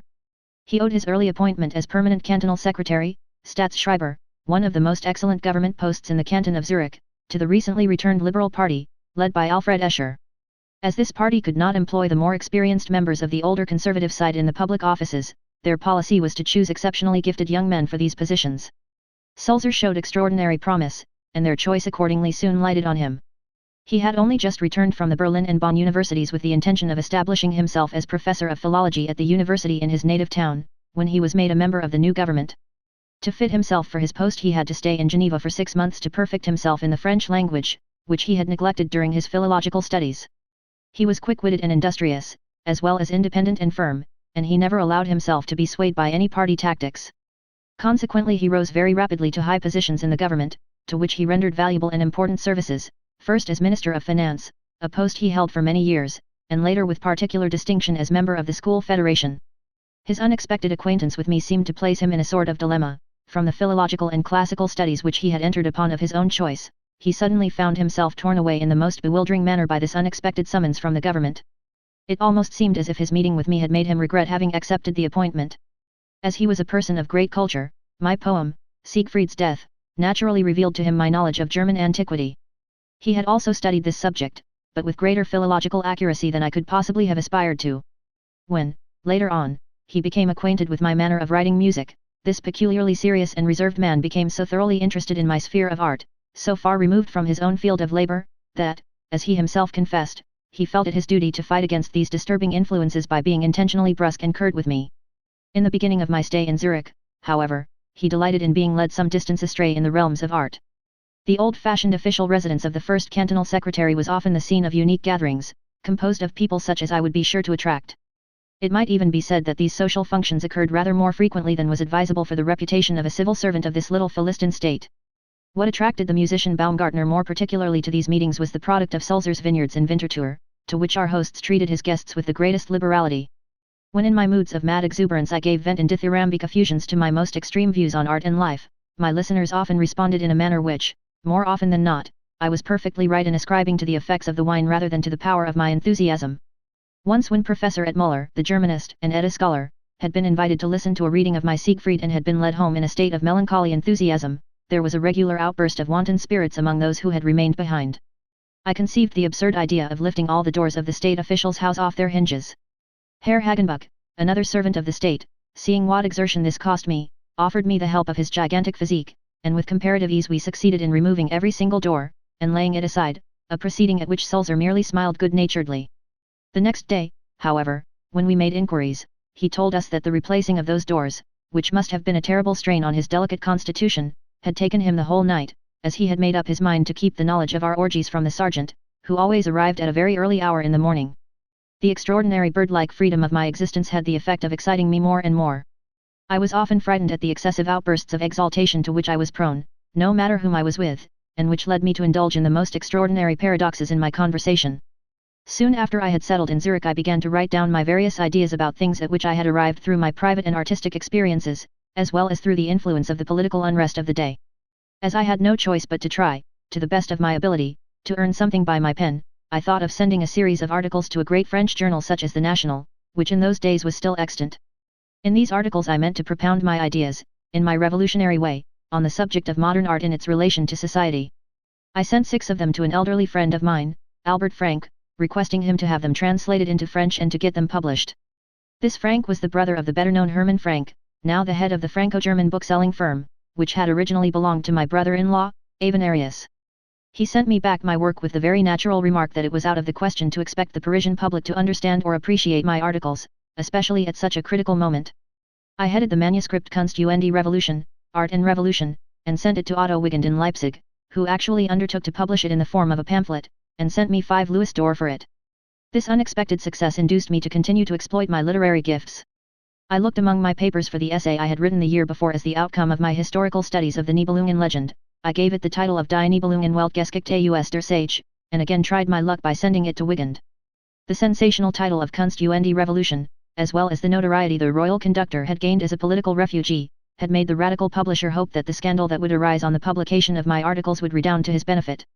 I soon discovered that he was on the point of issuing a second edition of Kunst und Revolution, without, however, informing me of the fact. He also took over my new pamphlet for another 5 Louis d'or. This was the first time I had earned money by means of published work, and I now began to believe that I had reached that point when I should be able to get the better of my misfortunes. I thought it over, and decided to give public lectures in Zurich on subjects related to my writings during the coming winter, hoping in that free and haphazard fashion to keep body and soul together for a little while, although I had no fixed appointment and did not intend to work at music. It seemed necessary for me to resort to these means, as I did not know how otherwise to keep myself alive. Shortly after my arrival in Zurich I had witnessed the coming of the fragments of the Baden army, dispersed over Swiss territory, and accompanied by fugitive volunteers, and this had made a painful and uncanny impression upon me. The news of the surrender near Villagos by Gorgi paralyzed the last hopes as to the issue of the great European struggle for liberty, which so far had been left quite undecided. With some misgiving and anxiety I now turned my eyes from all these occurrences in the outside world inwards to my own soul. I was accustomed to patronize the Café Littéraire, where I took my coffee after my heavy midday meal, in a smoky atmosphere surrounded by a merry and joking throng of men playing dominoes and fast.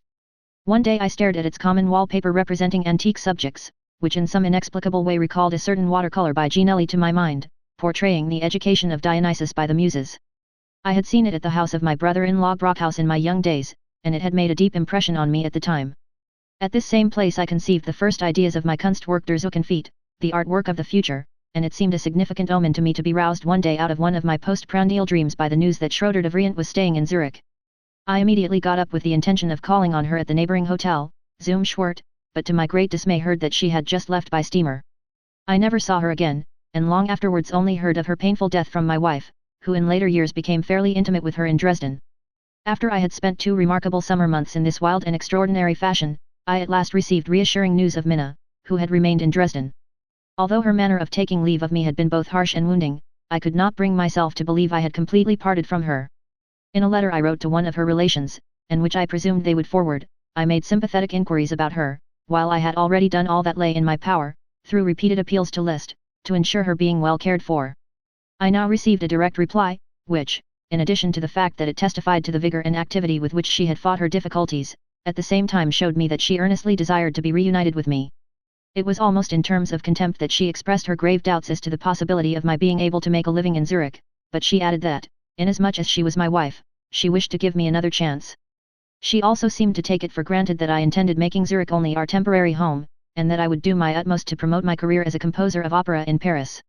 Whereupon she announced her intention of arriving at Rorschach in Switzerland on a certain date in September of that year, in the company of the little dog Peps, the parrot Papo, and her so-called sister Natalie. After having engaged 2 rooms for our new home, I now prepared to set out on foot for St. Gall and Rorschach through the lovely and celebrated Toggenburg and Appenzell, and felt very touched after all when the peculiar family, which consisted half of pet animals, landed at the harbour of Rorschach. I must honestly confess that the little dog and the bird made me very happy. My wife at once threw cold water on my emotions, however, by declaring that in the event of my behaving badly again she was ready to return to Dresden any moment, and that she had numerous friends there, who would be glad to protect and succor her if she were forced to carry out her threat. Be this as it may, one look at her convinced me how greatly she had aged in this short time, and how much I ought to pity her, and this feeling succeeded in banishing all bitterness from my heart. I did my utmost to give her confidence and to make her believe that our present misfortunes were but momentary. This was no easy task, as she would constantly compare the diminutive aspect of the town of Zurich with the more noble majesty of Dresden, and seemed to feel bitterly humiliated. The friends whom I introduced to her found no favour in her eyes. She looked upon the cantonal secretary, Sulzer, as a mere town clerk who would not be of any importance in Germany, and the wife of my host Muller absolutely disgusted her when, in answer to Minna's complaints about my terrible position, she replied that my greatness lay in the very fact of my having faced it. Then again Minna appeased me by telling me of the expected arrival of some of my Dresden belongings, which she thought would be indispensable to our new home. The property of which she spoke consisted of a Breitkopf and Hartel grand piano that looked better than it sounded, and of the title page of the Nibelungen by Cornelius in a Gothic frame that used to hang over my desk in Dresden. With this nucleus of household effects we now decided to take small lodgings in the so-called Hinteren Escherhäusern in the Zeltweg. With great cleverness Minna had succeeded in selling the Dresden furniture to advantage, and out of the proceeds of this sale she had brought 300 marks with her to Zurich to help towards setting up our new home. She told me that she had saved my small but very select library for me by giving it into the safe custody of the publisher, Heinrich Brockhaus, brother of my sister's husband and member of the Saxon Diet, who had insisted upon looking after it. Great, therefore, was her dismay when, upon asking this kind friend to send her the books, he replied that he was holding them as security for a debt of 1,500 marks which I had contracted with him during my days of trouble in Dresden, and that he intended to keep them until that sum was returned. As even after the lapse of many years I found it impossible to refund this money, these books, collected for my own special wants, were lost to me forever. Thanks more particularly to my friend Sulzer, the cantonal secretary, whom my wife at first despised so much on account of his title which she misunderstood, and who, although he was far from well off himself, thought it only natural that he should help me, however moderately, out of my difficulties. We soon succeeded in making our little place look so cozy that my simple Zurich friends felt quite at home in it. My wife, with all her undeniable talents, Hero found ample scope in which to distinguish herself, and I remember how ingeniously she made a little whatnot out of the box in which she had kindly brought my music and manuscript to Zurich. But it was soon time to think of how to earn enough money to provide for us all. My idea of giving public lectures was treated with contempt by my wife, who looked upon it as an insult to her pride. She could acquiesce only in one plan, that suggested by Liszt, namely, that I should write an opera for Paris. To satisfy her, and in view of the fact that I could see no chance of a remunerative occupation close at hand, I actually reopened a correspondence on this matter with my great friend and his secretary Belloni in Paris. In the meantime I could not be idle, so I accepted an invitation from the Zurich Musical Society to conduct a classical composition at one of their concerts, and to this end I worked with their very poor orchestra at Beethoven's Symphony in A major. Although the result was successful, and I received 5 Napoleons for my trouble, it made my wife very unhappy, for she could not forget the excellent orchestra, and the much more appreciative public, which a short time before in Dresden would have seconded and rewarded similar efforts on my part. Her one and only ideal for me was that, by hook or by crook, and with a total disregard of all artistic scruples, I should make a brilliant reputation for myself in Paris. While we were both absolutely at a loss to discover whence we should obtain the necessary funds for our journey to Paris and our sojourn there, I again plunged into my philosophical study of art, as being the only sphere still left open to me. Harassed by the cares of a terrible struggle for existence, I wrote the whole of Das Kunstwerk der Zukunft in the chilly atmosphere of a sunless little room on the ground floor during the months of November and December of that year. Minna had no objection to this occupation when I told her of the success of my first pamphlet, and the hope I had of receiving even better pay for this more extensive work. Thus for a while I enjoyed comparative peace, although in my heart a spirit of unrest had begun to reign, thanks to my growing acquaintance with Feuerbach's works. I had always had an inclination to fathom the depths of philosophy, just as I had been led by the mystic influence of Beethoven's Ninth Symphony to search the deepest recesses of music. My first efforts at satisfying this longing had failed. None of the Leipzig professors had succeeded in fascinating me with their lectures on fundamental philosophy and logic. I had procured Schelling's work, Transcendental Idealism, recommended to me by Gustav Schlesinger, a friend of Lob's, but it was in vain that I racked my brains to try and make something out of the first pages, and I always returned to my Ninth Symphony. During the latter part of my stay in Dresden I had returned to these old studies, the longing for which suddenly revived within me, and to these I added the deeper historical studies which had always fascinated me. As an introduction to philosophy I now chose Hegel's philosophy of history. A good deal of this impressed me deeply, and it now seemed as if I should ultimately penetrate into the Holy of Holies along this path. The more incomprehensible many of his speculative conclusions appeared, the more I felt myself desirous of probing the question of the absolute and everything connected therewith to the core. For I so admired Hegel's powerful mind that it seemed to me he was the very keystone of all philosophical thought.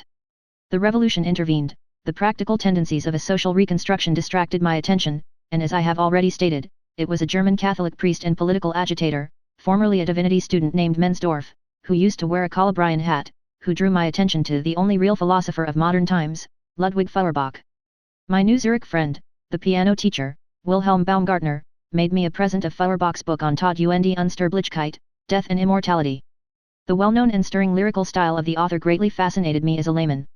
The intricate questions which he propounds in this book as if they were being discussed for the first time by him, and which he treats in a charmingly exhaustive manner, had often occupied my mind since the very first days of my acquaintance with Lairs in Paris, just as they occupy the mind of every imaginative and serious man.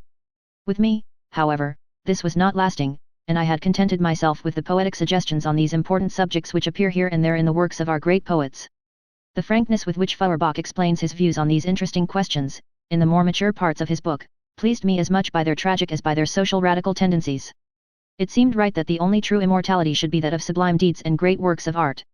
It was more difficult to sustain any interest in Das Wesen des Christentums, the essence of Christianity, by the same author, for it was impossible whilst reading this work not to become conscious, however involuntarily, of the prolix and unskillful manner in which he dilates on the simple and fundamental idea, namely, religion explained from a purely subjective and psychological point of view.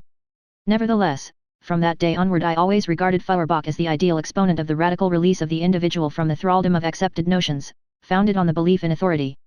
The initiated will therefore not wonder that I dedicated my Kunstwerk der Zukunft to Feuerbach and addressed its preface to him. My friend Sulzer, a thorough disciple of Hegel, was very sorry to see me so interested in Feuerbach, whom he did not even recognize as a philosopher at all. He said that the best thing that Feuerbach had done for me was that he had been the means of awakening my ideas, although he himself had none. But what had really induced me to attach so much importance to Feuerbach was the conclusion by means of which he had seceded from his master Hegel, to wit, that the best philosophy was to have no philosophy, a theory which greatly simplified what I had formerly considered a very terrifying study, and secondly, that only that was real which could be ascertained by the senses. The fact that he proclaimed what we call spirit to be an aesthetic perception of our senses, together with his statement concerning the futility of philosophy, these were the two things in him which rendered me such useful assistance in my conceptions of an all-embracing work of art, of a perfect drama which should appeal to the simplest and most purely human emotions at the very moment when it approached its fulfillment as Kunstwerk der Zukunft. It must have been this which Sulzer had in his mind when he spoke deprecatingly of Feuerbach's influence over me. At all events, after a while I certainly could not return to his works, and I remember that his newly published book, Über das Wesen der Religion, Lectures on the Essence of Religion, scared me to such an extent by the dullness of its title alone, that when Herweg opened it for my benefit, I closed it with a bang under his very nose.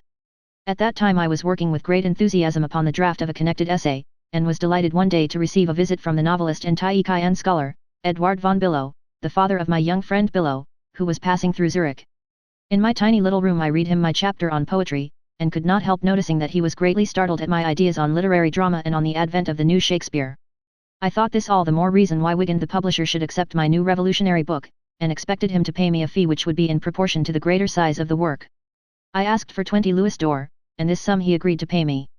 The prospect of receiving this amount induced me to carry out the plan, which need had forced upon me, of travelling to Paris and of trying my luck there as a composer of opera. This plan had very serious drawbacks. Not only did I hate the idea, but I knew that I was doing an injustice to myself by believing in the success of my enterprise, for I felt that I could never seriously throw myself into it heart and soul. Everything, however, combined to make me try the experiment, and it was Liszt in particular who, confident of this being my only way to fame, insisted upon my reopening the negotiations into which Belloni and I had entered during the previous summer. To show with what earnestness I tried to consider the chances of carrying out my plan, I drafted out the plot of the opera, which the French poet would only have to put into verse, because I never for a moment fancied that it would be possible for him to think out and write a libretto for which I would only need to compose the music. I chose for my subject the legend of Wieland der Schmied, upon which I commented with some stress at the end of my recently finished Kunstwerk der Zukunft, and the version of which by Simrock, taken from the Wilkina legend, had greatly attracted me. I sketched out the complete scenario with precise indication of the dialogue for 3 acts, and with a heavy heart decided to hand it over to my Parisian author to be worked out. Liszt thought he saw a means of making my music known through his relations with Segers, the musical director of a society then known as the Concerts de Sainte-Cécile. In January of the following year the Tannhauser Overture was to be given under his baton, and it therefore seemed advisable that I should reach Paris some time before this event. This undertaking, which appeared to be so difficult owing to my complete lack of funds, was at last facilitated in a manner quite unexpected. I had written home for help, and had appealed to all the old friends I could think of, but in vain. By the family of my brother Albert in particular, whose daughter had recently entered upon a brilliant theatrical career, I was treated in much the same way as one treats an invalid by whom one dreads to become infected. In contrast to their harshness, I was deeply touched by the devotion of the Ritter family, who had remained in Dresden, for, apart from my acquaintance with young Karl, I scarcely knew these people at all. Through the kindness of my old friend Heine, who had been informed of my position, Frau Julie Ritter, the venerable mother of the family, had thought it her duty to place, through a business friend, the sum of 1,500 marks at my disposal. At about the same time I received a letter from Madame Lossot, who had called upon me in Dresden the year before, and who now in the most affecting terms assured me of her continued sympathy. These were the first signs of that new phase in my life upon which I entered from this day forth, and in which I accustomed myself to look upon the outward circumstances of my existence as being merely subservient to my will. And by this means I was able to escape from the hampering narrowness of my home life. For the moment the proffered financial assistance was very distasteful to me, for it seemed to forbid my raising any further objections to the realization of the detested Paris schemes. When, however, on the strength of this favorable change in my affairs, I suggested to my wife that we might, after all, content ourselves with remaining in Zurich, she flew into the most violent passion over my weakness and lack of spirit, and declared that if I did not make up my mind to achieve something in Paris, she would lose all faith in me. She said, moreover, that she absolutely refused to be a witness of my misery and grief as a wretched literary man and insignificant conductor of local concerts in Zurich. We had entered upon the year 1850, I had decided to go to Paris, if only for the sake of peace, but had to postpone my journey on account of ill health. The reaction following upon the terrible excitement of recent times had not failed to have its effect on my overwrought nerves, and a state of complete exhaustion had followed. The continual colds, in spite of which I had been obliged to work in my very unhealthy room, had at last given rise to alarming symptoms. A certain weakness of the chest became apparent, and this the doctor, a political refugee, undertook to cure by the application of pitch plasters. As the result of this treatment and the irritating effect it had upon my nerves, I lost my voice completely for a while, whereupon I was told that I must go away for a change. On going out to buy my ticket for the journey, I felt so weak and broke out into such terrible perspiration that I hastened to return to my wife in order to consult her as to the advisability, in the circumstances, of abandoning the idea of the expedition altogether. She, however, maintained, and perhaps rightly, not only that my condition was not dangerous, but that it was to a large extent due to imagination, and that, once in the right place, I would soon recover. An inexpressible feeling of bitterness stimulated my nerves as in anger and despair I quickly left the house to buy the confounded ticket for the journey, and in the beginning of February I actually started on the road to Paris. I was filled with the most extraordinary feelings, but the spark of hope which was then kindled in my breast certainly had nothing whatever to do with the belief that had been imposed upon me from without, that I was to make a success in Paris as a composer of operas. I was particularly anxious to find quiet rooms, for peace had now become my first necessity, no matter where I happened to be staying. The cabman who drove me from street to street through the most isolated quarters, and whom I at last accused of keeping always to the most animated parts of the city, finally protested in despair that one did not come to Paris to live in a convent. At last it occurred to me to look for what I wanted in one of the sites through which no vehicle seemed to drive, and I decided to engage rooms in the Site de Provence. True to the plans which had been forced upon me, I at once called on Herr Segers about the performance of the Tannhauser Overture. It turned out that in spite of my late arrival I had missed nothing, for they were still racking their brains as to how to procure the necessary orchestral parts. I therefore had to write to Liszt, asking him to order the copies, and had to wait for their arrival. Belloni was not in town, things were therefore at a standstill, and I had plenty of time to think over the object of my visit to Paris, while an unceasing accompaniment was poured out to my meditations by the barrel organs which infest the sights of Paris. I had much difficulty in convincing an agent of the government, from whom I received a visit soon after my arrival, that my presence in Paris was due to artistic reasons, and not to my doubtful position as a political refugee. Fortunately he was impressed by the score, which I showed him, as well as by Liszt's article on the Tannhauser Overture, written the year before in the Journal des Débats, and he left me, politely inviting me to continue my avocations peacefully and industriously, as the police had no intention of disturbing me. I also looked up my older Parisian acquaintances. At the hospitable house of Desplechin I met Semper, who was trying to make his position as tolerable as possible by writing some inferior artistic work.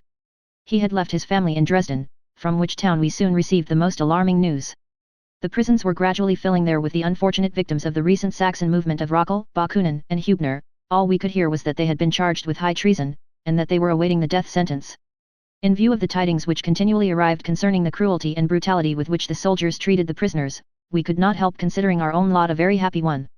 My intercourse with Semper, whom I saw frequently, was generally enlivened by a gaiety which was occasionally of rather a risky nature. He was determined to rejoin his family in London, where the prospect of various appointments was open to him. My latest attempts at writing, and the thoughts expressed in my work, interested him greatly, and gave rise to animated conversations in which we were joined by Kayets, who was at first amusing, but evidently boring Semper considerably. I found the former in the identical position in which I had left him many years ago. He had made no headway with his painting, and would have been glad if the revolution had taken a more decided turn, so that, under cover of the general confusion, he might have escaped from his embarrassing position with his landlord. He made at this time quite a good pastel portrait of me in his very best and earliest style.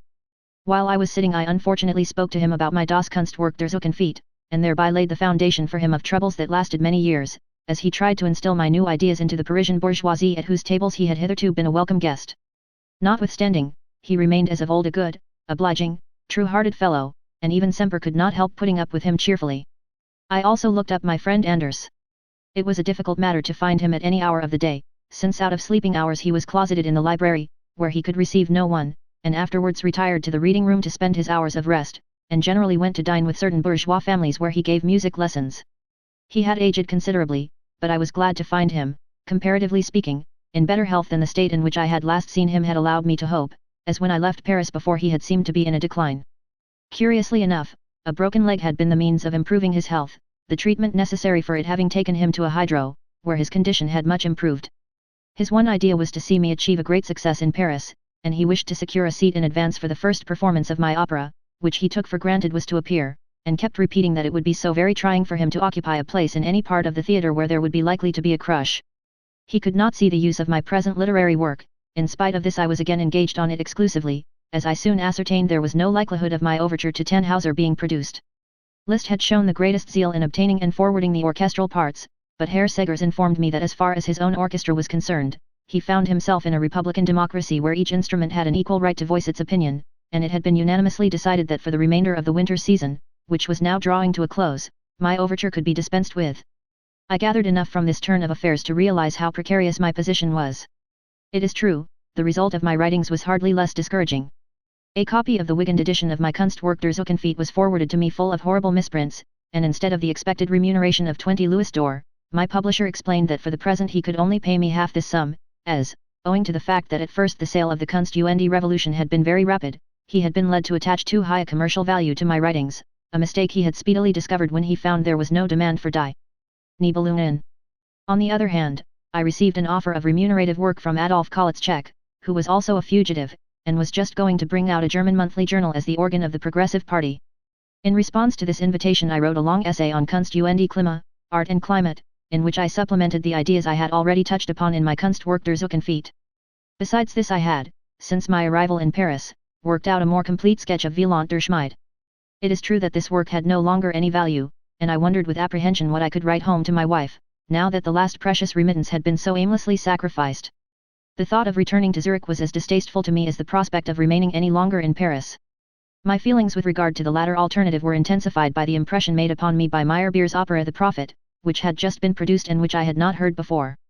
Rearing itself on the ruins of the hopes for new and more noble endeavor which had animated the better works of the past year, the only result of the negotiations of the Provisional French Republic for the encouragement of art, I saw this work of Meyerbeer's break upon the world like the dawn heralding this day of disgraceful desolation. I was so sickened by this performance, that though I was unfortunately placed in the center of the stalls and would willingly have avoided the disturbance necessarily occasioned by one of the audience moving during the middle of an act, even this consideration did not deter me from getting up and leaving the house. When the famous mother of the prophet finally gives vent to her grief in the well-known series of ridiculous roulades, I was filled with rage and despair at the thought that I should be called upon to listen to such a thing, and never again did I pay the slightest heed to this opera. But what was I to do next? Just as the South American republics had attracted me during my first miserable sojourn in Paris, so now my longing was directed towards the East, where I could live my life in a manner worthy of a human being far away from this modern world. While I was in this frame of mind I was called upon to answer another inquiry as to my state of health from Madame Lausat in Bordeaux. It turned out that my answer prompted her to send me a kind and pressing invitation to go and stay at her house, at least for a short time, to rest and forget my troubles. In any circumstances an excursion to more southerly regions, which I had not yet seen, and a visit to people who, though utter strangers, showed such friendly interest in me, could not fail to prove attractive and flattering. I accepted, settled my affairs in Paris, and went by coach via Orleans, Tours, and Angoulême, down the Gironde to the unknown town, where I was received with great courtesy and cordiality by the young wine merchant Eugene Lausat, and presented to my sympathetic young friend, his wife. A closer acquaintance with the family, in which Mrs. Taylor, Madame Lausat's mother, was now also included, led to a clearer understanding of the character of the sympathy bestowed upon me in such a cordial and unexpected manner by people hitherto unknown to me. Jessie, as the young wife was called at home, had, during a somewhat lengthy stay in Dresden, become very intimate with the Ritter family, and I had no reason to doubt the assurance given me, that the Lausat's interest in me and my work was principally owing to this intimacy. After my flight from Dresden, as soon as the news of my difficulties had reached the Ritters, a correspondence had been carried on between Dresden and Bordeaux with a view to ascertaining how best to assist me. Jessie attributed the whole idea to Frau Julie Ritter who, while not being well enough off herself to make me a sufficient allowance, was endeavouring to come to an understanding with Jessie's mother, the well-to-do widow of an English lawyer, whose income entirely supported the young couple in Bordeaux. This plan had so far succeeded, that shortly after my arrival in Bordeaux Mrs. Taylor informed me that the two families had combined, and that it had been decided to ask me to accept the help of 3,000 francs a year until the return of better days. My one object now was to enlighten my benefactors as to the exact conditions under which I should be accepting such assistance. I could no longer reckon upon achieving any success as a composer of opera either in Paris or elsewhere. What line I should take up instead I did not know, but, at all events, I was determined to keep myself free from the disgrace which would reflect upon my whole life if I used such means as this offer presented to secure success. I feel sure I am not wrong in believing that Jessie was the only one who understood me, and though I only experienced kindness from the rest of the family, I soon discovered the gulf by which she, as well as myself, was separated from her mother and husband. While the husband, who was a handsome young man, was away the greater part of the day attending to his business, and the mother's deafness excluded her to a great extent from our conversations, we soon discovered by a rapid exchange of ideas that we shared the same opinions on many important matters, and this led to a great feeling of friendship between us. Jessie, who was at that time about 22, bore little resemblance to her mother, and no doubt took after her father, of whom I heard most flattering accounts. A large and varied collection of books left by this man to his daughter showed his tastes, for besides carrying on his lucrative profession as a lawyer, he had devoted himself to the study of literature and science. From him Jessie had also learned German as a child, and she spoke that language with great fluency. She had been brought up on Grimm's fairy tales, and was, moreover, thoroughly acquainted with German poetry, as well as with that of England and France, and her knowledge of them was as thorough as the most advanced education could demand. French literature did not appeal to her much. Her quick powers of comprehension were astonishing. Everything which I touched upon she immediately grasped and assimilated. It was the same with music, she read at sight with the greatest facility, and was an accomplished player. During her stay in Dresden she had been told that I was still in search of the pianist who could play Beethoven's great sonata in B-flat major, and she now astonished me by her finished rendering of this most difficult piece. The emotion aroused in me by finding such an exceptionally developed talent suddenly changed to anxiety when I heard her sing. Her sharp, shrill voice, in which there was strength but no real depth of feeling, so shocked me that I could not refrain from begging her to desist from singing in future. With regard to the execution of the sonata, she listened eagerly to my instructions as to how it should be interpreted, though I could not feel that she would succeed in rendering it according to my ideas. I read her my latest essays, and she seemed to understand even the most extraordinary descriptions perfectly. My poem on Siegfried's Tod moved her deeply, but she preferred my sketch of Wieland der Schmied. She admitted afterwards that she would prefer to imagine herself filling the role of Wieland's worthy bride than to find herself in the position and forced to endure the fate of Guthrun and Siegfried. It followed inevitably that the presence of the other members of the family proved embarrassing when we wanted to talk over and discuss these various subjects. If we felt somewhat troubled at having to confess to ourselves that Mrs. Taylor would certainly never be able to understand why I was being offered assistance, I was still more disconcerted at realizing after a time the complete want of harmony between the young couple, particularly from an intellectual point of view. The fact that Lausat had for some time been well aware of his wife's dislike for him was plainly shown when he one day so far forgot himself as to complain loudly and bitterly that she would not even love a child of his if she had one, and that he therefore thought it fortunate that she was not a mother. Astonished and saddened, I suddenly gazed into an abyss which was hidden here, as is often the case, under the appearance of a tolerably happy married life. About this time, and just as my visit, which had already lasted 3 weeks, was drawing to a close, I received a letter from my wife that could not have had a more unfortunate effect on my state of mind.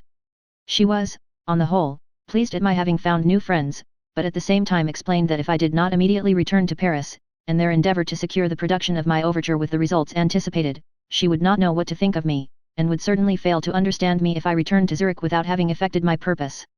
At the same time my depression was intensified in a terrible way by a notice in the papers announcing that Rockel, Bakunin and Hubner had been sentenced to death, and that the date of their execution was fixed. I wrote a short but stirring letter of farewell to the two first, and as I saw no possibility of having it conveyed to the prisoners, who were confined in the fortress of Königstein, I decided to send it to Frau von Ludekow, to be forwarded to them by her, because I thought she was the only person in whose power it might lie to do this for me, while at the same time she had sufficient generosity and independence of mind to enable her to respect and carry out my wishes, in spite of any possible difference of opinion she might entertain. I was told some time afterwards that Ludikoff had got hold of the letter and thrown it into the fire. For the time being this painful impression helped me to the determination to break with everyone and everything, to lose all desire to learn more of life or of art, and, even at the risk of having to endure the greatest privations, to trust to chance and put myself beyond the reach of everybody. The small income settled upon me by my friends I wished to divide between myself and my wife, and with my half go to Greece or Asia Minor, and there, heaven alone knew how, seek to forget and be forgotten. I communicated this plan to the only confidant I had left to me, chiefly in order that she might be able to enlighten my benefactors as to how I intended disposing of the income they had offered me. She seemed pleased with the idea, and the resolve to abandon herself to the same fate seemed to her also, in her resentment against her position, to be quite an easy matter. She expressed as much by hints and a word dropped here and there. Without clearly realizing what it would lead to, and without coming to any understanding with her, I left Bordeaux towards the end of April, more excited than soothed in spirit, and filled with regret and anxiety. I returned to Paris, for the time being, stunned and full of uncertainty as to what to do next. Feeling very unwell, exhausted, and at the same time excited from want of sleep, I reached my destination and put up at the Hotel Valois, where I remained a week, struggling to gain my self-control and to face my strange position. Even if I had wished to resume the plans which had been instrumental in bringing me to Paris, I soon convinced myself that little or nothing could be done. I was filled with distress and anger at being called upon to waste my energies in a direction contrary to my tastes, merely to satisfy the unreasonable demands made upon me. I was at length obliged to answer my wife's last pressing communication, and wrote her a long and detailed letter in which I kindly, but at the same time frankly, retraced the whole of our life together, and explained that I was fully determined to set her free from any immediate participation in my fate, as I felt quite incapable of so arranging it so as to meet with her approval. I promised her the half of whatever means I should have at my disposal now or in the future, and told her she must accept this arrangement with a good grace, because the occasion had now arisen to take that step of parting from me which, on our first meeting again in Switzerland, she had declared herself ready to do. I ended my letter without bidding her a final farewell. I thereupon wrote to Bordeaux immediately to inform Jessie of the step I had taken, though my means did not as yet allow of my forming any definite plan which I could communicate to her for my complete flight from the world. In return she announced that she was determined to do likewise, and asked for my protection, under which she intended to place herself when once she had set herself free.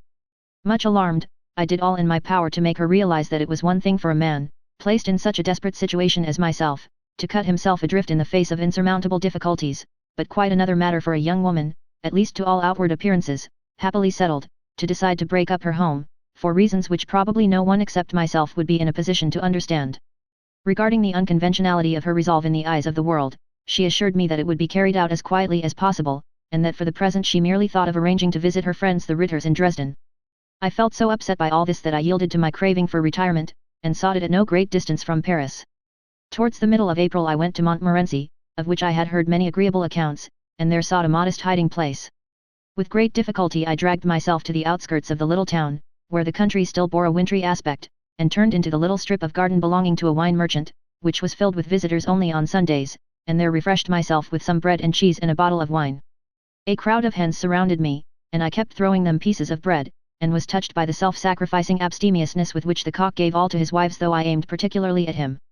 They became bolder and bolder, and finally flew onto the table and attacked my provisions. The cock flew after them, and noticing that everything was topsy-turvy, pounced upon the cheese with the eagerness of a craving long unsatisfied. When I found myself being driven from the table by this chaos of fluttering wings, I was filled with a gaiety to which I had long been a stranger. I laughed heartily, and looked round for the signboard of the inn. I thereby discovered that my host rejoiced in the name of Homo.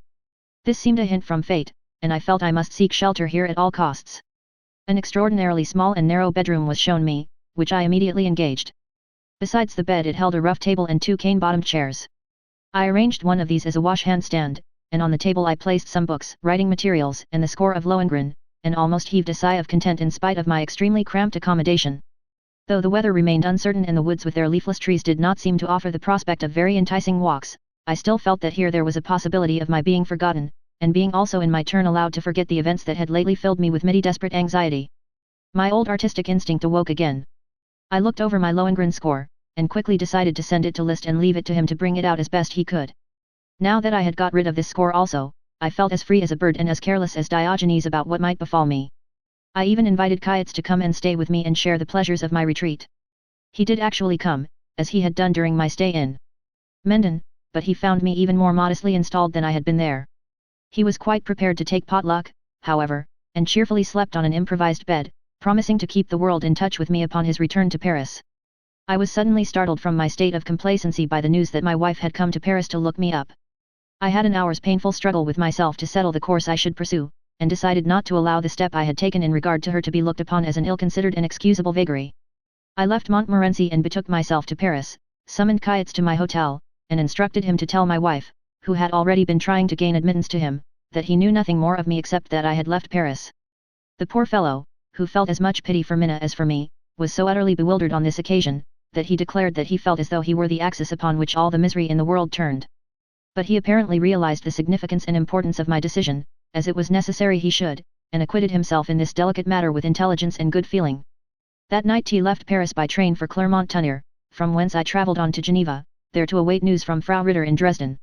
My exhaustion was such that, even had I possessed the necessary means, I could not as yet have contemplated undergoing the fatigue of a long journey. By way of gaining time for further developments I retired to Villeneuve, at the other end of the Lake of Geneva, where I put up at the Hotel Byron, which was quite empty at the time. Here I learned that Karl Ritter had arrived in Zurich, as he said he would, with the intention of paying me a visit.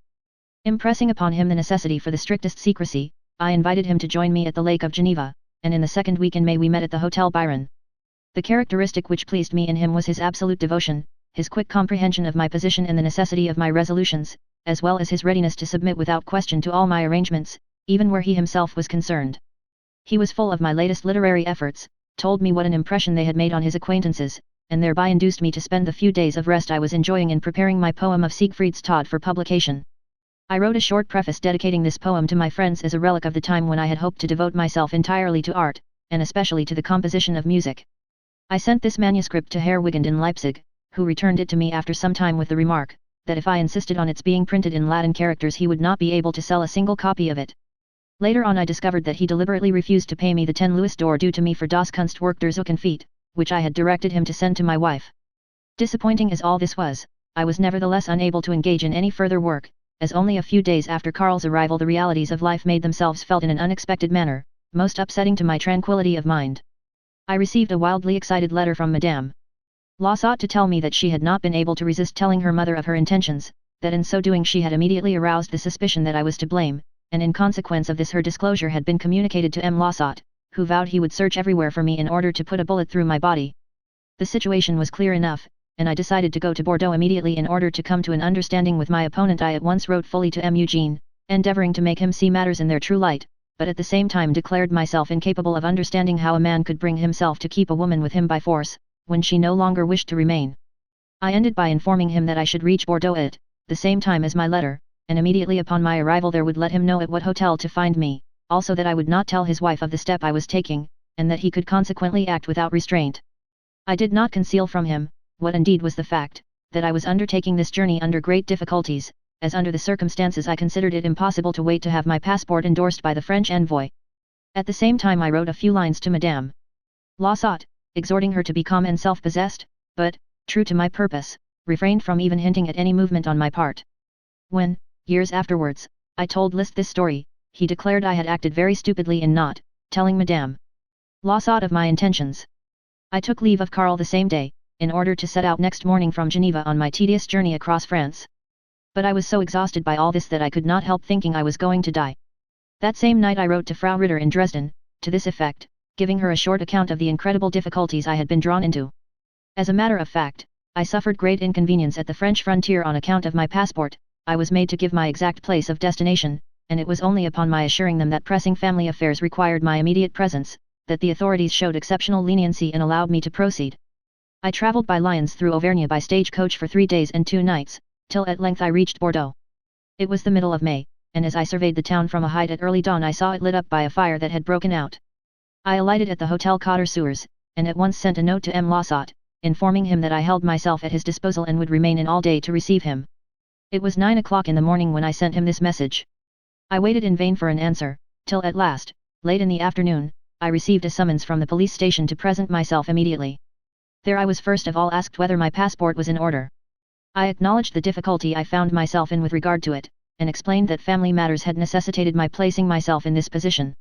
I was thereupon informed that precisely this family matter, which had no doubt brought me there, was the cause of their having to deny me the permission to remain in Bordeaux any longer.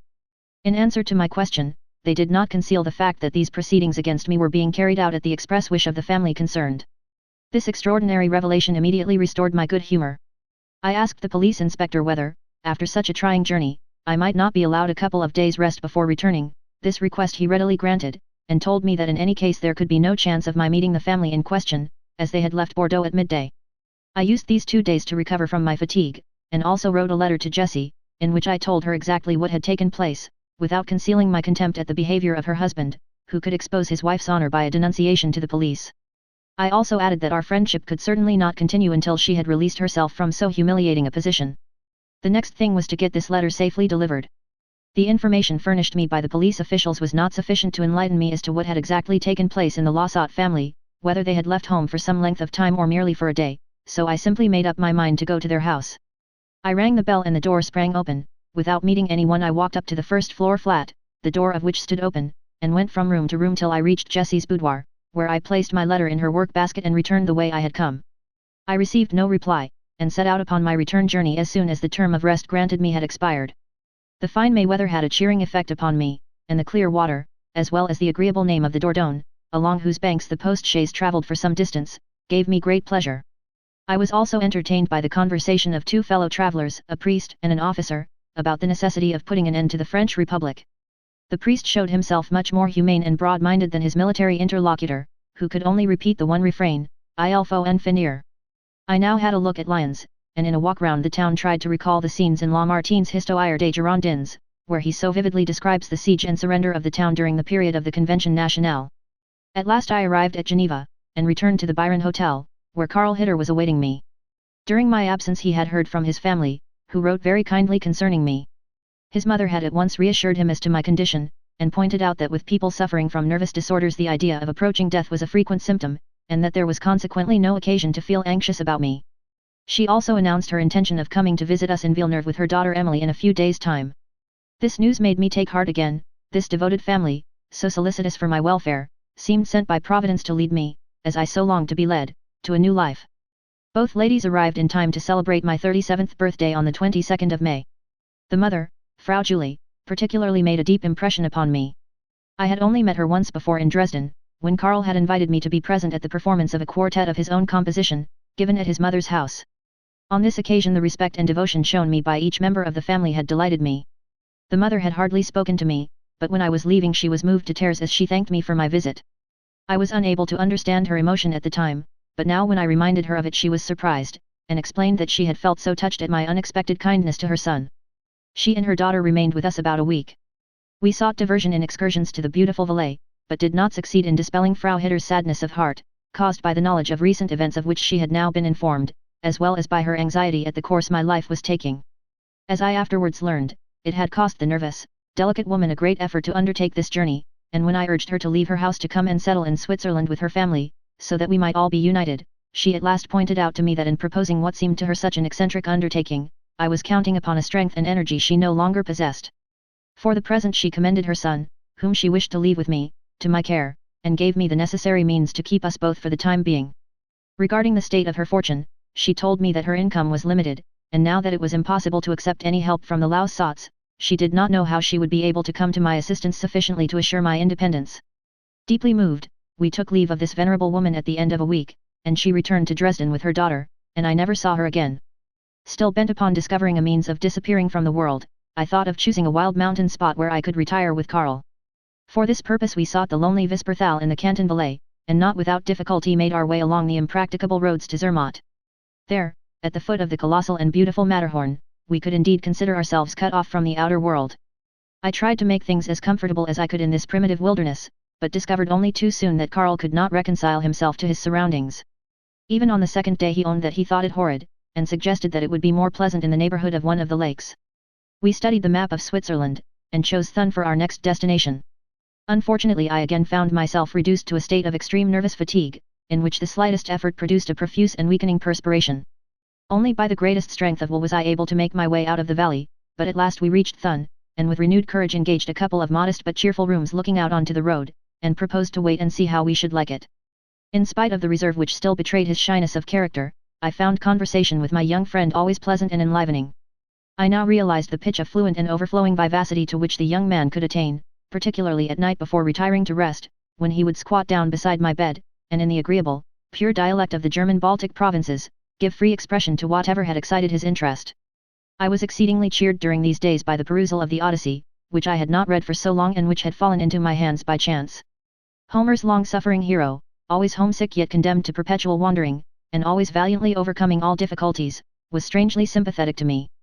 Suddenly the peaceful state I had scarcely yet entered upon was disturbed by a letter which Karl received from Madame Lausat.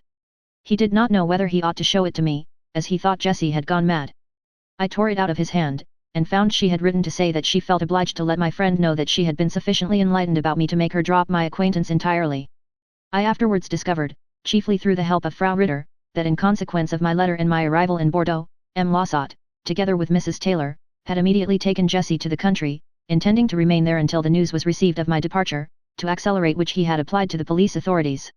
While they were away, and without telling her of my letter and my journey, they had obtained a promise from the young woman to remain quiet for a year, give up her visit to Dresden, and, above all, to drop all correspondence with me, since, under these conditions, she was promised her entire freedom at the end of that time, she had thought it better to give her word. Not content with this, however, the two conspirators had immediately set about calumniating me on all sides, and finally to Madame Lausat herself, saying that I was the initiator of this plan of elopement. Mrs. Taylor had written to my wife complaining of my intention to commit adultery, at the same time expressing her pity for her and offering her support. The unfortunate Minna, who now thought she had found a hitherto unsuspected reason for my resolve to remain separated from her, wrote back complaining of me to Mrs. Taylor. The meaning of an innocent remark I had once made had been strangely misinterpreted, and matters were now aggravated by making it appear as though I had intentionally lied. In the course of playful conversation Jessie had once told me that she belonged to no recognized form of religion, her father having been a member of a certain sect which did not baptize either according to the Protestant or the Roman Catholic ritual, whereupon I had comforted her by assuring her that I had come in contact with much more questionable sects, as shortly after my marriage in Königsberg I had learned that it had been solemnized by a hypocrite. God alone knows in what form this had been repeated to the worthy British matron, but, at all events, she told my wife that I had said I was not legally married to her. In any case, my wife's answer to this had no doubt furnished further material with which to poison Jessie's mind against me, and this letter to my young friend was the result. I must admit that, seen by this light, the circumstance at which I felt most indignant was the way my wife had been treated, and while I was perfectly indifferent as to what the rest of the party thought of me, I immediately accepted Karl's offer to go to Zurich and see her, so as to give her the explanation necessary to her peace of mind. While awaiting his return, I received a letter from Liszt, telling me of the deep impression made upon him by my Lohengrin score, which had caused him to make up his mind as to the future in store for me. He at the same time announced that, as I had given him the permission to do so, he intended doing all in his power to bring about the production of my opera at the forthcoming Herder Festival in Weimar. About this time I also heard from Frau Ritter, who, in consequence of events of which she was well aware, thought herself called upon to beg me not to take the matter too much to heart. At this moment Karl also returned from Zurich, and spoke with great warmth of my wife's attitude. Not having found me in Paris, she had pulled herself together with remarkable energy, and in pursuance of an earlier wish of mine, had rented a house on the lake of Zurich, installed herself comfortably, and remained there in the hope of at last hearing from me again. Besides this, he had much to tell me of Sulzer's good sense and friendliness, the latter having stood by my wife and shown her great sympathy. In the midst of his narrative Karl suddenly exclaimed, "Ah, these could be called sensible people, but with such a mad Englishwoman nothing could be done." To all this I said not a word, but finally with a smile asked him whether he would like to go over to Zurich. He sprang up exclaiming, "Yes, and as soon as possible." "You shall have your way," said I, "let us pack. I can see no sense in anything either here or there." Without breathing another syllable about all that had happened, we left the next day for Zurich. Volume 2. Part 3. 1850–1861. Minna had been lucky enough to find quarters near Zurich which corresponded very closely with the wishes I had so emphatically expressed before leaving. The house was situated in the parish of Enge, a good 15 minutes' walk from the town, on a site overlooking the lake, and was an old-fashioned hostelry called Zum Abendstern, belonging to a certain Frau Hierl, who was a pleasant old lady. The second floor, which was quite self-contained and very quiet, offered us humble but adequate accommodations for a modest rent. I arrived early in the morning and found Minna still in bed. She was anxious to know whether I had returned simply out of pity, but I quickly succeeded in obtaining her promise that she would never again refer to what had taken place. She was soon quite herself again when she began to show me the progress she had made in arranging the rooms. Our position had for some years been growing more comfortable, in spite of the fact that at this time various difficulties again arose, and our domestic happiness seemed tolerably secure. Yet I could never quite master a restless inclination to deviate from anything that was regarded as conventional. Our two pets, Peps and Papo, largely helped to make our lodgings homelike. Both were very fond of me, and were sometimes even too obtrusive in showing their affection. Peps would always lie behind me in the armchair while I was working, and Papo, after repeatedly calling out Richard in vain, would often come fluttering into my study if I stayed away from the sitting room too long. He would then settle down on my desk and vigorously shuffle about the papers and pens. He was so well trained that he never uttered the ordinary cry of a bird, but expressed his sentiments only by talking or singing. As soon as he heard my step on the staircase he would begin whistling a tune, as, for instance, the great march in the finale of the symphony in C minor, the beginning of the 8th symphony in F major, or even a bright bit out of the Rienzi overture. Peps, our little dog, on the other hand, was a highly sensitive and nervous creature. My friends used to call him Peps the Petulant, and there were times when we could not speak to him even in the friendliest way without bringing on paroxysms of howls and sobs. These two pets of course helped very much to increase the mutual understanding between myself and my wife. Unfortunately, there was one perpetual source of quarrel, arising from my wife's behavior towards poor Natalie. Until her death she shamefully withheld from the girl the fact that she was her mother. Natalie, therefore, always believed that she was Minna's sister, and consequently could not understand why she should not have the same rights as my wife, who always treated her in an authoritative way, as a strict mother would do, and seemed to think herself justified in complaining of Natalie's behavior. Apparently the latter had been much neglected and spoiled just at the critical age, and deprived of any proper training. She was short in stature and inclined to become stout, her manners were awkward and her opinions narrow. Minna's hasty temper and continual jeering made the girl, who was naturally very good-natured, stubborn, and spiteful, so that the behavior of the sisters often caused the most hateful scenes in our quiet home. I never lost my patience at these incidents, however, but remained completely indifferent to everything going on around me. The arrival of my young friend Carl was a pleasant diversion in our small household. Ho occupied a tiny attic above our rooms and shared our meals. Sometimes he would accompany me on my walks, and for a time seemed quite satisfied. But I soon noticed in him a growing restlessness. He had not been slow to recognize, by the unpleasant scenes that again became daily occurrences in our married life, at what point the shoe pinched that I had good-naturedly put on again at his request. However, when one day I reminded him that in coming back to Zurich I had other objects in view besides the longing for a quiet domestic life, he remained silent. But I saw that there was another peculiar reason for his uneasiness. He took to coming in late for meals, and even then he had no appetite.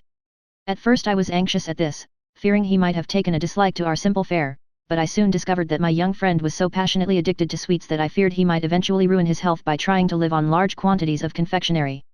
My remarks seemed to annoy him. As his absences from the house became more frequent, I thought that probably his small room did not afford him the comfort he required, and I therefore made no objection when he left us and took a room in town.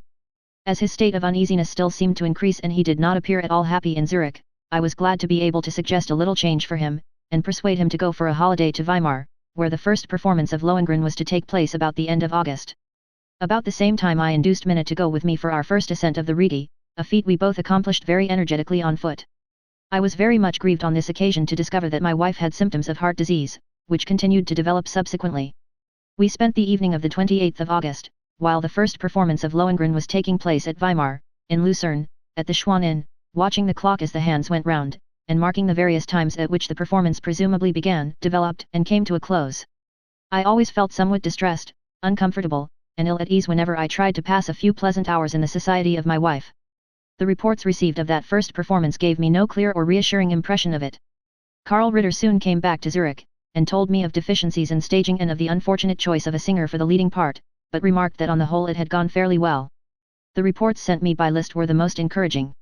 He did not seem to think it worthwhile to allude to the inadequacy of the means at his command for such a bold undertaking, but preferred to dwell on the sympathetic spirit that prevailed in the company and the effect it produced on the influential personages he had invited to be present. Although everything in connection with this important enterprise eventually assumed a bright aspect, the direct result on my position at the time was very slight. I was more interested in the future of the young friend who had been entrusted to my care than in anything else. At the time of his visit to Weimar he had been to stay with his family in Dresden, and after his return expressed an anxious wish to become a musician, and possibly to secure a position as a musical director at a theatre. I had never had an opportunity of judging of his gifts in this line. He had always refused to play the piano in my presence, but I had seen his setting of an alliterative poem of his own, Die Walküre, which, though rather awkwardly put together, struck me by its precise and skillful compliance with the rules of composition. He proved himself to be the worthy pupil of his master, Robert Schumann, who, long before, had told me that Karl possessed great musical gifts, and that he could not remember ever having had any other pupil endowed with such a keen ear and such a ready facility for assimilation. Consequently, I had no reason to discourage the young man's confidence in his capacity for the career of a musical director. As the winter season was approaching, I asked the manager of the theatre for the address of Herr Kramer, who was coming for the season, and learned that he was still engaged at Winterthur. Sulzer, who was always ready when help or advice was needed, arranged for a meeting with Herr Kramer at a dinner at the Wilden Mann in Winterthur. At this meeting it was decided, on my recommendation, that Karl Ritter should be appointed musical director at the theatre for the ensuing winter, starting from October, and the remuneration he was to receive was really a very fair one. As my protégé was admittedly a beginner, I had to guarantee his capacity by undertaking to perform his duties in the event of any trouble arising at the theatre on the ground of his inefficiency. Karl seemed delighted. As October drew near and the opening of the theatre was announced to take place under exceptional artistic auspices, I thought it advisable to see what Karl's views were. By way of a debut I had selected Der Freischütz, so that he might open his career with a well-known opera. Karl did not entertain the slightest doubt of being able to master such a simple score, but when he had to overcome his reserve in playing the piano before me, as I wanted to go through the whole opera with him, I was amazed at seeing that he had no idea of accompaniment. He played the arrangement for the pianoforte with the characteristic carelessness of an amateur who attaches no importance to lengthening a bar by incorrect fingering. He knew nothing whatever about rhythmic precision or tempo, the very essentials of a conductor's career.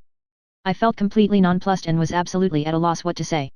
However, I still hoped the young man's talent might suddenly break out, and I looked forward to an orchestral rehearsal, for which I provided him with a pair of large spectacles. I had never noticed before that he was so short-sighted, but when reading he had to keep his face so close to the music that it would have been impossible for him to control both orchestra and singers. When I saw him, hitherto so confident, standing at the conductor's desk staring hard at the score, in spite of his spectacles, and making meaningless signs in the air like one in a trance, I at once realized that the time for carrying out my guarantee had arrived. It was, nevertheless, a somewhat difficult and trying task to make young Ritter understand that I should be compelled to take his place, but there was no help for it, and it was I who had to inaugurate Kramer's winter season under such exceptional artistic auspices. The success of Der Freischütz placed me in a peculiar position as regards both the company and the public, but it was quite out of the question to suppose that Karl could continue to act as musical director at the theatre by himself. Strange to say, this trying experience coincided with an important change in the life of another young friend of mine, Hans von Bülow, whom I had known in Dresden. I had met his father at Zurich in the previous year just after his second marriage. He afterwards settled down at Lake Constance, and it was from this place that Hans wrote to me expressing his regret that he was unable to pay his long-desired visit to Zurich, as he had previously promised to do. As far as I could make out, his mother, who had been divorced from his father, did all in her power to restrain him from embracing the career of an artist, and tried to persuade him to enter the civil or the diplomatic service, as he had studied law. But his inclinations and talents impelled him to a musical career. It seemed that his mother, when giving him permission to go to visit his father, had particularly urged him to avoid any meeting with me.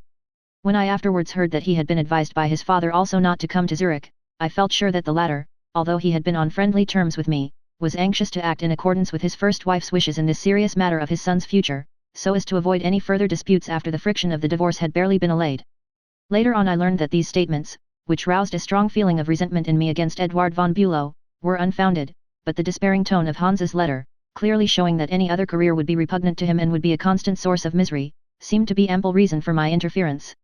This was one of the occasions when my easily excited indignation roused me to activity. I replied very fully, and eloquently pointed out to him the vital importance of this moment in his life. The desperate tone of his letter justified me in telling him very plainly that this was not a case in which he could deal hastily with his views as to the future, but that it was a matter profoundly affecting his whole heart and soul.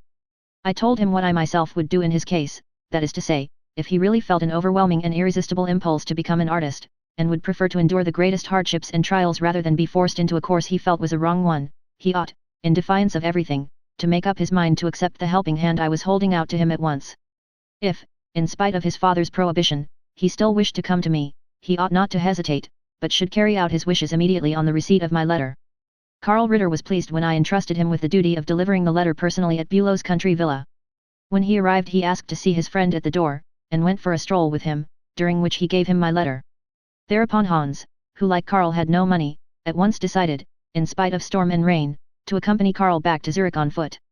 So one day they turned up absolutely tired out, and came into my room looking like a couple of tramps, with visible signs about them of their mad expedition. Karl beamed with joy over this feat, while young Bülow was quite overcome with emotion. I at once realized that I had taken a very serious responsibility on my shoulders, yet I sympathized deeply with the overwrought youth, and my conduct towards him was guided by all that had occurred for a long time afterwards. At first we had to console him, and stimulate his confidence by our cheerfulness. His appointment was soon arranged. He was to share Karl's contract at the theatre, and enjoy the same rights, both were to receive a small salary, and I was to continue to act as surety for their capabilities. At this time they happened to be rehearsing a musical comedy, and Hans, without any knowledge of the subject, took up his position at the conductor's desk and handled the baton with great vigor and remarkable skill. I felt safe as far as he was concerned, and all doubt as to his ability as musical director vanished on the spot. But it was a somewhat difficult task to overcome Karl's misgivings about himself, owing to the idea ingrained in his mind that he never could become a practical musician. A growing shyness and secret antipathy towards me soon manifested itself and became more noticeable in this young man, in spite of the fact that he was certainly gifted. It was impossible to keep him any longer in his position or to ask him to conduct again. Bülow also soon encountered unexpected difficulties. The manager and his staff, who had been spoiled by my having conducted on the occasion already mentioned, were always on the lookout for some fresh excuse for requisitioning my services. I did, in fact, conduct again a few times, partly to give the public a favorable impression of the operatic company, which was really quite a good one, and partly to show my young friends, especially Bülow, who was so eminently adapted for a conductor, the most essential points which the leader of an orchestra ought to know. Hans was always equal to the occasion, and I could with a clear conscience say there was no need for me to take his place whenever he was called upon to conduct. However, one of the artistes, a very conceited singer, who had been somewhat spoiled by my praise, annoyed him so much by her ways that she succeeded in forcing me to take up the baton again. When a couple of months later we realized the impossibility of carrying on this state of things indefinitely, and were tired of the whole affair, the management consented to free us from our irksome duties.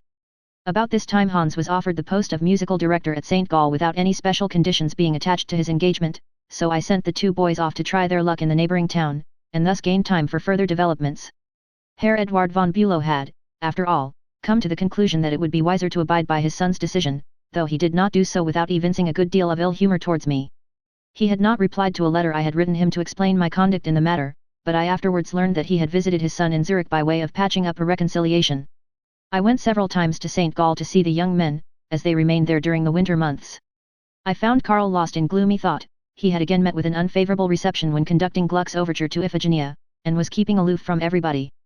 Hans was busily rehearsing with a very poor company in a horrible orchestra, in a hideous theatre. Seeing all this misery, I told Hans that for the time being he had picked up enough to pass for a practical musician or even for an experienced conductor. The question now was to find him a sphere which would give him a suitable scope for his talents. He told me that his father was going to send him to Freiherr von Poislow, the manager of the Munich Court Theatre, with a letter of introduction. But his mother soon intervened, and wanted him to go to Weimar to continue his musical training under Liszt. This was all I could desire. I felt greatly relieved and heartily recommended the young man, of whom I was very fond, to my distinguished friend. He left St. Gall at Easter, 1851, and during the long period of his stay in Weimar I was released from the responsibility of looking after him. Meanwhile Ritter remained in melancholy retirement, and not being able to make up his mind whether or not he should return to Zurich, where he would be disagreeably reminded of his unlucky debut, he preferred for the present to stay in seclusion at St. Gall. The sojourn of my young friends at St. Gall had been pleasantly varied during the previous winter by a visit to Zurich, when Hans made his appearance as pianist at one of the concerts of the musical society there. I also took an active part in it by conducting one of Beethoven's symphonies, and it was a great pleasure to us both to give each other mutual encouragement. I had been asked to appear again at this society's concerts during the winter. However, I only did so occasionally, to conduct a Beethoven symphony, making it a condition that the orchestra, and more especially the string instruments, should be reinforced by capable musicians from other towns. As I always required 3 rehearsals for each symphony, and many of the musicians had to come from a great distance, our work acquired quite an imposing and solemn character. I was able to devote the time usually taken up by a rehearsal to the study of one symphony, and accordingly had leisure to work out the minutest details of the execution, particularly as the technical difficulties were not of an insuperable character. My facility in interpreting music at that time attained a degree of perfection I had not hitherto reached, and I recognized this by the unexpected effect my conducting produced. The orchestra contained some really talented and clever musicians, among whom I may mention Fries, an oboist, who, starting from a subordinate place, had been appointed a leading player. He had to practice with me, just as a singer would do, the more important parts allotted to his instrument in Beethoven's symphonies. When we first produced the symphony in C minor, this extraordinary man played the small passage marked Adagio at the fermata of the first movement in a manner I have never heard equalled. After my retirement from the directorship of these concerts he left the orchestra and went into business as a music seller. The orchestra could further boast of a Herr Odt Imhoff, a highly cultured and well-to-do man who belonged to a noble family, and had joined the orchestra as a patron and as an amateur musician. He played the clarinet with a soft and charming tone which was somewhat lacking in spirit. I must also mention the worthy Herr Bar, a cornet player, whom I appointed leader of the brass instruments, as he exercised a great influence on that part of the orchestra. I cannot remember ever having heard the long, powerful chords of the last movement of the C minor symphony executed with such intense power as by this player in Zurich, and can only compare the recollection of it with the impressions I had when, in my early Parisian days, the Conservatoire Orchestra performed Beethoven's Ninth Symphony. Our production of the symphony in C minor made a great impression on the audience, especially on my intimate friend Sulzer, who had previously kept aloof from any kind of music. He became so incensed when an attack was made on me by a newspaper that he answered the gratuitous critic in a satirical poem composed with the skill of a Platon. As I have already said, Bülow was invited in the course of the winter to give a pianoforte recital at a concert at which I promised to produce the Sinfonia Eroica. With his usual audacity he chose Liszt's piano arrangement of the Tannhauser Overture, a work as brilliant as it is difficult, and therefore a somewhat hazardous undertaking. However, he caused quite a sensation, and I myself was astounded at his execution. Up to this time I had not paid it the attention it deserved, and it inspired me with the greatest confidence in his future. I frequently had occasion to admire his masterly skill both as conductor and accompanist. During that winter, apart from the occasions in my young friend's life already briefly alluded to, there were frequent opportunities of displaying his capabilities. My acquaintances used to foregather in my house, and formed quite a little club for the purposes of mutual enjoyment, which, however, would hardly have been successful without Bülow's assistance. I sang suitable passages from my opera, which Hans accompanied with an expressiveness which delighted me very much. On an occasion like this I also read aloud extracts from my manuscripts. For instance, during a series of successive evenings I read the whole of my longer work, Opera und Drama, written in the course of this winter, and was favored by a steadily growing and remarkably attentive audience. Now that after my return I had secured a certain degree of peace and tranquility of mind, I began to think of resuming my more serious studies. But somehow the composition of Siegfried's Death did not seem to appeal to me. The idea of sitting down deliberately to write a score which should never go further than the paper on which it was written, again discouraged me, whereas I felt more and more strongly impelled to lay a foundation on which it might some day be possible to present such a work, even though the end had to be gained by roundabout means. To secure this object it seemed above all necessary to approach those friends, both at home and abroad, who interested themselves in my art, in order to expound to them more clearly the problems that demanded solution, which, although definite enough to my own mind, had scarcely as yet even entered into their heads. A singularly favorable opportunity for so doing offered itself one day when Sulzer showed me an article on opera in Brockhaus's Modern Encyclopedia. The good man was fully convinced that in the opinions expressed in this article I should find a preliminary basis for my own theories. But a hasty glance sufficed to show me at once how entirely erroneous they were, and I tried hard to point out to Sulzer the fundamental difference between the accepted views, even of very sensible people, and my own conceptions of the heart of the matter. Finding it naturally impossible, even with all the eloquence at my command, to elucidate my ideas all at once, I set about preparing a methodical plan for detailed treatment of the subject as soon as I got home. In this way I was led to write this book which was published under the title of Opera und Drama, a task which kept me fully occupied for several months, in fact until February, 1851.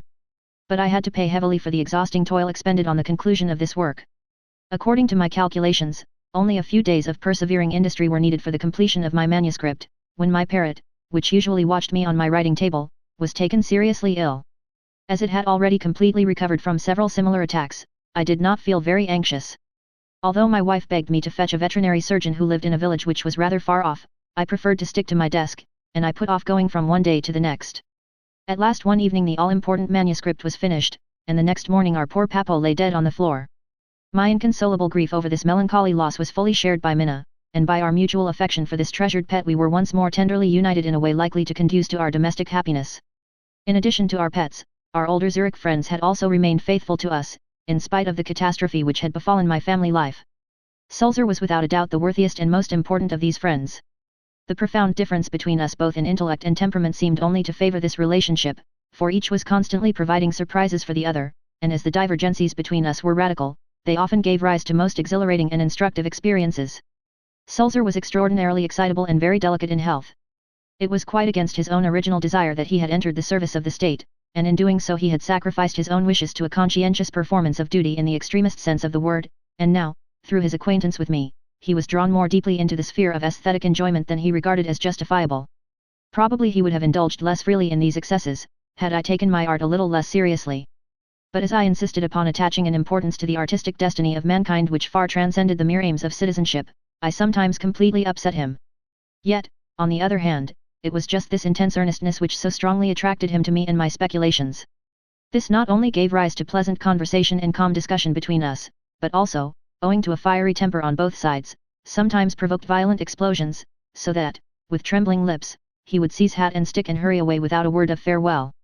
Such, however, was the intrinsic worth of the man, that he was sure to turn up again the next evening at the accustomed hour, when we both felt as though nothing whatever had passed between us. But when certain bodily ailments compelled him to remain indoors for many days, it was difficult to gain access to him, for he was apt to become furious when anyone inquired about his health. On these occasions there was only one way of putting him in a good temper, and that was to say that one had called to ask a favor of him. Thereupon he was pleasantly surprised, and would not only declare himself ready to oblige in any way that was in his power, but would assume a really cheerful and benevolent demeanor. A remarkable contrast to him was presented by the musician Wilhelm Baumgartner, a merry, jovial fellow, without any aptitude for concentration, who had learned just enough about the piano to be able, as teacher at so much an hour, to earn what he required for a living. He had a taste for what was beautiful, provided it did not soar too high, and possessed a true and loyal heart, full of a great respect for Sulzer, which unfortunately could not cure him of a craving for the public house. Besides this man, there were two others who had also from the very first formed part of our circle. Both of them were friends of the pair I have already mentioned. Their names were Hagenbuch, a worthy and respectable deputy cantonal secretary, and Bernhard Spiri, a lawyer and at that time editor of the Genossische Zeitung. The latter was a singularly good-tempered man, but not overburdened with intellect, for which reason Sulzer always treated him with special consideration. Alexander Müller soon disappeared from our midst, as he became more and more engrossed by domestic calamities, bodily infirmities and the mechanical drudgery of giving lessons by the hour. As for the musician ABT, I had never felt particularly drawn towards him, in spite of his Schwalben, and he too speedily left us to carve a brilliant career for himself in Brunswick. In the meantime, however, our Zurich circle was enriched by all kinds of additions from without, mainly due to the political shipwrecks.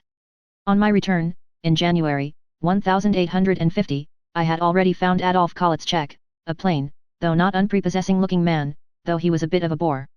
He imagined himself born to be an editor, and had founded a German monthly magazine, which was to open a field for those who had been outwardly conquered in the recent movements to continue their fight in the inner realm of the spirit. I felt almost flattered at being picked out by him as an author, and being informed that a power like mine ought not to be absent from a union of spiritual forces such as was to be established by his enterprise. I had previously sent him from Paris my treatise on Kunst und Klima, and he now gladly accepted some fairly long extracts from my still unpublished Oper und Drama, for which he moreover paid me a handsome fee. This man made an indelible impression on my mind as the only instance I have met of a really tactful editor. He once handed me the manuscript of a review on my Kunstwerk der Zukunft, written by a certain Herr Paulesque, to read, saying that he would not print it without my express consent, though he did not press me to give it. It was a superficial article, without any true comprehension of the subject, and couched in most arrogant terms. I felt that if it appeared in this particular journal it would certainly demand inconvenient and wearisome rejoinders from me, in which I should have to restate my original thesis. As I was by no means inclined to enter upon such a controversy, I agreed to Kolitzschek's proposal, and suggested that he had better return the manuscript to its author for publication elsewhere. Through Kolitzschek I also learned to know Reinhold Sulzer, a really excellent and interesting man. But it did not suit his restless and adventurous spirit to remain cooped up in the small and narrow Swiss world of Zurich, so that he soon left us and went to North America, where I heard that he went about giving lectures and denouncing the political situation in Europe. It was a pity that this talented man never succeeded in making a name for himself by more important work. His contributions to our monthly journal, during the brief term of his stay in Zurich, were certainly among the best ever written on these topics by a German. In the new year, 1851, George Herwegh also joined us, and I was delighted to meet him one day at Kolitzschek's lodgings. The vicissitudes which had brought him to Zurich came to my knowledge afterwards in a somewhat offensive and aggressive manner. For the present, Herwegh put on an aristocratic swagger and gave himself the airs of a delicately nurtured and luxurious son of his times, to which a fairly liberal interpolation of French expletives at least added a certain distinction. Nevertheless, there was something about his person, with his quick, flashing eye and kindliness of manner, which was well calculated to exert an attractive influence. I felt almost flattered by his ready acceptance of my invitation to my informal evening parties, which may, perhaps, have been fairly agreeable gatherings, as Bülow entertained us with music, though to me personally they afforded no mental sustenance whatever. My wife used to declare that, when I proceeded to read from my manuscript, Kolitzschek promptly fell asleep, while Herwegh gave all his attention to her punch. When, later on, as I have already mentioned, I read my Oper und Drama for 12 consecutive evenings to our Zurich friends, Herwegh stayed away, because he did not wish to mix with those for whom such things had not been written. Yet my intercourse with him became gradually more cordial.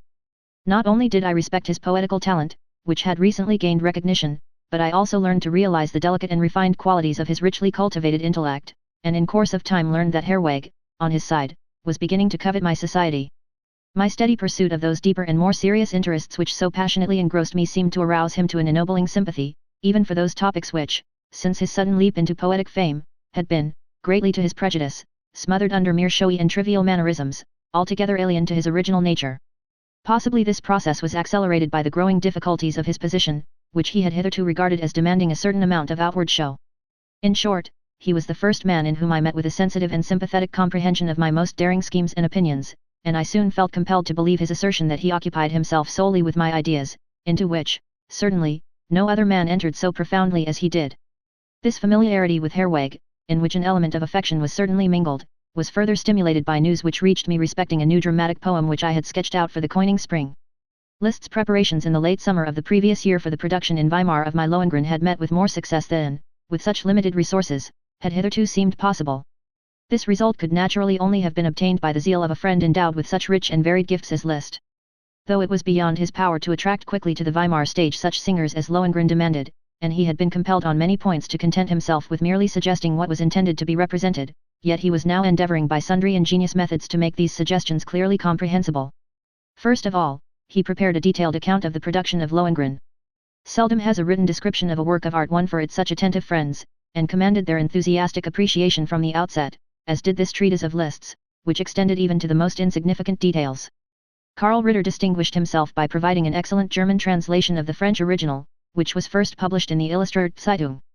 Shortly after this Liszt also issued Tannhauser in French, accompanied by a similar preface on its origin, and these pamphlets were the chief means of awakening, now and for long after, especially in foreign countries, not only a surprisingly sympathetic interest in these works, but also an intimate understanding of them such as could not possibly have been attained by the mere study of my pianoforte arrangements. But, far from being satisfied with this, Liszt contrived to attract the attention of intellects outside Weimar to the performances of my operas, in order, with kindly compulsion, to force them upon the notice of all who had ears to hear and eyes to see. Although his good intentions did not altogether succeed with Franz Dingelstedt, who would only commit himself to a confused report on Lohengrin in the Allgemeine Zeitung, yet his enthusiastic eloquence completely and decisively captured Adolf Starr for my work. His detailed view of Lohengrin in the Berlin National Zeitung, in which he claimed a high importance for my opera, did not remain without permanent influence upon the German public. Even in the narrow circle of professional musicians its effects seem not to have been unimportant, for Robert Franz, whom Liszt dragged almost by force to a performance of Lohengrin, spoke of it with unmistakable enthusiasm. This example gave the lead to many other journals, and for some time it seemed as though the otherwise dull-witted musical press would energetically champion my cause. I shall shortly have occasion to describe what it was that eventually gave quite a different direction to this movement. Meanwhile Liszt felt emboldened by these kindly signs to encourage me to renew my creative activity, which had now for some time been interrupted. His success with Lohengrin gave him confidence in his ability to execute a yet more hazardous undertaking, and he invited me to set my poem of Siegfried's death to music for production at Weimar. On his recommendation, the manager of the Weimar Theatre, Herr von Ziegler, offered to make a definite contract with me in the name of the Grand Duke. I was to finish the work within a year, and during that period was to receive a payment of 1500 marks, L75. It was a curious coincidence that about this time, and also through Liszt, the Duke of Coburg invited me to arrange the instrumentation for an opera of his own composition, for which he offered me the sum of 2700 marks, L135. In spite of my position as an outlaw, my noble patron and would-be employer offered to receive me in his castle at Coburg, where, in quiet seclusion with himself and Frau Birch-Pfeiffer, the writer of the libretto, I might execute the work. Liszt naturally expected nothing more from me than a decent excuse for declining this offer, and suggested my pleading bodily and mental depression. My friend told me afterwards that the Duke had desired my cooperation with him in his score on account of my skillful use of trombones. When he inquired, through Liszt, what my rules for their manipulation were, I replied that before I could write anything for trombones I required first to have some ideas in my head. On the other hand, however, I felt very much tempted to entertain the Weimar proposal. Still weary from my exhausting labor on opera und drama, and worried by many things which had a depressing effect on my spirits, I seated myself for the first time for many months at my Hartel grand piano, which had been rescued from the Dresden catastrophe, to see whether I could settle down to composing the music for my ponderous heroic drama. In rapid outline I sketched the music for the Song of the Norns, or Daughters of the Rhine, which in this first draft was only roughly suggested. But when I attempted to turn Brunhilde's first address to Siegfried into song my courage failed me completely, for I could not help asking myself whether the singer had yet been born who was capable of vitalizing this heroic female figure. The idea of my niece Johanna occurred to me, whom, as a matter of fact, I had already destined for this rule when I was still in Dresden on account of her various personal charms. She had now entered upon the career of prima donna at Hamburg, but, judging from all the reports I had received, and especially from the attitude towards me that she openly adopted in her letters to her family, I could only conclude that my modest hopes of enlisting her talents on my behalf were doomed to disappointment. I was, moreover, confused by the fact that a second Dresden prima donna, Madame Gentilamo Spatzer, who had once enraptured Marskner with Donizetti's dithyrambics, kept hovering perpetually before my mind as a possible substitute for Johanna. At last, in a rage, I sprang up from the piano, and swore that I would write nothing more for these silly fastidious schoolgirls. Whenever I saw any likelihood of being again brought into closer contact with the theatre, I was filled with an indescribable disgust which, for the time being, I was unable to overcome. It was some little consolation to discover that bodily ill health might possibly be at the bottom of this mental disorder. During the spring of this year I had been suffering from a curious rash, which spread over my whole body. For this my doctor prescribed a course of sulphur baths, to be taken regularly every morning. Although the remedy excited my nerves so much that later on I was obliged to adopt radical measures for the restoration of my health, yet in the meantime the regular morning walk to the town and back, surrounded by the fresh green and early spring flowers of May, acted as a cheerful stimulant on my mental condition. I now conceived the idea of the poem of Junger Siegfried, which I proposed to issue as a heroic comedy by way of prelude and complement to the tragedy of Siegfried's Tod. Carried away by my conception, I tried to persuade myself that this piece would be easier to produce than the other more serious and terrible drama. With this idea in my mind I informed Liszt of my purpose, and offered the Weimar management to compose a score for Junger Siegfried, which as yet was unwritten, in return for which I would definitely accept their proposal to grant me a year's salary of 1,500 marks. This they agreed to without delay, and I took up my quarters in the attic room evacuated the previous year by Karl Ritter, where, with the aid of sulphur and May blossom, and in the highest spirits, I proposed to complete the poem of Junger Siegfried, as already outlined in my original design. I must now give some account of the cordial relations which, ever since my departure from Dresden, I had maintained with Theodor Uhlig, the young musician of the Dresden orchestra, which I have already described, and which by this time had developed into a genuinely productive association. His independent and indeed somewhat uncultivated disposition had been molded into a warm, almost boundless devotion to myself, inspired both by sympathy for my fate and a thorough understanding of my works. He also had been among the number of those who had visited Weimar to hear my Lohengrin, and had sent me a very detailed account of the performance. As Hartl, the music dealer in Leipzig, had willingly agreed to my request to publish Lohengrin on condition that I should not demand any share in the profits, I entrusted Uhlig with the preparation of the pianoforte arrangement. But it was more the theoretical questions discussed in my works that formed the chief link that bound us together by a serious correspondence. The characteristic which especially touched me about this man, whom from his training I could regard merely as an instrumentalist, was that he had grasped with clear understanding and perfect agreement those very tendencies of mine which many musicians of apparently wider culture than his own regarded with almost despairing horror, as being dangerous to the orthodox practice of their art. He forthwith acquired the literary facility necessary for the expression of his agreement with my views, and gave tangible proof of this in a lengthy treatise on instrumental music, which appeared in Kollate Scheck's German monthly journal. He also sent to me another strictly theoretical work on the structure of musical theme and phrase. In this he showed the originality of his ideas about Mozart's and Beethoven's methods, to an extent which was only equalled by the thoroughness with which he had mastered the question, especially where he discussed their highly characteristic differences. This clear and exhaustive treatise appeared to me admirably adapted to form the basis for a new theory of the higher art of musical phrasing, whereby Beethoven's most obscure construction might be explained, and elaborated into a comprehensible system that would allow of further application. These treatises attracted the attention of Franz Brendel, the astute publisher of the Neue Zeitschrift für Musik, to their brilliant young author. He was invited by Brendel to join the staff of his paper, and soon succeeded in changing his chief's previous attitude of indecision. As Brendel's aims were on the whole perfectly honorable and serious, he was quickly and definitely led to adopt those views which from this time began to make a stir in the musical world under the title of the New Tendency. I thereupon felt impelled to contribute an epoch-making article to his paper on these lines. I had noticed for some time that such ill-sounding catch-phrases as Jewish ornamental flourishes, Melismas, synagogue music, and the like were being bandied about without any rhyme or reason beyond that of giving expression to meaningless irritation. The question thus raised regarding the significance of the modern Jew in music stimulated me to make a closer examination of Jewish influence and the characteristics peculiar to it. This I did in a lengthy treatise on Judaism in music. Although I did not wish to hide my identity, as its author, from all inquiries, yet I considered it advisable to adopt a pseudonym, lest my very seriously intended efforts should be degraded to a purely personal matter, and its real importance be thereby vitiated. The stir, nay, the genuine consternation, created by this article defies comparison with any other similar publication.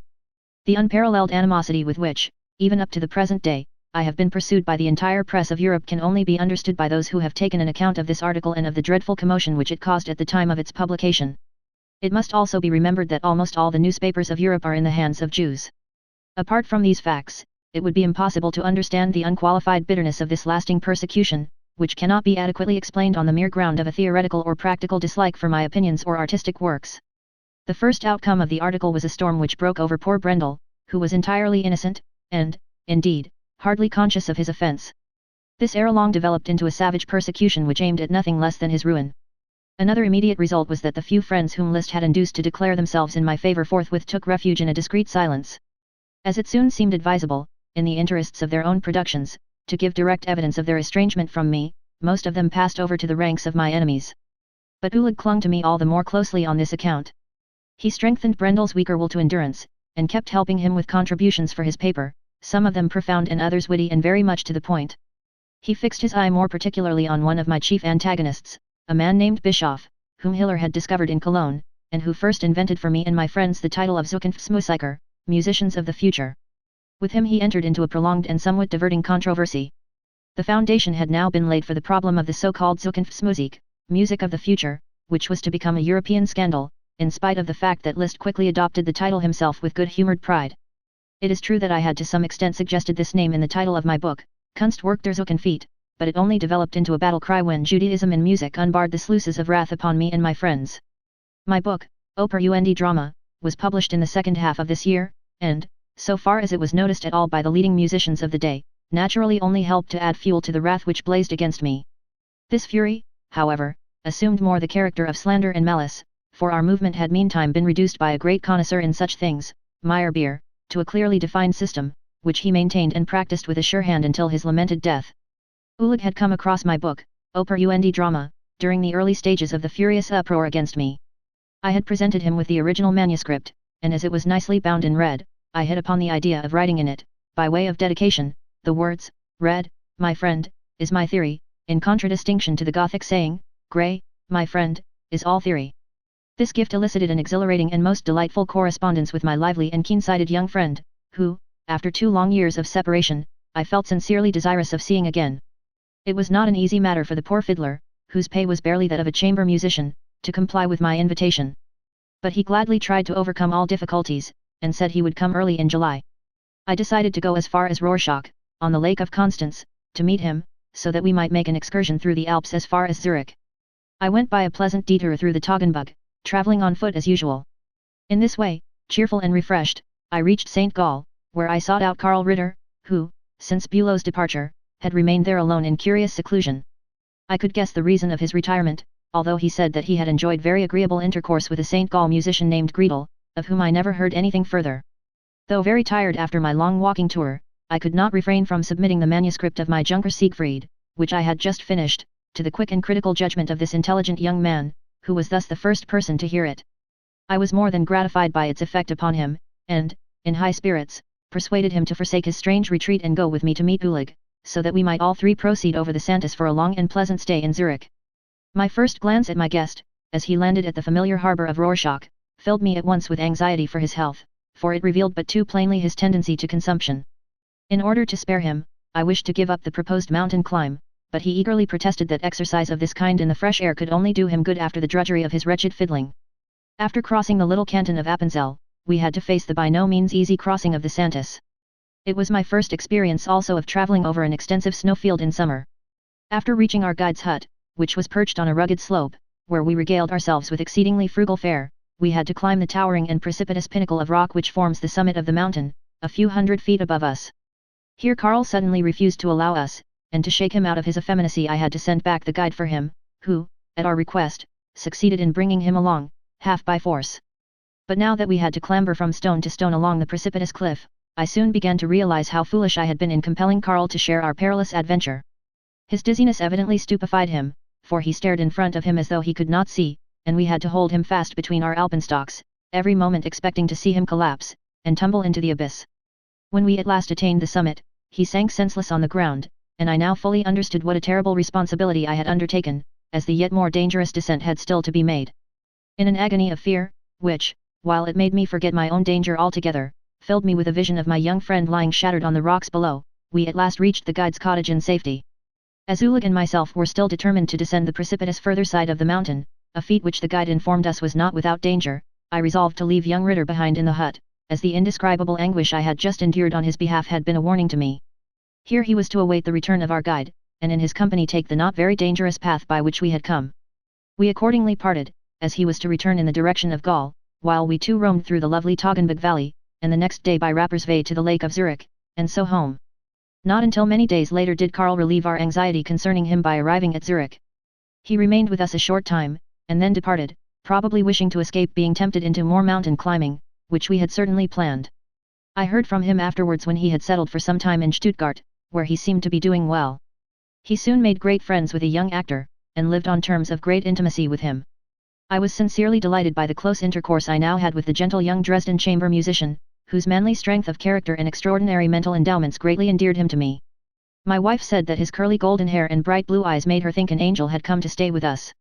For me his features had a peculiar and, considering his fate, pathetic interest, on account of his striking resemblance to King Friedrich August of Saxony, my former patron, who was still alive at that time, and seemed to confirm a rumor which had reached me that Ulig was his natural son. It was entertaining to hear his news of Dresden, and all about the theatre, and the condition of musical affairs in that city. My operas, which had once been its glory, had now quite vanished from the repertoire. He gave me a choice example of my late colleague's opinion of me by relating the following incident. When Kunst und Revolution and Kunstwerk der Zukunft appeared, and were being discussed among them, one of them remarked, "Ha! He may worry a long time before he will be able to write conductor before his name again." By way of illustrating the advance made in music, he related the manner in which Reisiger, having on one occasion to conduct Beethoven's symphony in A major, which had been previously executed by me, had helped himself out of a sudden dilemma. Beethoven, as is well known, marks the great finale of the last movement with a prolonged forte, which he merely heightens by a semper piu forte. At this point Reisiger, who had conducted the symphony before me, thinking the opportunity a favorable one, had introduced a piano, in order at least to secure an effective crescendo. This I had naturally ignored, and had instructed the orchestra to play with their full strength throughout. Now, therefore, that the conducting of this work had once more fallen into my predecessor's hands, he found it difficult to restore his unlucky piano, but, feeling that he must save his authority, which had been compromised, he made a rule that mezzo forte should be played instead of forte. But the most painful news he gave me was about the state of utter neglect into which my unhappy operatic publications had fallen in the hands of the court music dealer Mieser, who, seeing that money had to be continually paid out, while nothing came in, regarded himself as a sacrificial lamb whom I had lured to the slaughter. Yet he steadily refused all inspection of his books, maintaining that he thereby protected my property, as all I possessed having been confiscated, it would otherwise be seized at once. A pleasanter topic than this was Lohengrin. My friend had completed the pianoforte arrangement, and was already busy correcting the engraver's proofs. By his enthusiastic advocacy of the water cure, Ulig gained an influence over me in another direction, and one which was of long duration. He brought me a book on the subject by a certain Ross, which pleased me greatly, especially by its radical principles, which had something of Feuerbach about them. Its bold repudiation of the entire science of medicine, with all its quackeries, combined with its advocacy of the simplest natural processes by means of a methodical use of strengthening and refreshing water, quickly won my fervent adherence. He maintained, for instance, that every genuine medicine can only act upon our organism in so far as it is a poison, and is therefore not assimilated by our system, and proved, moreover, that men who had become weak owing to a continuous absorption of medicine, had been cured by the famous Preisnitz, who had effectually driven out the poison contained in their bodies by expelling it through the skin. I naturally thought of the disagreeable sulphur baths I had taken during the spring, and to which I attributed my chronic and severe state of irritability. In so doing I was probably not far wrong. For a long while after this I did my best to expel this and all other poisons which I might have absorbed in the course of time, and by an exclusive water regimen restore my original healthy condition. Ulig asserted that by persevering conscientiously in a water cure, he was perfectly confident of being able to renew his own bodily health entirely, and my own faith in it also grew daily. At the end of July we started on an excursion through the centre of Switzerland. From Brunnen, on the lake of Lucerne, we proceeded via Beckenried to Engelberg, from which place we crossed the wild Schurenneck, and on this occasion learned how to glide over the snow fairly easily. But in crossing a swollen mountain torrent Ulig had the misfortune to fall into the water. By way of quieting my uneasiness about him, he at once exclaimed that this was a very good way of carrying out the water cure. He made no fuss about the drying of his clothes, but simply spread them out in the sun, and in the meanwhile calmly promenaded about in a state of nature in the open air, protesting that this novel form of exercise would do him good. We occupied the interval in discussing the important problem of Beethoven's theme construction, until, by way of a joke, I told him that I could see Councillor Carnes of Dresden coming up behind him with a party, which for a moment quite frightened him.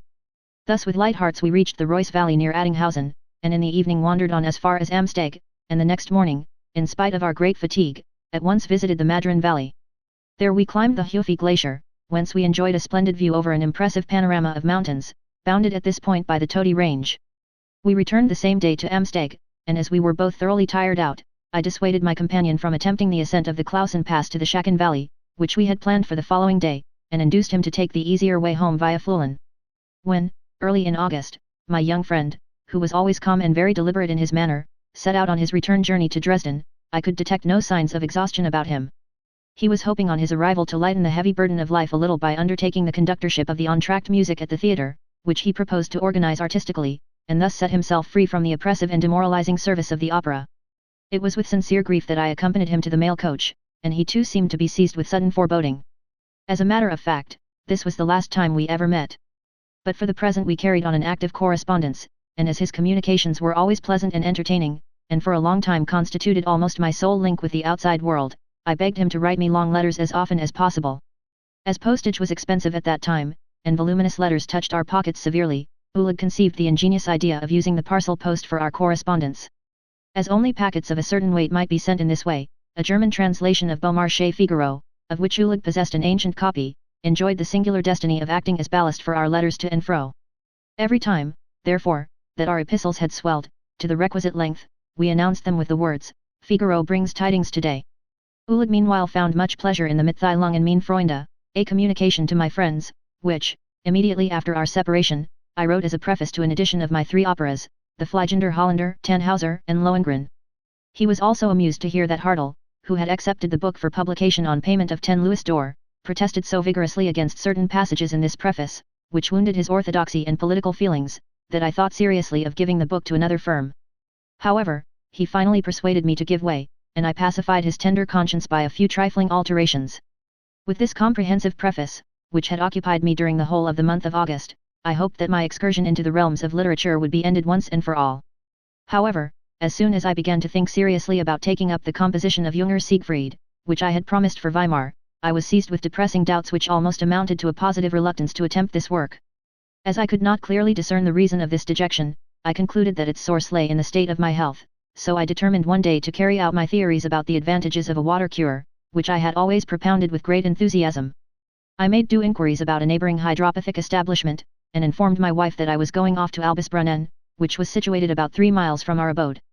It was then about the middle of September, and I had made up my mind not to come back until I was completely restored to health. Minna was quite frightened when I announced my intention, and looked upon it as another attempt on my part to abandon my home.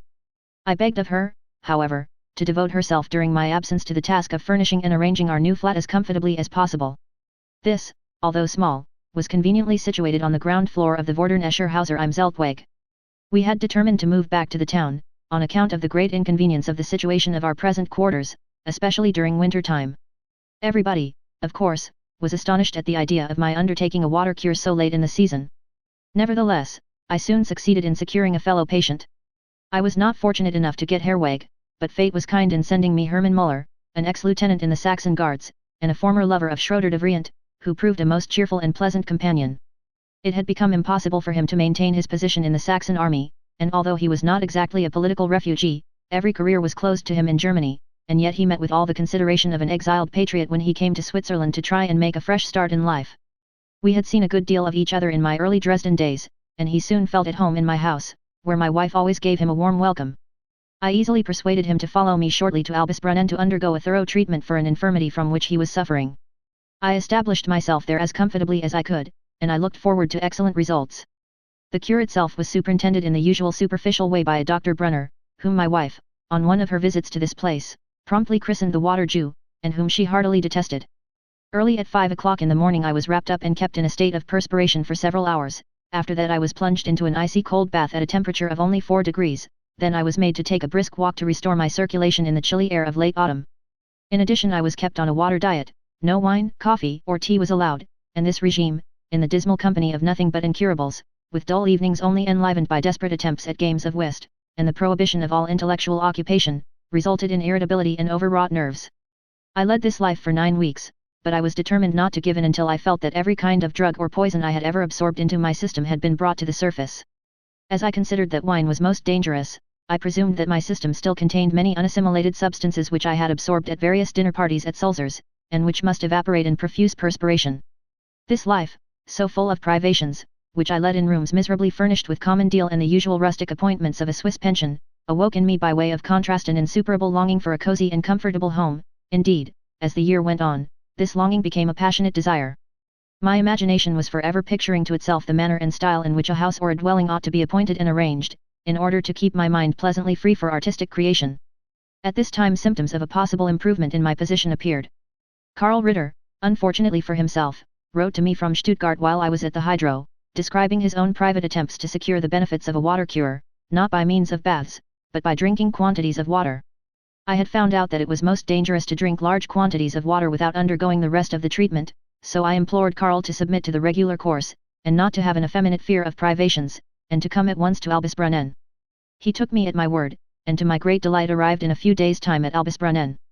Theoretically he was filled with enthusiasm for hydropathy, but he soon objected to it in practice, and he denounced the use of cold milk as indigestible and against the dictates of nature, as mother's milk was always warm. He found the cold packs and the cold baths too exciting, and preferred treating himself in a comfortable and pleasant way behind the doctor's back. He soon discovered a wretched confectioner's shop in the neighboring village, and when he was caught buying cheap pastry on the sly, he was very angry. He soon grew perfectly miserable, and would fain have escaped, had not a certain feeling of honor prevented him from doing so. The news reached him here of the sudden death of a rich uncle, who had left a considerable fortune to every member of Karl's family. His mother, in telling him and me of the improvement in her position, declared that she was now able to assure me the income which the two families of Lossot and Ritter had offered me some time ago. Thus I stepped into an annual income of 2,400 marks for as long as I required it, and into partnership with the Ritter family.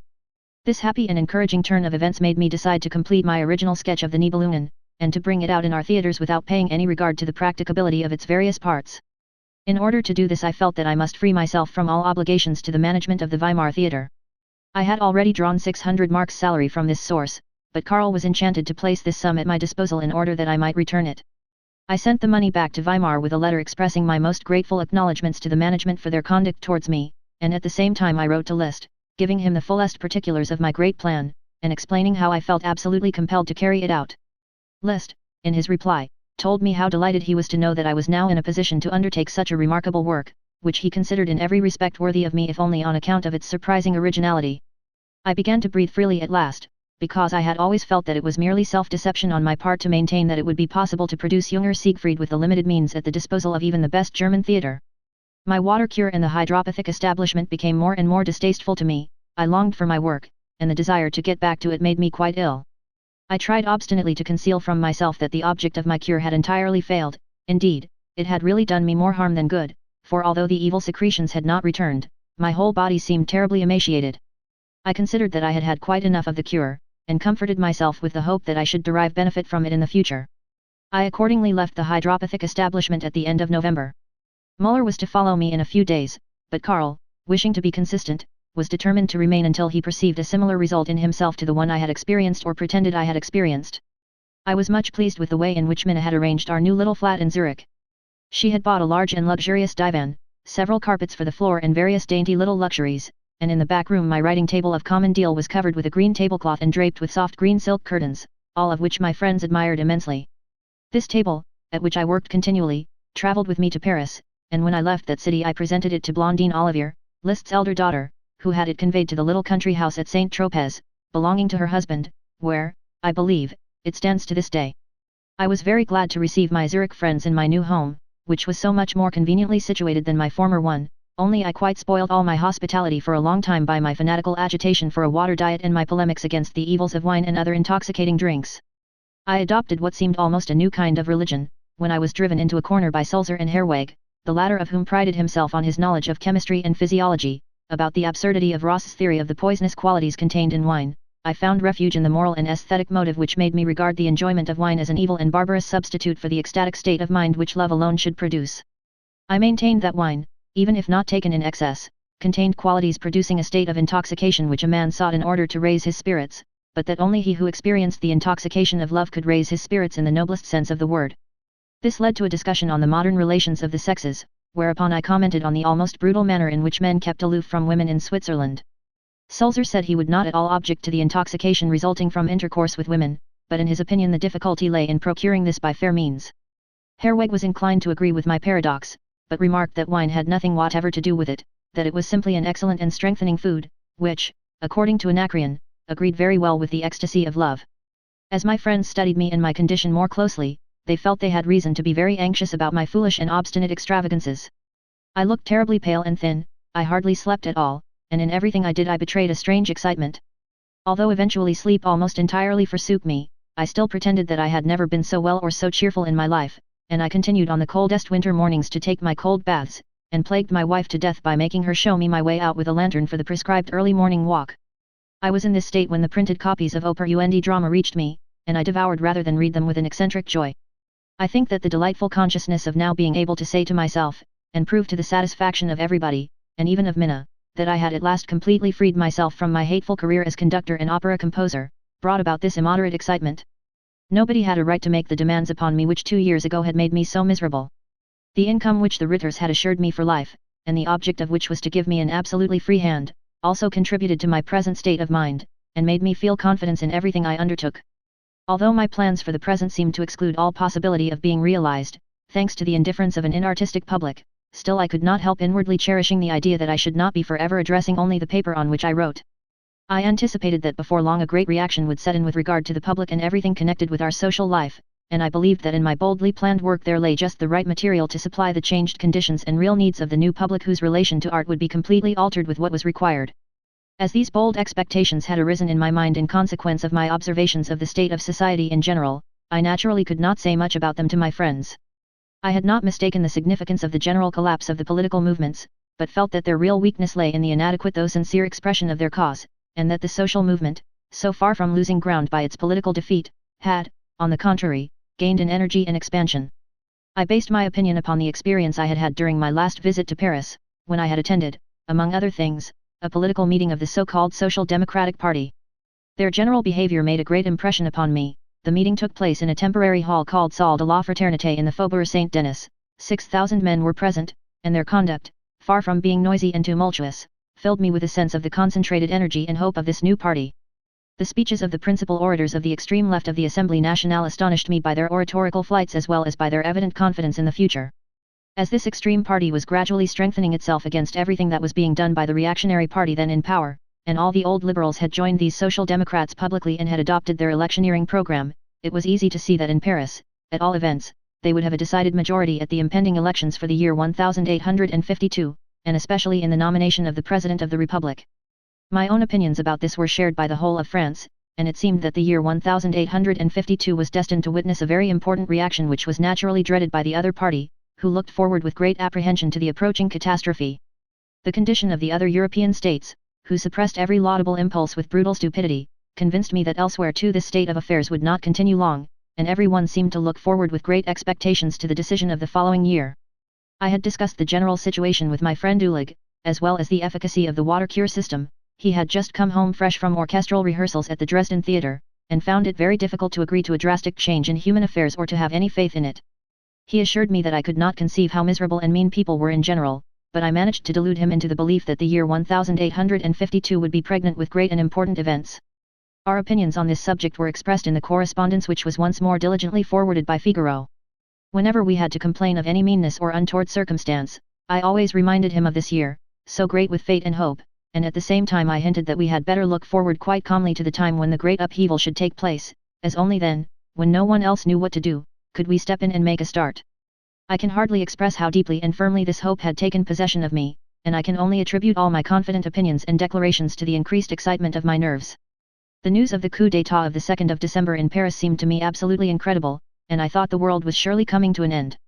When the news was confirmed, and events which no one believed could ever happen had apparently occurred and seemed likely to be permanent, I gave the whole thing up like a riddle which it was beneath me to unravel, and turned away in disgust from the contemplation of this puzzling world.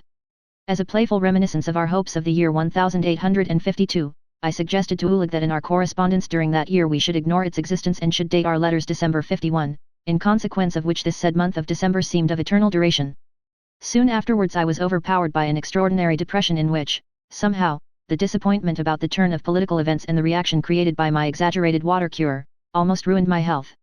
I perceived the triumphant return of all the disappointing signs of reaction which excluded every high ideal from intellectual life, and from which I had hoped the shocks and fermentations of the past few years had freed us forever. I prophesied that the time was approaching when intellectually we should be such paupers that the appearance of a new book from the pen of Heinrich Heine would create quite a sensation.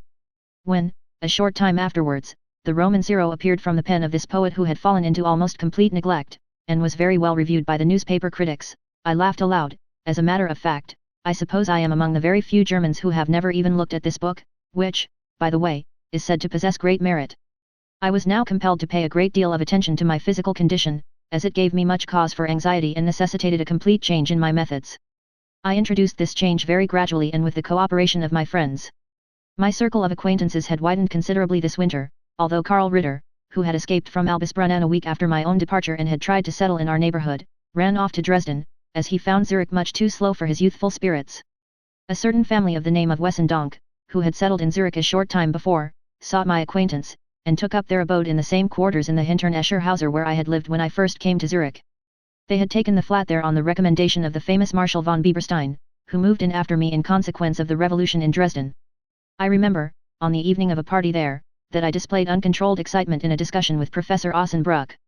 I tormented him with my persistent paradoxes all through supper to such an extent that he positively loathed me, and ever afterwards carefully avoided coming into contact with me.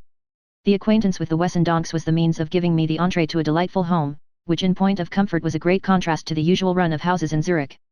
Herr Otto Wessendonck, who was a few years younger than I was, had amassed a considerable fortune through a partnership in a silk business in New York, and seemed to make all his plans subservient to the wishes of the young wife whom he had married a few years before.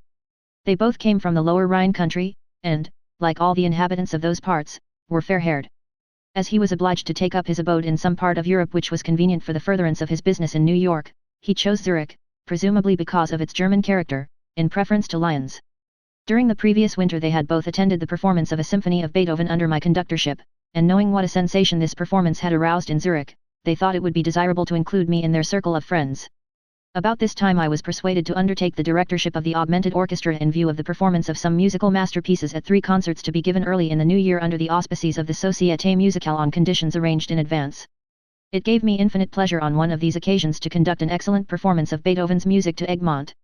As Herweg was so anxious to hear some of my own music I gave the Tannhauser Overture, as I told him, entirely to please him, and I prepared a descriptive program as a guide.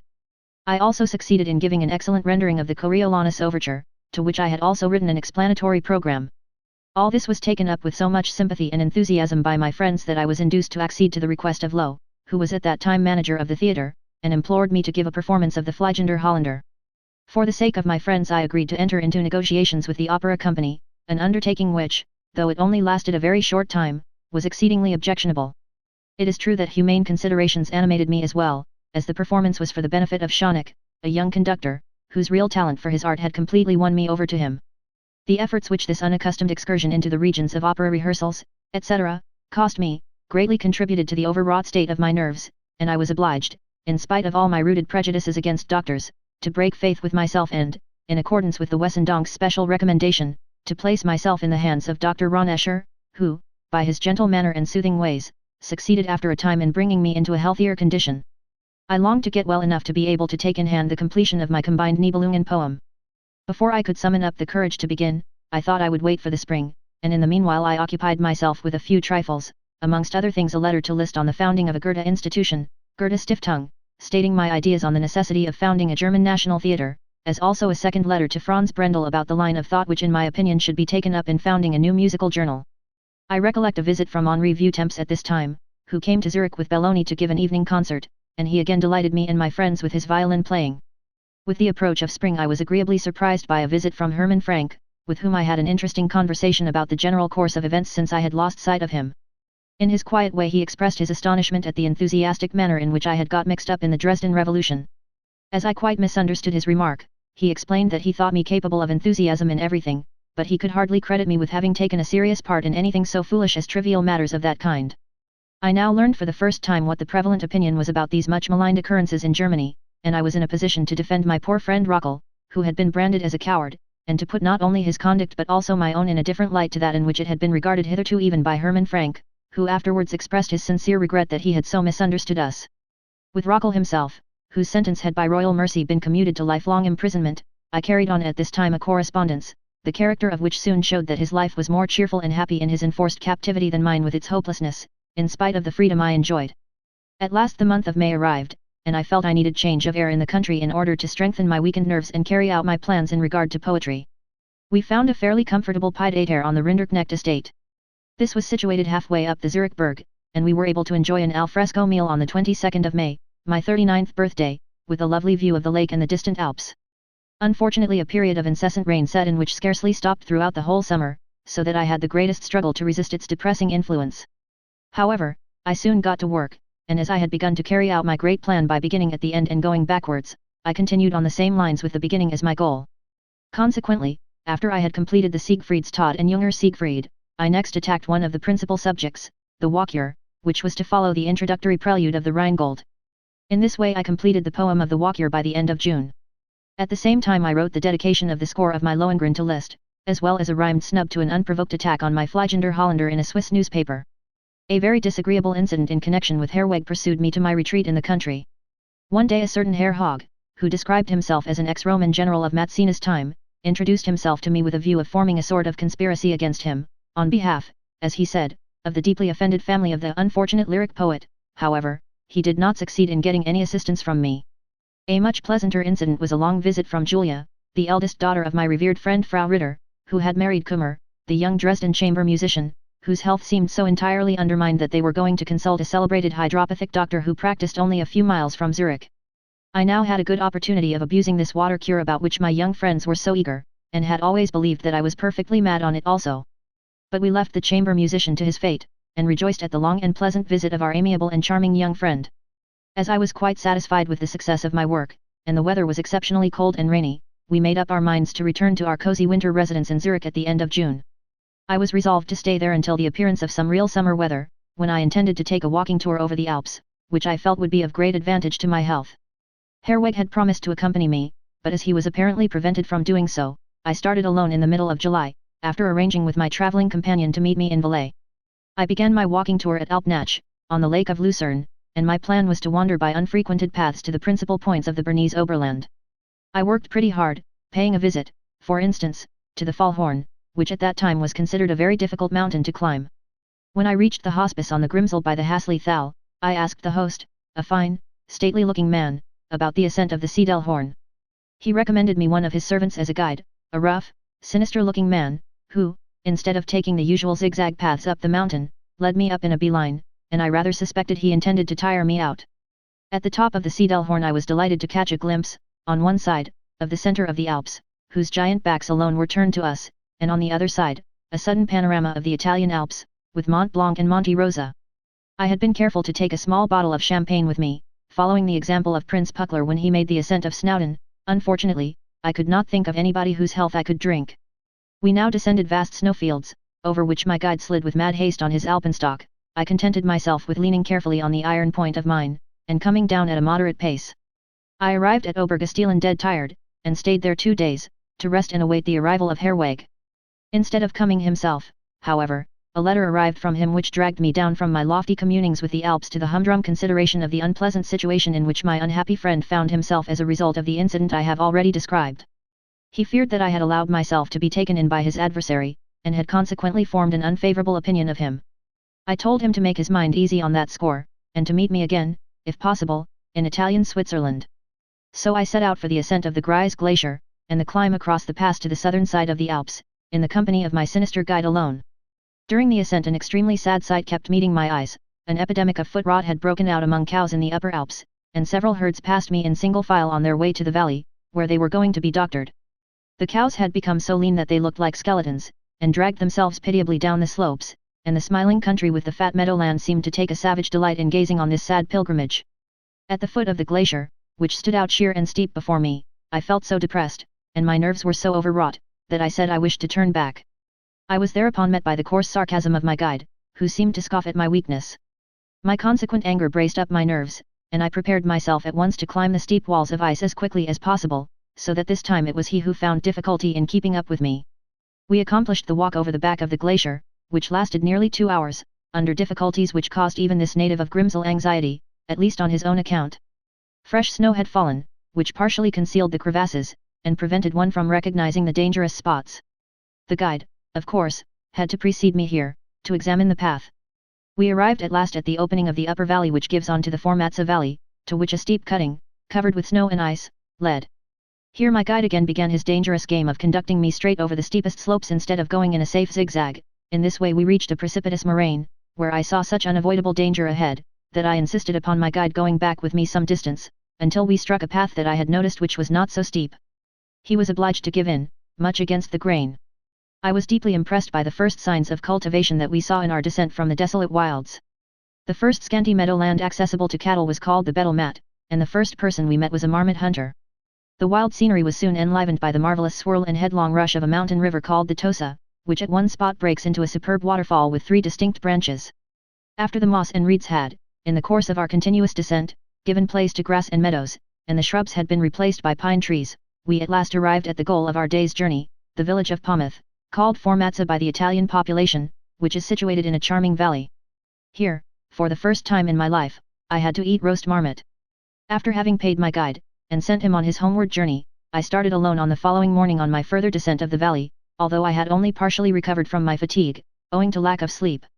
It was not until the November of this year, when the whole of Switzerland was thrown into a state of consternation by the news that the Grimsel Inn had been set fire to by the host himself, who hoped by this means to obtain the renewal of the lease from the authorities, that I learned my life had been in danger under the guidance of this man. As soon as his crime was discovered, the host drowned himself in the little lake, on the borders of which the inn is situated. The serving man, however, whom he had bribed to arrange the fire, was caught and punished. I knew by the name that he was the same man that the worthy innkeeper had given me as companion on my solitary journey across the glacier pass, and I heard at the same time that 2 travelers from Frankfurt had perished on the same pass a short time before my own journey. I consequently realized that I had in a really remarkable manner escaped a fatal danger which had threatened me. I shall never forget my impressions of my journey through the continually descending valley. I was particularly astonished at the southern vegetation which suddenly spreads out before one on climbing down from a steep and narrow rocky pass by which the Tosa is confined. I arrived at Domodossola in the afternoon in a blaze of sunshine, and I was reminded here of a charming comedy by an author whose name I have forgotten, which I had once seen performed with a refinement worthy of Platon, and to which my attention had been drawn by Edouard de Vriant in Dresden.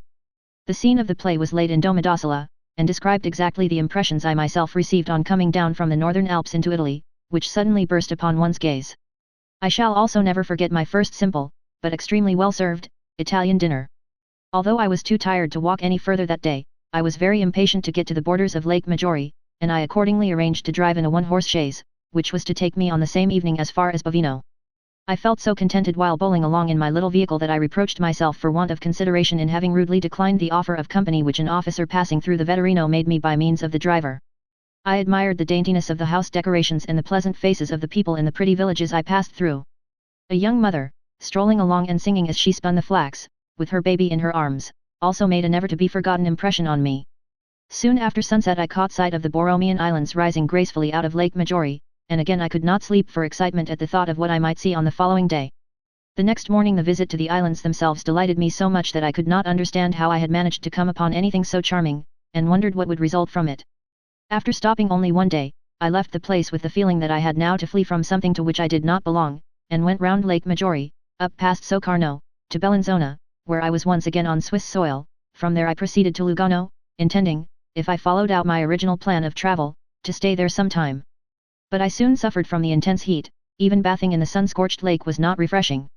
Apart from the dirty furniture, which included the Denk sofa, thinking sofa, from the Clouds by Aristophanes, I was sumptuously lodged in a palatial building, which in the winter served as the government house of the canton of Tessin, but in the summer was used as a hotel.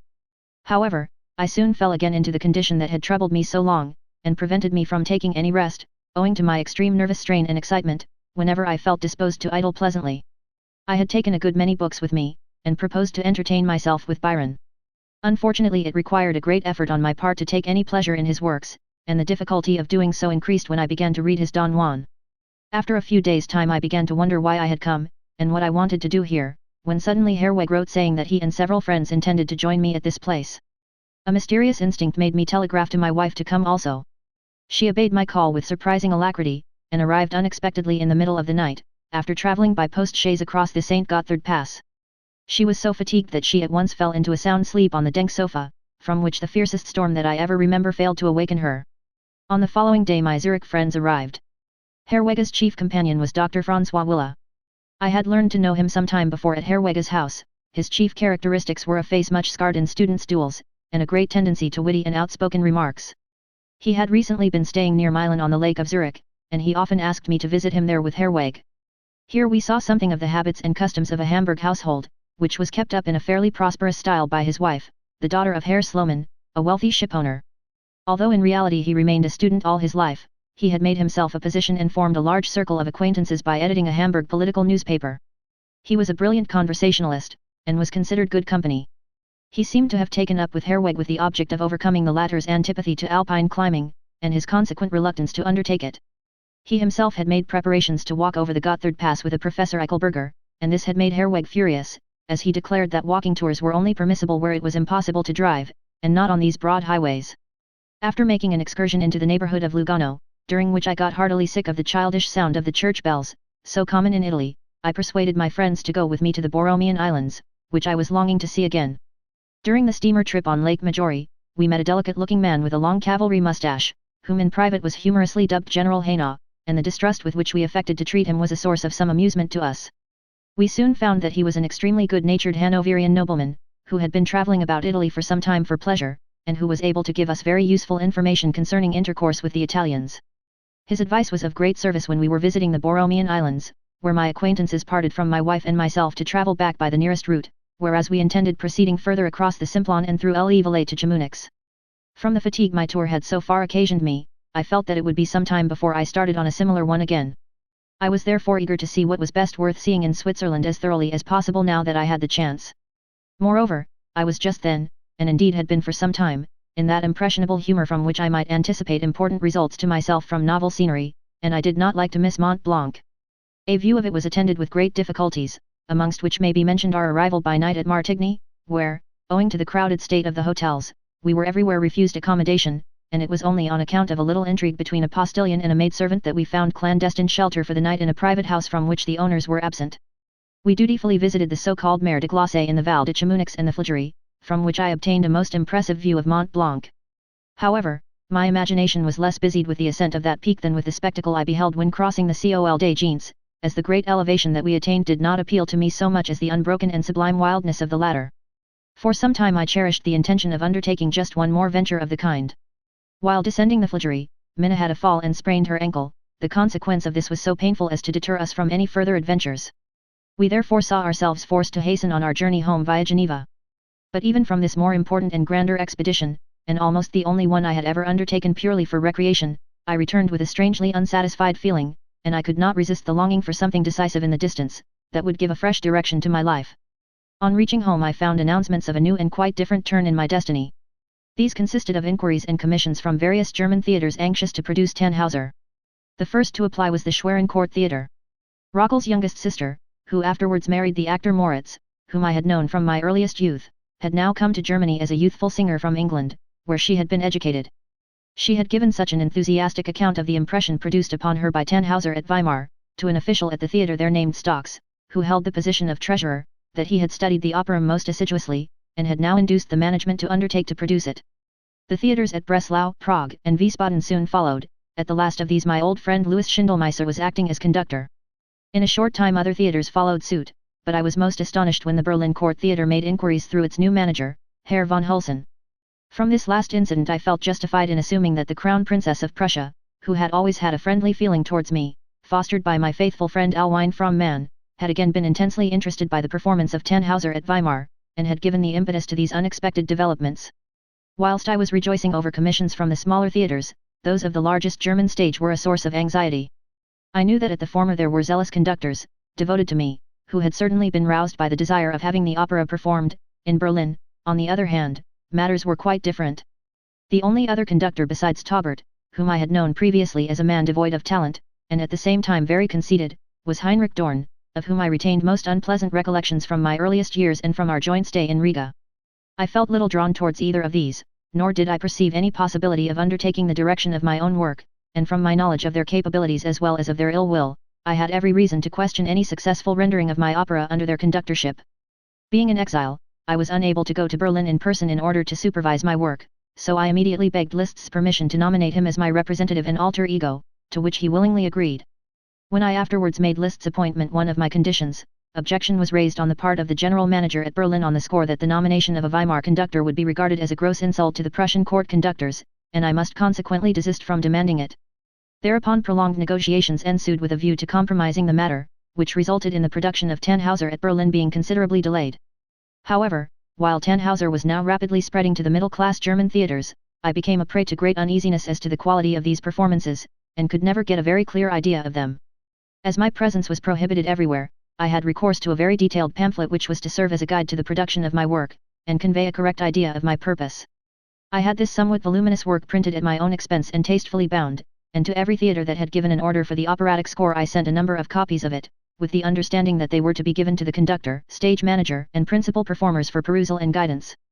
But from that time I have never heard of a single person who had either read this pamphlet or taken any notice of it. In the year 1864, when all my own copies had been exhausted, owing to my painstaking distribution of them, I found to my great delight, among the theatrical archives, several copies that had been sent to the Munich Court Theatre, quite intact and uncut. I was therefore in the agreeable position of being able to procure copies of the missing pamphlet for the King of Bavaria, who wished to see it, as well as for myself and some friends. It was a singular coincidence that the news of the diffusion of my opera through the German theatres should synchronize with my resolve to compose a work in the conception of which I had been so decidedly influenced by the necessity of being absolutely indifferent to our own theatres, yet this unexpected turn of events in no wise affected my treatment of my design. On the contrary, by keeping to my plan, I gained confidence and let things take their own course, without attempting in any way to promote the performances of my operas. I just let people do as they liked, and looked on surprised, while continual accounts reached my ears of remarkable successes. None of them, however, induced me to alter my verdict on our theatres in general or on the opera in particular. I remained unshaken in my resolve to produce my Nibelungen dramas just as though the present operatic stage did not exist, since the ideal theatre of my dreams must of necessity come sooner or later. I therefore composed the libretto of the Rheingold in the October and November of that year, and with it I brought the whole cycle of the Nibelungen myth as I had evolved it to a conclusion. At the same time I was rewriting Junger Siegfried and Siegfried's Tod, especially the latter, in such a way as to bring them into proper relation with the whole, and by so doing, important amplifications were made in Siegfried's Tod which were in harmony with the now recognized and obvious purpose of the whole work. I was accordingly obliged to find for this last piece a new title suited to the part it plays in the complete cycle. I entitled it Götterdämmerung, and I changed the name Junger Siegfried to Siegfried, as it no longer dealt with an isolated episode in the life of the hero, but had assumed its proper place among the other prominent figures in the framework of the whole. The prospect of having to leave this lengthy poem for some time entirely unknown to those whom I might expect to be interested in it was a source of great grief to me. As the theatres now and then surprised me by sending me the usual royalties on Tannhauser, I devoted a part of my profits to having a number of copies of my poem neatly printed for my own use. I arranged that only 50 copies of this edition deluxe should be struck off. But a great sorrow overtook me before I had completed this agreeable task. It is true, I met on all sides with indications of sympathetic interest in the completion of my great lyric work, although most of my acquaintances regarded the whole thing as a chimera, or possibly a bold caprice. The only one who entered into it with any heartiness or real enthusiasm was Herr Wagner, with whom I frequently discussed it, and to whom I generally read aloud such portions as were completed. Sulzer was much annoyed at the remodeling of Siegfried's Tod, as he regarded it as a fine and original work, and thought it would be deprived of that quality if I decided to alter it to any extent. He therefore begged me to let him have the manuscript of the earlier version to keep as a remembrance, otherwise it would have been entirely lost. In order to get an idea of the effect of the whole poem when rendered in complete sequence, I decided, only a few days after the work was completed in the middle of December, to pay a short visit to the Wille family at their country seat, so as to read it aloud to the little company there. Besides Herr Wagner, who accompanied me, the party there consisted of Frau Wille and her sister, Frau von Bissing. I had often entertained these ladies with music in my own peculiar fashion during my pleasant visits to Mariafeld, about 2 hours' walk from Zurich. In them I had secured a devoted and enthusiastic audience, somewhat to Herr Wille's annoyance, as he often admitted that he had a horror of music. Nevertheless, he ended in his jovial way by taking the matter good-humoredly. I arrived towards evening, and we attacked Rheingold at once, and as it did not seem very late, and I was supposed to be capable of any amount of exertion, I went on with the Walküre until midnight. The next morning after breakfast it was Siegfried's turn, and in the evening I finished off with Götterdämmerung. I thought I had every reason to be satisfied with the result, and the ladies in particular were so much moved that they ventured no comment. Unfortunately the effort left me in a state of almost painful excitement. I could not sleep, and the next morning I was so disinclined for conversation that I left my hurried departure unexplained. Herr Wagner, who accompanied me back alone, appeared to divine my state of mind, and shared it by maintaining a similar silence. However, I now wished to have the pleasure of confiding the whole completed work to my friend Ulig at Dresden. I carried on a regular correspondence with him, and he had followed the development of my plan, and was thoroughly acquainted with every phase of it. I did not want to send him the Wagner before the Rheingold was ready, as the latter should come first, and even then I did not want him to see the whole thing until I could send him a handsomely printed copy. But at the beginning of the autumn I discerned in Ulig's letters grounds for feeling a growing anxiety as to the state of his health. He complained of the increase in his serious paroxysms of coughing, and eventually of complete hoarseness. He thought all this was merely weakness, which he hoped to overcome by invigorating his system with the cold water treatment and long walks. He found the violin work at the theatre very exhausting, but if he took a sharp 7 hours walk into the country he invariably felt much better. However, he could not rid himself of his chest attacks or of his hoarseness, and had a difficulty in making himself heard even when speaking to a person quite near him. Up to that time I had been unwilling to alarm the poor fellow, and always hoped that his condition would necessitate his consulting a doctor, who would naturally prescribe rational treatment. Now, however, as I was continually hearing nothing from him but assurances of his confidence in the principles of the water cure, I could contain myself no longer, and I entreated him to give up this madness and place himself in the hands of a sensible doctor, for in his condition what he most needed was, not strength, but very careful attention. The poor man was extremely alarmed at this, as he gathered from my remarks that I feared he was already in an advanced stage of consumption. "What is to become of my poor wife and children," he wrote, "if that is really the case?" Unhappily, it was too late. With the last strength that was left him he tried to write to me again, and finally my old friend Fischer, the chorus master, carried out Ulig's instructions, and when these were no longer audible he had to bend down close to his lips. The news of his death followed with frightful rapidity. It took place on the 3rd of January, 1853. Thus, in addition to Lers, another of my really devoted friends was carried off by consumption. The handsome copy of the Ring des Nibelungen I had intended for him lay uncut before me, and I sent it to his youngest boy, whom he had christened Siegfried. I asked his widow to let me have any pamphlets of a theoretical nature he might have left behind, and I came into possession of several important ones, among them the longer essay on theme structure. Although the publication of these works would involve a great deal of trouble, owing to the necessity of revising them, I asked Hartel of Leipzig if he would pay the widow a fair sum for a volume of Ulig's writings. The publisher declared he could not undertake to bring it out without payment, as works of that nature were quite unremunerative. It was obvious to me, even at that time, how thoroughly every musician who had taken a keen interest in me had made himself disliked in certain circles. Ulig's melancholy death gave my home circle the whip hand over me with regard to my theories on the subject of water cures. Herweg impressed upon my wife that she must insist upon my taking a glass of good wine after all the exertion I underwent at the rehearsals and concerts which I was attending throughout that winter. By degrees, also, I again accustomed myself to enjoy such mild stimulants as tea and coffee, my friends meanwhile perceiving to their joy that I was once more becoming a man amongst men. Dr. Ronescher now became a welcome and comforting friend and visitor, who for many years thoroughly understood the management of my health, and especially the misgivings arising from the overwrought state of my nerves. He soon verified the wisdom of his treatment, when in the middle of February I had undertaken to read my tetralogy aloud on 4 consecutive evenings before a larger audience. I had caught a severe cold after the first evening, and on the morning of the day for the second reading I awoke suffering from severe hoarseness. I at once informed the doctor that my failure to give the reading would be a serious matter to me, and asked him what he advised me to do to get rid of the hoarseness as speedily as possible. He recommended me to keep quiet all day, and in the evening to be taken well wrapped up to the place where the readings were to be held. When I got there I was to take 2 or 3 cups of weak tea, and I should be all right, whereas if I worried over the failure to keep my engagement I might become seriously worse. And, indeed, the reading of this stirring work went off capitally, and I was, moreover, able to continue the readings on the 3rd and 4th evenings, and felt perfectly well. I had secured a large and handsome room for these meetings in the Hotel Bauer Olac, and had the gratifying experience of seeing it fuller and fuller each evening, in spite of having invited only a small number of acquaintances, giving them the option of bringing any friends who they thought would take a genuine interest in the subject and not come out of mere curiosity. Here, too, the verdict seemed altogether favorable, and it was from the most serious university men and government officials that I received assurances of the greatest appreciation as well as kindly remarks, showing that my poem and the artistic ideas connected with it had been fully understood. From the peculiar earnestness with which they gave vent to their opinions, which in this case were so confidently unanimous, the idea occurred to me to try how far this favorable impression might be utilized to serve the higher aims of art.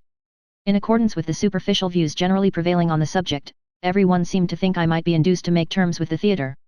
I tried to think out how it would be possible to convert the ill-equipped Zurich theatre into a highly developed one by adopting sound principles, and I laid my views before the public in a pamphlet entitled A Theatre in Zurich. The edition, consisting of about 100 copies, was sold, yet I never noticed the least indication of any result from the publication, The only outcome was, that at a banquet of the musical society my excellent friend, Herr Odt Imhoff, expressed his entire disagreement with the statements uttered by various people, that these ideas of mine were all very grand, but unfortunately quite impracticable. Nevertheless, my propositions lacked the one thing that would have made them valuable in his eyes, namely my consent to take over the management of the theatre in person, as he would not entrust the carrying out of my ideas to anyone but myself. However, as I was obliged to declare then and there that I would not have anything to do with such a scheme, the matter dropped, and in my inmost heart I could not help thinking that the good people were quite right. Meanwhile, the sympathetic interest in my works was increasing. As I now had to refuse firmly to yield to my friends' wishes for a performance of my principal works at the theatre, I begged to be allowed to arrange a selection of characteristic pieces, which could easily be produced at concerts, so soon as I could obtain the requisite support. A subscription list was accordingly circulated, and it had the satisfactory result of inducing several well-known art patrons to put their names down to guarantee expenses. I had to undertake to engage an orchestra to suit my requirements. Skilled musicians from far and near were summoned, and after interminable efforts I began to feel that something really satisfactory would be achieved. I had made arrangements that the performers should stay at Zurich a whole week from Sunday to Sunday. Half of this time was allotted exclusively to rehearsals. The performance was to take place on Wednesday evening, and on Friday and Sunday evenings there were to be repetitions of it. The dates were the 18th, 20th, and 22nd of May, my 40th birthday falling on the last named date. I had the joy of seeing all my directions accurately carried out. From Mayence, Wiesbaden, Frankfurt, and Stuttgart, and on the other side, from Geneva, Lausanne, Bâle, Bern, and the chief towns in Switzerland, picked musicians arrived punctually on Sunday afternoon. They were at once directed to the theatre, where they had to arrange their exact places in the orchestral stand I had previously designed at Dresden, and which proved excellent here too, so as to begin rehearsing the first thing next morning without delay or interruption. As these people were at my disposal in the early morning and in the evening, I made them learn a selection of pieces from the Fliegender Holländer, Tannhäuser, and Lohengrin. I had greater trouble in trying to train them for a chorus, but this too turned out very satisfactorily. There was nothing in the way of solo singing, except the ballad of Senta from the Hollander, which was sung by the wife of the conductor Heim in a good though untrained voice, and with an amount of spirit that left nothing to be desired. As a matter of fact, the performances could hardly be called public concerts, but were rather of the nature of family entertainments. I felt I was fulfilling a sincere desire on the part of a larger circle of acquaintances by introducing them to the true nature of my music, rendered as intelligibly as circumstances permitted. As, at the same time, it was desirable that they should have some knowledge of the poetical basis of it, I invited those who intended to be present at my concerts to come for 3 evenings to the Musical Society's concert hall to hear me read aloud the libretto of the 3 operas, portions of which they were about to hear. This invitation met with an enthusiastic response, and I was now able to hope that my audience would come better prepared to listen to the selections from my operas than had ever been the case before. The fact that pleased me most in the performances on these 3 evenings was that I was able for the first time to produce something from Lohengrin myself, and could thus get an idea of the effect of my combination of the instrumental parts in the overture to that work.